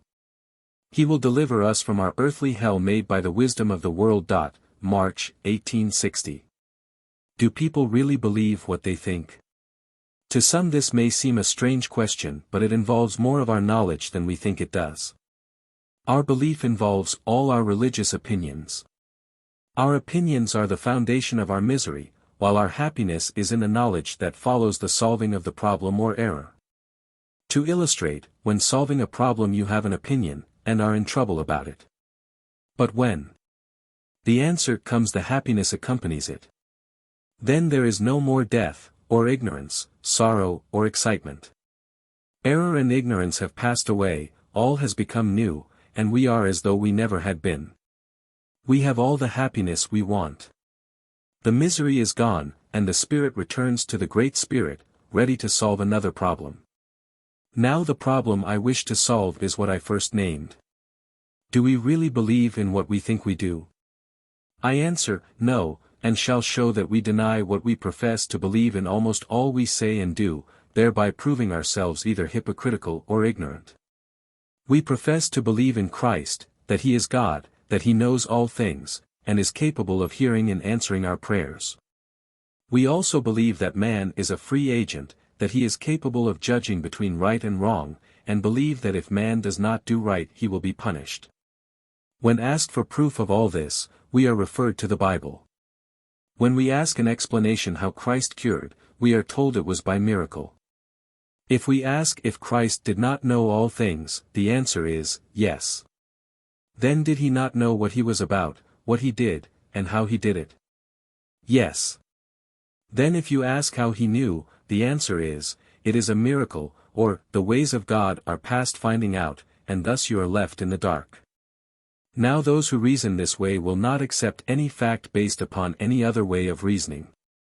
You must bring the strongest proof to convince them of a fact produce in the same way, otherwise they will not believe. The fact is they don't reason or compare at all, and admit what they have not the slightest proof of, except the explanation of some person of doubtful existence. Now, when I show that I can produce a phenomenon that to all appearance is just like some produced by Christ, and in the living, who speak for themselves, I should like to know by what authority anyone dares to say that it is not done in the same way that Christ did his works. If they cannot tell how I do it, or how he did it, how do they know but that it is done in the same way? Their only objection can be that it happens to be contrary to their own opinion, which is not worth anything, and they admit it. For they will say it is a miracle to them. This makes them what Jesus said of such guides. He called them blind guides leading the blind, and warned the people against them. He called them whited sepulchres, and all kinds of names, and the world has been led by such guides ever since. Jesus told the people how they should know them. He said, "Not all who say Lord, Lord, shall enter into this theory or kingdom, but he that doeth the will of the Father that sent him. Now what do they do that Jesus did? Nothing. You cannot point to one act that Jesus did that these guides do. All who do good according to Scripture imitate the Pharisees in every respect. He called them the children of the devil, and he said their father, or error, was a liar from the beginning. Jesus judged them by their works, and told the people to do the same, for he said, "By their fruits ye shall know them." March, 1860. Jesus and Christ. When Jesus asked Peter, "Whom do the people say that I am?" Peter and the disciples said, "Some say, John the Baptist, some Elias, and others Jeremiah or one of the prophets." Now all of these were dead, therefore they did not mean to confound the man Jesus with them. But they believed the spirits of these men came back and entered the living, and talked to the people. Jesus knew that this was their belief, and they knew it. When Jesus asked his disciples the question, he never intended to convey the idea that he wanted to know who he, Jesus, was, but who this power was. They thought it must be the spirit of some person who had been on earth, and when Peter said it was the Christ or God, truth or science, this was a new idea, and Jesus answered, "Flesh and blood hath not revealed this explanation to you." And upon this explanation he, Jesus, would build his Christ or church or truth, and the gates of error could not prevail against it. He, that is, Jesus, would give Peter the keys or explanation so that he could understand and practice it for the benefit of mankind. This knowledge would give him power to loose those who were bound in heaven or in the mind, and loose those bound in the earthly body. The idea that the man Jesus was anything but a man, was never thought of. Jesus never had the least idea of such an explanation. The prophets had foretold a Messiah that should come, and when the child Jesus was born, the people believed that David's spirit had come and taken possession of his body, so they called Jesus the Son of David. But they meant to be understood that it was David's spirit speaking through him, Jesus, and some called him the Son of Man. Now, everyone admitted the power that Jesus had, but there was a difference of opinion in regard to it. All men have a power, but to have a power superior to the natural man, has been a question ever since the world began. Upon this question the people split. To believe it is to believe in a power the natural man cannot explain. If Jesus had a power, we must admit a knowledge superior to it, that governs and directs it, and if we do admit it, where does it come from? All will answer, from God. All will admit that there is another power that affects man for evil. There must then be a sort of bad knowledge, or false Christ that governs it. How are we to know the good from the bad? Only by the fruits or direction. If we must take an opinion, we have no standard. For every one has a right to his own opinion, and by doing so we throw away Christ's teaching when he says by their fruits men are to be judged. We judge them by their works. What are the works? I suppose Jesus knew what he meant, and he meant to give his disciples the true idea when he called them together and gave them power to heal all sorts of diseases, and cast out devils. Did he mean to give power without any knowledge how to apply it, or did he give the knowledge with the power? If he gave the knowledge so that it could be applied, are not the ones who apply it better acquainted with the power than those who are ignorant of the power and the knowledge? I will try to illustrate what Jesus meant by these powers, when he was accused of curing by ignorance. You may have seen in the paper an account of a young lady being cured by the prayers of a Mormon preacher. I have no doubt that he raised her up through his prayers, and the belief in Mormonism would naturally be established in the young lady's mind. This cure, as far as it goes, is to establish Mormonism. Now if the Mormons established all their belief and that is right, why do not all people who believe in prayer embrace Mormonism and all the Mormons preach? When the disciples said to Jesus, "We saw men casting out devils in thy name and forbade them," he said, "Forbid them not, for they that are with us are not against us, and they that are not with us scattereth abroad." Here Jesus showed the difference between his knowledge and theirs in using this power. The others cured, but the world was no wiser for their cures, so they scattered abroad. The cure was right, but it was done through ignorance. This is the way with prayer. Prayer contains no knowledge and only leaves men in ignorance and superstition. Seeing this account in print, and knowing how it was done, I thought I would try the same experiment on a lady, myself, according to my way of curing disease. I have no creed or belief. What I know I can put into practice, and when I put it into practice I am conscious of it, and know what will be its effect. I sent to the lady, the subject of my experiment, who lived out of town, a letter, telling her I would try my power on her from the time I commenced the letter, which was Sunday, and visit her at different times till the next Sabbath. And on the next Sabbath I would come between the hours of 11 and 12, and make her rise from her bed, where she had been confined by sickness, unable to walk for 9 months. At the time appointed I went and used my power to restore her to the use of her limbs and to health. On the Wednesday following my letter, her husband wrote me that on Monday night she was very restless, but was better the next day. On the Monday following that, I received a letter saying that at the time I appointed for her to rise from her bed, she arose from the bed, walked into the dining room, and returned, and laid down a short time. She then arose again, dined, and also took tea with the family, rested well that night, and continued to do well. Now I suppose all of this transaction would be accounted for by the religious community by the power of the imagination of the patient. Suppose you do give it that explanation. How was the lady cured by prayer? On the same principle, I suppose. If so, how was it with the centurion who came to Jesus, saying that he had a servant lying sick with the palsy, grievously tormented? Jesus said unto him, I will come and heal him.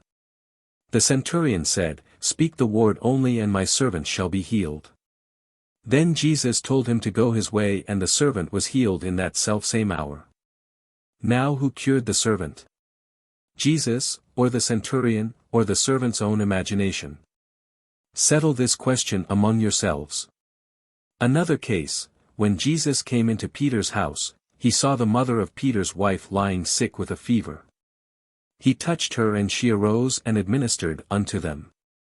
Now if you cannot tell how this was done, and yet admit it, you must admit a power that you cannot explain or understand, and if you cannot understand it, it is an unknown power. To attribute to any individual this power from which you hope to derive benefit is to worship an unknown God or principle. This principle which you ignorantly worship, this I declare unto you by explaining it. March, 1860. Wrong use of words.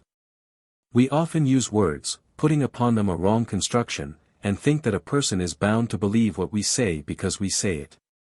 For instance, you often hear a scientific person make this assertion, that there is no such thing as weight, that weight is attraction, that its true scientific explanation is attraction. Now this is easy to say, but hard to prove. You cannot convince a man of what does not come within his senses, and he will not believe it because someone says so. Neither party is right, and both are nearly right. If you place the two weights in an exhausted receiver they will both fall at the same time. This proves attraction. Take them into the open air, and then the iron weight will fall the faster. Now is it attraction, or must you introduce another word? Why do they not fall in the same time as in the receiver? Because they have to fall through a medium called atmosphere or air. This medium is more dense near the earth, but as it recedes from the earth it becomes less dense, and bodies are weighed or measured in this medium. So attraction is of no use except to show that all things have a tendency towards the earth. To suppose that the attraction is in the thing attracted is wrong, and so is the idea that the weight is in the matter attracted. The word weight is the name of matter in motion, for when there is no motion it is called pressure. Weight in motion makes mechanical power, and as velocity increases weight diminishes until weight is lost in velocity, then the whole is under the law of attraction. Now as the human body is matter and mind is weight, the natural man knows no law of attraction, any more than the metal knows of the attraction that governs it. The law or science that governs man is as much in the dark to the natural man as attraction is to weight. Attraction knows weight is ignorance. As the mind is like the weight, and the soul or truth is like the attraction, as we gain in knowledge we lose in mind or ignorance. So as perfect velocity casts out weight, perfect knowledge casts out mind or ignorance, and truth reigns in all. God is the attraction of both. Ignorance, like the brute, sees no higher law than itself, therefore the ignorant act in accordance with their belief. Man, who is a little above the brute, has discovered that there is a law of attraction, and that same knowledge sees in man a higher and more intelligent law of knowledge that the natural man knows nothing of. This teaches man that as he loses in ignorance by embracing the truth he leaves this world of error, and as he learns science he disregards error till all error is swallowed up in truth. Then one shall not say to another, "Know you the truth?" But all shall know it from the least to the greatest. Then disease shall be destroyed and truth shall reign all in all. March, 1860. Harmony, I. Can two persons be in harmony except they be agreed? If you are affected by any person in a way that produces fear, you cannot be in perfect harmony with another till the fear is cast out. If it is from some idea that affects your character, you will be imprisoned in the idea till free from it. The idea may or may not be accompanied by an individual, but if it is so accompanied you will be affected by that person in your sleep, the same as in your waking state. One of these effects is attributed to the natural mind, and the other to the spiritual mind, but both have the same effect on health. But as my knowledge contains no matter I am free from your prison, and as I break or destroy the prison or person that holds you, you come out of that spiritual idea and come to me. You will have no fear, and if you dream of me you will not be afraid. I am your protector, but till you know who I am you may be afraid because you have been deceived so many times. You look upon all sensation with suspicion, and you suspect yourself. The ignorance of yourself is the worst enemy that you have to contend with, for its character is public opinion, which is taken for truth. To separate us from what we look upon as truth is not a very easy task, for sometimes we think we like the very thing we really hate. This keeps us in ignorance of ourselves. When we would do good, evil is present with us. It is not ourselves but the evil that dwelleth in us. This evil comes from the knowledge of this world, and as this world is made up of flesh and blood, no true knowledge is in it. To separate us from the error, and bring us into harmony is to explain the false idea away, and then all sorrow will pass away, nothing will remain save the recollection of what is past, like a dream or nightmare. And you will not be likely to get into the same error again. All sensation, when first made, contains no direction, but is simply a shock. Error puts a false construction or opinion upon it, and speaks disease into existence. The mind is then imprisoned in the idea, and all the evils that follow are what are called disease. I shall speak of two kinds of disease. One is called by the doctors, local, the other nervous. I make no difference as far as the effect of the mind is concerned. Nervous diseases are the effect of the regular's opinion reduced to a belief, and so are all others. I will state two cases to show the difference. A person is exposed to the cold. Ignorance and superstition have reduced this sensation to a disease called cold or consumption. This is set down as a real disease, and so it is, but it is based upon an ignorant superstitious idea. This is one of the errors of this world, judged by this world and proved by the effect on the body. This is called real, and no mistake.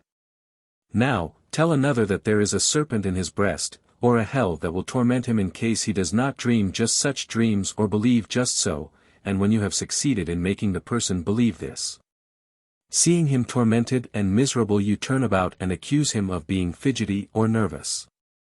All the sympathy he gets is to be told that he is weak-minded for believing what doctors and ministers have told him, and warned him against for years. This is the judgment of this world's belief. To condemn all this folly is to disbelieve in all people's opinions that tend to make one sick or unhappy. Let God or truth be true, and all men liars. If two ideas come in conflict in you, investigate the wrong and you will find that it is from someone's opinion. You have tried to carry it out, to your own destruction. You have taken some effect for an element. This makes all the trouble. Error can produce no element, but can only create disease and misery. Elements are like true love or science. They contain no evil except when hatred or passion is put in. Then they may take the name of the author of the evil. For instance, you may love a person, and he may love liquor, you may be induced to drink, your love for the person may be transferred to the liquor, and you may become a drunkard. Now to cure you is to have someone interest you in those who have a distaste for liquor, and in that way, if you follow your friend, and if he knows what he is about, he restores you to health and happiness. April, 1860. Harmony, 2. When two persons are in harmony in regard to a fact, they are as one, for there is no jar. The fact may be of truth, or error, but if they are of the same opinion in regard to it, then they harmonize. If the harmony is pleasure, it is well, if it is trouble, it is harmony with them and discord with something else. Error cannot be in harmony with truth. Ignorance is as a blank, error is the working of ignorance to arrive at harmony or truth. Truth can govern this chemical change in ignorance to bring it in harmony with science. Truth contains no happiness, no misery, but is that power that governs all things according to itself. This truth is in all men, but it is not in the brutes, for it is not matter but the knowledge of creating matter or destroying it. Therefore, fear not that power that can destroy the body in nothing more, but fear that power that can destroy both body and soul. The power that can destroy and create matter, is the destruction of the life of error. Ignorance says in its heart there is no such power. Error knows that there is but is ignorant of its locality. To ignorance this power is an unknown God.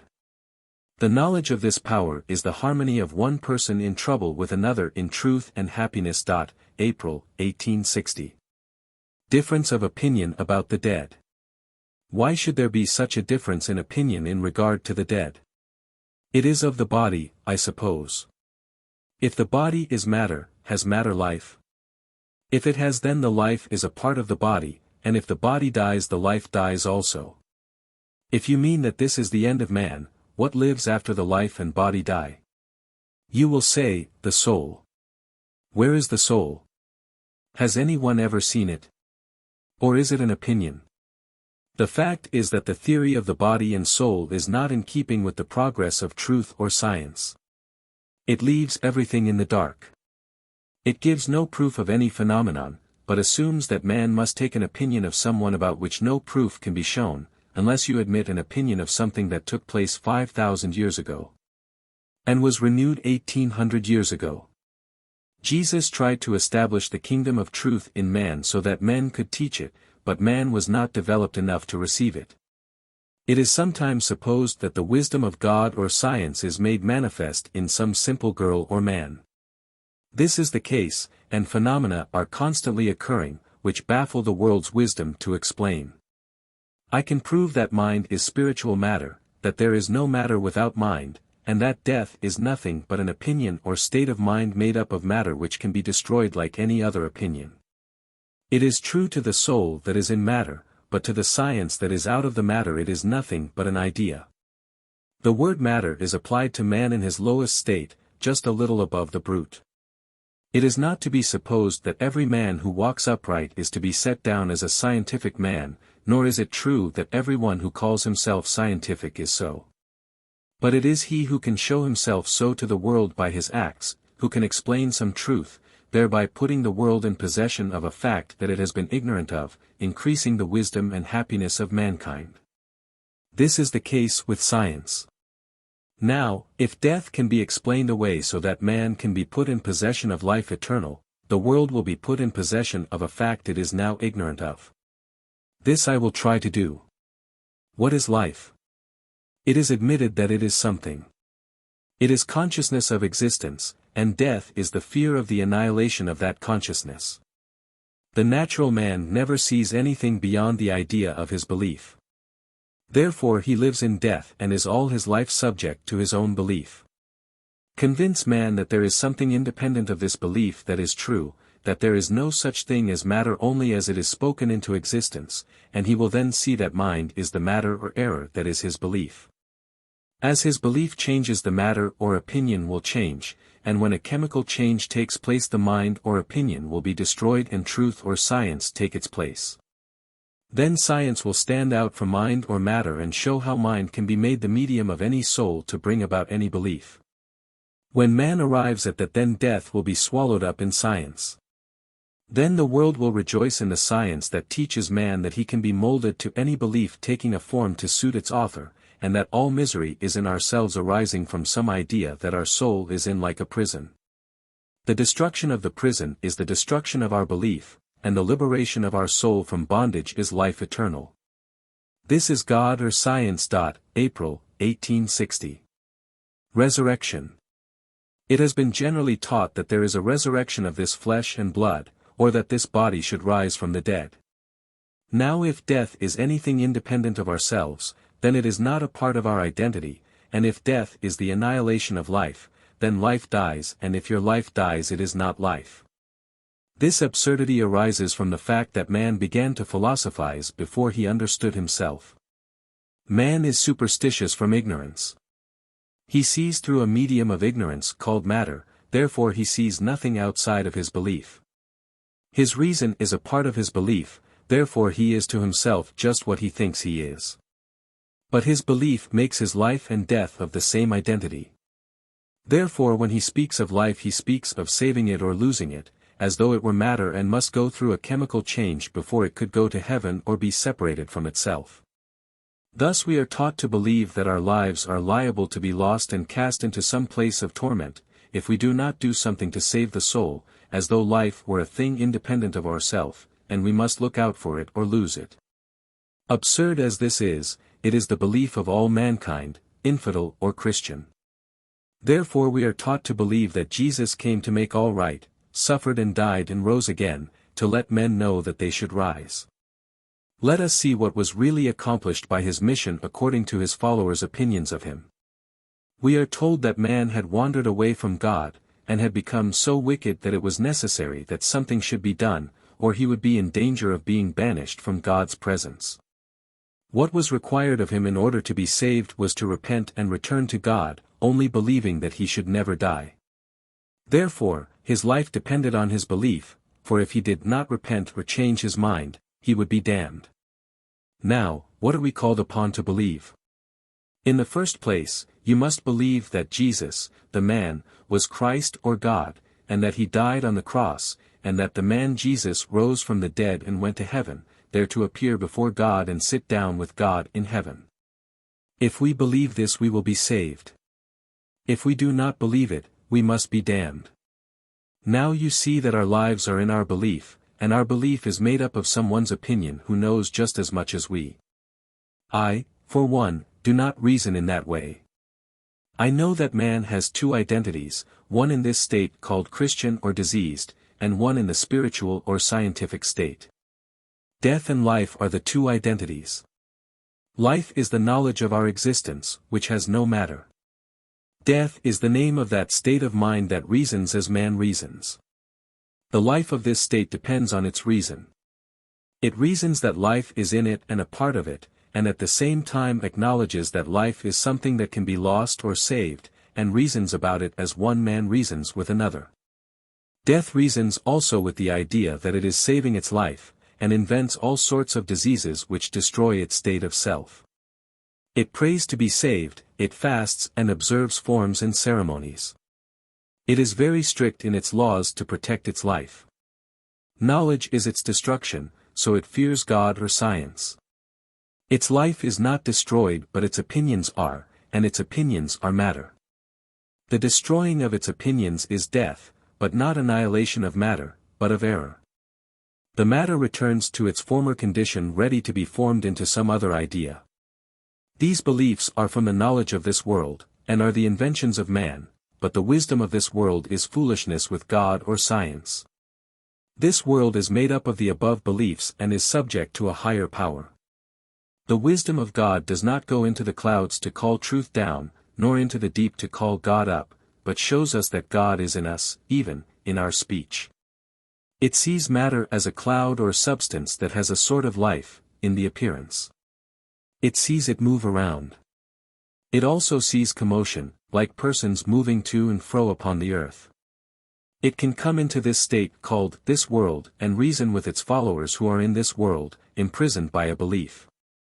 To be clear from this world is to know that an opinion is not knowledge, and when this is found out the opinion is destroyed and science takes its place. I am now speaking of the wisdom of this world. You see your friend walking about, and you talk with him. Finally lie dies, as you would say. Now his identity with you is that he once lived, but is now dead. You do not know, but he may live again, though this is only an opinion. You follow him with the same idea or belief. So you never enter into the world of science, for flesh and blood cannot enter truth, it cannot understand the separation from this world or belief. Where do I stand? I know that all the above is the reasoning of matter, and when people learn the truth, they will make matter subject to science. Then the wisdom of this world will become subject to the scientific world. This world calls the world of science a gift. To call it a gift is to say that those who practice it for the benefit of man are either ignorant of this science, are humbugs, or are fools talking about what they do not know. Those who call Jesus' knowledge of this science a power or gift place him on the same level with all the sorcerers of his day. April, 1860. This is a supposed communication from one said to be dead, to show how little reality there is in death. William, will you give me your idea of death? I can give you my opinion, but you will say an opinion is no proof, and therefore is of no force. Well, tell me what you think.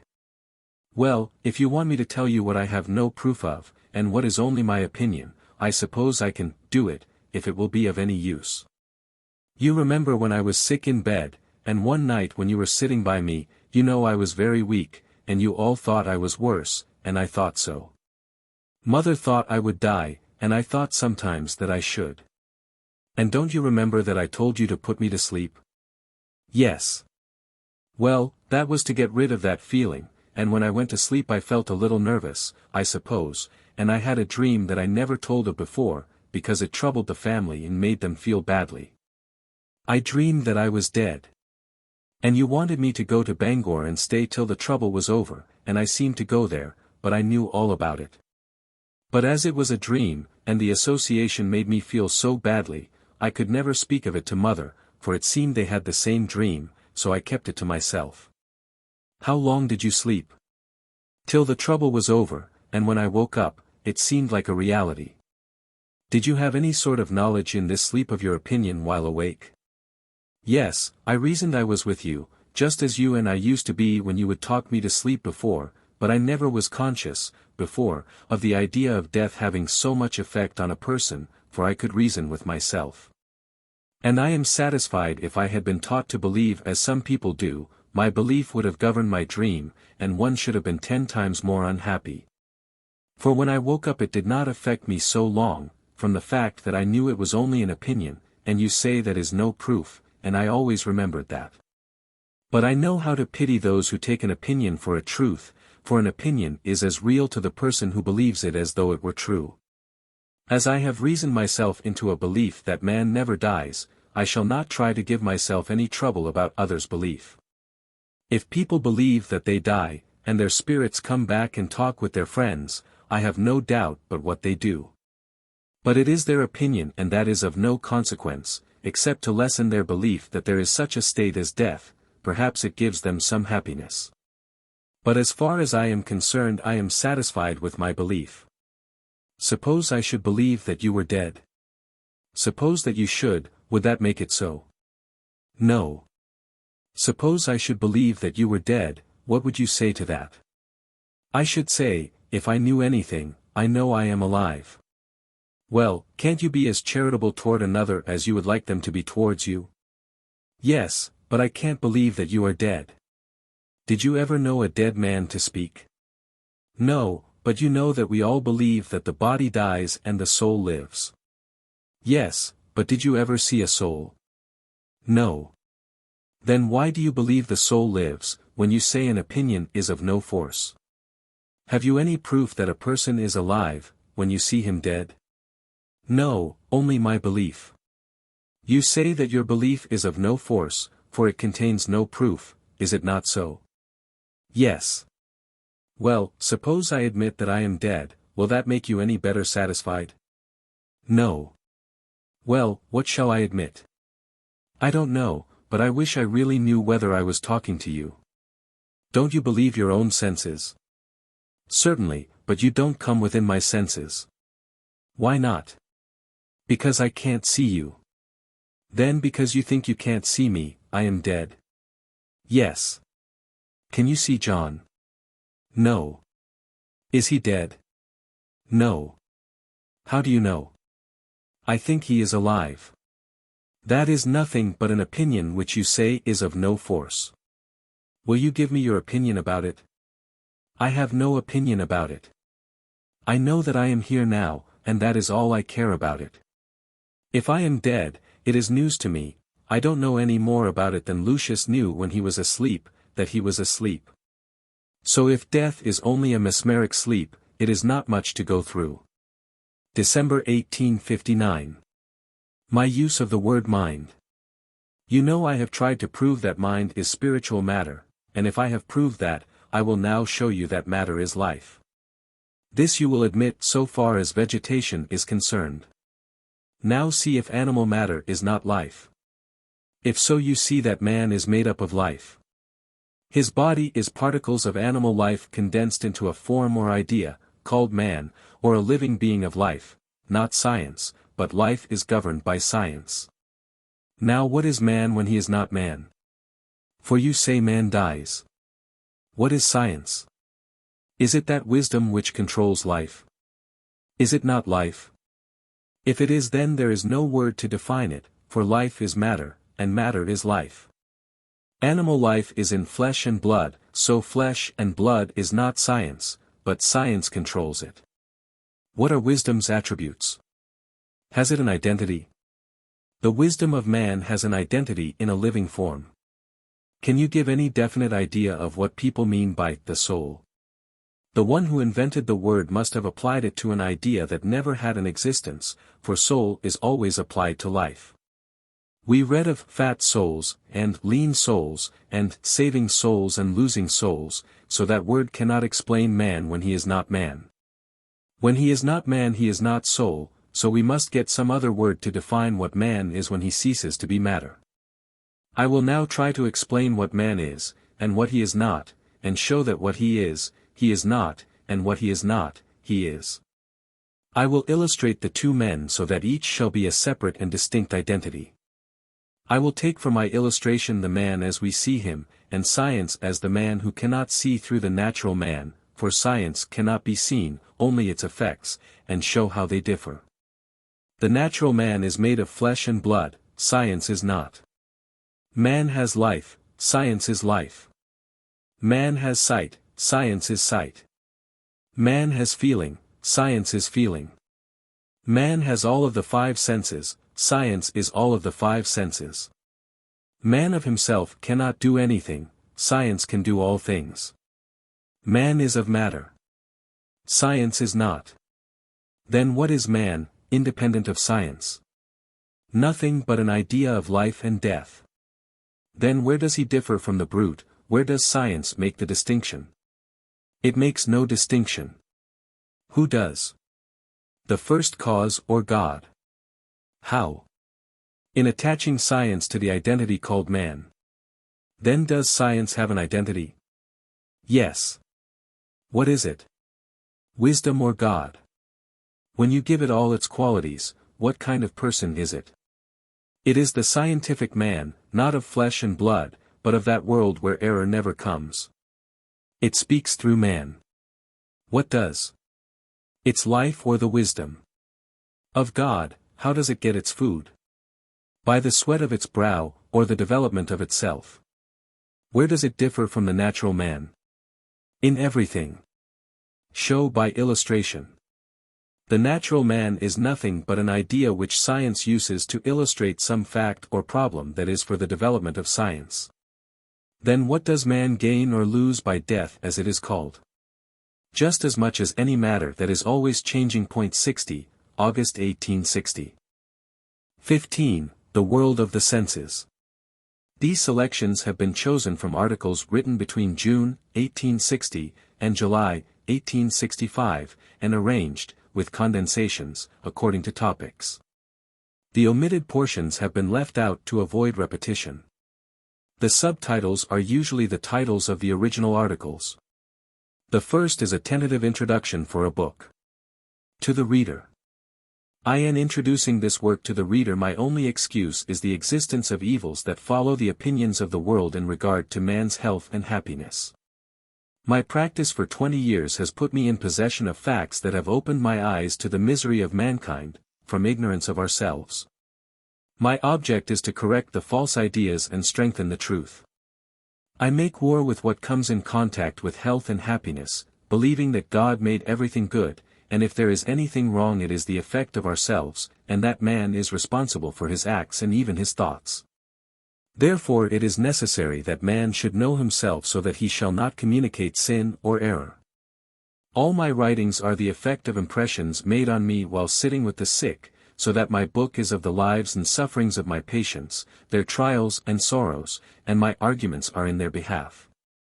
It may seem strange to the well that I write upon so many subjects, but when you take into consideration the great variety of persons, and the peculiar state of literature, varying from the most cultivated to that of the lowest intellect, it would not be strange if my writings did not excite the curiosity of the reader. For instance, one is full of religious ideas and becomes almost insane, and some are entirely so. This excites me, and my thoughts run upon religion. Another will be almost insane upon spiritualism. Then I have to battle that, or show the absurdity of that belief. Some are excited upon Millerism, and believe the world is coming to an end. This brings up arguments to refute their belief. Some upon witchcraft. Now their minds are continually dwelling on all these subjects and on the Bible. So to cure I have to show by the Bible that they have been made to believe a false construction. My arguments change their minds and the cure comes. This is my excuse for what I have said upon the Scriptures. Some people are lovesick and disappointed. These are not a great many. Minds are affected in various ways. Some are shipmasters. Their sickness is caused by various things. But all mankind must be reached by parables. All my illustrations are called out by the case I have to treat. Women are more spiritual than men, therefore with them my illustrations are drawn more from the Bible than from any other book. Medical science I have to use rather hard, for the sick have the most bitter feeling towards physicians and religious teachers. These two classes I have to come in contact with. The fear of these two classes makes the patient sick. I have found this out by the effect the patient has on me. I have been so provoked when sitting by the sick, with the physician and in regard to certain classes of disease, that it was with the greatest difficulty I could keep my temper, and I had never seen the doctor or minister. But I always found that when I would get the patients clear from their opinions, they would express themselves in as strong terms as I had. I thought the fault might be with me, but I am now satisfied that I was only the scapegoat to carry off feelings they dared not lisp out, but could not tell why. Therefore I have not the slightest feeling as a man towards any person, only regarding error. That I have no sympathy with. It is a hypocrite in myself and in every one else. You may say I have gone out of the way to attack religious denominations. If I have, the fault is in my patient. Every one knows that pious persons when sick are the most profane and talk the worst about the Bible. This is because they have the most fear. With these remarks I will leave this part of my subject, and say a word or two in regard to words. I differ from all persons about some words. One is mind. Mind to me is not wisdom, but spiritual matter. And I think before you get through my book you will think so too, and be convinced of the truth of what I say. So far as my education is concerned I need make no apology. If I have learning enough to explain my theory, it is all I want. False reports concerning my religious belief. In giving to the public my ideas in regard to curing the sick it will be necessary to correct some false ideas that have been circulated in regard to my religious belief. So I will say I have no belief, and in regard to any person's religion or disease I know they are based on a false idea of wisdom. I take the sick as I find them and treat them according to their several diseases. As their diseases are the result of their education or belief, I have to come in contact with their beliefs. Their religious beliefs are often the cause of their trouble, but the medical theory causes more than all the rest at the present day. In times of old, when the priests led the masses, the causes emanated from the priests, but since the right of religious freedom has been granted to all, truth has destroyed the power of the priests. Yet it has not enlightened the people, but transferred the idea of disease to the medical fraternity. All the religion I acknowledge is God or wisdom. I will not take man's belief to guide my bark. I would rather stand at the helm myself, but the priest and medical faculty have assumed sway, and one pretends to look after the body and the other the soul. So between both they have nearly destroyed soul and body, for you cannot find one person in 10 but complains of some trouble in the form of disease. As disease leads to destruction or death, death is one of the natural results of disease. So to save persons from what may follow, a religious belief is introduced and another world is made which is to receive all men, who are to be rewarded according to their acts. This makes up the whole progress of man's life. In all this intelligence and goodness are not included. It is true we are told that to live a virtuous life is good, but you never hear that to be posted in the wisdom of the world gives a person advantage over the weak and humble believer who swallows everything the priest tells him. To be a good Christian according to their explanation of religion is to be humble and not wise at all. Now every man partakes of his belief, and in fact they are all made of belief, for everything you can think of or remember is such. Now all things must end according to man's belief, and there has been nothing as yet that has come in collision with it. Therefore life and death are said to be the natural destiny of man.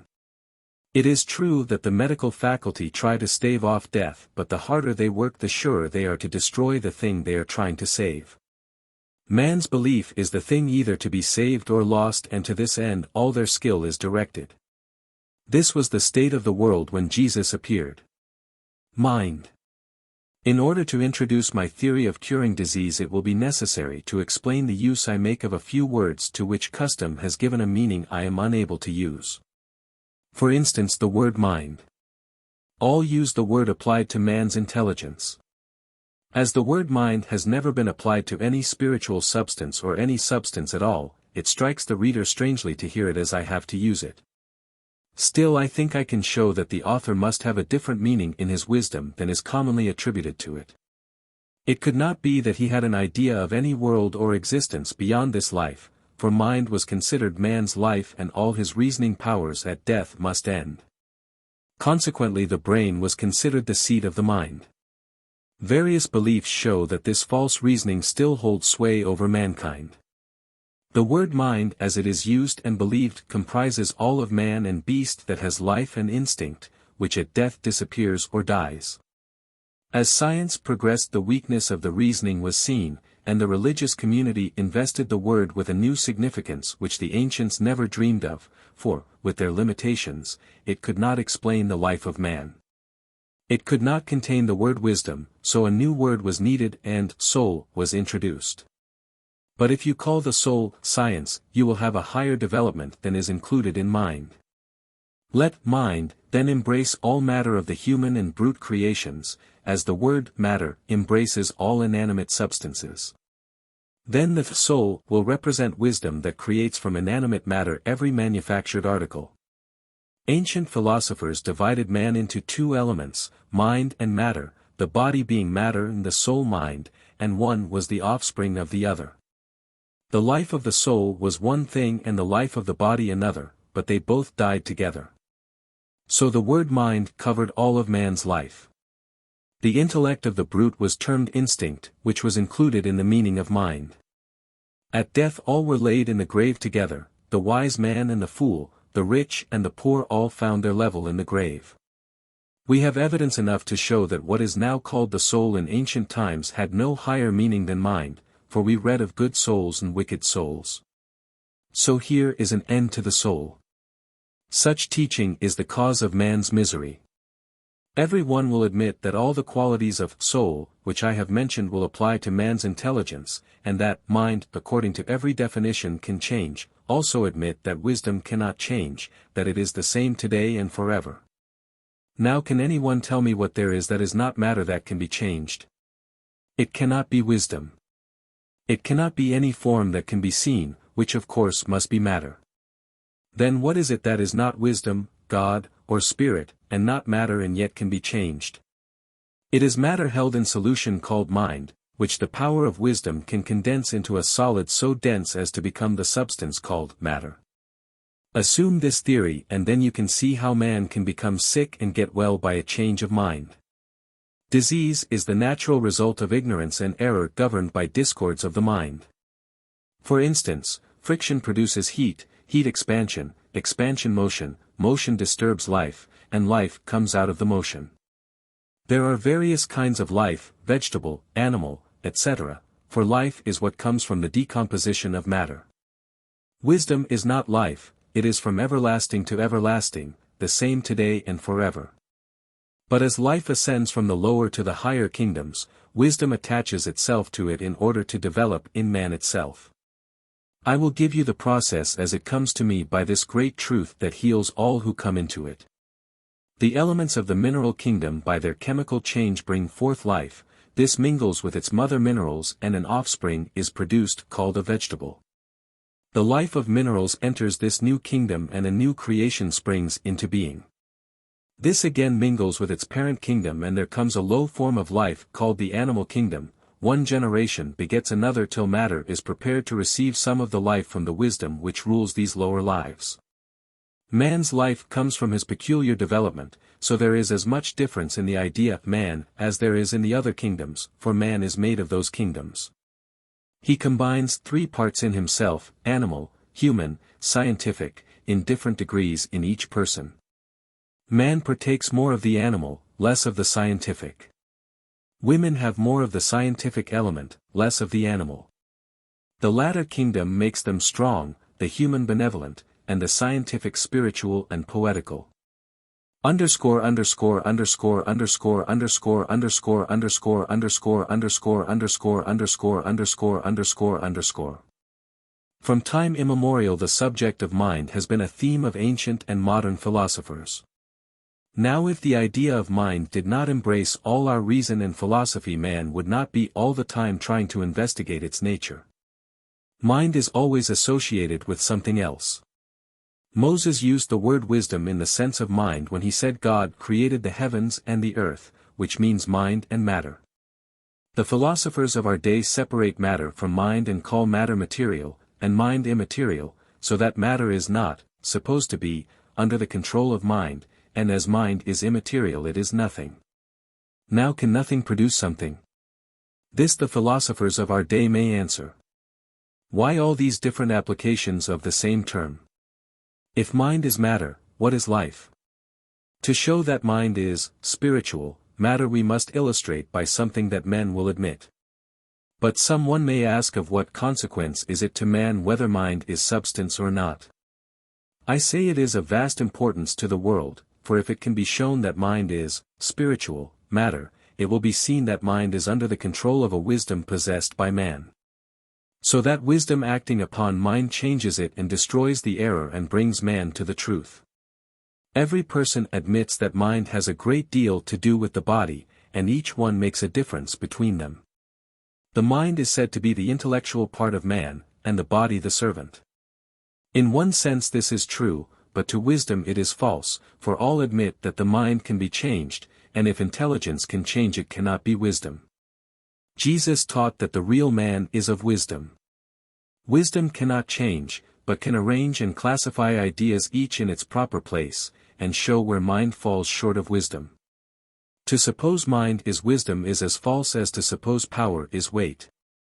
The natural man, whose intellect is linked with the brutes, and who cannot see beyond matter, reasons this way: he is in matter, but thinks he is outside of it. He cannot see his absurd mode of reasoning, but it is shown in disease. Physical man is composed of fluids and gases, and also mind. The mind is supposed to be the offspring of his body, or brain, although in his conversation he makes a distinction between them, and being in matter his intelligence cannot see beyond it. Therefore he only believes in a superior wisdom as a mystery. The fact that he admits it as a mysterious gift or power shows that he does not know it. To make man know himself is to convince him that he, his wisdom, is as distinct from his belief as he is from anything that exists separate from him. Then he will give to mind an identity embracing everything having a beginning and ending. Sickness and disease are contained in it, but wisdom is no part of it. If we see a dead person, we have no idea of a wisdom that exists with all the faculties that were exhibited through the body. We try to believe, but our belief is vague. We cannot describe it. Man is not developed enough to see outside of his idea matter. He is in the idea prophesying of what may come hereafter. I have developed this wisdom, which is the real man, till I have broken through the bars of death and can see beyond the world of opinions into the light of science. I can see what things have being, and how we take our opinions for truth. The moon is a figure of the natural man. Its light is borrowed, or the light of the opinions of the sun. It thinks it has light of itself, but the sun's light knows that it is the reflection of the sun's light. The wise man in like manner knows that the light of the body or natural man is but the reflection of the scientific man. Our misery lies in this darkness. This is the prison that holds the natural man, till the light of wisdom bursts his bonds, and sets the captive free. Here is where Christ went to preach to the prisoners bound by error, before the reformation of science. The scientific man. I will try to define what I mean by the scientific man or man outside of matter. To do this I must assume myself in relation to mind as God stands to all creation. The natural man is only an idea made by God's wisdom, like a shadow. After this shadow goes through a certain change, like any other matter, it is in a state to be a medium of a higher power than itself. God sent an identity of his wisdom to take control of the medium and carry out his design and bring man to a knowledge of the Father. This identity that he sends is science or the Son of God. To illustrate, I must use a figure so you can get my meaning. For if you do not do the thing God does, you cannot be the Son of God. Jesus was called the Son of God. Why was he called the Son of God? Because he did the will of his Father who sent him. To be a son of God you must do his will, and his will is to subject your errors to the truth, so that you can know that you are born of God. Now, I will suppose that God, when he spoke man into existence, knew that man was his own idea. A chemical change was going on for a certain time till man became of age, or men became ready to be governed by a higher principle than matter. Science is this principle put into practice. So science is the son of God or wisdom. Now science being the son of wisdom, it is a part of wisdom. Give this science an identity with a knowledge of its father, and then you have a son ready to take possession of matter when matter becomes purified, or a chemical change takes place in it so that it can be governed by an independent power. This son or science is not seen by the natural man, so the natural man thinks his life is in this belief. Now to come to the knowledge of this science is the new birth. The natural man. All mankind have respect for wisdom or something superior to themselves that they cannot understand. Man of himself is naturally indolent, brutish, and willfully stupid, content to live like the brute. He is pleased at any bauble or trifling thing. He has imitation and tries to copy whatever pleases him. In this he shows reverence for his superiors. As he does not possess science, he is often deceived. Thus he is made timid and willing to be led. His courage is the courage of ignorance, and when he sees superior numbers he curls down like a dog when whipped by his master. Easily led and easily deceived, no confidence is to be placed on his word, for his word is always like the wag of a dog's tail, to show his submission. But when his ends are answered, his next act might be to injure the one that had saved him from trouble.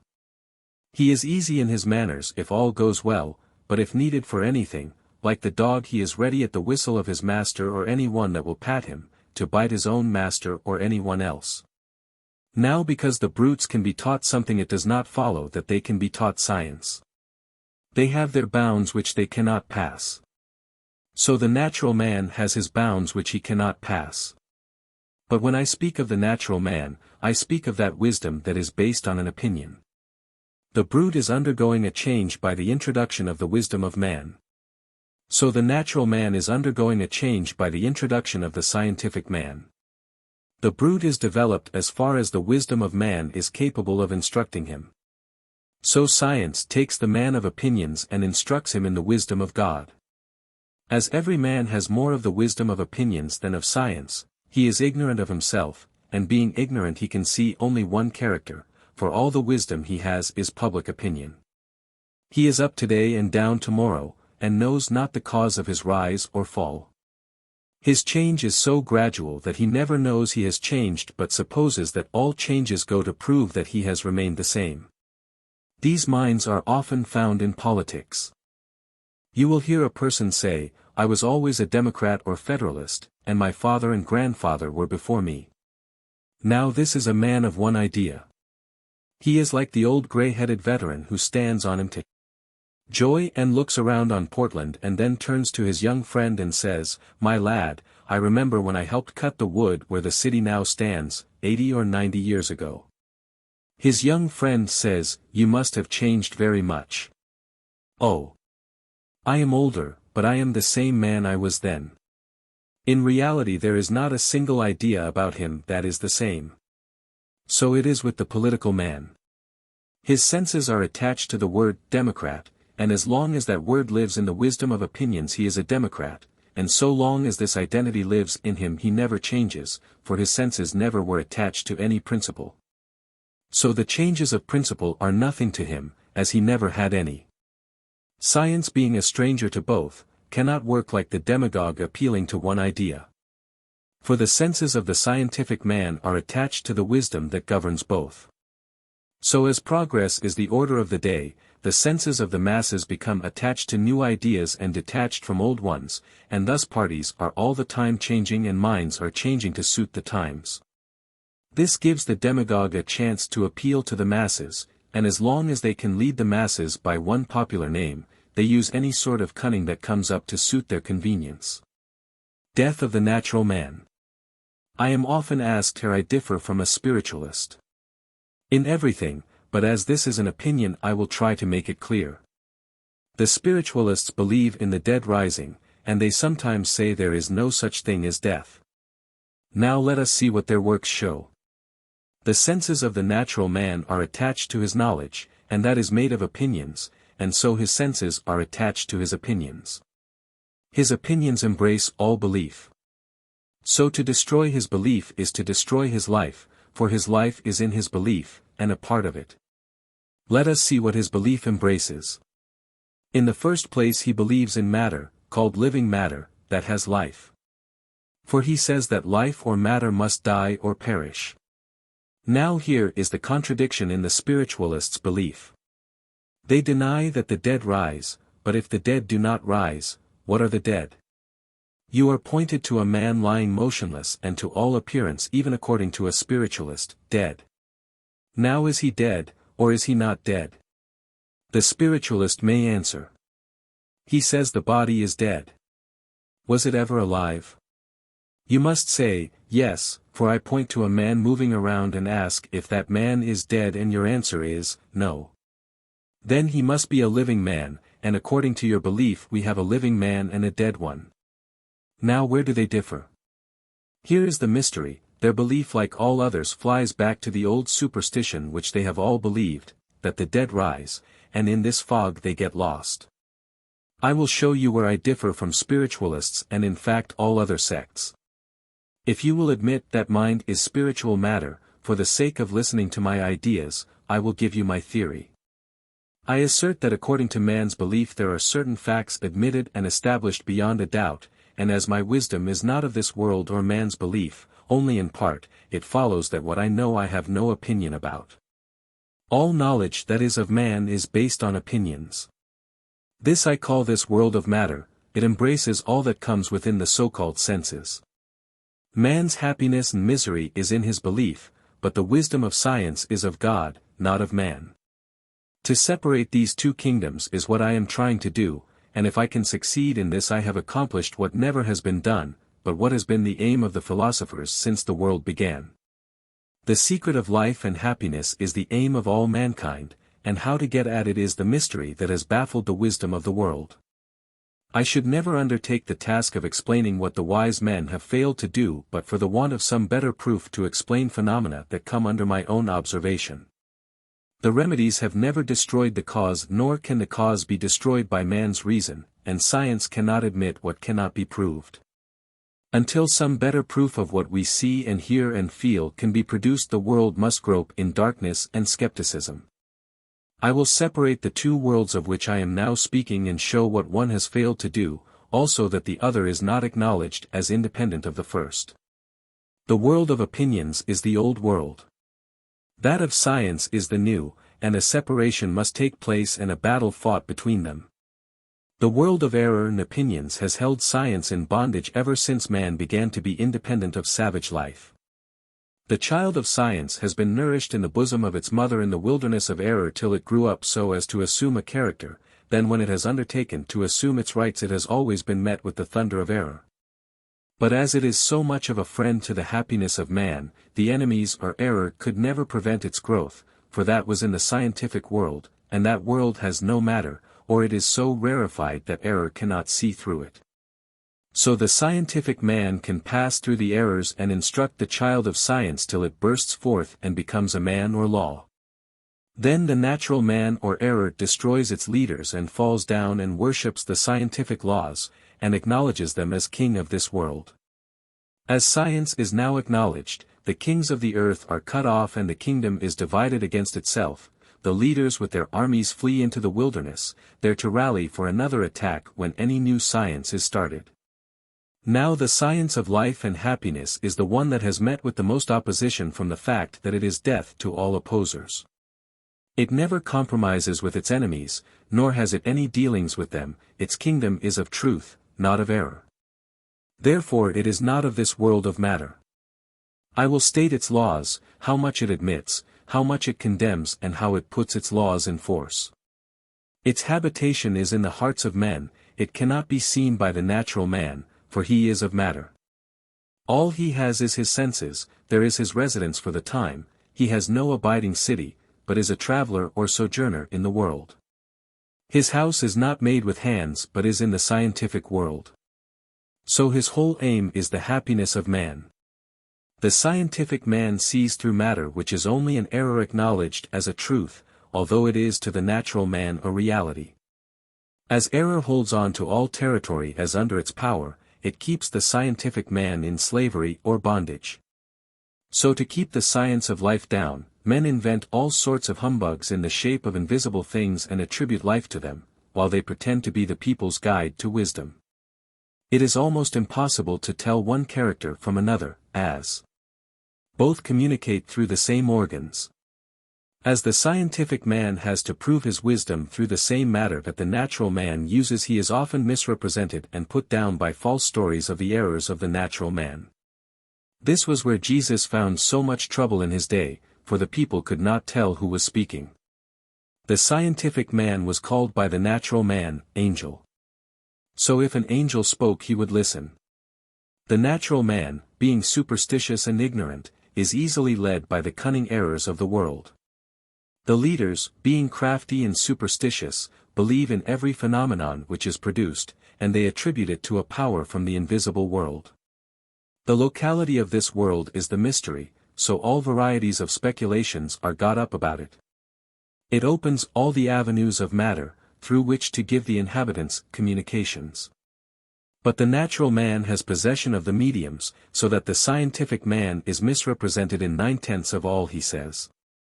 To be in the scientific world is to acknowledge a wisdom above the natural man, which will enter that world where wisdom sees through matter. This is the condition of those who are thrown into the clairvoyant state.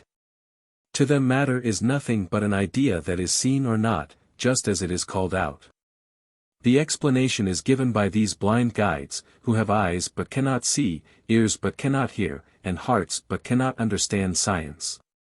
They are afraid of the truth lest it destroy them, for the death of error is the introduction of the science of life and happiness. As the standards of parties are established by error, it is almost impossible to introduce any new science unless it is explained on some of the theories of the natural man.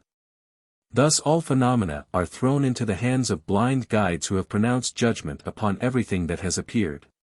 Whenever anyone shows a phenomenon, the priest and doctor catch the idea out of the mouth of the author and explain it on some theory already known to the people. The theory of health is one that has come up many times and failed because of the blindness of the wise, so that it has now almost become a terror to the one who had boldness enough to stand up and face the blind leaders of the blind. This Christ whom you crucify by your theories, is the same that Jesus taught 1800 years ago. It was taught by the prophets of old and has always been in the world, but has never been applied to the curing of disease, although false Christs have arisen and deceived the people. And the true Christ has been crucified by the priest and doctor to this time. I will now try to establish this science or rock, and upon it I will build the science of life. The starting point is animal matter or life, which set in action, leads to thought. Thoughts, like grains of sand, are held together by their own sympathy or attraction. The natural man is composed of these particles of thought combined and arranged to make a form called man. As thought is always changing, so man is always throwing off particles or thoughts and receiving others. As man's senses are in his wisdom, and his wisdom is attached to his idea or body, his change of mind is under one of the two directions, either of this world of opinions, or of God or science, and his happiness or misery is the result of his thought. As the idea man has always been under the wisdom of this world, the scientific man has always been kept down, from the fact that no man has ever risen to that state where the scientific man could control the wisdom of the natural man. This has always caused man to be at war with himself. In this warfare, if the natural man rules, disease and unhappiness are the fate of man. If science rules, life and happiness are the reward. Now I stand alone on this rock, fighting the errors of this world, and establishing the science of life by my works. What is my mode of warfare? With the axe of truth, I strike at the root of every tree of error and hew it down, so that there shall not be one error in man showing itself in the form of disease. My knowledge is my wisdom and is not matter or opinion. It decomposes the thoughts, changes the combinations, and produces an idea clear from the error that makes a person unhappy or diseased.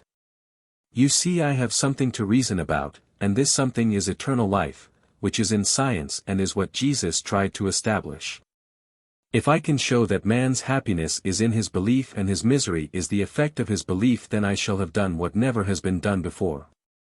Establish this, and man rises to a higher state of wisdom, not of this world, but of that world of science which sees that all human misery can be corrected by this principle, as well as the evil effects of error. Then the science of life will take place with other sciences. Then in truth can be said, O death, or error, where is thy sting? O grave, where is thy victory? The sting of ignorance is death. But the wisdom of science is life eternal. I will show the world's reasoning and how I reason. I will take the oracles of the world, for all science of this world of opinions has oracles. These oracles of which I speak are those who pretend to instruct the people in regard to health and happiness. The first is the clergy, for they take the lead in everything pertaining to man's happiness.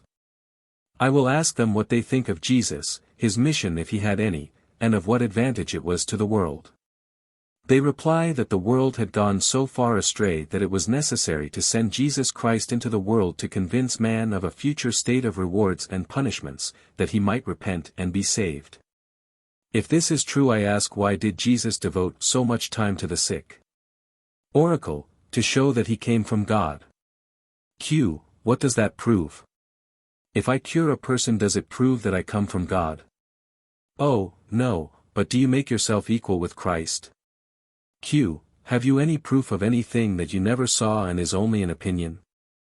O. The Bible. Q. Does the Bible speak for itself, or does someone explain it? 0. We must take the Bible as our guide to truth. Let us now sum up the wisdom which this oracle has delivered. All of his wisdom is founded on an opinion that there is another world and that Jesus came from that world to communicate the fact to the inhabitants of this one. The happiness of man is not increased by this theory, because this oracle cannot cure the sick. Now Jesus cured the sick and said if they understood him they might do the same. We want a theory like that of Jesus, not of talk but of words, for a theory that cannot be put into practice is worthless. My oracle is Jesus, he proves the goodness of wisdom. Jesus was the oracle and Christ the wisdom shown through this man for the happiness of the sick who have been deceived by the other two classes, priest and doctor. God or wisdom has seen how these blind guides had robbed the widow and the poor of their treasures, deserted them and left them forsaken and despairing, dependent upon the charity of a wicked world. This wisdom developed itself through the man Jesus and he fearlessly stood up and denounced these blind guides as hypocrites and devils. The senses. Are our senses mind? I answer, no. This was the problem ancient philosophers sought to solve. Most of them believed the soul, senses, and every intellectual faculty of man to be mind, therefore our senses must be mind. The translator of Lucretius says Lucretius attacks the ancient academics who held the mind to be the sole arbiter and judge of things, and establishes the senses to be the arbitrators. For, says he, whatever can correct and confute what is false, must of necessity be the criterion of truth, and this is done by the senses only. This difference is true in part. Both were right. But they confused mind and senses into one, like the modern philosophers who make wisdom and knowledge, mind and senses, Jesus and Christ, synonymous. Now mind and senses are as distinct as light and darkness, and the same distinction holds good in wisdom and knowledge, Jesus and Christ. Christ, wisdom and the spiritual senses are synonymous. So likewise are Jesus, knowledge and mind. Our life is in our senses, and if our wisdom is in our mind, we attach our life and senses to matter. But if our wisdom is attached to science, our life and senses are in God, not in matter, for there is no matter in God or wisdom. Matter is the medium of wisdom. This difference has been overlooked by the ancients. And modern philosophers have put mind and soul in matter, thus making a distinction without a difference.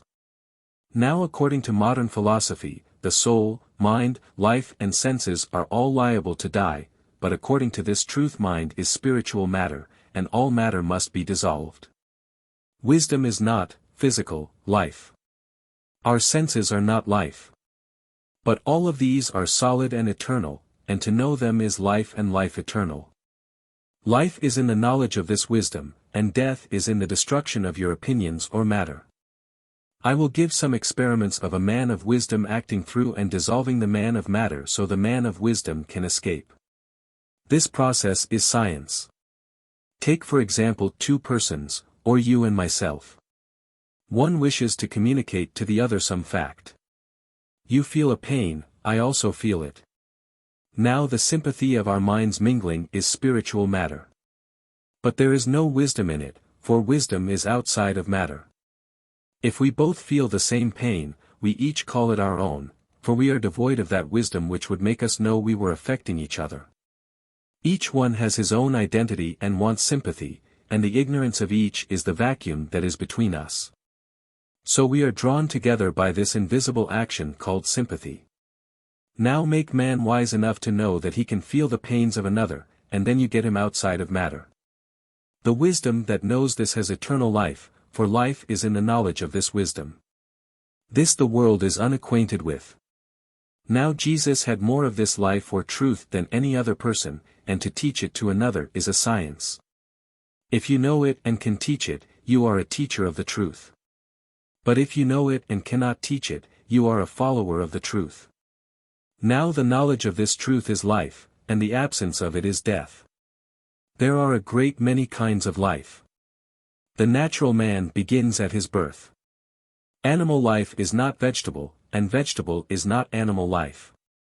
And there is another kind of life that is not understood, and that is the life that follows the knowledge of this great truth. The word life cannot be applied to wisdom, for that has no beginning and life has. The word death is applied to everything that has life. All motion or action produces life, for where there is no motion there is no life. Matter in motion is called life. Life is the action of matter, and to know it is a truth, and to know how to produce it is wisdom. This wisdom was possessed by Jesus, for he says, "My sheep hear my voice and I give unto them eternal life.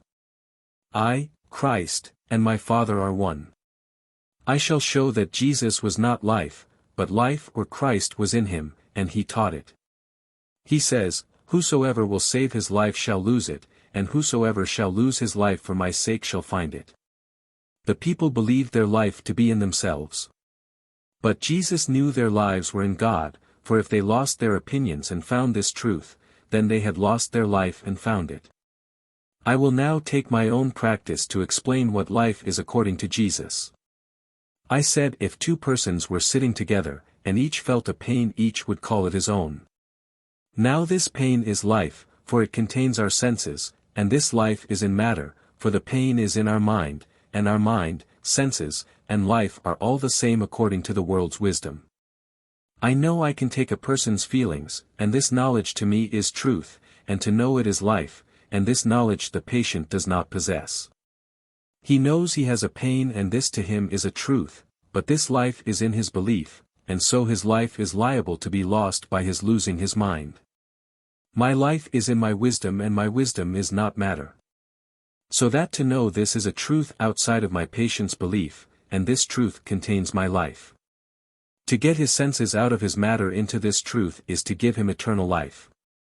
I want to give him eternal life to save him from the sufferings occasioned by his belief that he may lose his life by disease of the heart. My wisdom acting is in matter but it is no part of it, so what to him is disease is to me spiritual matter that can be changed. His ignorance keeps his senses in fear of death, and all his life subject to bondage through his belief. I commence by describing his feelings. These he admits, but how I can tell them is to him a mystery. This I know for I see him in his error, yet he cannot see me in his wisdom, for it is in its own prison. It wants me to explain how I can see it, and how I know how it feels. I will suppose you, the reader, to be the patient, and that you acknowledge that I tell your feelings and what you think is your disease. All this I get from you without your knowledge, therefore you do not know how I do it. So I will inform you. Ideas have life. A belief has life or matter, for it can be changed. Now all the aforesaid make up the natural man, and all this can be changed.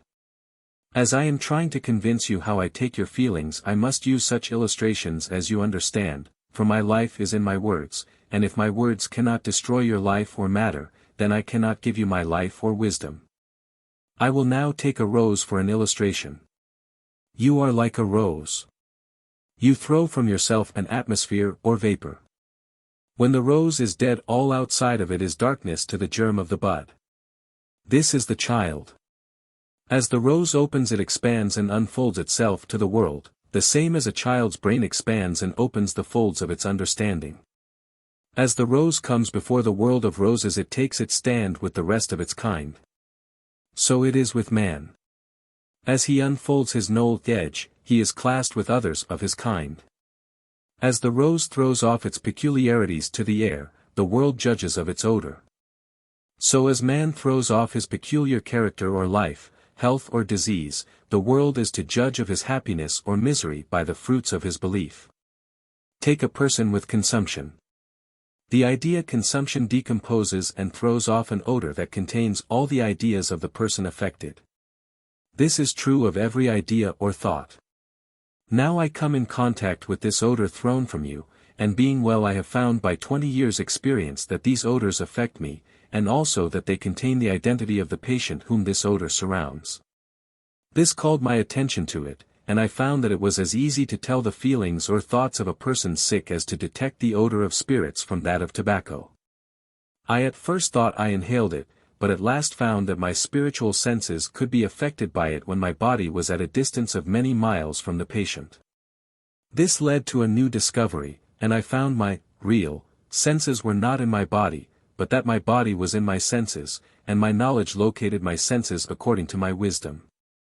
If a man's knowledge is in matter, all there is of him, to him, is contained in matter. But if his knowledge is in wisdom, then his senses and all there is of him are outside of matter.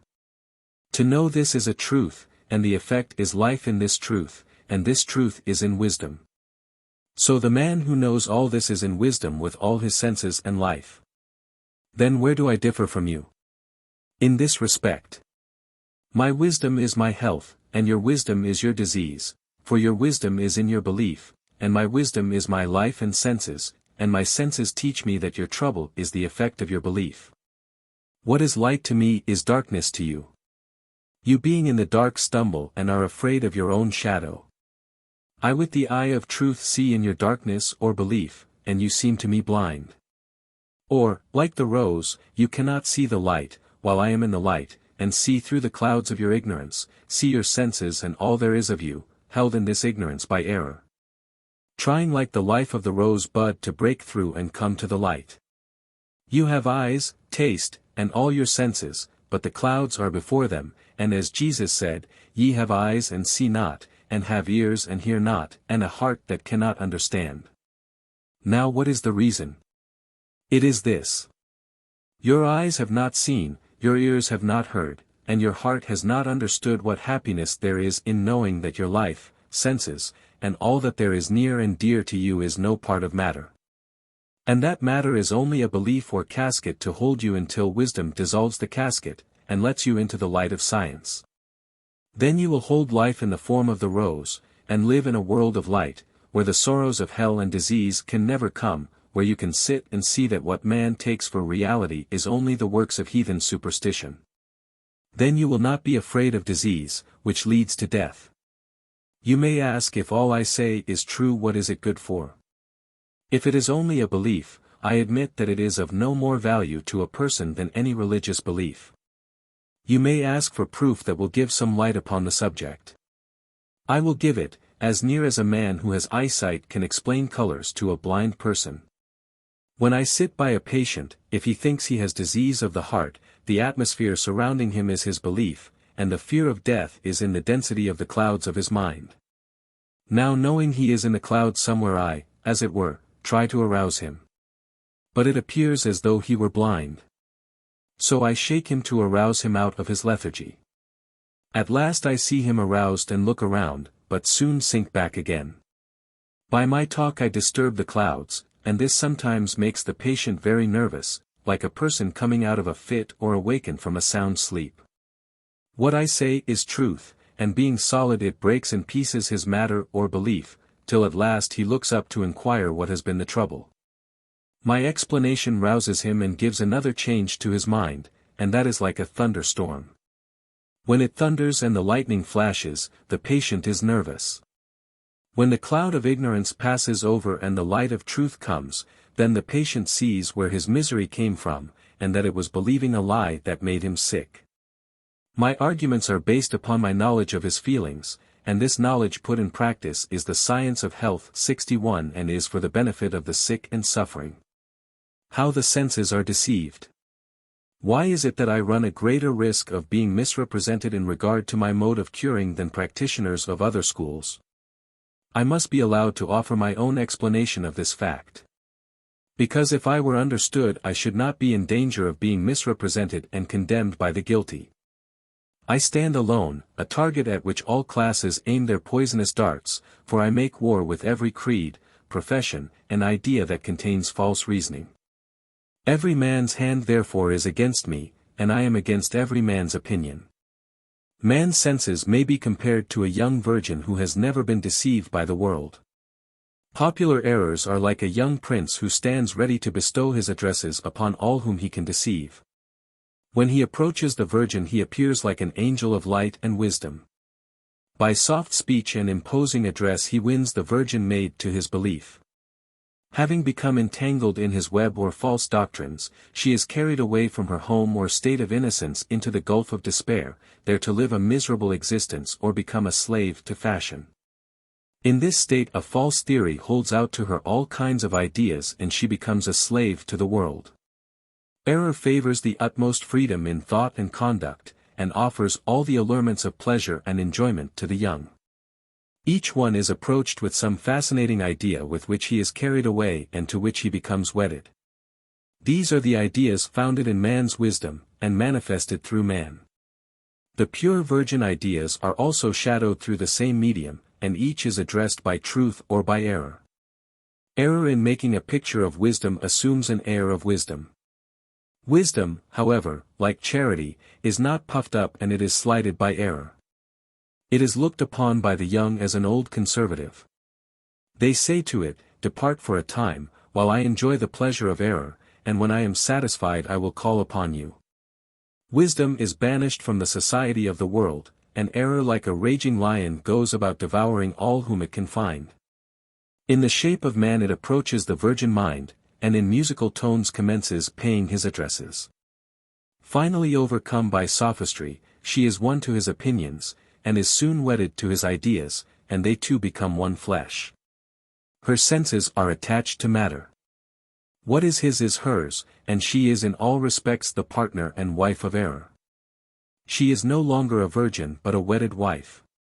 The belief is the husband. When a person is converted from one belief to another she leaves her husband and marries another. This was the case with the woman whom Jesus told that she had truly said she had no husband, for he whom thou now hast is not thy husband. She had served different religious beliefs and as each was destroyed by her wisdom, she became a widow. Then she joined herself to another and became a wife. These husbands were creeds, and the virgins were those who cared nothing for religion, and had no settled opinions about the future. The beliefs in regard to another world, were represented by men, for they were the embodiment of man's opinion, like virgin soil. When Jesus sought to explain the truth, he compared it to a wedding and all who could understand entered in.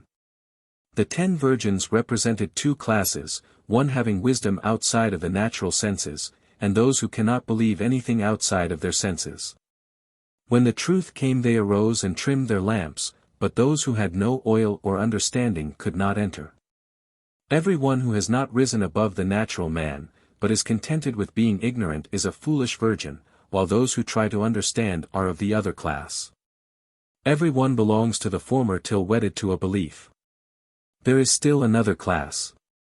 Those who having professed to belong to a certain sect and having united with it after a while leave and join another. These are persons having committed adultery, for they are living with a new belief, therefore they are to be stoned and turned out of the church. This explains the case of a woman brought before Jesus as an adulterer. She had left the world's belief, and had become interested in Jesus' truth. To the Jews she had committed adultery and had been caught in advocating his truth. As she did not fully understand, she was not lawfully married, and her husband or the church had claims upon her. The Jews, therefore, thinking she deserved punishment, brought her to Jesus to see what his judgment would be. When he had heard their story he said, "Let him who is guiltless cast the first stone." They all immediately left, and he asked her, "Where are thy accusers, or thy fears that this is not the true light that lighteth every one that receiveth it?" She replied, "No belief has any effect on me." And he said, "Go thy way and believe in man's opinion no more." This article was written from the impressions that came upon me while sitting by a young lady who was afraid of dying, and also was afraid of being blind. It may seem strange to those in health how our belief affects us. The fact is there is nothing of us, the natural man, but belief. It is the whole capital stock in trade of man.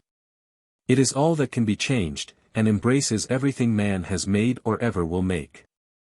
Wisdom is the scientific man, who can destroy the works of the natural man. Disease is made by the natural man's belief in some false idea. The error comes to the virgin mind and makes an impression.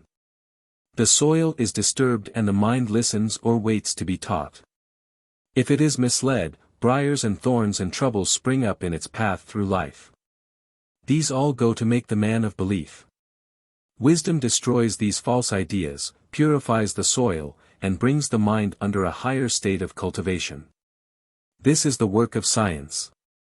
When a person has made himself a body of sin and death, truth destroys his death, and attaches his senses to a body of life. The senses and language.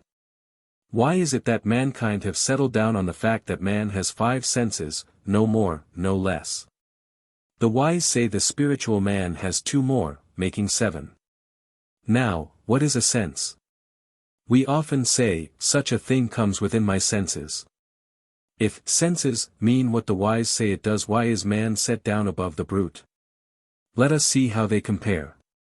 Man sees, hears, tastes, smells and feels, and so does the brute, neither shows any prominence of wisdom over the other.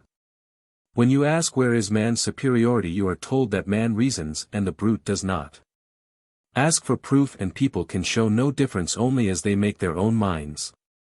If you place them together, the brute is a little the shrewder. Now all will admit that there is a vast difference between a wise man and a brute, but the brutal man is as much below the brute as the latter is below the wise man. This wisdom that makes man above the brute is not of this brutal world, but comes from some higher source. I have so much confidence in the wisdom of the wise men of old that I have no doubt but they solved that question, and I have so little confidence in the wisdom of this world that I disbelieve every truth founded on man's opinion. We often hear of the laws of God, but when we ask for wisdom on the subject, the wise fail to give us the information desired by the scientific man. They can give their opinion, and as that contains no knowledge, the scientific must look for wisdom elsewhere than to the wisdom of this brutal world of five senses. So I will leave man and brute with their five senses and search out some other way to solve the problem of the senses. I will ask anyone if seeing is matter, or is it something independent of matter? For instance, you see a shadow, is the power that sees any part of the shadow? All will say no. Then the shadow comes in contact with something. Now what is that something called sight or one of the senses? Is it matter? The natural man cannot answer that question any more than the brute. He says the eye is the sight. Jesus says the light of the body is the eye. So the natural man and Jesus differ. Settle this question and you have one of the five senses defined so that there can be no dispute between the scientific and natural or brutal man. As the natural man has failed to satisfy the scientific man, let the latter try to convince the natural man of his error. The scientific man makes all sensation outside of the idea of matter, so that to him all sensation must be made on something independent of the natural idea of the senses. All will admit that God knows all things. If you do not own it, you must admit it if you are above the brute, else you, admitting that the brute knows nothing about God, put yourself on a level with the brute. So I take it for granted that this question is settled, that God knows all things. So God sees, that is one sense. All will admit that God is equal to man, at least in regard to wisdom. If we can show that man's senses can act independently of his natural body, if it can be shown that man's wisdom is not of matter but of God, we will divide him into as many senses as it is necessary for the scientific world. What is necessary for the natural man's happiness is to eat, drink and enjoy himself in the easiest way he can. The savage is a fair specimen of the natural man and the wild beast the natural specimen of the brute creation. One has no preeminence over the other, might is right, each is happy when not disturbed. If never disturbed they would be like the fool without even error. But disturbance brings other senses into action, and as wisdom is developed it gives man a knowledge of himself above the natural man of five senses. Thus the wisdom of the scientific man sees the man with the five senses, a little above the brute, in error trying to free himself from his earthly matter, or ignorance, and arrive at knowledge of phenomena that keep him in a state of sin, disease and death.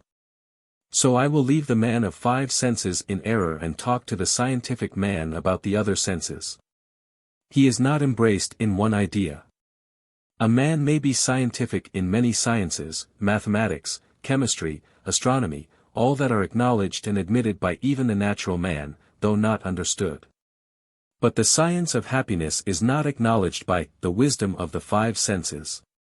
It requires more senses to put men in possession of this science that will teach him happiness. As happiness is what follows a belief, it is necessary to know whether our wisdom is of this world of opinion or of the world of science. This world sees nothing outside of its senses. Wisdom sees nothing of the natural man's senses but ignorance, so that the wisdom of this world is opposed to the science of happiness. Let us see what will be admitted by all. I believe it will not be denied that there is such a phenomenon as mesmerism, if it is denied those who do so may enjoy their own opinions and I will turn to those who admit it. This embraces a large class of the scientific world, so taking it for granted that the phenomenon can be produced, I will show how many senses a person has in a mesmerized state.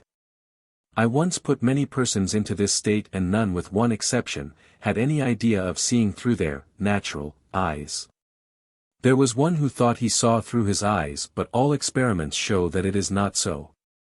In fact, a mesmerized subject is all that any person can be in the waking state, at the same time he is another person separate from his earthly identity. He can feel, fly, walk, and pass into the sea and describe things lost. He can find things that he knows not of in another state. Now where and what was this invisible something that could pass in and out of matter? What is this clairvoyance? It is the mystery or power that has troubled the wisdom of this world to solve. Solve this problem and you give a knowledge to man that the world has always admitted but not understood. To understand the phenomenon is to go back to the first cause and see what man was. We must go back of language to find the cause that prompted man. So let us pass back of language and we see living beings going round like beasts, not seeming to have any way of communicating with each other.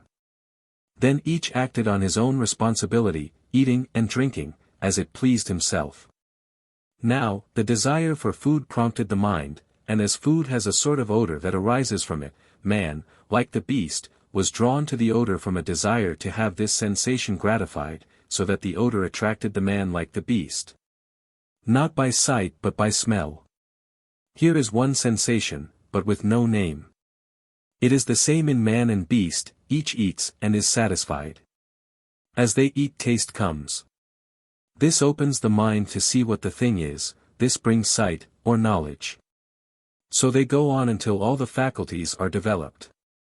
As the faculty of smell was of more importance than sight, it was the one most desired. For it not only attracted the animal to the things smelt but also warned him of the danger of being destroyed, so that all animals cultivate this sense for their safety. So by experience all animals learn to keep clear of each other by the peculiar faculty of smell. As they associated sight with the odor, then when the odor came in contact with their other senses they would create the thing contained in the odor. If it was an odor from some living thing that they were afraid of, they would fly or run until they were free from their enemy. So little by little the wild beasts settled down to a basis that gave each a faculty to counteract some other faculty in another. The lion depended on his smell, and so did all animals who were inferior to their enemies, so that if the lion imitated some other animal, for instance if quick in his motions, he would not be so acute in his smell. So the victim could keep out of the lion's way and still be in his sight. The atmosphere of the lion was certain death to the other animals, so that their fright threw off an odor that did not attract the lion until the object of his prey came in contact with his sight. So all things went on in this way, and man was at the mercy of the wild beast, his sense of smell was as acute as that of the animal. Now, necessity is the mother of invention, and it became necessary for man to introduce something to counteract the wild beast. Hence it was natural for man to give his fellow man a sign of their danger, for men like all other animals would go together in herds or parties. This state must lead to language, so that language came about for the safety of the race. Now the sense of smell was the foundation of language, and as language was made to apply to some sensation, it must take time to introduce it, for the odor must be so defined that a person perceiving a thing named could describe it. As language was introduced, the sense of smell became more blunt till like other instincts it gave way to another standard. As imitation was developed, the practice of thinking increased, so that thinking came to be as much of a sense as smelling. The action of forming thought into things or ideas became a sense, the power or sense of imitation brought up the sense of motion, so that man's thought when put into an idea would seem to have life. All the above was spiritual, and it could not be seen by the natural man or beast. So the spiritual man would imitate his idea in some way so that it could be seen and felt by the natural man. Thus invention in the spiritual world was shadowed forth in the natural world. As this invention was received, the spiritual senses were not relied on for the safety of man. Warfare was kept up till man could invent castles or places to defend himself against the wild beast. At last there must be laws or regulations introduced to feed those who could not fight. The ones who stayed at home would be the weaker portion of the race, including the females, the aged and children. So laws or regulations must be adopted for their support and safety, and penalties attached to the disobedience of these laws. The officers of the laws would be taken from the most aspiring and cunning part of the tribes. This placed the leaders above the masses, so competition sprang up, which increased the leaders' perceptive faculties to invent all sorts of stories to keep the people quiet. As language was what they all wanted, those who could teach it would be looked upon as superior to the rest. Phenomena would then as now take place, and the wise would be called on to explain. This introduced astrology and priestcraft. Then all sorts of invention would spring up to keep the people in submission when they grumbled at their leaders, not as they do now, for we are born slaves, and they were born free. Therefore it required more strict laws and punishments then than now. All sorts of ideas were started, and among others the power of creating objects that could be seen was cultivated for the benefit of the wise. This introduced spiritualism among civilized tribes, at first for the benefit of the leaders. So superstition became the power to worship, and as it was necessary that someone should explain the phenomena, persons would be appointed, and so priests and prophets sprang up. These men must be paid and cared for, and the people were taxed to support them. At last the tribes formed themselves into nations and kingdoms and gave the power to the priest, so the priest stood at the head of the nation. As the priesthood was founded on superstition, it was necessary to keep the people superstitious, so all sorts of inventions were created to keep the people in ignorance. And as science was invented or discovered, all the discoveries were kept a secret from the people, so that any chemical or mechanical effect could be produced and the people would think it came from God. Astronomy was discovered, and the priests kept it as a revelation from heaven, and all their astronomical calculations were made, not as a science for the masses, but as a direct revelation from God to bring about some great design. This kept the people in a state of nervous excitement. Whatever the prophets could make the people believe, they would create. So all they had to do was to start a storm of evil spirits, and the people's superstition would produce the phenomena wanted. This was proof that evil spirits did exist. Then it was not hard to make people believe evil spirits could get hold of them. At last evil spirits became a matter of fact, so much so that at the time of Saul there were some 50 ways of getting communications from God, and how many ways of getting it from the devil I know not. Man's identity. We often speak of man's identity as though there were but one identity attributed to him. This is not the case. Man has as many identities as he has opinions, and the one his senses are attached to last is the one that governs him. This may seem strange, but it is true. Our senses are not our identity, because they cannot change, they are principles. But our belief, thoughts and opinions can change. So when we say a person never changes, it is as much as to say he is only a brute. We say that our tastes change. Does the principle change, or our belief? The fact that we are aware of the change shows the change must be in that which can change. Then what is it that does not change?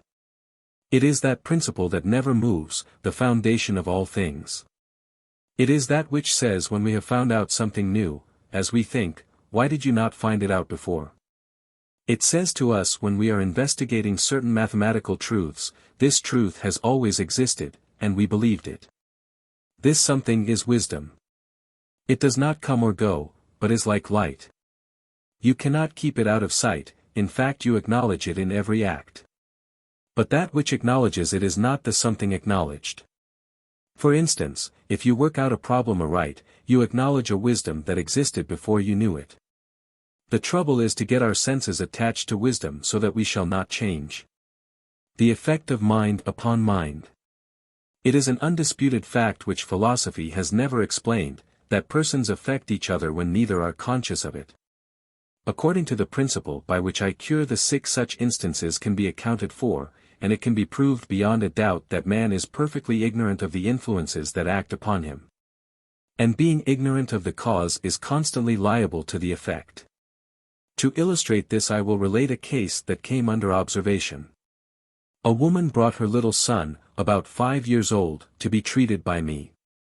When I sat with the child I found his symptoms were similar to those which people have in spinal or rheumatic troubles. But the child being ignorant of names, and having no fear of disease could only describe his feelings in this way. He complained of being tired. Sometimes he said his leg was sore and sometimes his head was tired. To me his feelings were as intelligent as any odor with which I am familiar. I described his feelings to his mother, telling how he would appear at times. This she said was correct, and feeling impressed with the truth I told her she said she would sit with me and see if I were equally correct in describing her case.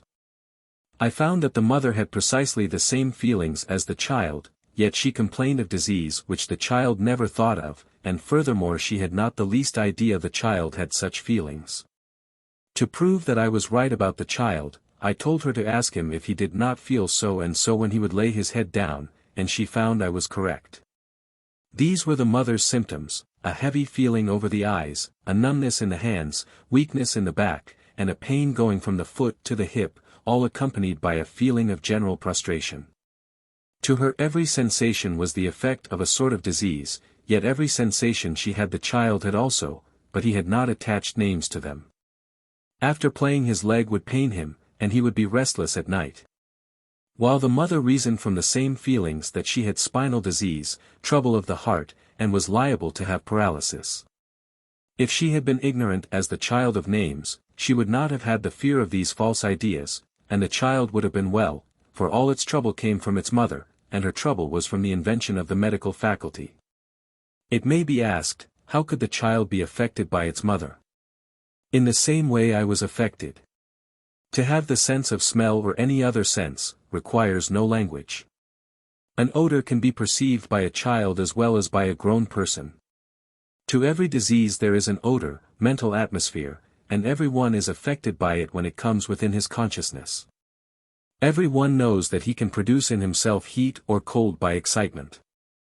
So likewise he can produce the odor of any disease so that he is affected by it. I proved that I could create the odor of any kind of fruit, and make a mesmerized person taste and smell it. 62. Ignorance of this principle prevents man from investigating the operation of the human mind. Such a course would change our whole mode of reasoning. It would destroy society as it is now and place it on another basis. In the place of hypocrisy, aristocracy and democracy, the three original elements of society, science, progress and freedom would be introduced.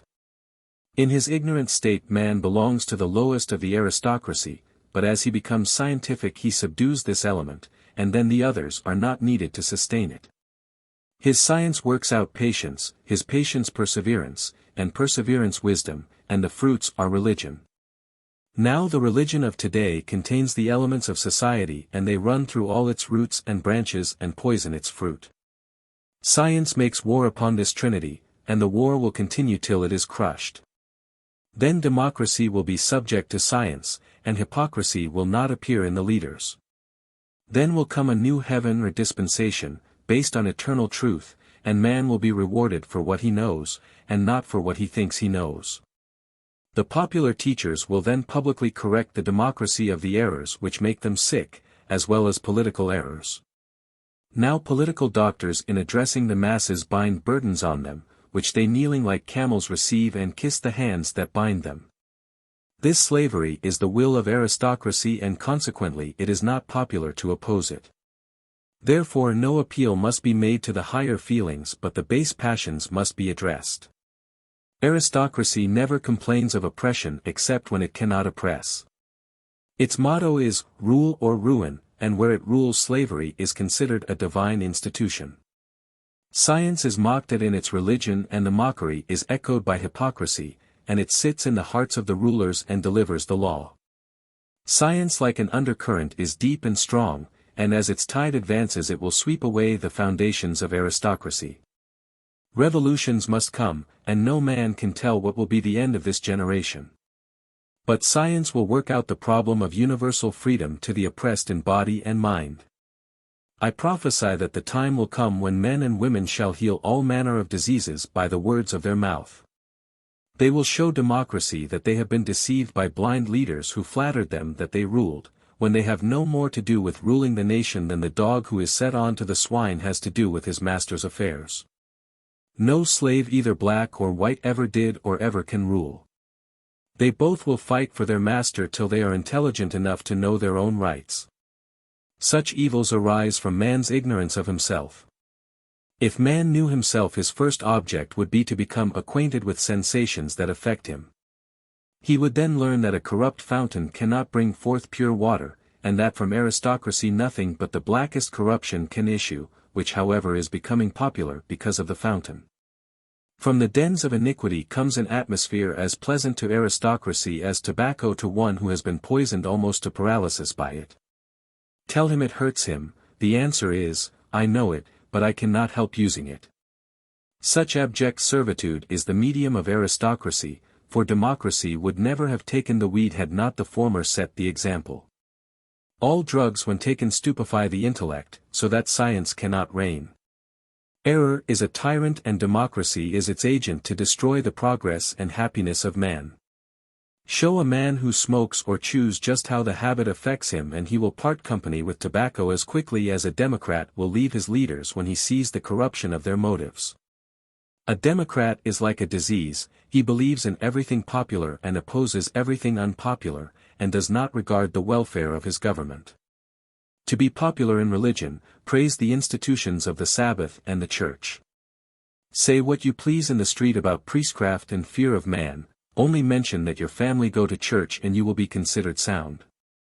To be unpopular, be honest in every act, treat others with respect. Mind your own affairs, and permit others to do the same. Then like an old-fashioned person you will be out of society and no one will care for you. To be independent is to speak the truth on all subjects without fear or vanity. Condemn error whenever it is popular, treat others as you wish to be treated, and let your religion be shown in your acts. Such a man will be envied by aristocracy, respected by the wise, hated by hypocrites, and listened to by the thinking classes. He is at the same time popular and not popular. His style pleases the people, therefore aristocracy will be forced to admire him, in order that it may retain their power over him, for the rule is, keep as near a kicking horse as possible. Physicians will admit what the people believe. They will acknowledge I cure, but limit my power to a few nervous cases, and appeal to the vanity of intelligence, by saying that it is not possible that an uneducated person can really cure actual disease. Imagination. This word means something or nothing. Now if it means everything it certainly means nothing, but if is applied to the power of invention or imitation it can be understood. It is wrong however to apply it to deception, for a person must first be acted upon before his imagination can produce a phenomenon, otherwise it would apply equally to all operators. But to apply it to one phenomenon and not to another of the same kind is not right. I tell you a lie and you believe it, immediately your inventive power or imagination commences to create that which I have said. I explain the operation of a machine to you and your inventive power immediately creates it according as you understand it. This is imagination. In the first instance the world says your imagination has deceived you and there is nothing in it, but in the latter case you are right. This is a misuse of the word and you suffer from it. This power of forming ideas called imagination is one of the highest elements in the human mind, and it is the foundation of all true discovery. Yet like all scientific facts it is abused and misrepresented. To give you a clearer idea of the misuse of this word I will illustrate it by a religious belief. Church members never use the word imagination in speaking of their belief and their religion. Do they mean to say that they believe without creating the image of their belief? If so then what they call the power that understands is really the power of imagination. The fact is that religious beliefs are founded in deception and the leaders deceive the people into them. At the same time outsiders are skeptical and apply the words imagination and superstition in derision. Every person wishing to deceive the masses calls everything imagination that does not coincide with his belief. The medical faculty have assumed to themselves the power of creating by imagination every idea based on wisdom. All ideas opposed to them are said to be false, and they say that the imagination that creates these ideas is a disgrace, and belongs to ignorance and superstition. A physician, for instance, may tell you the most absurd falsehood that his imagination can invent, but it is true, because it has the sanction of the faculty. If you believe him, you use the power which, if rightly applied, is one of the best of faculties for the purpose of creating a disease which you have taken for a truth. There is no dispute or controversy about that. But if some outsider should deceive you half as much and you should create an idea, you would be accused of being superstitious, believing everything and imagining all sorts of humbugs. The word imagination is so misapplied that it has lost all the value it ever had, and like religion it has a name without meaning, covering numerous deceptions applied to weak-minded people. I never use the word as others do. When people think they have a disease which I know they have not, I do not ascribe it to their imagination, but to the fact that they have been deceived. A physician may tell you what is not true about yourself. If you believe it and he deceives you, that is no disgrace to you, for it shows an honest heart and confidence in the physician. Then follows the creation and appearance of the thing he has told you.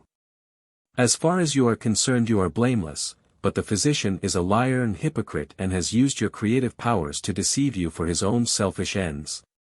Now when their hypocrisy and deceit are exposed, they cry out, "Humbug, our craft is in danger." This quack works upon the imagination of the sick and makes them believe the medical faculty are not honest. Let me call your attention to one fact. The word imagination never applies to the first cause. There is a superior power that originates, and imagination does the work and produces.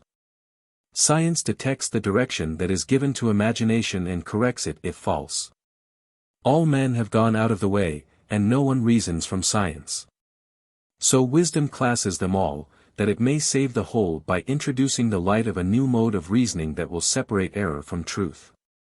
This refers to the subject of health and happiness and not to arts and sciences. The evils that affect the body and mind are included. How the opinions of physicians operate. No one knows the mischief or the misery that physicians of all kinds make by their opinions, and this never will be known till man learns that his belief makes his trouble. For instance, a person feels a slight disturbance at the pit of the stomach. Ignorant of its cause, he applies to a physician. Here comes the trouble. The physician assumes a false character. His practice makes him either a simpleton or a knave, for if honest he would know that he could not tell anything about the patient. If he were blind he could not even tell that the patient was sick, so that all his knowledge is gathered from observation and questioning. Therefore he is doctor only in name. He dare not risk his reputation by sitting down by the patient and telling his feelings as I do. Therefore he knows he is acting the part of a hypocrite. The patient is in the hands of a deceiver, whose business it is to deceive him into some belief that happens to occur to him. At this time the physician stands to the patient like a tailor ready to fit him a garment. If rich he will persuade him he has the spinal complaint, or bronchitis, or some other disease that fits the patient's fears. If very poor, and there is no chance for a speculation, he will fit an old pair of worn-out lungs onto him, just enough to keep him breathing a short time. This is the way the regular faculty humbug the people. Now when the people are educated to understand that what they believe they will create, they will cease believing what the medical men say, and try to account for their feelings in some more rational way. I know that a belief in any disease will create a chemical change 63 in the mind, and that a person will create a phenomenon corresponding to the symptoms. This creation is named disease, according to the author. The idea disease has no effect on a person who has no fear of it. The idea smallpox, for instance, produces no effect on a person who has had it, or has had the varioloid, or has been vaccinated, but on another it is not so. The doctor can produce a chemical change by his talk. It makes no difference what he says. A phenomenon will follow to which he can give a name to suit his convenience.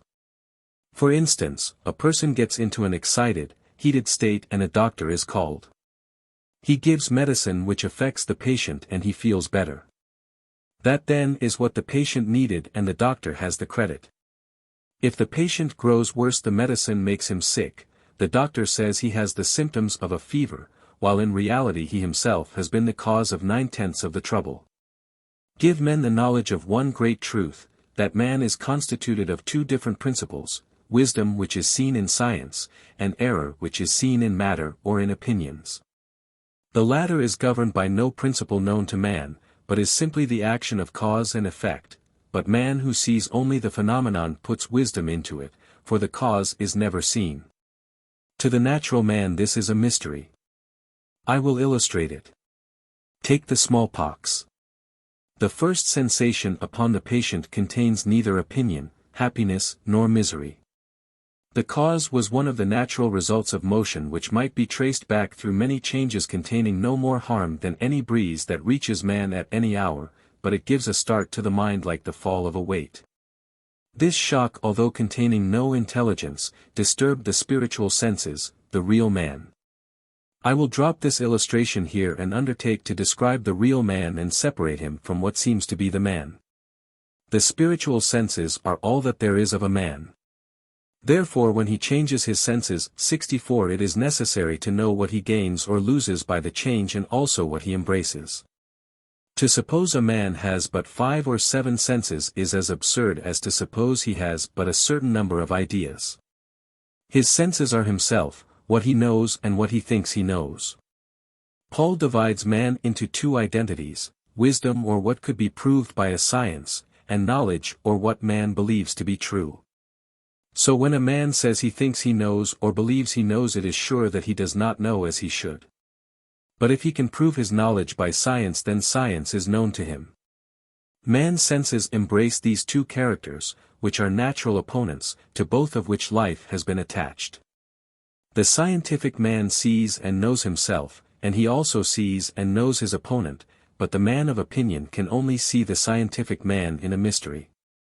As wisdom advances in man, the effect is to destroy the senses, belief, which are attached to knowledge.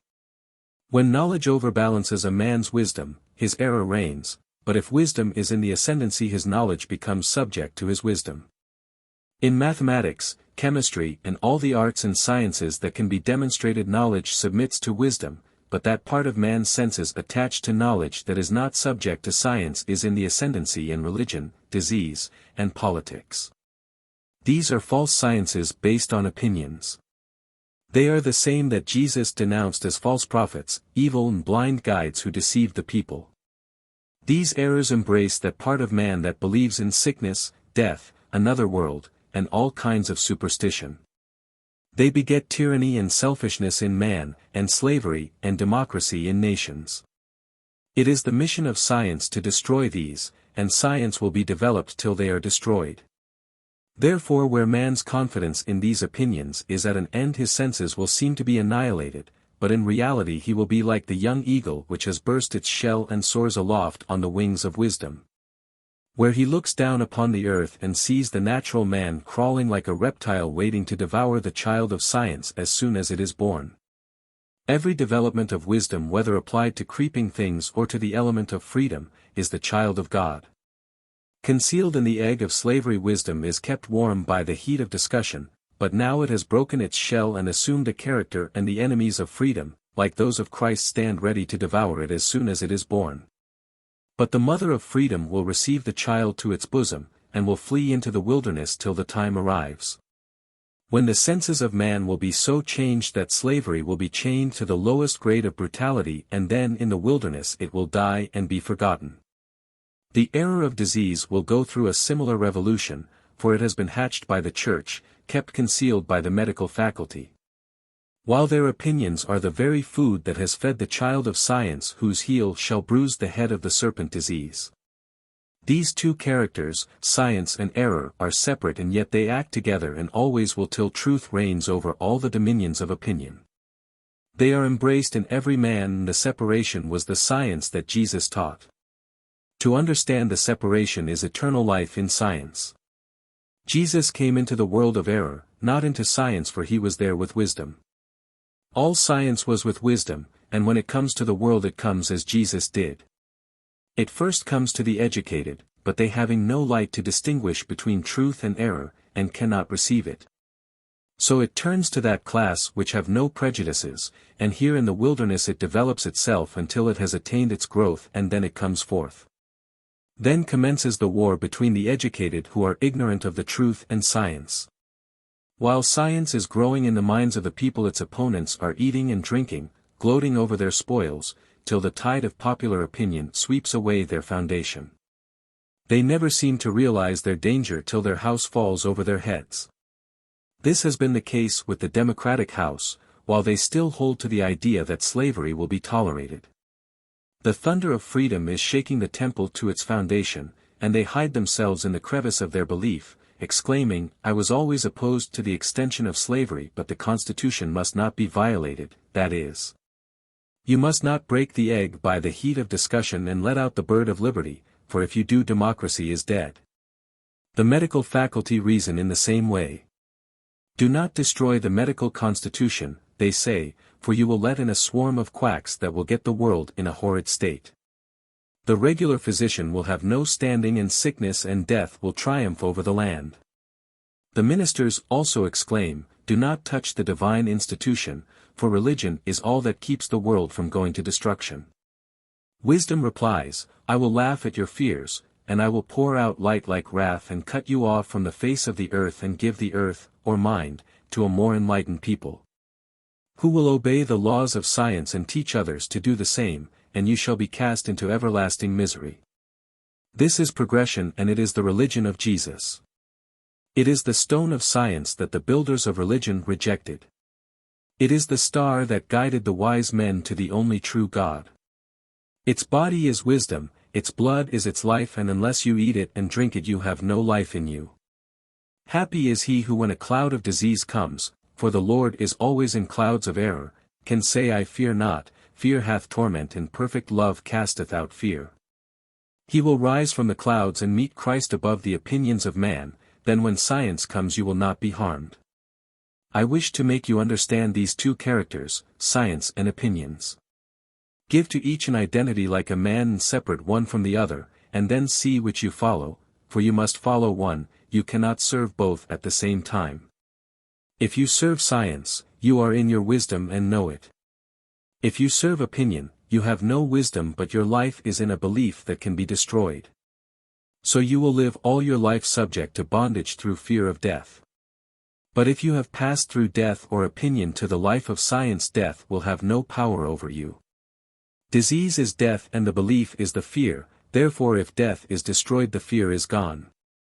It becomes us then to search into the causes of the phenomenon called disease and find if it is not an image of our own make. The Jewish people were making all sorts of false beliefs that tormented them. So God through Moses says, "Thou shalt make no graven images, to represent any false idea which they had been taught, nor worship any superstition, for truth was jealous of error." It always condemns our error and rewards our scientific acts. Disease was conceived in priestcraft and brought forth in the iniquity of the medical faculty. The priest prophesied falsely and the doctors flourished by their lies, and the people loved to have it so. Then the question arises, what can you do to prevent it? I say, repent all, and be baptized in the science that will wash away your sins and diseases with your belief. Come out from the world of opinion, and when a doctor says you have so and so, make him prove it. Obstacles in establishing a new science. The great obstacle in establishing a new science in the understanding of the people arises from their ignorance. Science always has had to contend with this difficulty, and no one has as yet been able to direct the mind of man towards the true mode of reasoning so that superstition should dissolve before the advancing light of science. For man has always been ignorant of himself, and his errors he has fastened upon others. There are two modes of reasoning, both true to the one that believes them, and neither anything to the person that knows the truth. To the scientific mind a superstition about anything that science has explained is nothing. But to the unscientific mind it may be a truth. Now the science to be established is based on truth which can be applied to a false mode of reasoning and not only destroy it but bring about a more perfect and better state of society. and sweep away the lies that like the locusts of Egypt are devouring our lives and happiness. This cannot be done by any philosophy known to the world, for the present mode of reasoning is based on the errors the coming science is to destroy. If Satan cast out Satan, then his kingdom is divided against itself. But if wisdom casts out error, true science will stand. I base my reasoning on a stone which the builders of error have rejected. Every idea having a form visible to the world of matter, is admitted by that world as matter. The reasoning which stands on this basis is one world, and scientific knowledge is another. Science does not make peace with the world, it makes war. It seeks not to save the life of error, but to destroy it. It sets ideas at variance with each other, the Father against the Son. It sets the world of matter in motion, that it may like the earth be prepared to receive a higher cultivation. This has been done in a vast number of cases. But in the things that concern man's health and happiness the world is in Egyptian darkness. This subject never has been sounded. The cause of man's misery and trouble lies in our false reasoning. It always has and it always will be so till man is convinced that his happiness depends on his wisdom, and his misery on his belief. True, he may be happy for a time in believing a lie, but that is like a man finding happiness in taking opium. It stupefies him so he is not sensible of his trouble, but it really increases his misery. Mind like the earth is under the direction of a higher power, which is subject to wisdom. The world calls it God. To one matter is nothing, to the other it is everything. To science it is an unexplained error. To belief it is a real living substance. I am now speaking of the subject of health. I do not include any true science. But every science not based on the rock I have mentioned must crumble if that rock falls on it, and every idea that is rooted in matter and bears the fruit of misery must be hewn down. Theories are like trees and ideas can be grafted into them, thereby changing the whole character of the fruit. Jesus engrafted this truth into the understanding of the people by means of parables. Every one knows that ideas can be sown in the mind like seed in the ground, and that they will grow and bear fruit. The causes of both phenomena are unknown to us, but to the world above matter they are known. To wisdom these facts are mere ideas, but to matter they are solid truths. As I have said, everything having a visible form is matter, but there are things into which the world has put life which bring no danger to man, because they contain no knowledge.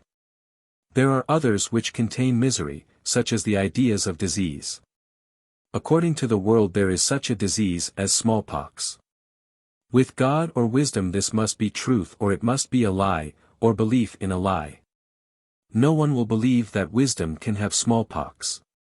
Therefore its foundation must be in this world and it must be confined to the inhabitants of this world. Wisdom teaches that error can create out of itself another error the same as a tree can bring forth another tree, and that mind can generate itself. Wisdom does not create wisdom, for it fills all space and sheds its light upon the world of matter, thus destroying the things of darkness and bringing to light things hidden. Smallpox is like a tree whose fruits are scattered abroad infecting those who eat them. It is a superstitious idea and like all such it has a religious cast. It deceived the world so that every person was liable. Therefore the idea, kindpox, was sent into the world that all might be saved or vaccinated. As many as received the virus or were baptized with the belief were saved. Here is introduced another world which is deliverance from smallpox. To all who have passed from their old belief into the world of vaccination there is no fear of death from smallpox, but a fear lest they have not been vaccinated with genuine virus. Now what does their salvation rest upon? It rests on no principle outside the mind. In ignorance of causes people are satisfied with someone's belief that there is virtue in this Savior. Thus their minds are quiet and the fruits are a milder disease, if the graft is put into a healthy tree, or child. This will apply to all diseases.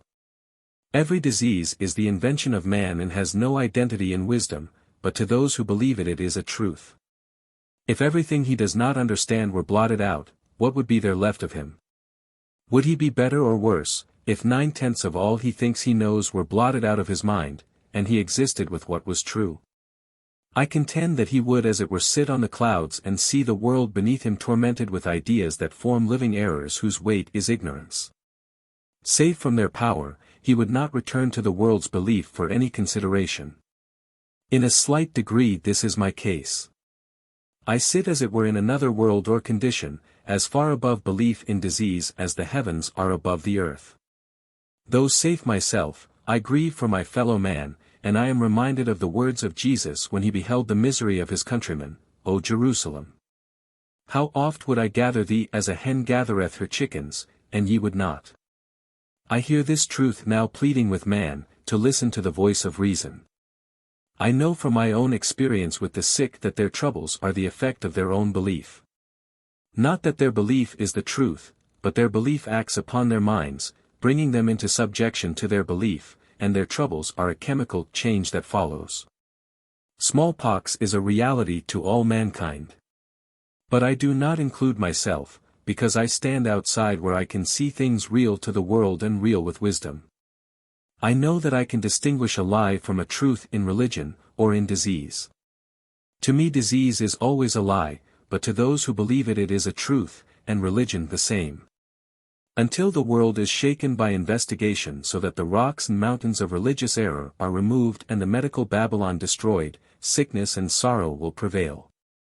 Feeling as I do and seeing so many young people go the broad road to destruction, I can say from the bottom of my soul, O priestcraft, fill up the measure of your cups of iniquity, for on your head will come sooner or later the sneers and taunts of the people.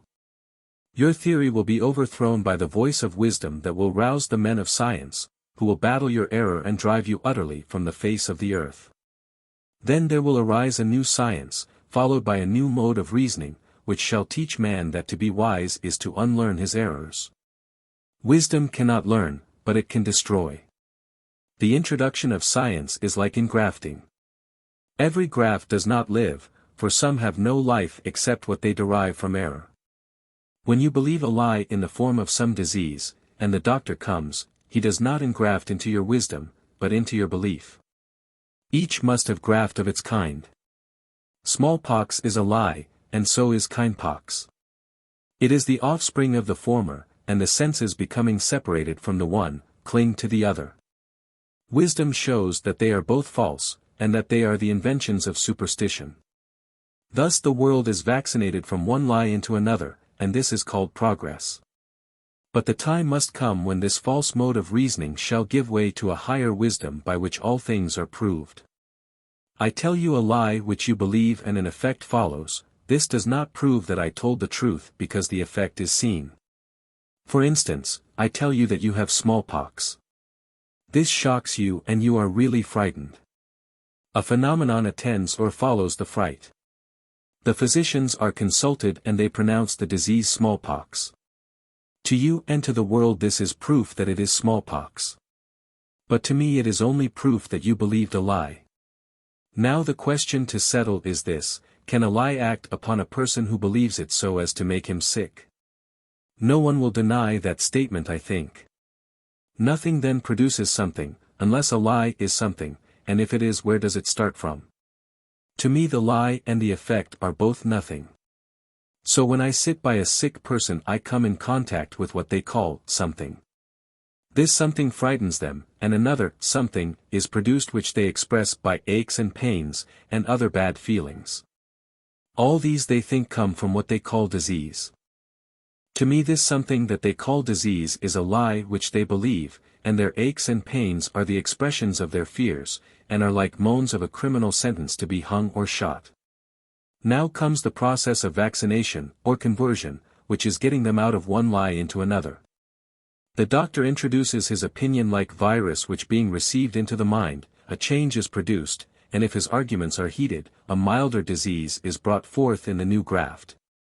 And finally the person is carried to that state of mind called safe.